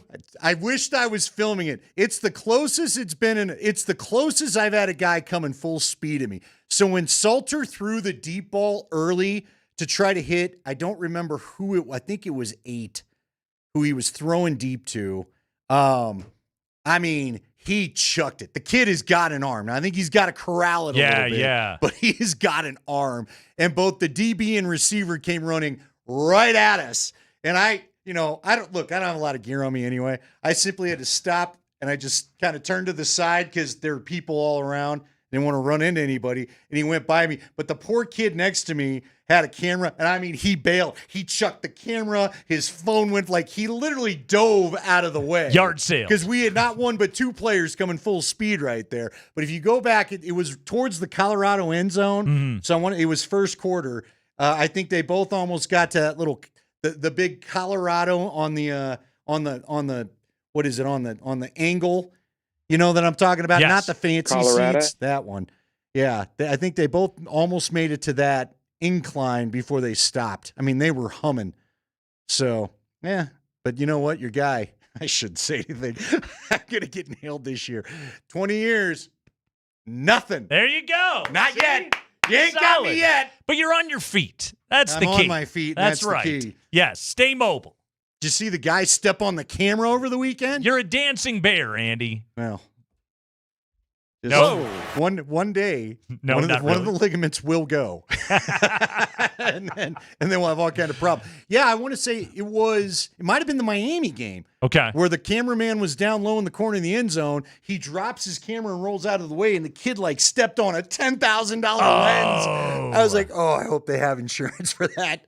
Hey, you want to get right up in the action. Yeah, you want those shots. Yeah. You're going to crack a few eggs. It's going to happen every now Yeah, and then. but you think the school thinks about it? 10,000 because it was the long telephoto lens. Aren't those like 10 grand? I don't know. I've never shopped I've been for told cameras. they're not cheap. Okay. I got an iPhone, so that does the job for me. Our guy John. Yeah, find this out for me. You can watch us on Twitch feed presented by Safeway. Order online. Safeway does the rest. Get easy delivery or free pickup with the same great deals. Get started at Safeway.com or the Safeway app. Safeway, fresh foods, local flavors. All right, Andy, The Athletic today. Oh, this is NFL. Was this the one last year that also kind of NFL decision makers predictions for 2025. So this is GMs. This is 31 voters on the panel, coaches and executives around the NFL. Coaches too. Okay. And execs. It's Okay. like the whole coaches poll. And it's, a lot of the standard stuff. Who's the MVP? Joe Burrow was their most popular pick. I like it. I wonder if they know the 13-win formula. I don't know. Oh. But Burrow was outstanding last year. If he does it again and his team actually wins games, then, yeah, I would say he's a pretty good MVP candidate. Josh Allen, number 2 on that list. Mahomes at 3. Lamar at 4. Allen. Justin Herbert and Jaden Daniels each got a vote for you right there. Okay, but the reason why I bring this up is because, as we have discussed on this show, the Broncos have been the media darlings. Okay? Everybody's talking about how nobody is talking about the Broncos. So right now they have achieved full-on media darling status. And yet, there were 2 categories in this decision makers poll, coaches and execs for The Athletic, that kind of jumped off the page at me a little bit. First off, name 3 teams that will exceed expectations this season. Okay. 25 responses. Each of those put up 3 votes. And in the media, the Broncos have always been mentioned. Yes. Right? So name 3 teams that will exceed expectations this season. Your top 3 vote getters, New England, Arizona, and the Raiders. They got 7 votes apiece. Tampa and Seattle, 6 votes apiece. Chicago and the Giants, 5 votes apiece. All right? And then there's a whole lot of other teams on here, but I scroll down, and there's Denver, 2 votes. 2 votes to make noise. To exceed expectations. To exceed expectations this season. Okay? What exactly are those expectations? Well, we'll go off Vegas's win total, which is 9.5. Okay. All right? Ooh, 2 votes. That's a good one. Okay. For Denver. Because that's 2 votes to get 10 wins. It's the closest thing to a quantifiable expectation, No, right? I think that's absolutely fair because all the media outlets, again, which outlet are you talking about? Sure. Who knows Sean Payton? Who doesn't? Right. Is Nick Wright involved? So now I scroll down to name 3 teams that will fall short of expectations. Okay, this would be 9.5 wins for the Broncos. 23 responses, 3 votes each. The most popular was Detroit. Okay, Got I could see that. 16 votes. We've talked about it. 2 brand new coordinators for the Lions. It's going to be a lot for them to adjust to. The Manders next up on that list with 9 votes. I can see that too because sometimes, you have a great magical year. Sometimes it's tough to repeat it, and they had a hell of a year. Sure did. Also, they got to the NFC Championship. Oldest roster in the NFL. Yeah, that's wild, isn't it? Because you got Commanders. one of the young quarterbacks. I know. Mm-hmm. And it's second-year quarterbacks, okay? Things happen with second-year quarterbacks. Next up on that list with 5 votes to fall short of expectations, the Denver Broncos. This is coaches and personnel. Execs. Yep. Execs. So 2 votes to exceed expectations, 5 votes to fall short of expectations this season. Interesting, okay? So it made me step back for a second and taking a look at it. Are the Broncos a media darling? Feels like it. That aren't getting as much love necessarily, air quotes, inside league circles. I would say feels like it. Yeah. Who, I don't want to quote Nick Wright, but how about I put it this way? There have been a few people, because Nick was not the first to come out and say, now again, Is it a big player? Is it an ESPN analyst? I haven't necessarily heard that type yet, but the bloggers and the media peers, the talk show guests will say, there's been a few to say the Broncos got whooped in the playoff game. You're making too big a deal out of it. Sure.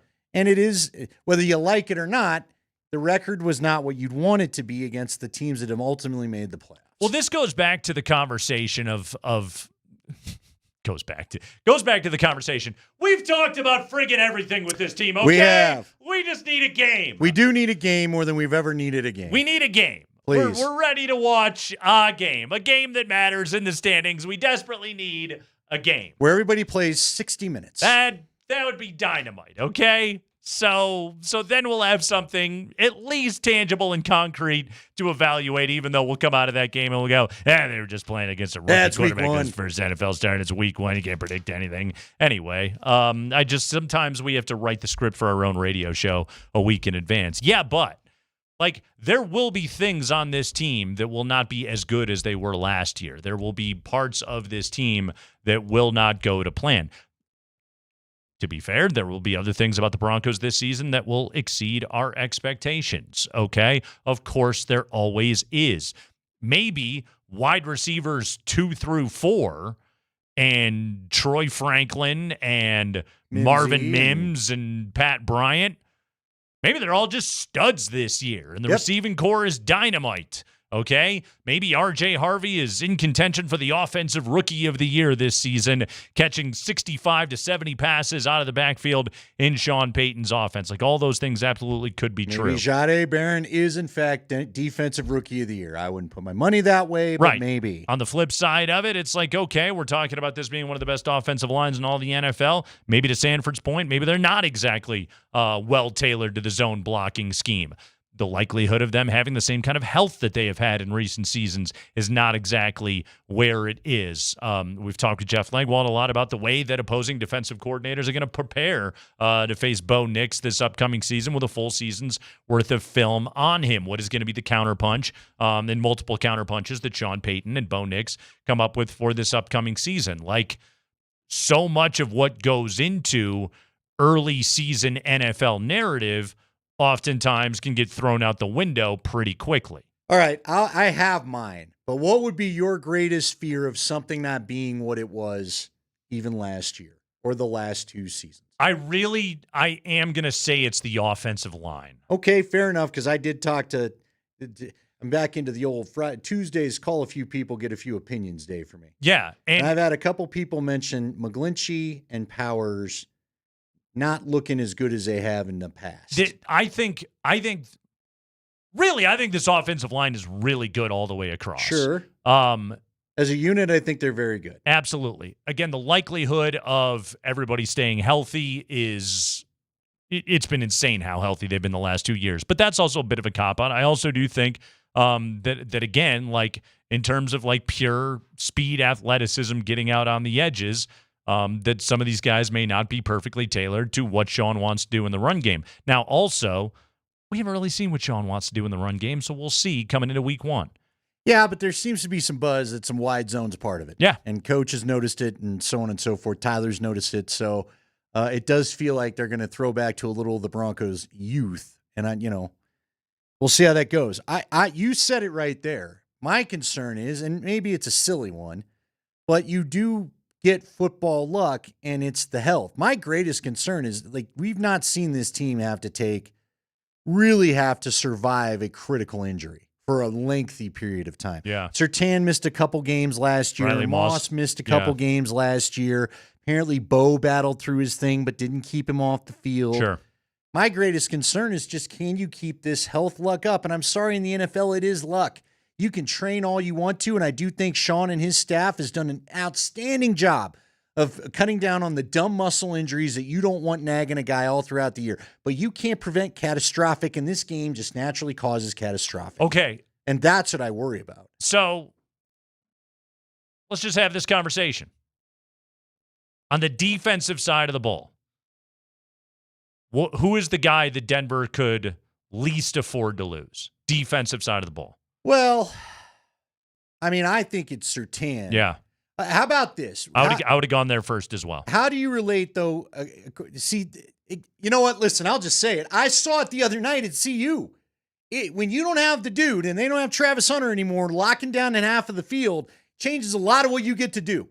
You don't get the quarterback just automatically, well, I'm not going that way. Yeah. No, I'm looking everywhere. Okay. Now, the run was more CU's problem. But again, some of those runs that they had for Georgia Tech, Travis Hunter, with his speed, would have ran some of those dudes down. Yeah, he would they have didn't had have angles. the guy that can do that anymore. Right. So if you were to lose a Surtain, yes, you lose the guy that erases literally that half of the field. Now, I would hope with the depth they've acquired or accrued or whatever that they could fight through it a little bit better than a year ago, but it still would be catastrophic. My big concern is linebacker. If Dre Greenlaw doesn't stay healthy, if Alex Singleton doesn't stay healthy, have you really built up the depth at linebacker to survive that the way you hope? You know, they have very good depth on their defensive line. But there ain't no other DJ Jones walking through that door. No. Not with everything that he does. DJ and Zach. Zach Allen's up there too. Both in terms of getting upfield, but also as a gap stuffer. Like what he does in the middle of that defensive line is so absolutely critical. He's really underrated. Yeah. Oh, he's a star. There's a reason why they paid to keep him here. Yeah. No, that dude is a hell of a football player. Like that, he is a valuable dude on this team. That's one that I would circle right there. Like honestly, you talk about the edge rushers. And I think Benito's a star. Quite frankly, I think Jonathan Cooper is like a sub-star. He's like the guy nobody's talking about. Really, really good. But also, like, Jonah Ellis kicks ass. Yeah. And Q Robinson had some moments too. Now, not necessarily he rushed the passer well, but he's also good in coverage. Their depth is really good on the edge. I'm just telling you, inside linebacker makes me nervous if it doesn't work out right. Kreckman and Lindahl, by the way, offensive side of the ball, I'm looking right at Cortland. All right, I want to have a bigger. You gotta have that dude. Can we let's do our thing? Yeah. I want to come back and have a bigger discussion about this because I want to ask you. I want Nate Kreckman's answer. Are the Broncos built to survive a bow injury? It's the Kreckman and Lindahl Show, Altitude Sports Radio 92.5.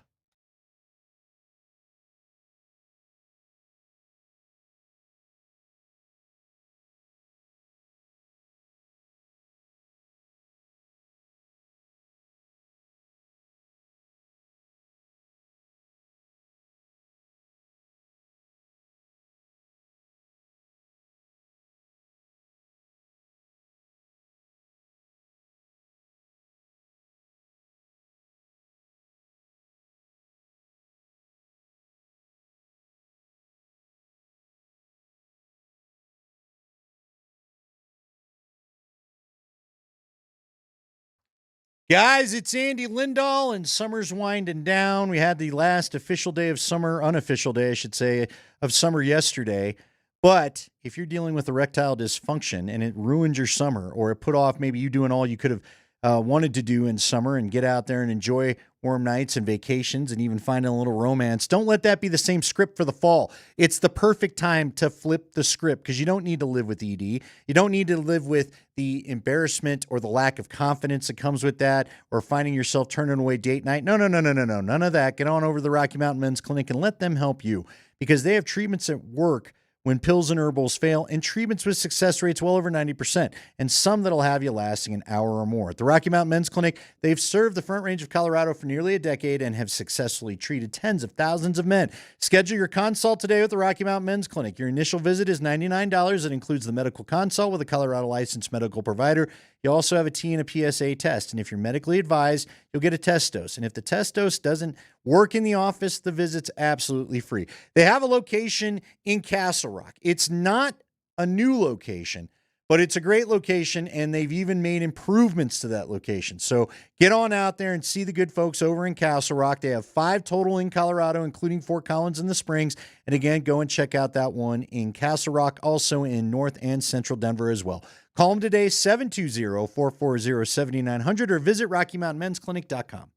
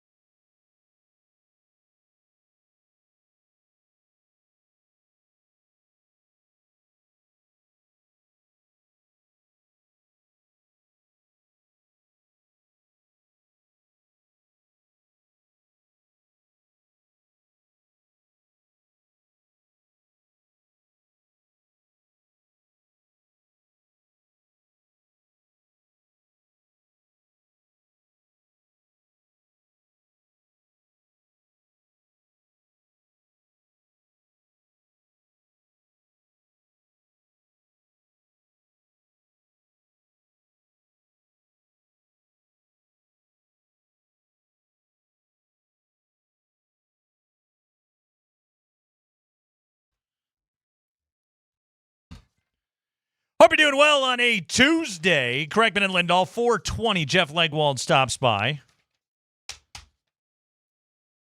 We'll do some power rankings coming up at 4 o'clock. It's power ranking day number 1. It's like the first leaf of fall has fallen. That's how you know, okay? It's not the kids back to school. It's not crisp evening air. No, it's the fact that we'll be doing power rankings here on the Kreckman and Lindahl show. That's how you know football season is upon us, damn it. Yeah. They're ranked. They're ready to go. All right. So I'm curious, Nate Kreckman. Okay.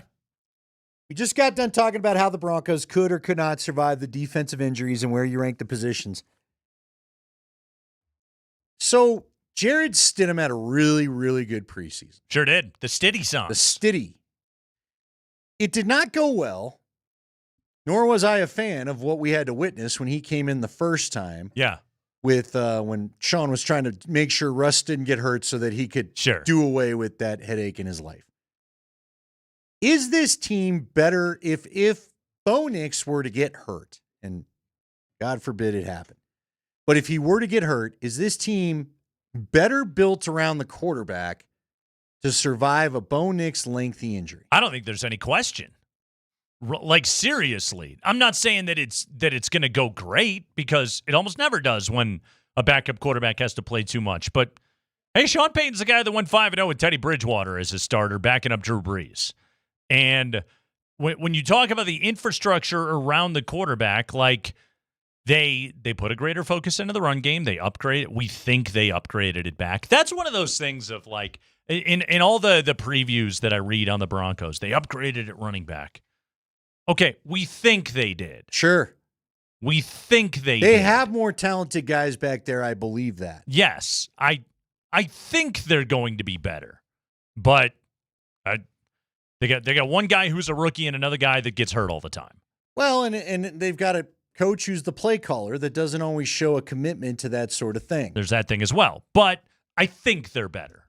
It's one of those we'll revisit that as the season goes along, of like preseason prognostications. Did they actually come to be? I think they're better. Tight end, I know they're better. You can't be worse than having your leading tight end last year be Lucas Kroll with 19 catches. All right, let's do the same exercise. Can they survive an injury to Evan Ingram? Well, they made the playoffs without him last year, didn't they? With Lucas Kroll and Adam Troutman as your top receiving tight ends. But Nate, I'm telling you, it's not great. Things that they want to do. Right. I think a lot of the new stuff's based on Evan Ingram and what he can bring to this thing. Sure does. Yeah, I agree with that. That's for if you want to be the next step kind of offense. Cortland Sutton, that to me, Andy, like, that screams to me the position player you got to have. Like, that dude's got to play 17. Based off preseason skill position, practice, dude? yes. Yeah. Bo's bailout is Cortland. Always. And Cortland always seems to make himself available for Bo. Yeah. I think Cortland Sutton's going to be an absolute fantasy stud this year, just based purely on target rate. He's just going to see the ball a ton. Like, I can't predict what Marvin Mims and Troy Franklin are going to look like on a week-to-week basis. I have a pretty good idea of what they'll be this season, but on a week-to-week, I have no idea. Cortland Sutton is seeing anywhere from 9 to a dozen targets probably every game. Yeah, I'm excited, I guess, to see what Franklin can be. I cannot figure out Mims. I do think there's a really good player in there. Yeah. But he just does not get the volume of targets. I think that type of player, like I would think he would steal at least 20 to 30% of Cortland's targets, and it doesn't feel like that's ever going to happen. And I don't know why. It's what he was in the back half of last season. No. He can be that guy again. I hope so. Yeah. We haven't seen a lot of it to this point, though. I'm going to die on the hill of Marvin Mims is going to be a big part of this offense, and they just didn't show it in camp. Oh, I think you're right. Nervous Andy. I'd love to see him be a mid-range threat. Old nervous Andy Lindahl coming out here. It's game week. I told you I've had too much. There's just been too much of the positive. Too much hype. You know what? I'm Tom Skerritt in Top Gun when he's talking to Maverick. Skerritt goes, look, I'm not here to blow sunshine up your behind. All right? I feel like too much sunshine blowing's been happening already. Too much. Sweethearts. Well, so here's what we need to do, Tom Cruise. We haven't even gotten to power You need to rankings get yet, back Andy. in the damn jet. You need to mask up. And you need to go be a damn wingman. Okay? Just go be it. Don't chicken out. Quit hold on to Goose's tags. Just go do your job. So I'm worried there's just been too much sunshine around this thing. I don't like it. I miss everyone doubting them. Instead, everyone's down reading the Chiefs. Although Patrick Mahomes did finally make a new commercial, and so now you got that going on. Kelsey got engaged. Does that distract at all? Does China patterns and how many people get to sit? Like, is Taylor going to hit him up with the table arrangement? Can we get her to hit him up with the who sits at what table? Huh? Do you think Kelsey's going to be super involved in it? Maybe he is. Maybe he's a groomzilla. I don't know. Come on. We've all been, you and I have been married. I was asked to give an opinion. Uh-huh. Won't always listen to. Sure. But I still was expected to at least throw an opinion in. Okay. Weren't you? Yeah, I provided opinions. Sure. Yeah. When getting- asked. Sure. What kind of silverware you think they're dialing up? What do you get them? Oh, it's a great question. Yeah, what do you get them? What do you give? What do you give a 32-year-old billionaire and her poor football playing husband? The guy that makes less. Right. The lesser earner with his $100 million podcast. Costanza going to her with the prenup over there. Right. I'll sign it. Doesn't feel like you could show up with the Target toaster and be like, oh, hey, it makes bagels. the sensible toaster over. Although, is that the air fryer now? It's probably the air fryer is what you're bringing. How often are you supposed to turn over a toaster? Because I still have the toaster we got when we were married 11 years ago. Yeah, I think we've replaced one in 20-some years. Yeah. And it was still only $15. I don't have a bagel toaster. Dependable appliance. They're all bagel toasters. What did you Just get that cram you've it in never? there. You got one thing you got that you've never used? Well, here was. I mean, I'm sure we did. I don't go digging in there very often. This is my. What is there? Just a closet full of crap you haven't used? Probably emptied it out this year, to be honest. Hey, with look you. at this. Yeah. Just where the hell did this come from? I don't need this thing. Like a rib rack for my grill.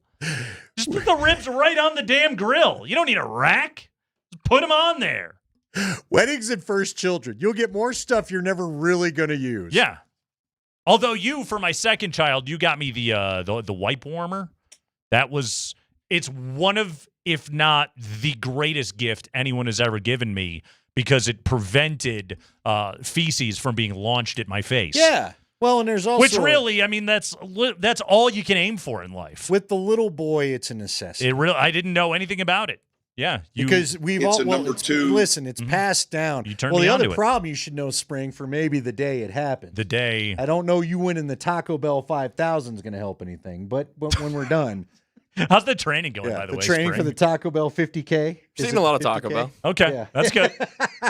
that's one way to train. You find out with the little guys though, they tend to once all is exposed, I didn't know this. air causes a number one reaction, and you need the wipe to not be cold.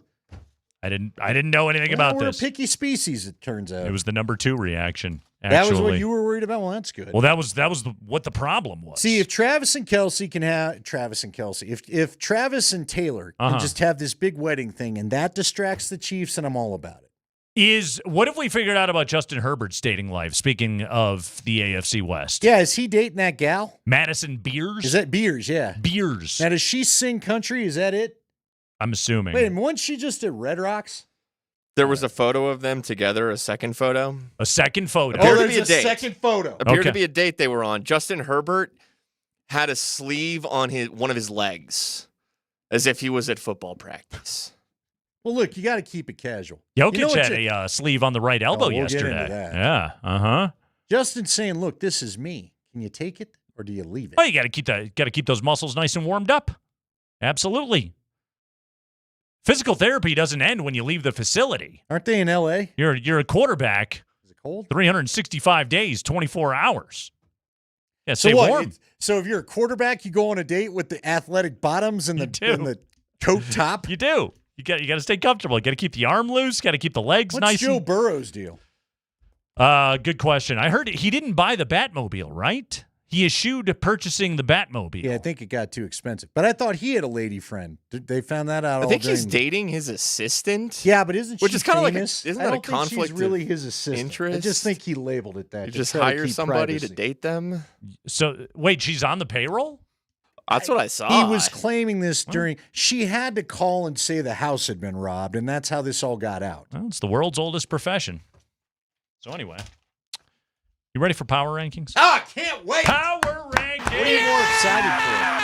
Jokic highlights in your life or power rankings? I do have Jokic highlights too. We'll get to that coming up at 4:45 today here on the show as Team Serbia has gone to 4-0 at Eurobasket. So we'll get you the latest on Jokic. But on the other side, it is the first power ranking of the 2025 NFL season here on the Kreckman and Lindahl show. What do the power rankers, the clickbaiters, think of your Denver Broncos, the master clickbaiters? We will find out coming up next on Altitude Sports Radio 92.5.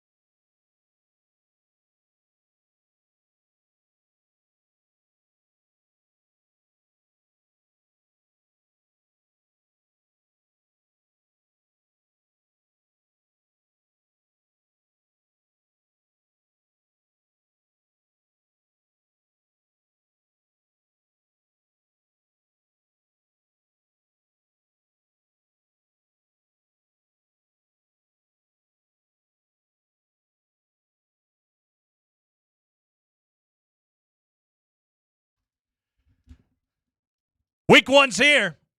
So we're ranking based on the power here on the Kreckman and Lindahl show on Altitude Sports Radio 92.5. If you're new, first off, welcome aboard. Yeah, this is really what we sound like every single day here on the Kreckman and Lindahl show. And every Tuesday, after the week is concluded, post Monday Night Football. By the way, you'll always listen to Monday Night Football right here on Altitude Sports Radio 92.5. Your home for Westwood One's coverage of the NFL. That's right, the NFL lives on Altitude Sports Radio 92.5. We love football. Football is the greatest. We will totally make out with football. Is that the tagline, Andy? Nice. 7 seconds in heaven with football. Wasn't that the game? Uh-huh. Spin the bottle with football. Heavy petting with football right here on Altitude Sports Radio 92.5. We love football. Okay. So every Tuesday, after the week is concluded, everybody on the internet puts out their power rankings, and then we put them together into a handy report, TPS report, so to speak, to give to our listeners. We look it up so you don't have to. It's an itemized receipt. It is. Well put. Nice job. Filed under D for donut. All right. Power rankings, week 1 of the NFL season. First off, I missed the sound effects. we have a new, this, by the way, just to begin a season, a new career high 8 different rankings we'll be sampling. That's to begin the season. We always take the liberty to add more as the year goes on. Last year, we added Yahoo Sports late because finally Frank Schwab's people agreed that he could come on our radio show, so we added it late. We start the year with Yahoo in there, so we start the year with 8 different rankings. Could we add, thank you. Could we add a 9th? Could we add a 10th? We have no idea. You got to let us know who they are. Yeah, And do we trust them? If they're rankings, we'll find them. I'm not even sure we trust all these, but we're going to do them anyway. So let's start here, Andy. You ready? We start with ESPN. First ranking of the year provided by Mike Clay. NFL writer Mike Clay. Now, he had some things that got people upset. He had the bad rankings you didn't like, right? The position group rankings. Didn't he write those? That had the Broncos secondary low and the pass rush high and all that? You're right about that. Yeah. Yeah. We already don't trust Mike Clay. Was this the guy? I think so. Oh. I think so. Well, screw this guy then. Never mind, Mike Clay. You're out. Yeah, go ahead. Mike Clay and ESPN has Denver at number 7. Really? 7. Maybe Mike Clay ain't so bad. 7, man. How does he have all their... He's got their position rankings all over the place, but they're 7 overall? 7. That's the number, man. He's got their offensive line at 2. He does like the offensive line. But he doesn't like a second. He's got the safeties ranked higher than the corners. He's got the secondary down. He didn't even like their pass rush. He had them like 14th or whatever. They led the NFL in sacks a year ago with 63. What are you doing? Anyway, he's got Denver at 7. This guy's all over the map. Yeah. I don't know whether I love you, whether I hate you. I feel like we're fighting, and then you compliment me. We can't pin down Clay. I know that. Okay, so we got Denver at 7. That's a good start. Now we go to The Athletic. Our friend Nick Kosminer reporting for theathletic.com. He did not do these rankings. He did not do these rankings. They were put together by one of his colleagues. I don't remember the name. I didn't write it down. The Athletic has the Denver Broncos at number 13 to begin the season. All right, number 13. Nice baker's dozen, number 13, Andy. Still in the playoffs. So already, Playoffs? high variance in our rankings. We've got them as high as 7 and as low as 13. Oh, it's going to be a wild ride of the 2025 it's all over season. The place. This is good stuff right here. Are we going to prove if they're a media darling or not? We're going to find out. NFL.com. That's the league's own website. Mike Florio, impeccable hair. That's Pro Football Talk. This is NFL.com. Oh. Yeah. Ian Rappaport and friends does Good Morning Football. I don't even know who the hell's on there anymore. Does ESPN own this website now, too? It does, yeah, okay. technically. All right, well, NFL.com. This is Mike Clay's underling. Had Denver at... Mike Clay's secretary has him where? Number 9. Well, right. Not apparently kissing the boss's behind enough. I caught a 9er in there. Square in the middle. Uh-huh. Kinda. Not quite square, but 10 would be square, but close enough. It's an odd number, but still. Number 9 says NFL.com. So we got a 7, a 13, and a 9. Niner. The Ringer. Yep. So this is a source of controversy. Because we've got Lindsey Jones. Lindsey Jones is friend of the program, but the Ringer has always been the most down on the Broncos. Who was the guy? What was the guy's name? Deontay Lee. Yeah. Who's back this year. Okay. To do the power ranking. He's not buying anything the Broncos are selling ever. Nope. But Lindsay didn't love some of his rankings last year. She didn't, and though she was the boss, she didn't always agree. She let the young man learn. I mean, we told her. Yeah. Like, what's the deal? You're the editor. Sure. You can edit that out. You can edit it to say whatever you want it to say. You can say the 20s, really, guy? Isn't that what an editor does? Yeah, that's the job description. Whatever I think is what ends up on mistake. The internet. The Ringer's got the Broncos at number 12. Wow, look who's coming around. It's a pretty good start. He's a head of athletic guy. Yeah. That we don't know the name of. The 12er. The Ringer had Denver at 12. That's, again, playoff positioning. Very 14 much so. teams make it, 7 each conference. Deion Sanders' favorite media outlet, CBS Sports. I'm not doing nothing with CBS. Next question. Mm-hmm. CBS. This is Pete Prisco. Ah, Petey. Mm-hmm. Old Petey. Smaller guy, balding, sometimes angry, but always a fun read. Always entertaining. He's rotund. He kind of looks like George Costanza if Costanza was from Philly. It's a good description. I've seen the guy a lot in my career. It's not bad. It's pretty good, actually. A little more bald, a little more rotund, no glasses. Speaking of just random national media guys, apropos of nothing, I once received a text message from one of my producers. Who's a great dude, not in the business anymore, but a great dude. And he had been in the Broncos locker room that day, and he sent me a text message that said, and I quote, "Just want you to know I just crop dusted Sal Palantonio." Purposely? Like saved it for the walk by there? I don't know if it was purposeful or not, but it occurred. So anyway. Sal's a good guy. Literally every time I see Sal Pal on TV, it's the only thing I can think of. You want to be like, I know who got you that day. I like Sal Pal, but he does give you the vibe that it's a great day for you to meet me.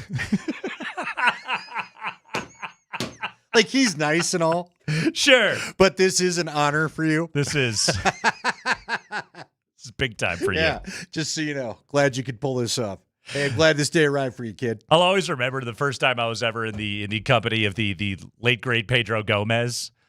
He smelled of rich mahogany. Oh, you could tell. That guy just came through the TV. He exuded charm and elegance. Oh, yeah. That's all he had. Oh, man. Good guy, too. Yeah. Pour one out. CBS has Denver at 10, by the way. All right, 10. There we go. There we go. Good 10 spot. Yeah. USA Today. It's a newspaper made in this country every day. Thus, you can pick one up today. With yesterday's news. With yesterday's news that you'll read about today, even though you read it on the internet. It should be yesterday. An evening paper that tells you what happened today. I miss a good evening edition. But they don't.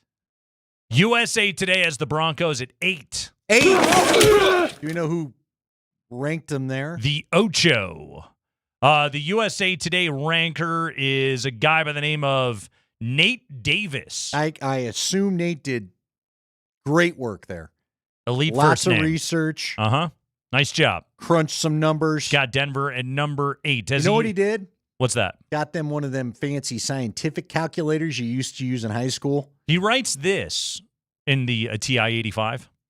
He writes, "They're exactly why you don't judge actual NFL teams by their fantasy football value. Denver arguably has the league's best offensive line and defense. Who needs Bo Nix?" He writes. Wow, really? Yeah. I think this team needs Bo Nix. I think you kind need of Bo think Nix. that's important. That's somebody has to take the snap. We got a steady guy there from that I guess? elite offensive line, I suppose. Okay. Pro football talk, Andy. Now you can talk about Florio. Florio in the impeccable hair. He's a lawyer. He's got Denver at number 9. Number 9. Niner. A Niner. That's 2 Niners. Second 9 on the list. And finally, our friend Frank Schwab, who again We've both hung out with many, many times, and yet in order to book him on the show, we've got to go through people. The amount of red tape and bureaucracy you have to cut through to get Frank Schwab on this radio show is insane. If we want him on, it's about a week out. And by the time he gets clearance, we don't even know what the hell we wanted to talk to him about. We always forget. Yahoo Sports has Denver at number 8. 8. Eighter. 2 8s, right? 2 8s on the list. Started with an 8, ended with an 8. So 7, 13, 9, 12, 10, 8, 9, 8. Do you remember when we did the first power ranking at this time a year ago? It was like 29, 30. That I was about to say. 27, an 32. Incredible difference from a year ago. A little bit of a different world. Average ranking 9.6, so I'll round her up to 10. High ranking on the board, ESPN had him at 7. The low ranking on the board, The Athletic, which has Denver at number 13. 13. But still a fair ranking. Keeps them in the playoffs. Pretty good.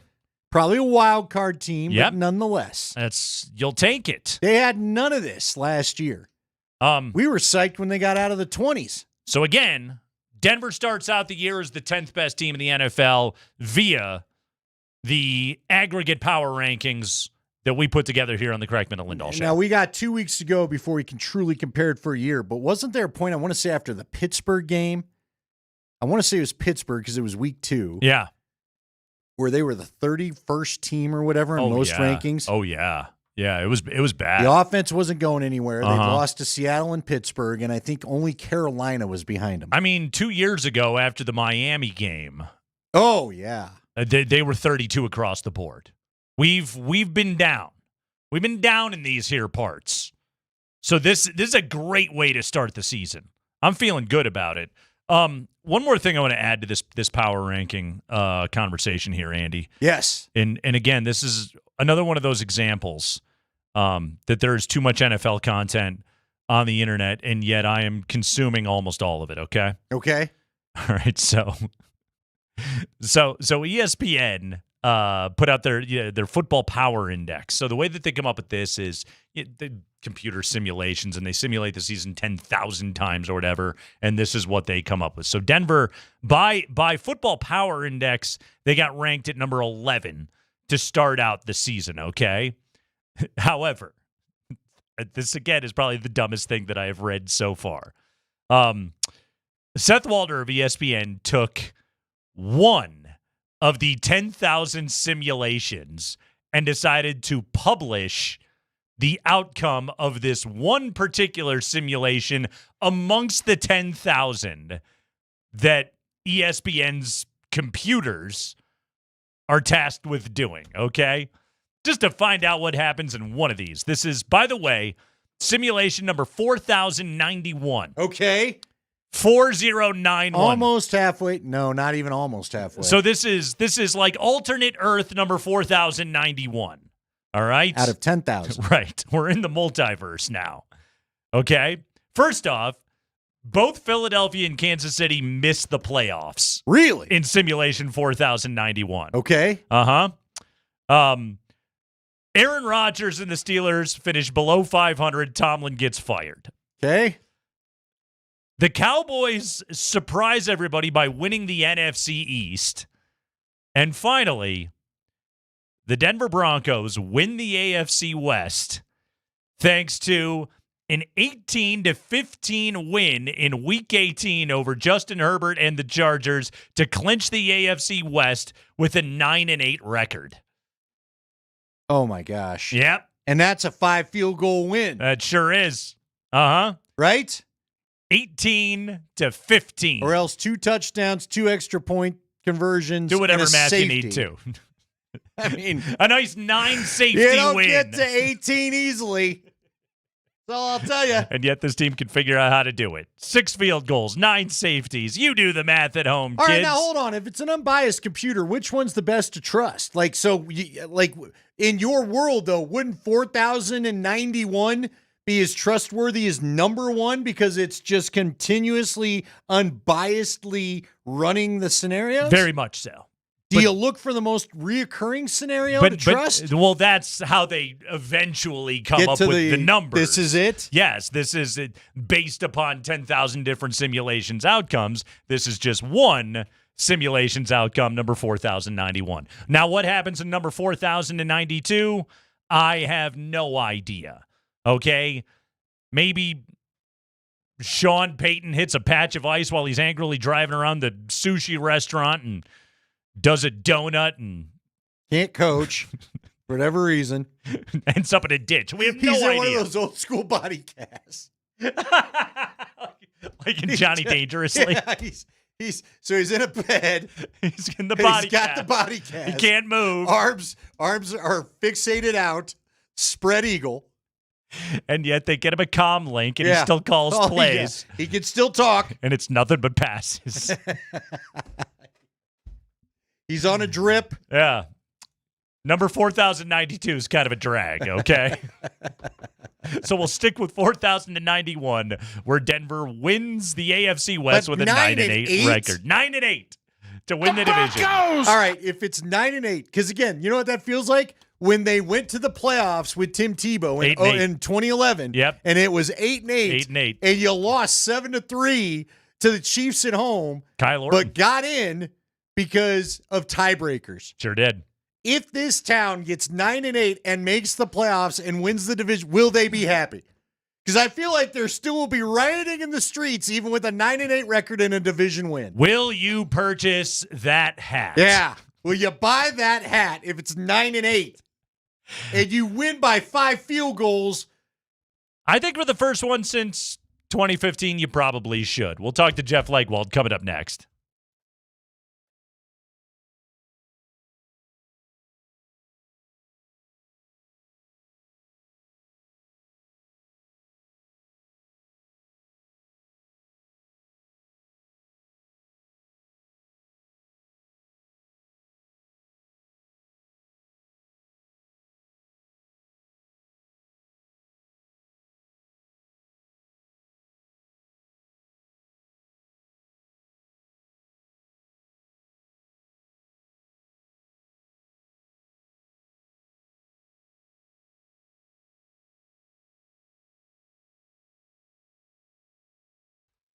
Hey guys, Nate Kreckman for my friends at Roller Auction. You should go to roller.bid/altitude and you should get signed up to bid at Roller Auction because you will be entered to win tickets from us right here at Altitude Sports Radio 92.5. Our next giveaway, we're giving away some pretty sick Avalanche tickets. So go ahead and go to roller.bid/altitude to get yourself signed up for that auction that is open right now at Roller Auction.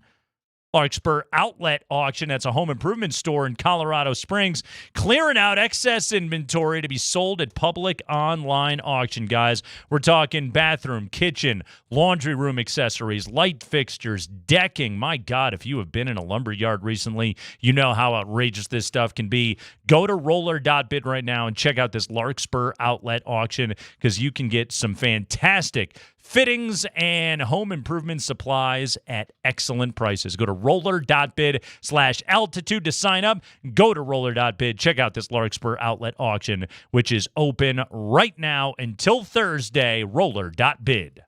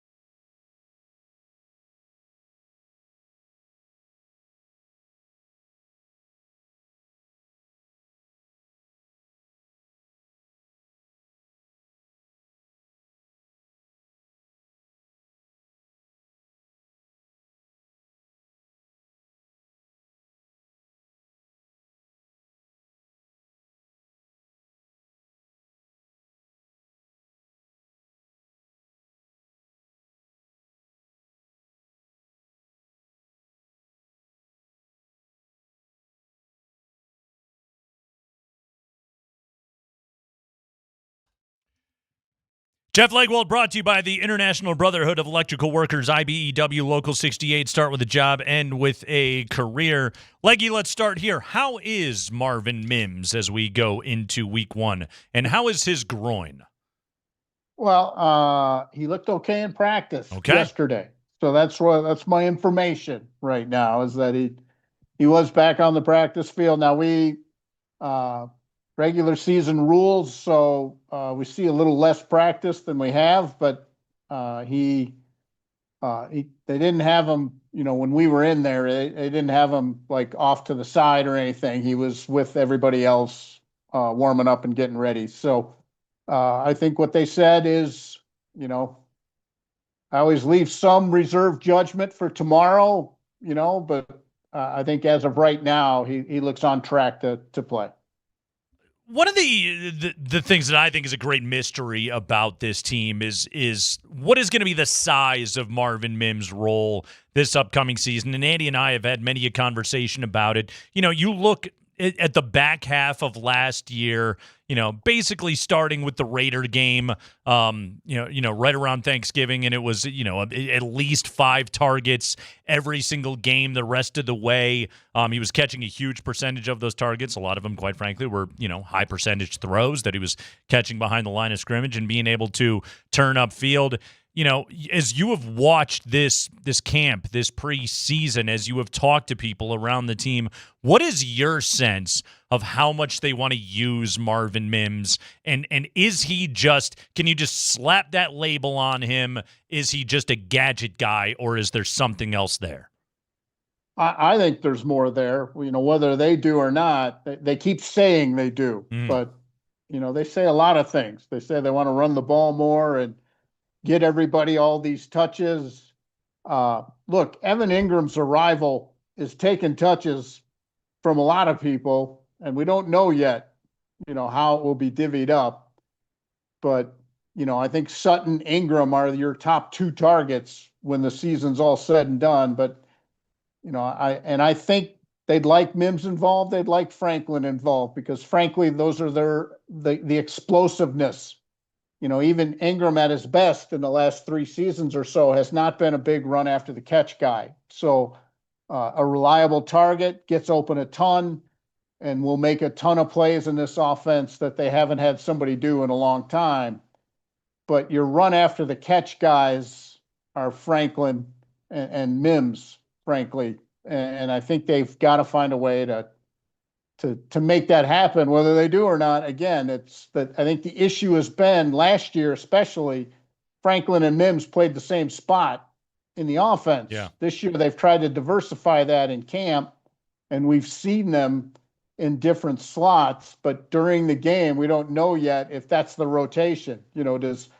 Does Mims come off the field when Franklin comes on? All of those things. But when they've gone 3 wide, for most of the camp and off season, it's been Sutton, Franklin, Mims. And I think that gets everybody the potential for good quality touches if it stays that way. All right, what do you think the first play of the season is going to be? I'm just kind of curious about it. I ask you that because you had told us you saw a scenario where you thought maybe RJ Harvey is the one that's out there to start the game, right? But could they come out if they want to run wide zone, which everybody keeps hinting at, and Coach Sanford thinks he saw a few of the formations. You've talked a little bit about it, all that kind of stuff. Is Dobbins the better guy for that, or is that R.J. Harvey all the way? I think they'd like it to be Harvey, Andy, but, I think that initial, the Titans are a little different animal. They're big up front on defense, so maybe the Broncos go heavy initially, and we don't see that, some of that wide zone stuff for, until the game gets going. But I think they'd like Harvey to be that runner. And in Dobbins, they know if for some reason, they're not getting what they want from Harvey, Dobbins can be an easy, just go in there and make it happen type guy. But he's been the third down guy and long yardage guy almost exclusively. Dobbins, I mean, for camp, the preseason, and everything I've seen, we didn't get to see Dobbins get a carry. And again, I think they've purposely held back a lot of some of the tweaks in the run game because I think they'd like to spring that on people if they can. Jeff Legwold with us here, joins us on the Ramos Law Hotline. Car accident, you need Ramos Law, medical doctor and attorney. Visit ramoslaw.com. Jeff, what are some pitfalls that could get Denver here in week 1? Don't score. I mean, we saw a lot of that. It's basic, I know, like duh type of thing. But after the preseason they had, I mean, it took with Bo Nix at quarterback, it took them 39 plays with the starters over 6 drives to get a touchdown. And, that to me, I would have liked to have seen I know it's the preseason and all of that, and I get it, but I would have liked to have seen a little more. If I'm them, I would have liked to have seen a little more from the offense. And I think they proved they wanted to see more too. I think in 2 of the games, they played the starters longer than they fully intended to simply get them in the end zone. Jeff, as far as this defense goes and the pressure that will be put on it, what do they have to do to prove that they are as good as 2015? We know they've got the makings of it, and I think of things like the first thing you said to me that always stuck with me about 2015 is this team can rush and they can cover. I feel like this version of the Broncos can do the same. Can they? Do you expect them to? They have the talent to. I mean, I have no hesitation in saying it's one of the most talented defenses I've ever seen come out of a camp or a preseason. The thing that 2015 team did better than anybody I've covered was clutch plays. I mean, when they played the tough downs the best. They didn't give up the 14-yard run when they had somebody at 3rd and 11. They didn't give up the 45-yard completion when they had somebody pinned deep. They played the clutch downs, the tough downs better than anybody. And that's why I think they won, 9 one-score games that year? Yeah. And, the Browns game, for me, will always sort of be the testament of that defense. The Browns are going to kick a field goal to win the game until the defense just decided you're not going to kick a field goal and you'll be on the other side of the 50 when we're done with you. And that was what separated that defense. And that's the question about this group. Last year, they had one of the best defenses in the league, but they had bobbles, Jameis Winston, Lamar Jackson does it to a lot of people, so I'm not sure that's a bobble. Lamar Jackson, Josh Allen, Joe Burrow, like the elite of the elite got him last year. Justin Herbert got him last year. That's the difference. If you're going to be a great defense, you got to shut down the great quarterbacks. And if you're in the AFC, you're going to get plenty of opportunities to shut down the great quarterbacks. And look at their schedule. I mean, Lamar's on it. Joe Burrow's on it. 2 games against Herbert, 2 against Mahomes. I mean, they got plenty of quarterback firepower, coming at them this year. So I think it's the clutch tough downs. Are you good then? And avoiding those lapses where somebody gets free. And I think when you're a defense as aggressive as they are, the trouble often starts when suddenly you decide to go zone to keep everything in front of you, and you don't play it enough to have those smooth pass-offs and transitions.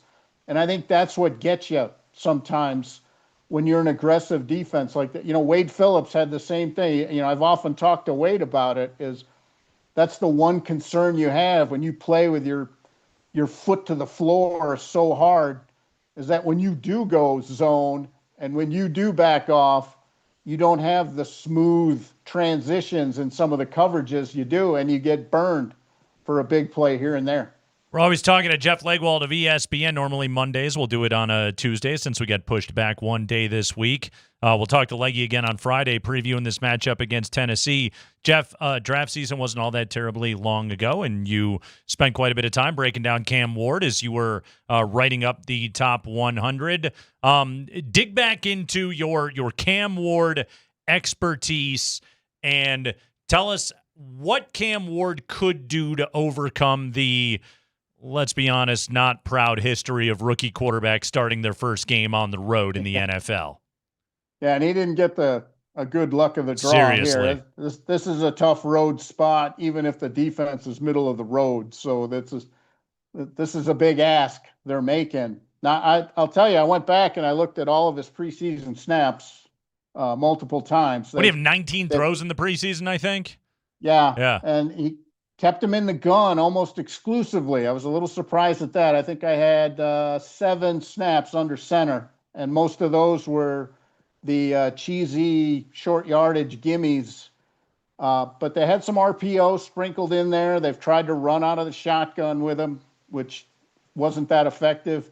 But he was in the gun almost exclusively, which tells me they're trying to get that comfort level quick and worry about the rest later. I think, Brian Callahan was here for a while. His dad's one of the great O-line coaches ever.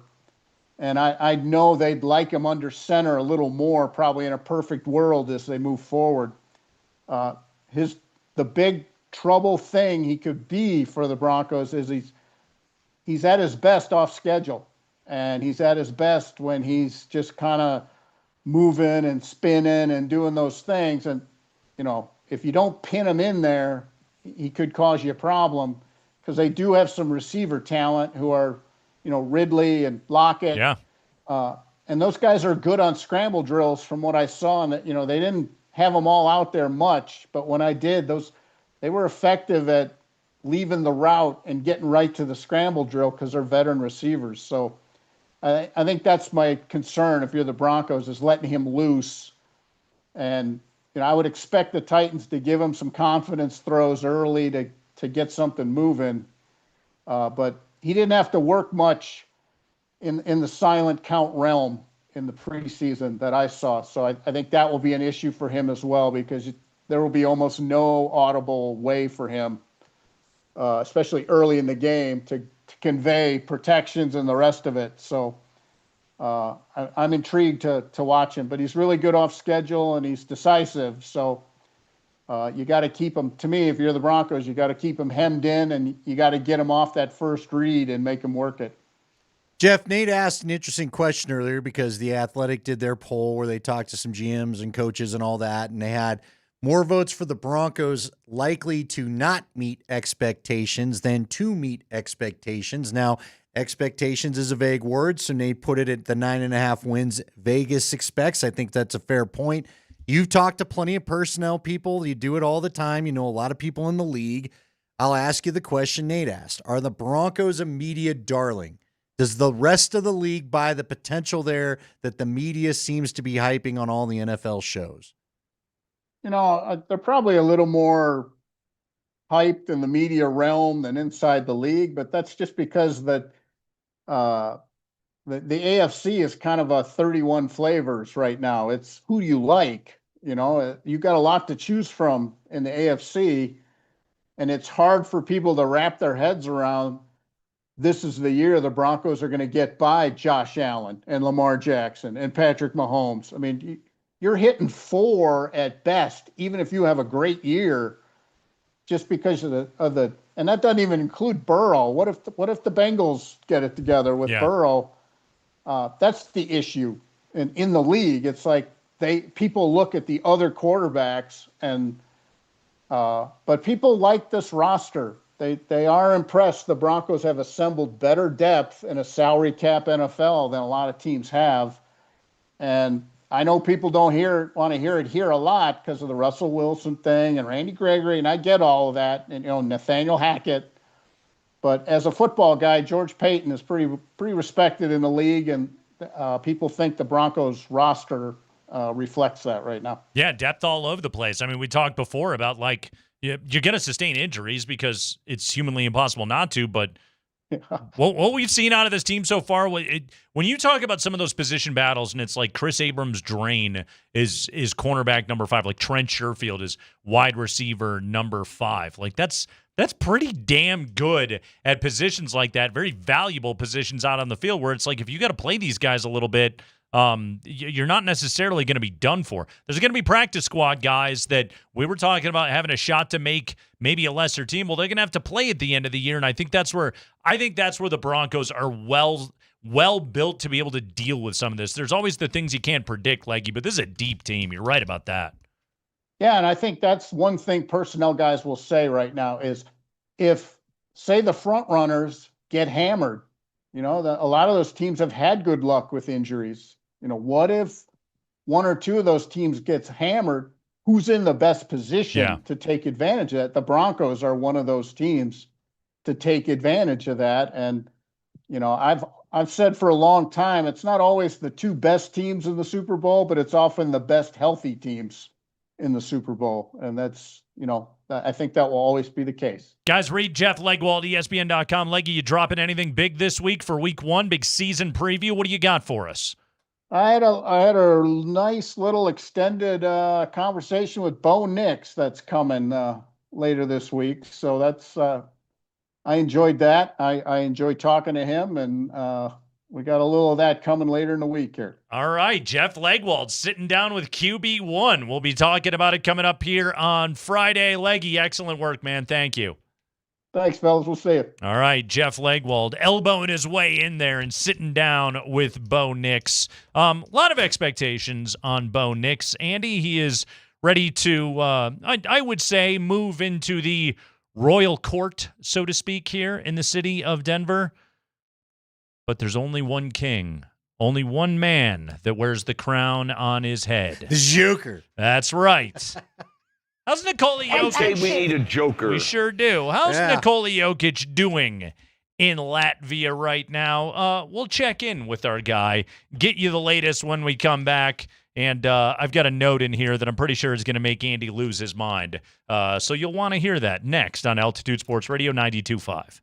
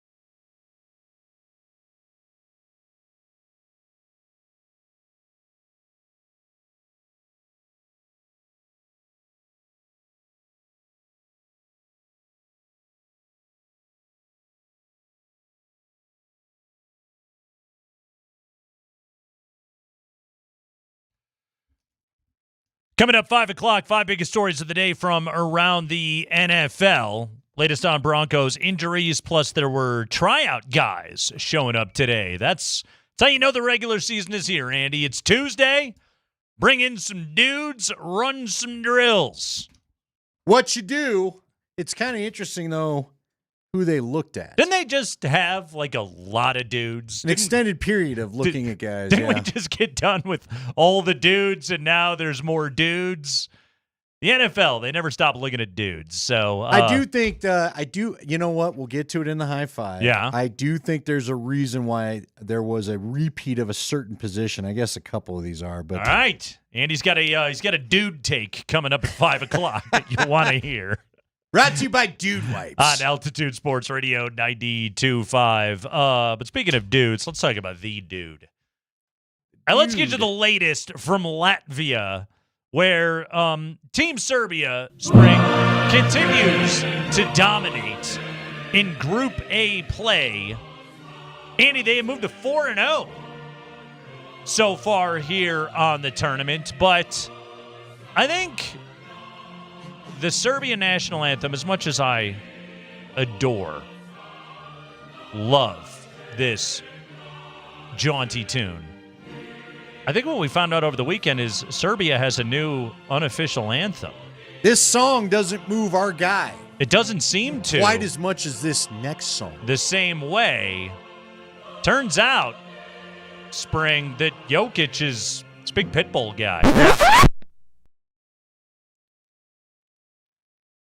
Yeah, the cameras catching Joker singing along to some Pitbull on the bench.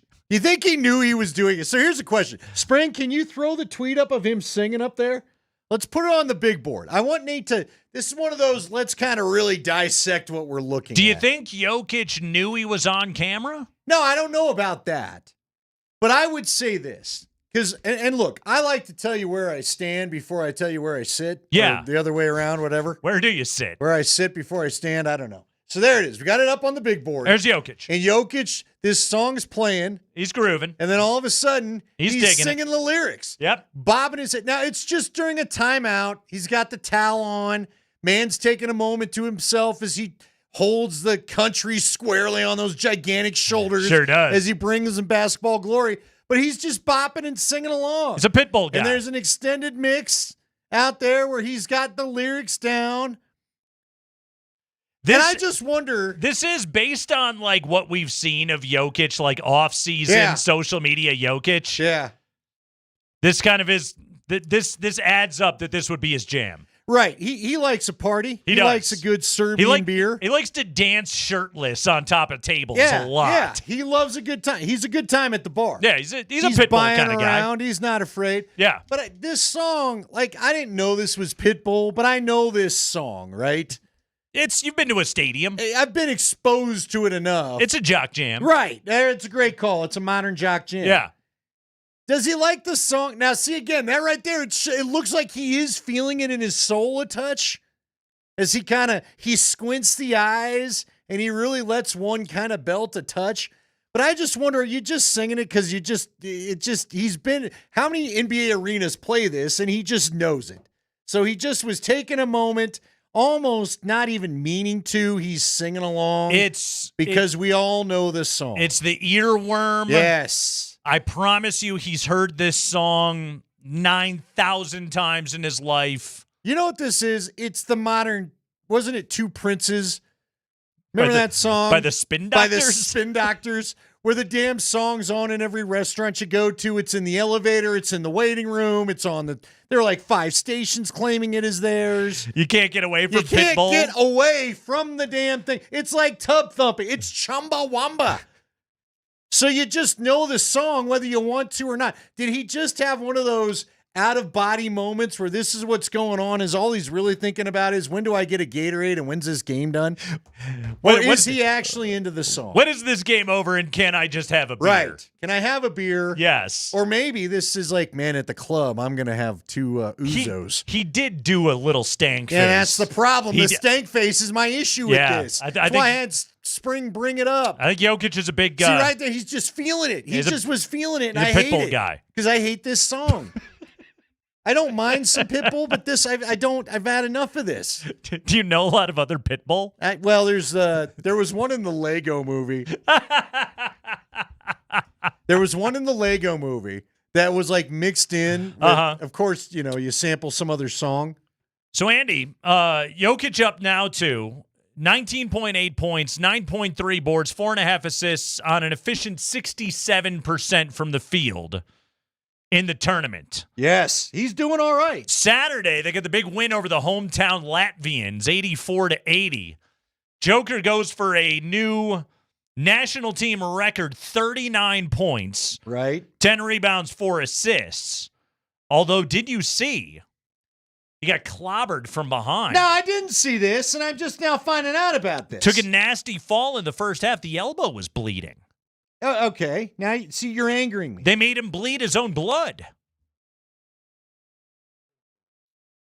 Second game of the weekend, Monday. Yeah. They took on the Czechs. The Czech. Otherwise known as Czechia. Said the Czechians. Not the Chechians. They jumped out to a 27-5 lead. Yeah. 27-5, hung on from there, but Jokic was wearing a sleeve on the right arm. He didn't have to exert much effort, and they blew out the Czechs. Tomorrow, Andy, 12:15, Serbia and Turkey. Final game of group play. Jokic goes head-to-head with poor man's Jokic, Alperen Şengün of the Houston Rockets, starring for Team Turkey. But that coming up tomorrow, 12:15 Mountain Time. But that's the latest on Jokic as he continues to absolutely dominate Euro basket play. Even without Bogdanovic, Serbia continues to roll. Now, here's what I got. Pull up this pit bull. See, this is what I'm feeling because you kind of upset me. Okay.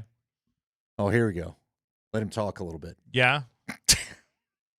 Tell the story. See, Christina gets involved. Okay. Christina Aguilera. Oh, Xtina. Xtina. Sure. I think now she's had the kid. She's dialed that down. She's here now? Yeah. This is her? This is her singing. Oh, that's her. So You're she's right. joining in. Okay. I told you it's the one Pitbull song I like. I know who's in it. I'm not guessing. This is you going into Pitbull So deep you know cuts? what was kind of funny? I'll tell you the story behind this song, and then I'm going to tell you Pitbull my problem with all this. B-sides? Yes. Uh-huh. We were doing I've told you about Cupid's undie run. They do it around, it's for a great cause, and very attractive people run through downtown. I've done it at Stoney's, and I was emceeing this thing. Okay. And we were playing a bunch of like music from the Fox, and I looked at the guy and I go, give this song a try. And they all went nuts. They all started dancing. It was all like a party. And the dude that was the DJ was like, all right, I'm switching the vibe up. I can't believe the Boston didn't Yeah, get people out of their seats. I don't think Leonard Skinner is getting what I'm sure is this. It's like the attractive, right? I was guessing there's a bunch of really handsome gay guys here that they're not into. They don't want to hear Leonard Skinner. I like They want Foghat the club as mix. much as the next That's guy. right. But look, when they're the elite, when they're ripped and they're in, come on, man, that ain't the Leonard Skinner crowd. Give him the pit bull. Give him the pit bull all day long. Anyway, so we played this and it was a Miami club the rest of the time. And none of them, they were all beautiful and nobody's wearing. I was like, I got to get out of here. I'm really feeling horrible about myself. But you tell me that our guy, the Serbian basketball god, was made to bleed. And I mean, do we not have a thug to go and maybe handle some business on that team? Who made him bleed? Some Latvian. Okay, but was there an even? Was there a hard foul return? Listen, when Scott Hastings saw Charles Barkley take a few liberties with Bill Laimbeer, he didn't just sit there and go, Bill's tall enough to take it. He jumped in, and my guy threw a couple fists. He knocked on the dome and let him know there's somebody else here. I don't think he had to Was stick there up for none of that Laimbeer. going on? I think he had to stick up for Isaiah. I think Laimbeer was able to Oh, no, fight he will his own tell you it was fights. because of Laimbeer was getting choked out by Barkley. Well, and he said he saw his meal ticket flash in front of his eyes. I mean, can you blame Barkley? It was Bill Laimbeer. No, I get it. But again, when that guy's a key to you getting a ring slipped on the finger. So nobody did anything. Joker had and the you're sleeve. not bothered by this at all. Nah. No. Nice, They good. don't get to let our guy bleed and you just go, nah. They don't have a It's not Marty the appropriate McSorley response. on Team Serbia. Well, then you hire one. You get one. This isn't the you got NHL 12 roster spots in 1987. I need somebody that brings the big. Come on. Judging by his brothers, you're not a small country. You can't find one other big fella to just go out there and use the 6 fouls necessary to let Czech guy know, Latvian guy know this ain't happening tonight. It's a good point. He's got his brothers. They got his back. Put one of them on the team. That'd be all right. He doesn't have to be good. I just need one hell of a hard foul in the paint. You're not making my guy bleed. How are you okay with them making him bleed? Serbian Oak, Andy. He's not fragile. He's going to be fine. That doesn't mean he should have to put up with it. Oh, he's big. You don't mean the guy that beats the ever-living snot out of everybody that he plays against should never get fouled back? I don't care. Oh, have you seen his arms? Apparently he does get fouled back all the time. Look, this is international play. And you know what, frankly? Yeah. I don't care about it. You know that. He'll be whatever this Eurobasket trophy looks like, I'm sure it's cute. I'm sure it's like the guy, everybody knows a motocross racer, right? That's got that Tri-Tower trophy. I'm sure that's what the Eurobasket trophy looks like. I don't care.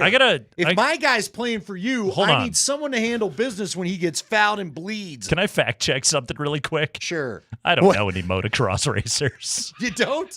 Not one? Not a single one. You didn't know one out of Illinois? I don't. Trying to hit the track and go? I don't know a single guy that races I've dirt got a bikes. cousin in his 60s that still races. Cool.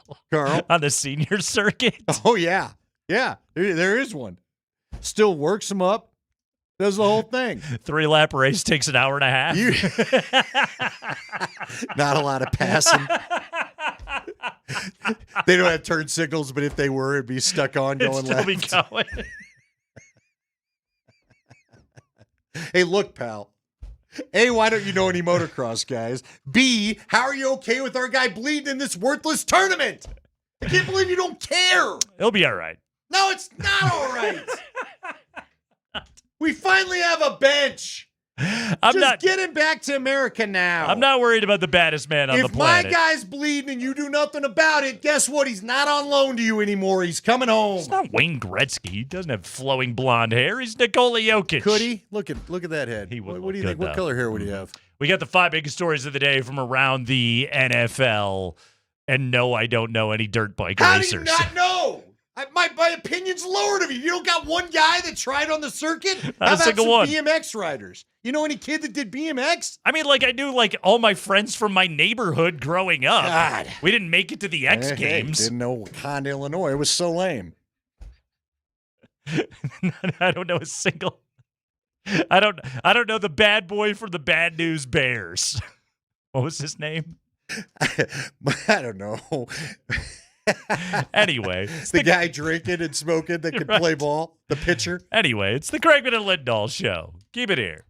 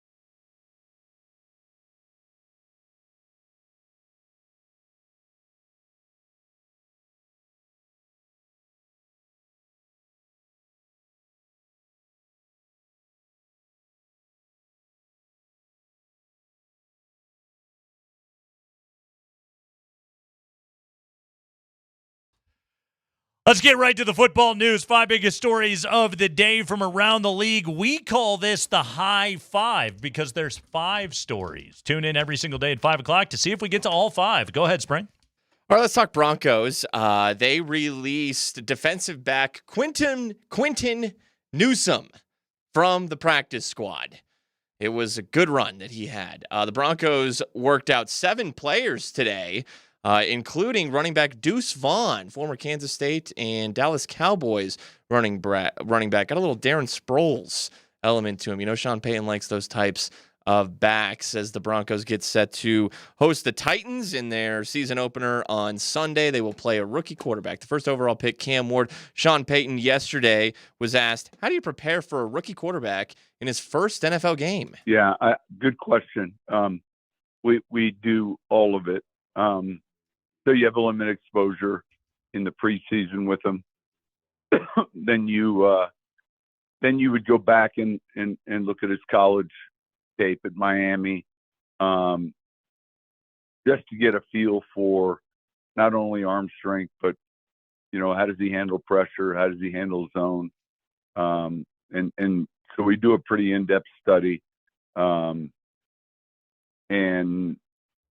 it's pretty normal when you play teams early in the season, maybe to not have all the information you might have when you play a team in week 8 or 9.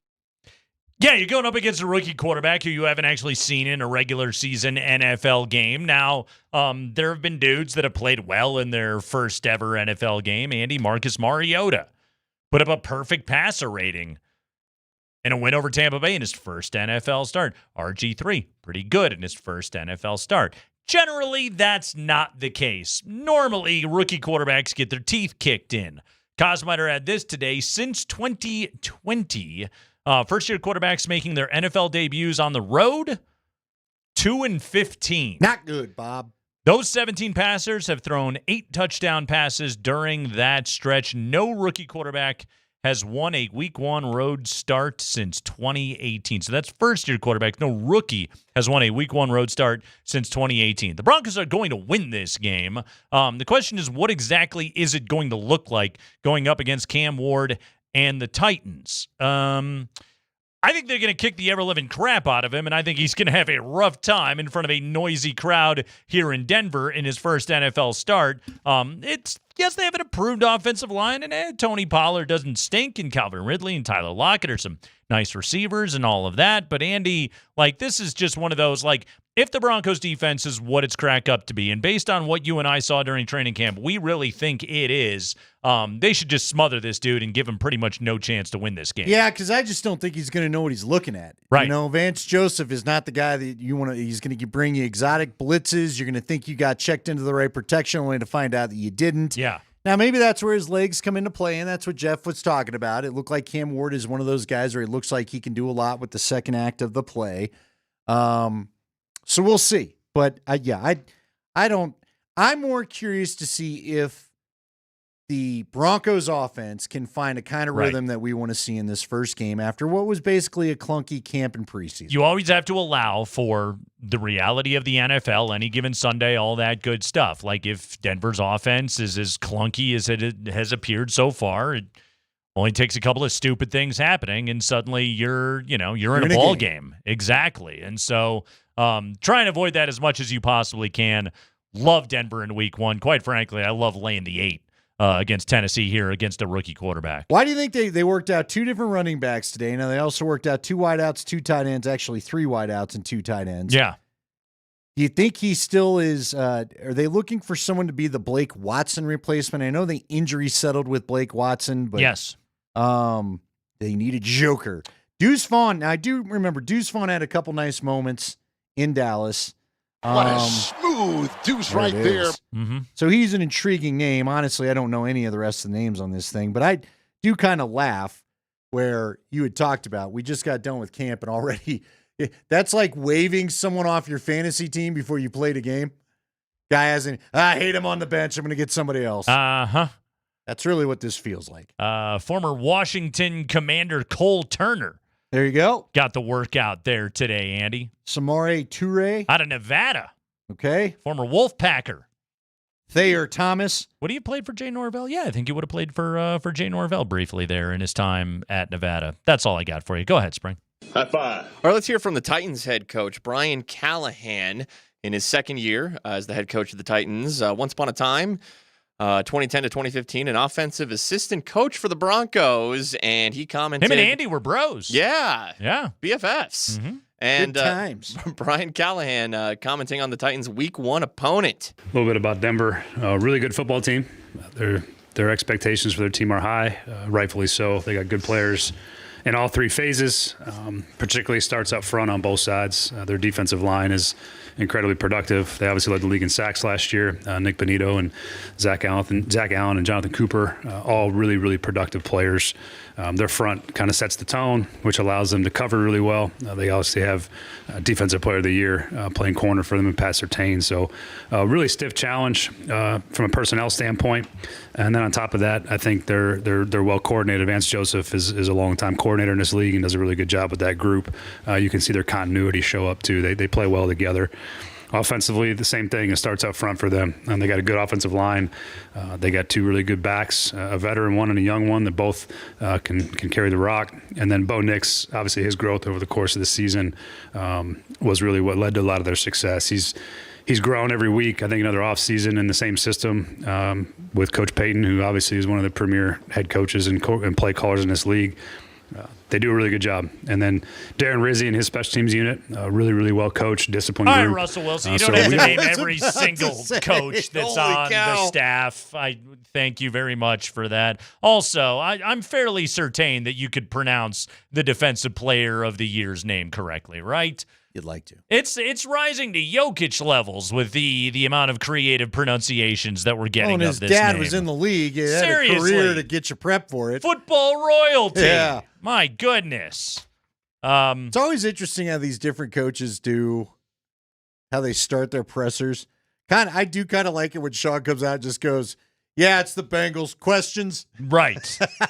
Just get to it. I don't need to tell you who's over there. We gave you a media release. Yeah, exactly. Thank you for having read the press notes. Thank you very much, Brian Callahan, son of legendary Nebraska head coach Bill Callahan, Andy. They love him in Lincoln. Is there a Bobby Callahan? My everlasting Bill Callahan memory was the last game that he coached at Nebraska, losing 65-51 in Boulder, and the Huskers wore the white jersey, white pants combo, which I believe is the only time they ever wore that. And Callahan basically did it as a middle finger to the AD who he hated. Peace out. Exactly. I'm gone. I know I'm fired anyway, so who cares? Yeah. Uh-huh. That was a great game. That was a day after Thanksgiving. Was that 07? Oh, I missed those. Oh, man. Wildly entertaining football game. Cold day, but, man, 65-51. Can't beat it. Anyway, Brian Callahan, your buddy, will be coaching the Titans against the Broncos this week. Go ahead, Spring. High five. The Giants released an unofficial depth chart today. Russell Wilson, my guy, is QB1. Wow. That's quick. Jameis Winston, QB3. Jackson Dart, QB2. But who is Jameis Winston's guy, and who is Jackson Dart's guy? I didn't know Spring was claiming the Russell Wilson. Yeah, you're taking that's your guy? This is a new development? Yeah. Okay. Did you take him in fantasy or? Oh, team high knees. Okay. All right. Okay. It's, you know what? When you're Mr. training for the Irrelevant. Taco Bell 50K. Russ needs to have one fan left in Denver. Spring can be that guy. You know what? There's nothing wrong with that. Just you wait. Mm-hmm. What do you think happens? Who's got Malik Neighbors? Whole year? You're going whole year with him? Keep naming He's some got guys. Cam Scattaboo. He does have Cam Scattaboo. Cam Scattaboo. He's got him. He's got Brian Burns on that defense. They got a good defense. Thibodeau? They're supposed to have the best front four in football. Do you believe that? It's a very good defensive line. I don't deny it. Got an angry, bald coach. They can easily win 6 games this year. I think Jackson Dart starts by week 7. Maybe week 8 or 9. I think they try to avoid his first start being here. Yeah. Because of what we'll probably witness with Cam Ward this upcoming Sunday. Okay. Go ahead. We'll Spring. see. Okay. High five. Okay. The Lions are in Green Bay week 1. Micah Parsons will make his Packers debut, and Aiden Hutchinson will return after being out like all of last season with, what was it, a broken leg? Pretty much, yeah. Dan Campbell talked today about getting Aiden Hutchinson back. How excited is he? Yeah, I'm very excited. Can't wait to watch him go. I mean, he's put in a lot of time, a lot of effort, a lot of hard work to get back to where he's at right now. And when you have the game taken away from you for whatever reasons, it just gives you a little extra motivation to come back. So I'm excited to watch him. He's going to be ready to go. He's one of the betting favorites to win Defensive Player of the Year, which he was a season ago as well before the injury robbed him of the entire season. I mean, Andy, that's like, okay, I think it's fair to bring up questions about Detroit and how is everything going to look with new coordinators on both sides of the ball with both Aaron Glenn and Ben Johnson being gone. Like, those are absolutely fair questions. But also, like, if they get Aiden Hutchinson back and he actually does play at Defensive Player of the Year levels and gives them the pass rush that they were desperate to try and find last year, like all the way up until the trade deadline, then it's like, okay, I know they're in a brutal division, but still, that you basically can just like ticket that team to 10 wins with Jared Goff and his knowledge of that offense and what he's got at the skill positions. Like, if Hutchinson is healthy and ready to go, like, the Lions should be really good, right? I would think so. I just a lot of talent. Yeah, Look, we've talked about it, though, and I think they're one of the teams that fall into it. I wonder about windows with the Bills, the Ravens, and the Lions. You've had a chance to get there. You've let a few opportunities pass you by. Yep.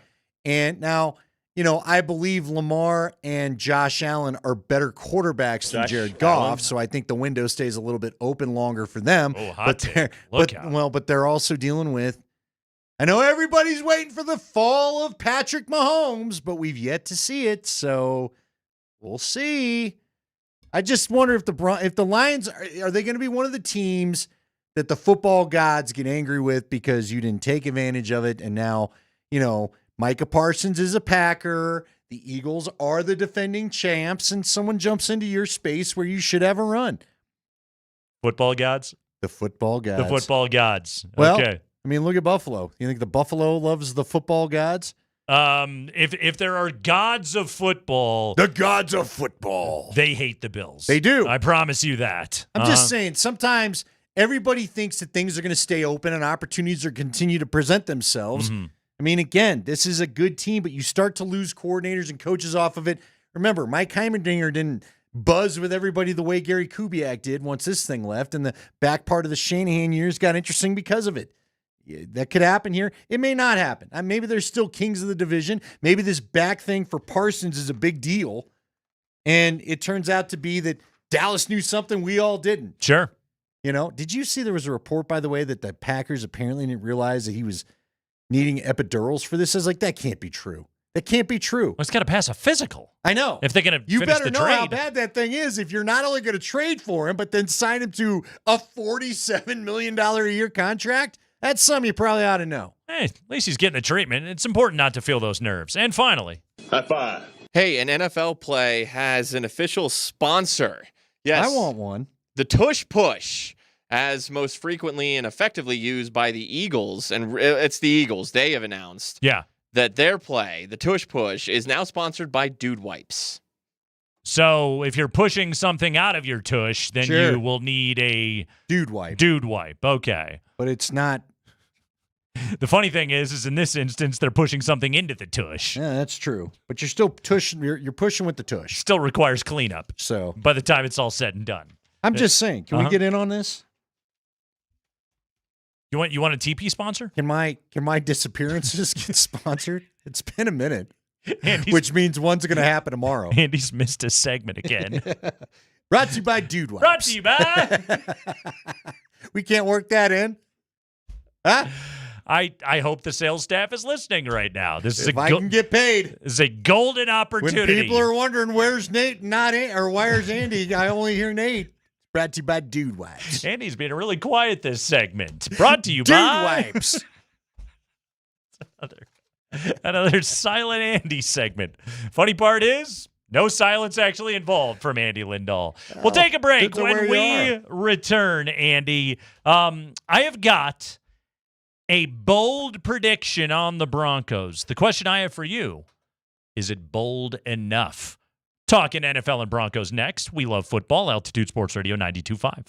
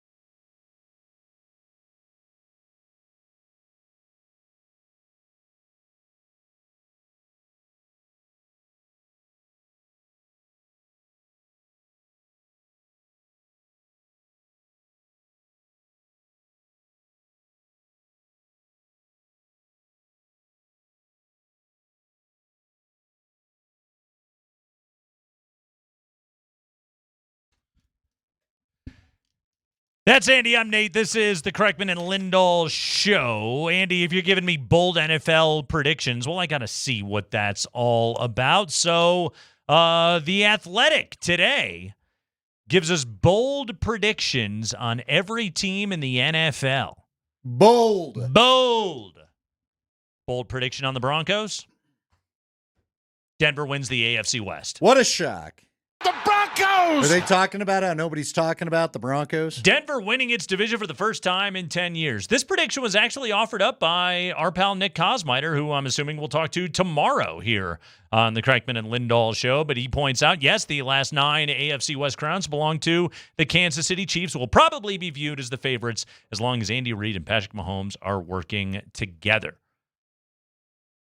And sure, Andy, there is a world where Rashee Rice returns from his suspension and Isaiah Simmons turns into an absolute stud at left tackle and Mahomes recaptures some sort of deep game and they have good health on the defensive side of the ball and they continue to be a really rough one game out when it comes to the playoffs because of the outstanding game planning of Andy Reid. All of those things can be true of the Kansas City Chiefs. Yeah, but, okay, the Broncos are the more complete roster than the Chiefs right now. Like, sure, hot take, I'll take Mahomes over Bo Nix. But I'm looking roster v. roster, and I'm loving what Denver is throwing out there over Kansas City. Broncos winning the AFC West. Is that prediction even bold enough? I think it's pretty bold. You didn't pick them. You picked the Chiefs. I got the Chiefs winning the division. We're going to do our annual What You Got segment coming up on Friday, where I always talk. It's been funny because for the existence of this show, which for those that don't know, we are Denver's longest running afternoon sports duo. But sure are. We've been together since 2019, been a whole lot of suck in that time. Lot of suck. So me talking my way into 10 wins literally every year we've been together has been a bit of a feat. This year, 10 seems easy. It's do they get 11, 12, or 13 is going to be the question. How many can you talk yourself into? We'll find out Friday. I don't can't know wait. Yet. But to me, you had them winning 10 last year. I did. But there was some sarcasm dripping in that thing. It's not important how you arrive. The process doesn't matter. At the prediction, you cash in that ticket regardless, That's right. Andy. No matter what. You did it. That's it. Uh-huh. Yeah, I got to see this Kansas City collapse everybody's talking about. I have to. I'd love to. I want to revel in it with everybody. I want to ring the bell. I want to raise a new flag. I want all that stuff. But until I see it, I don't think it's a collapse. I just think their record will actually reflect what they are as a team. Yeah, we'll see. Which they were not a 15-2 team last year. That was crap. But see, the problem is that I feel Buffalo has had better rosters than the Chiefs. I feel the Ravens have had better rosters than the Chiefs, and they still cannot find a way to get past the Chiefs. Yeah, I'm not saying they're going to be any easier of an out when we get to the postseason, because they're really good at scoring one more point than you scored. That's basically their superpower. But that offense is, come on. Okay, but it's kind of been that way for a couple years. I know. And yet there they were 2 years in the ago, Super Bowl. They weren't even good and they won the Super Bowl. Don't tell me going into it you didn't think the Buffalo Bills were the better team in the AFC Championship. They were. They were. But they didn't win. Should have been. Should have won the game. Anywho. Josh Allen picked up that first down. Anyway. I think a lot of us agree with that. Sean Payton stopped by the Rich Eisen show. Oh, good. Yeah. Popped on by? He sure did. And Rich Eisen asked the obvious question that we've all been wondering is like, hey, why are you so confident that this thing is going to be good this year? Here we go, Sean Payton. Give us the litany of reasons why Denver can do something big this year. Is this a realistic shot this team has to go on a deep run, if not win it all, Sean? Well, I think our fans today are smarter than they've ever been. And look, last year, there's a lot of unknowns. Whenever you start a rookie quarterback and you're in year 2 of a rebuild, you're 90-some million over the cap of dead money. Shot at Russ. So you're operating with 2/3 of a budget. I think I don't know what the expectations were. I don't think they were that of a playoff team.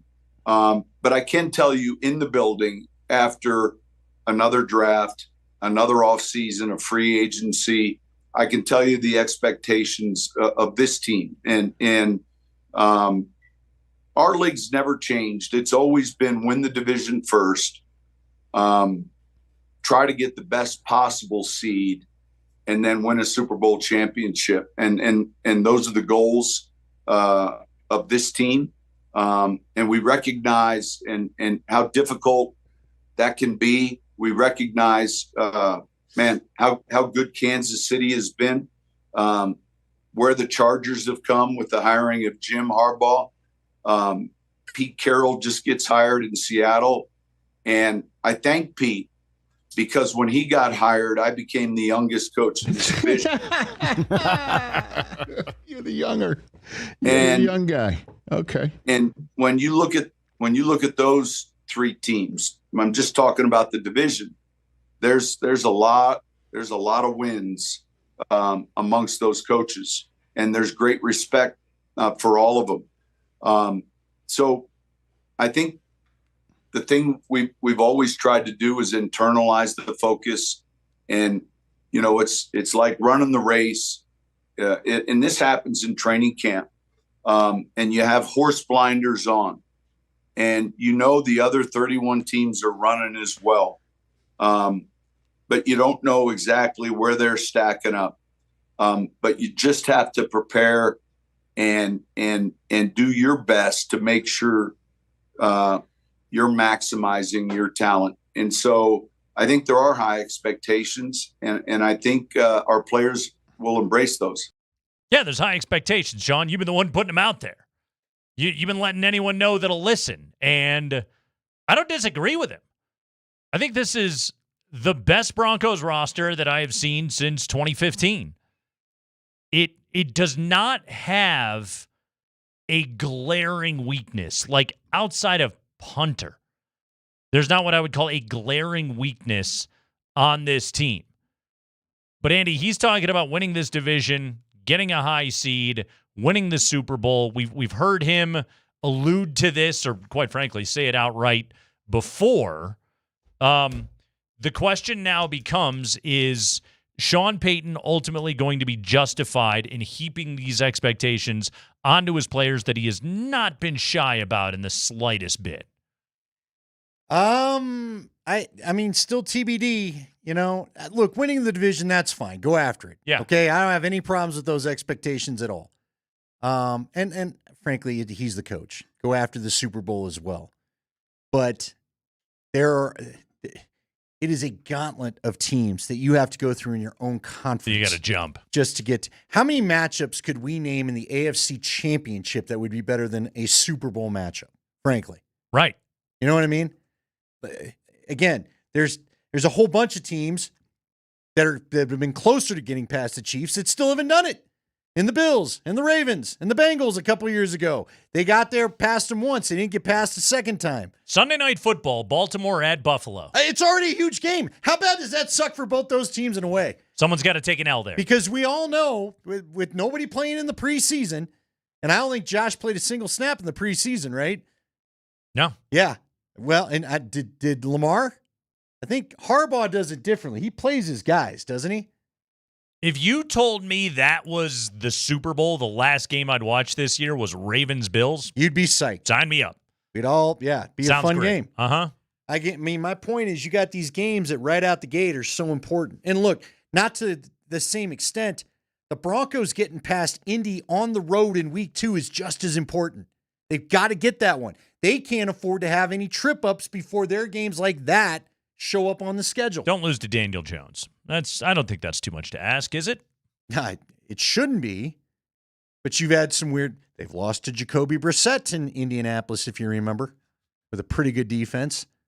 They sure did. Yeah. Do you need me to bring up some old wounds? Joe Flacco starting at quarterback. Yeah, that day? was the one where we got done. He goes, come on, what are we doing here? As he had a broken whatever. Yeah, it was neck, right? He had He was completely messed up and still at the podium. Come on. Yeah, what are we doing? We've got somebody else is on Denver winning the AFC West. It's not just the Athletic. It's not just Sean Payton. We got another one here, Andy. Another one. Yeah. From Good Morning Football. This is Good Morning Football. Your guy Manti Te'o is believing in Denver. Former Charger, Manti Te'o, not famous for anything else at all. No. What, or infamous as it were, what does Manti Te'o think about Denver in the AFC West? For the first time in 10 years, the Denver Broncos are your AFC West champs. Sean Payton will lead the Denver Broncos and that nasty defense to the AFC West championship the first time in 10 years. Just makes me want to say Talanoa Hufunga. Nobody is talking about the Denver Broncos, Andy. Nobody at all. No one. All right, Manti. Is Manti on Sean Payton's group text? Remember, Manti was a Saint. That's true. He was. So he knows a little bit about Coach Payton. 17-19. Yep. Mm-hmm. So, stopped by and played for him for a little while.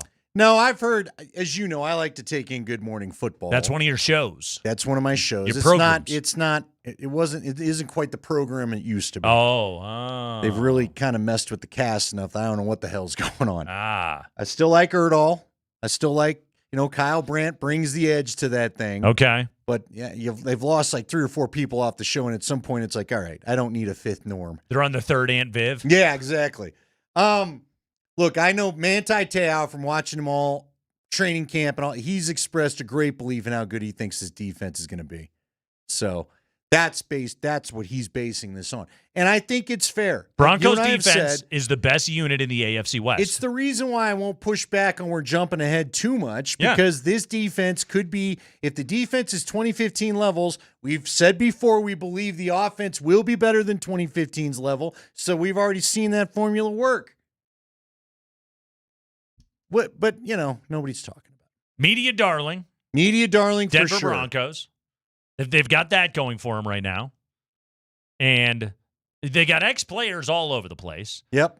You got Te'o, add him to the list of Orlovsky and Damian Woody, and there's dudes pumped about this team all over the place. Apparently, the only ones that aren't are the coaches and execs that got pulled by The Athletic. Yep.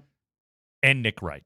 But Nick Wright's, he's a Chiefs fan. Yeah, it'd be like asking me to talk positive about the Chiefs other than picking him for the division. Other than me trying to put the voodoo. Well, I mean, again, I can't wait to see it. I am rooting for it. Don't misunderstand. Okay. But I also you and I have lived through the Patriots dynasty where they're always winning the division, and every year we said, maybe Andy, this is the year they're not. This is what Sean Payton gets wrong. Okay. Tell me. He says first you got to win your division. Yep. Get as many wins as you can. And then think about winning the Super Bowl, okay? But there's a prequel to all of that. Get Andy Lindahl to believe that Denver can win the AFC West. Now hold on. To believe. I think they could. That's not belief. Because I've yet to believe that the Patrick Mahomes has just forgot how to play football. You're a waffle sitting on a fence right now. That his witch doctoring is just completely going to go away. That he's lost his NFL voodoo doll. Or referee voodoo doll. Beard Gut Mahomes is going to be getting chased down all over the place this season. He stands no chance, Andy. Broncos, AFC West champs. Okay. Chargers in second. What are you doing bolder? Chiefs in Woo, third. that's bold. Yeah. Slipping them to third. Place. Hold on? Do they miss the playoffs? No, they'll make the playoffs. Oh, really? 7 seed. 3 AFC West teams making your playoffs, huh? They did last year. Can be done. Precedent, baby. Who's the second AFC South team that's making the playoffs? They shouldn't let any of those losers into the playoffs. I don't know. We got to take a look at, we got to take a look at Jacksonville to see if that's something. Okay. Or not. All right. You don't trust the Steelers at all, huh? Duval guy? No. The Steelers, they got 5 wins written all over. Steelers could be fascinating. That team is going to be poo. Yeah. What was your simulation? 9,004? Yeah. Or 9,041? 4,091? 4,091. Let me screw up all the numbers. Steelers are losing. 4,091 has the Steelers losing and Tomlin getting fired. Biggest thing the Steelers need, you know what the Steelers need to do? They do need to lose. Stop sitting in NFL purgatory. That's how you end up in this spot right now, where you're getting Aaron Rodgers because you're that desperate. Kreckman and Lindahl, Altitude Sports Radio 92.5. Quick break. When we return, we got to rank everything before the start of the football season, Andy. We got play calling play calling ranks? Where does Sean Payton stand in the pantheon of the great NFL play callers? We'll play that for you next.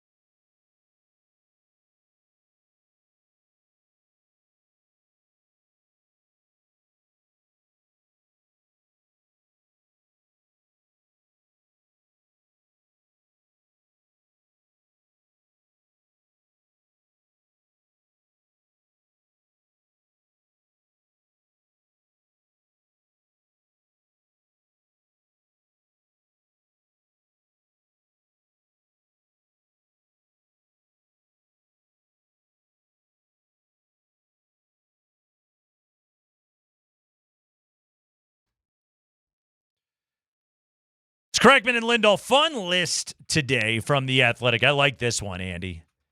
Here we go. Top defensive coaches ranking NFL offensive play callers. Yeah, so it took me a second to wrap my head around what they were saying. Yeah. But it's the defensive coordinators rank the offensive coordinators. Right. Or play callers. 6 defensive coordinators and defensive assistant coaches from around the league voted on this poll. Anonymously, each defensive coach ranked who they thought were the top 10 play callers in the NFL. This is good. This is game calling out game here. Yes. Who's tough to game plan against? Number 1, Kyle Shanahan. Not a shock. Yeah. Not terribly surprising. Some good quotes in there.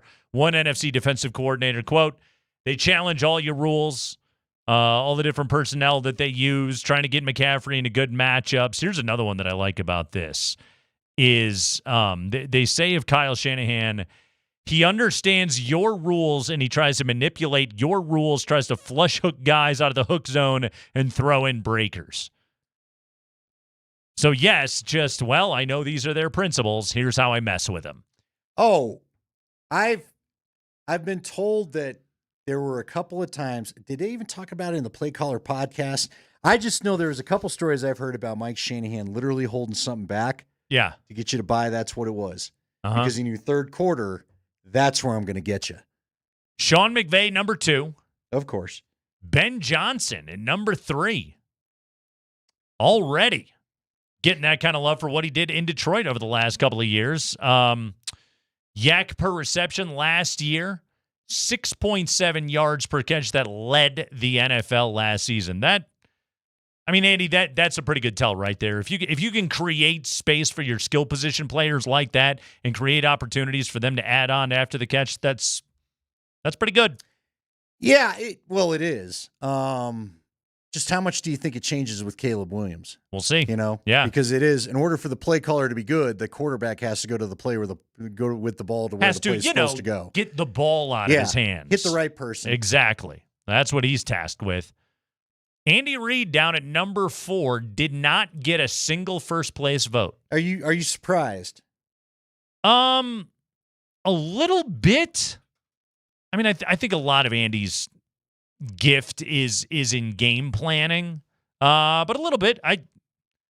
People watch that Super Bowl. See, there's probably a little bit of bias there. But here's what I think is interesting, because again, I think it also shows that those 3 guys that we just mentioned, Shanahan, McVay, and Ben Johnson, are all guys that they haven't had the elite quarterbacks necessarily. For sure.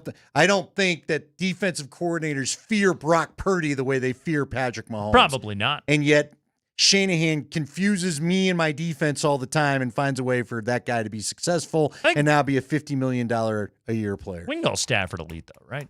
Elite of the elite. He's one of those dudes. Yeah, fair enough. When healthy. But McVay's done it with a whole variety of people. Kevin O'Connell at number 5 on this list. Should O'Connell, under those circumstances, jump Reed? He had Cousins for a year. Yeah. Then he had, Darnold last year? Won a lot of games with Sam Darnold last year. And now he's trying it with McCarthy. Exactly. Matt LaFleur at number 6. Okay. Todd Monken of the Ravens at number 7, former Georgia offensive coordinator who came to Baltimore and reshaped Greg Roman's offense, and it worked out pretty damn well. And then Sean Payton coming in at number 8. You surprised it's that low? Not really, but I'll tell you why. It's because he doesn't. He talks about committing to the run, but at least in his Denver tenure, I haven't seen it. Yeah. I'm not going to tell you I watched a ton of Saints games all the time, and I know Mark Ingram was always successful, and Kamara is always successful. McAllister, I believe, didn't Deuce McAllister play for him? He was a successful guy. Sean's had successful, running backs. But again, I think part of this is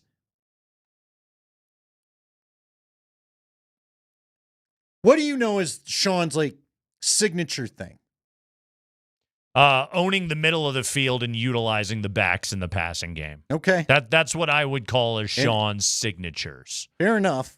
And Breeze was so elite over the middle of the field, and really, that's what Bo does well. And Russ couldn't see it at all. And Russ didn't. That's the funny part. Know what was happening, and thus $90 million in dead money, and Sean's still mad about it. Yeah, I'm with you. I just think. Plus, he gets in a little extra dig at George Payton, which I think he enjoys too. Sure. Mm-hmm. But doesn't want that guy getting too much credit. Fair enough. I think he wants everyone to know who's running the show. There's a great quote here from an AFC defensive coach about Sean Payton. Quote, the first 15 plays is a mother bleeper with them. It's big personnel, little personnel, every play, and they just try to create chaos with the subs and play games with all that bleep. And then they mix modes with the no huddle and all that. They put guys in the right spots, fit the pieces together well, where like everyone has their role with that. And then it's a diverse offense where you've got to defend 2-back, 1-back, 4x1, RPOs, QB-driven, YY sets, and it's all the stuff you got prepared for, and that makes you just say, bleep it. We just got to be simple. There's so much noise where you really can't pin them down, close quote. Yeah. He does have fun with the formations, especially early on. He does, but then it leads to what we talked about. You don't punch the bruise enough. Sure. Sometimes. Sure. You don't repeat plays that are working. Right. Sometimes. You know what I mean? Yeah, he's got a giant menu. So it's a large menu that he has in front of himself.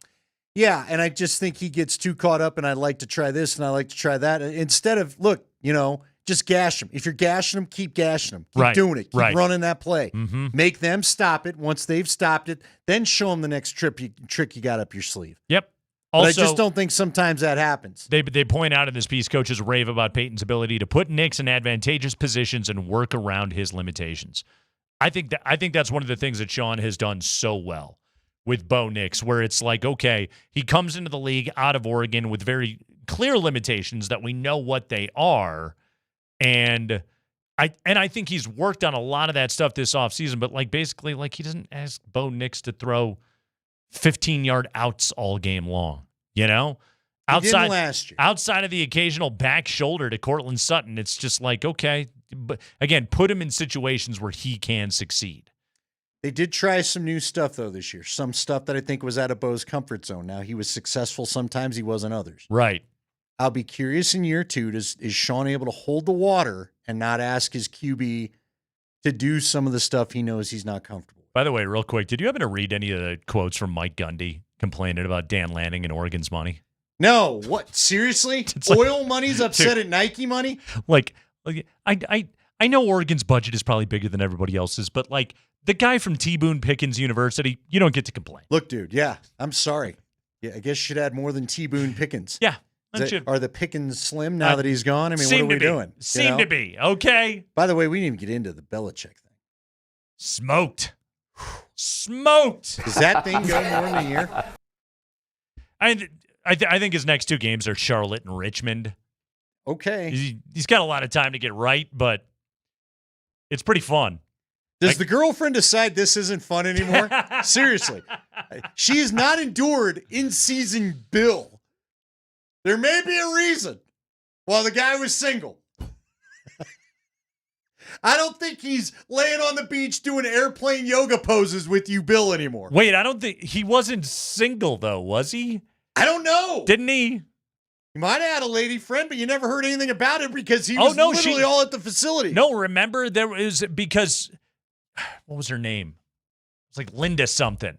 I think he dumped Linda because there was the story about Linda bumped into Jordan at at some event, and one of the daughters gave her an earful.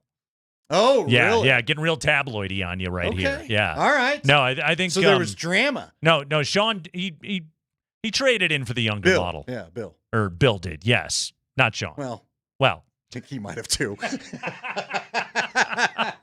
But we're talking about Bill. Bill right now. Yeah, I don't know. This has all been media tours and, making sure you get the copyright to Chapel Bill and all that crap. Now you got to deal with football coach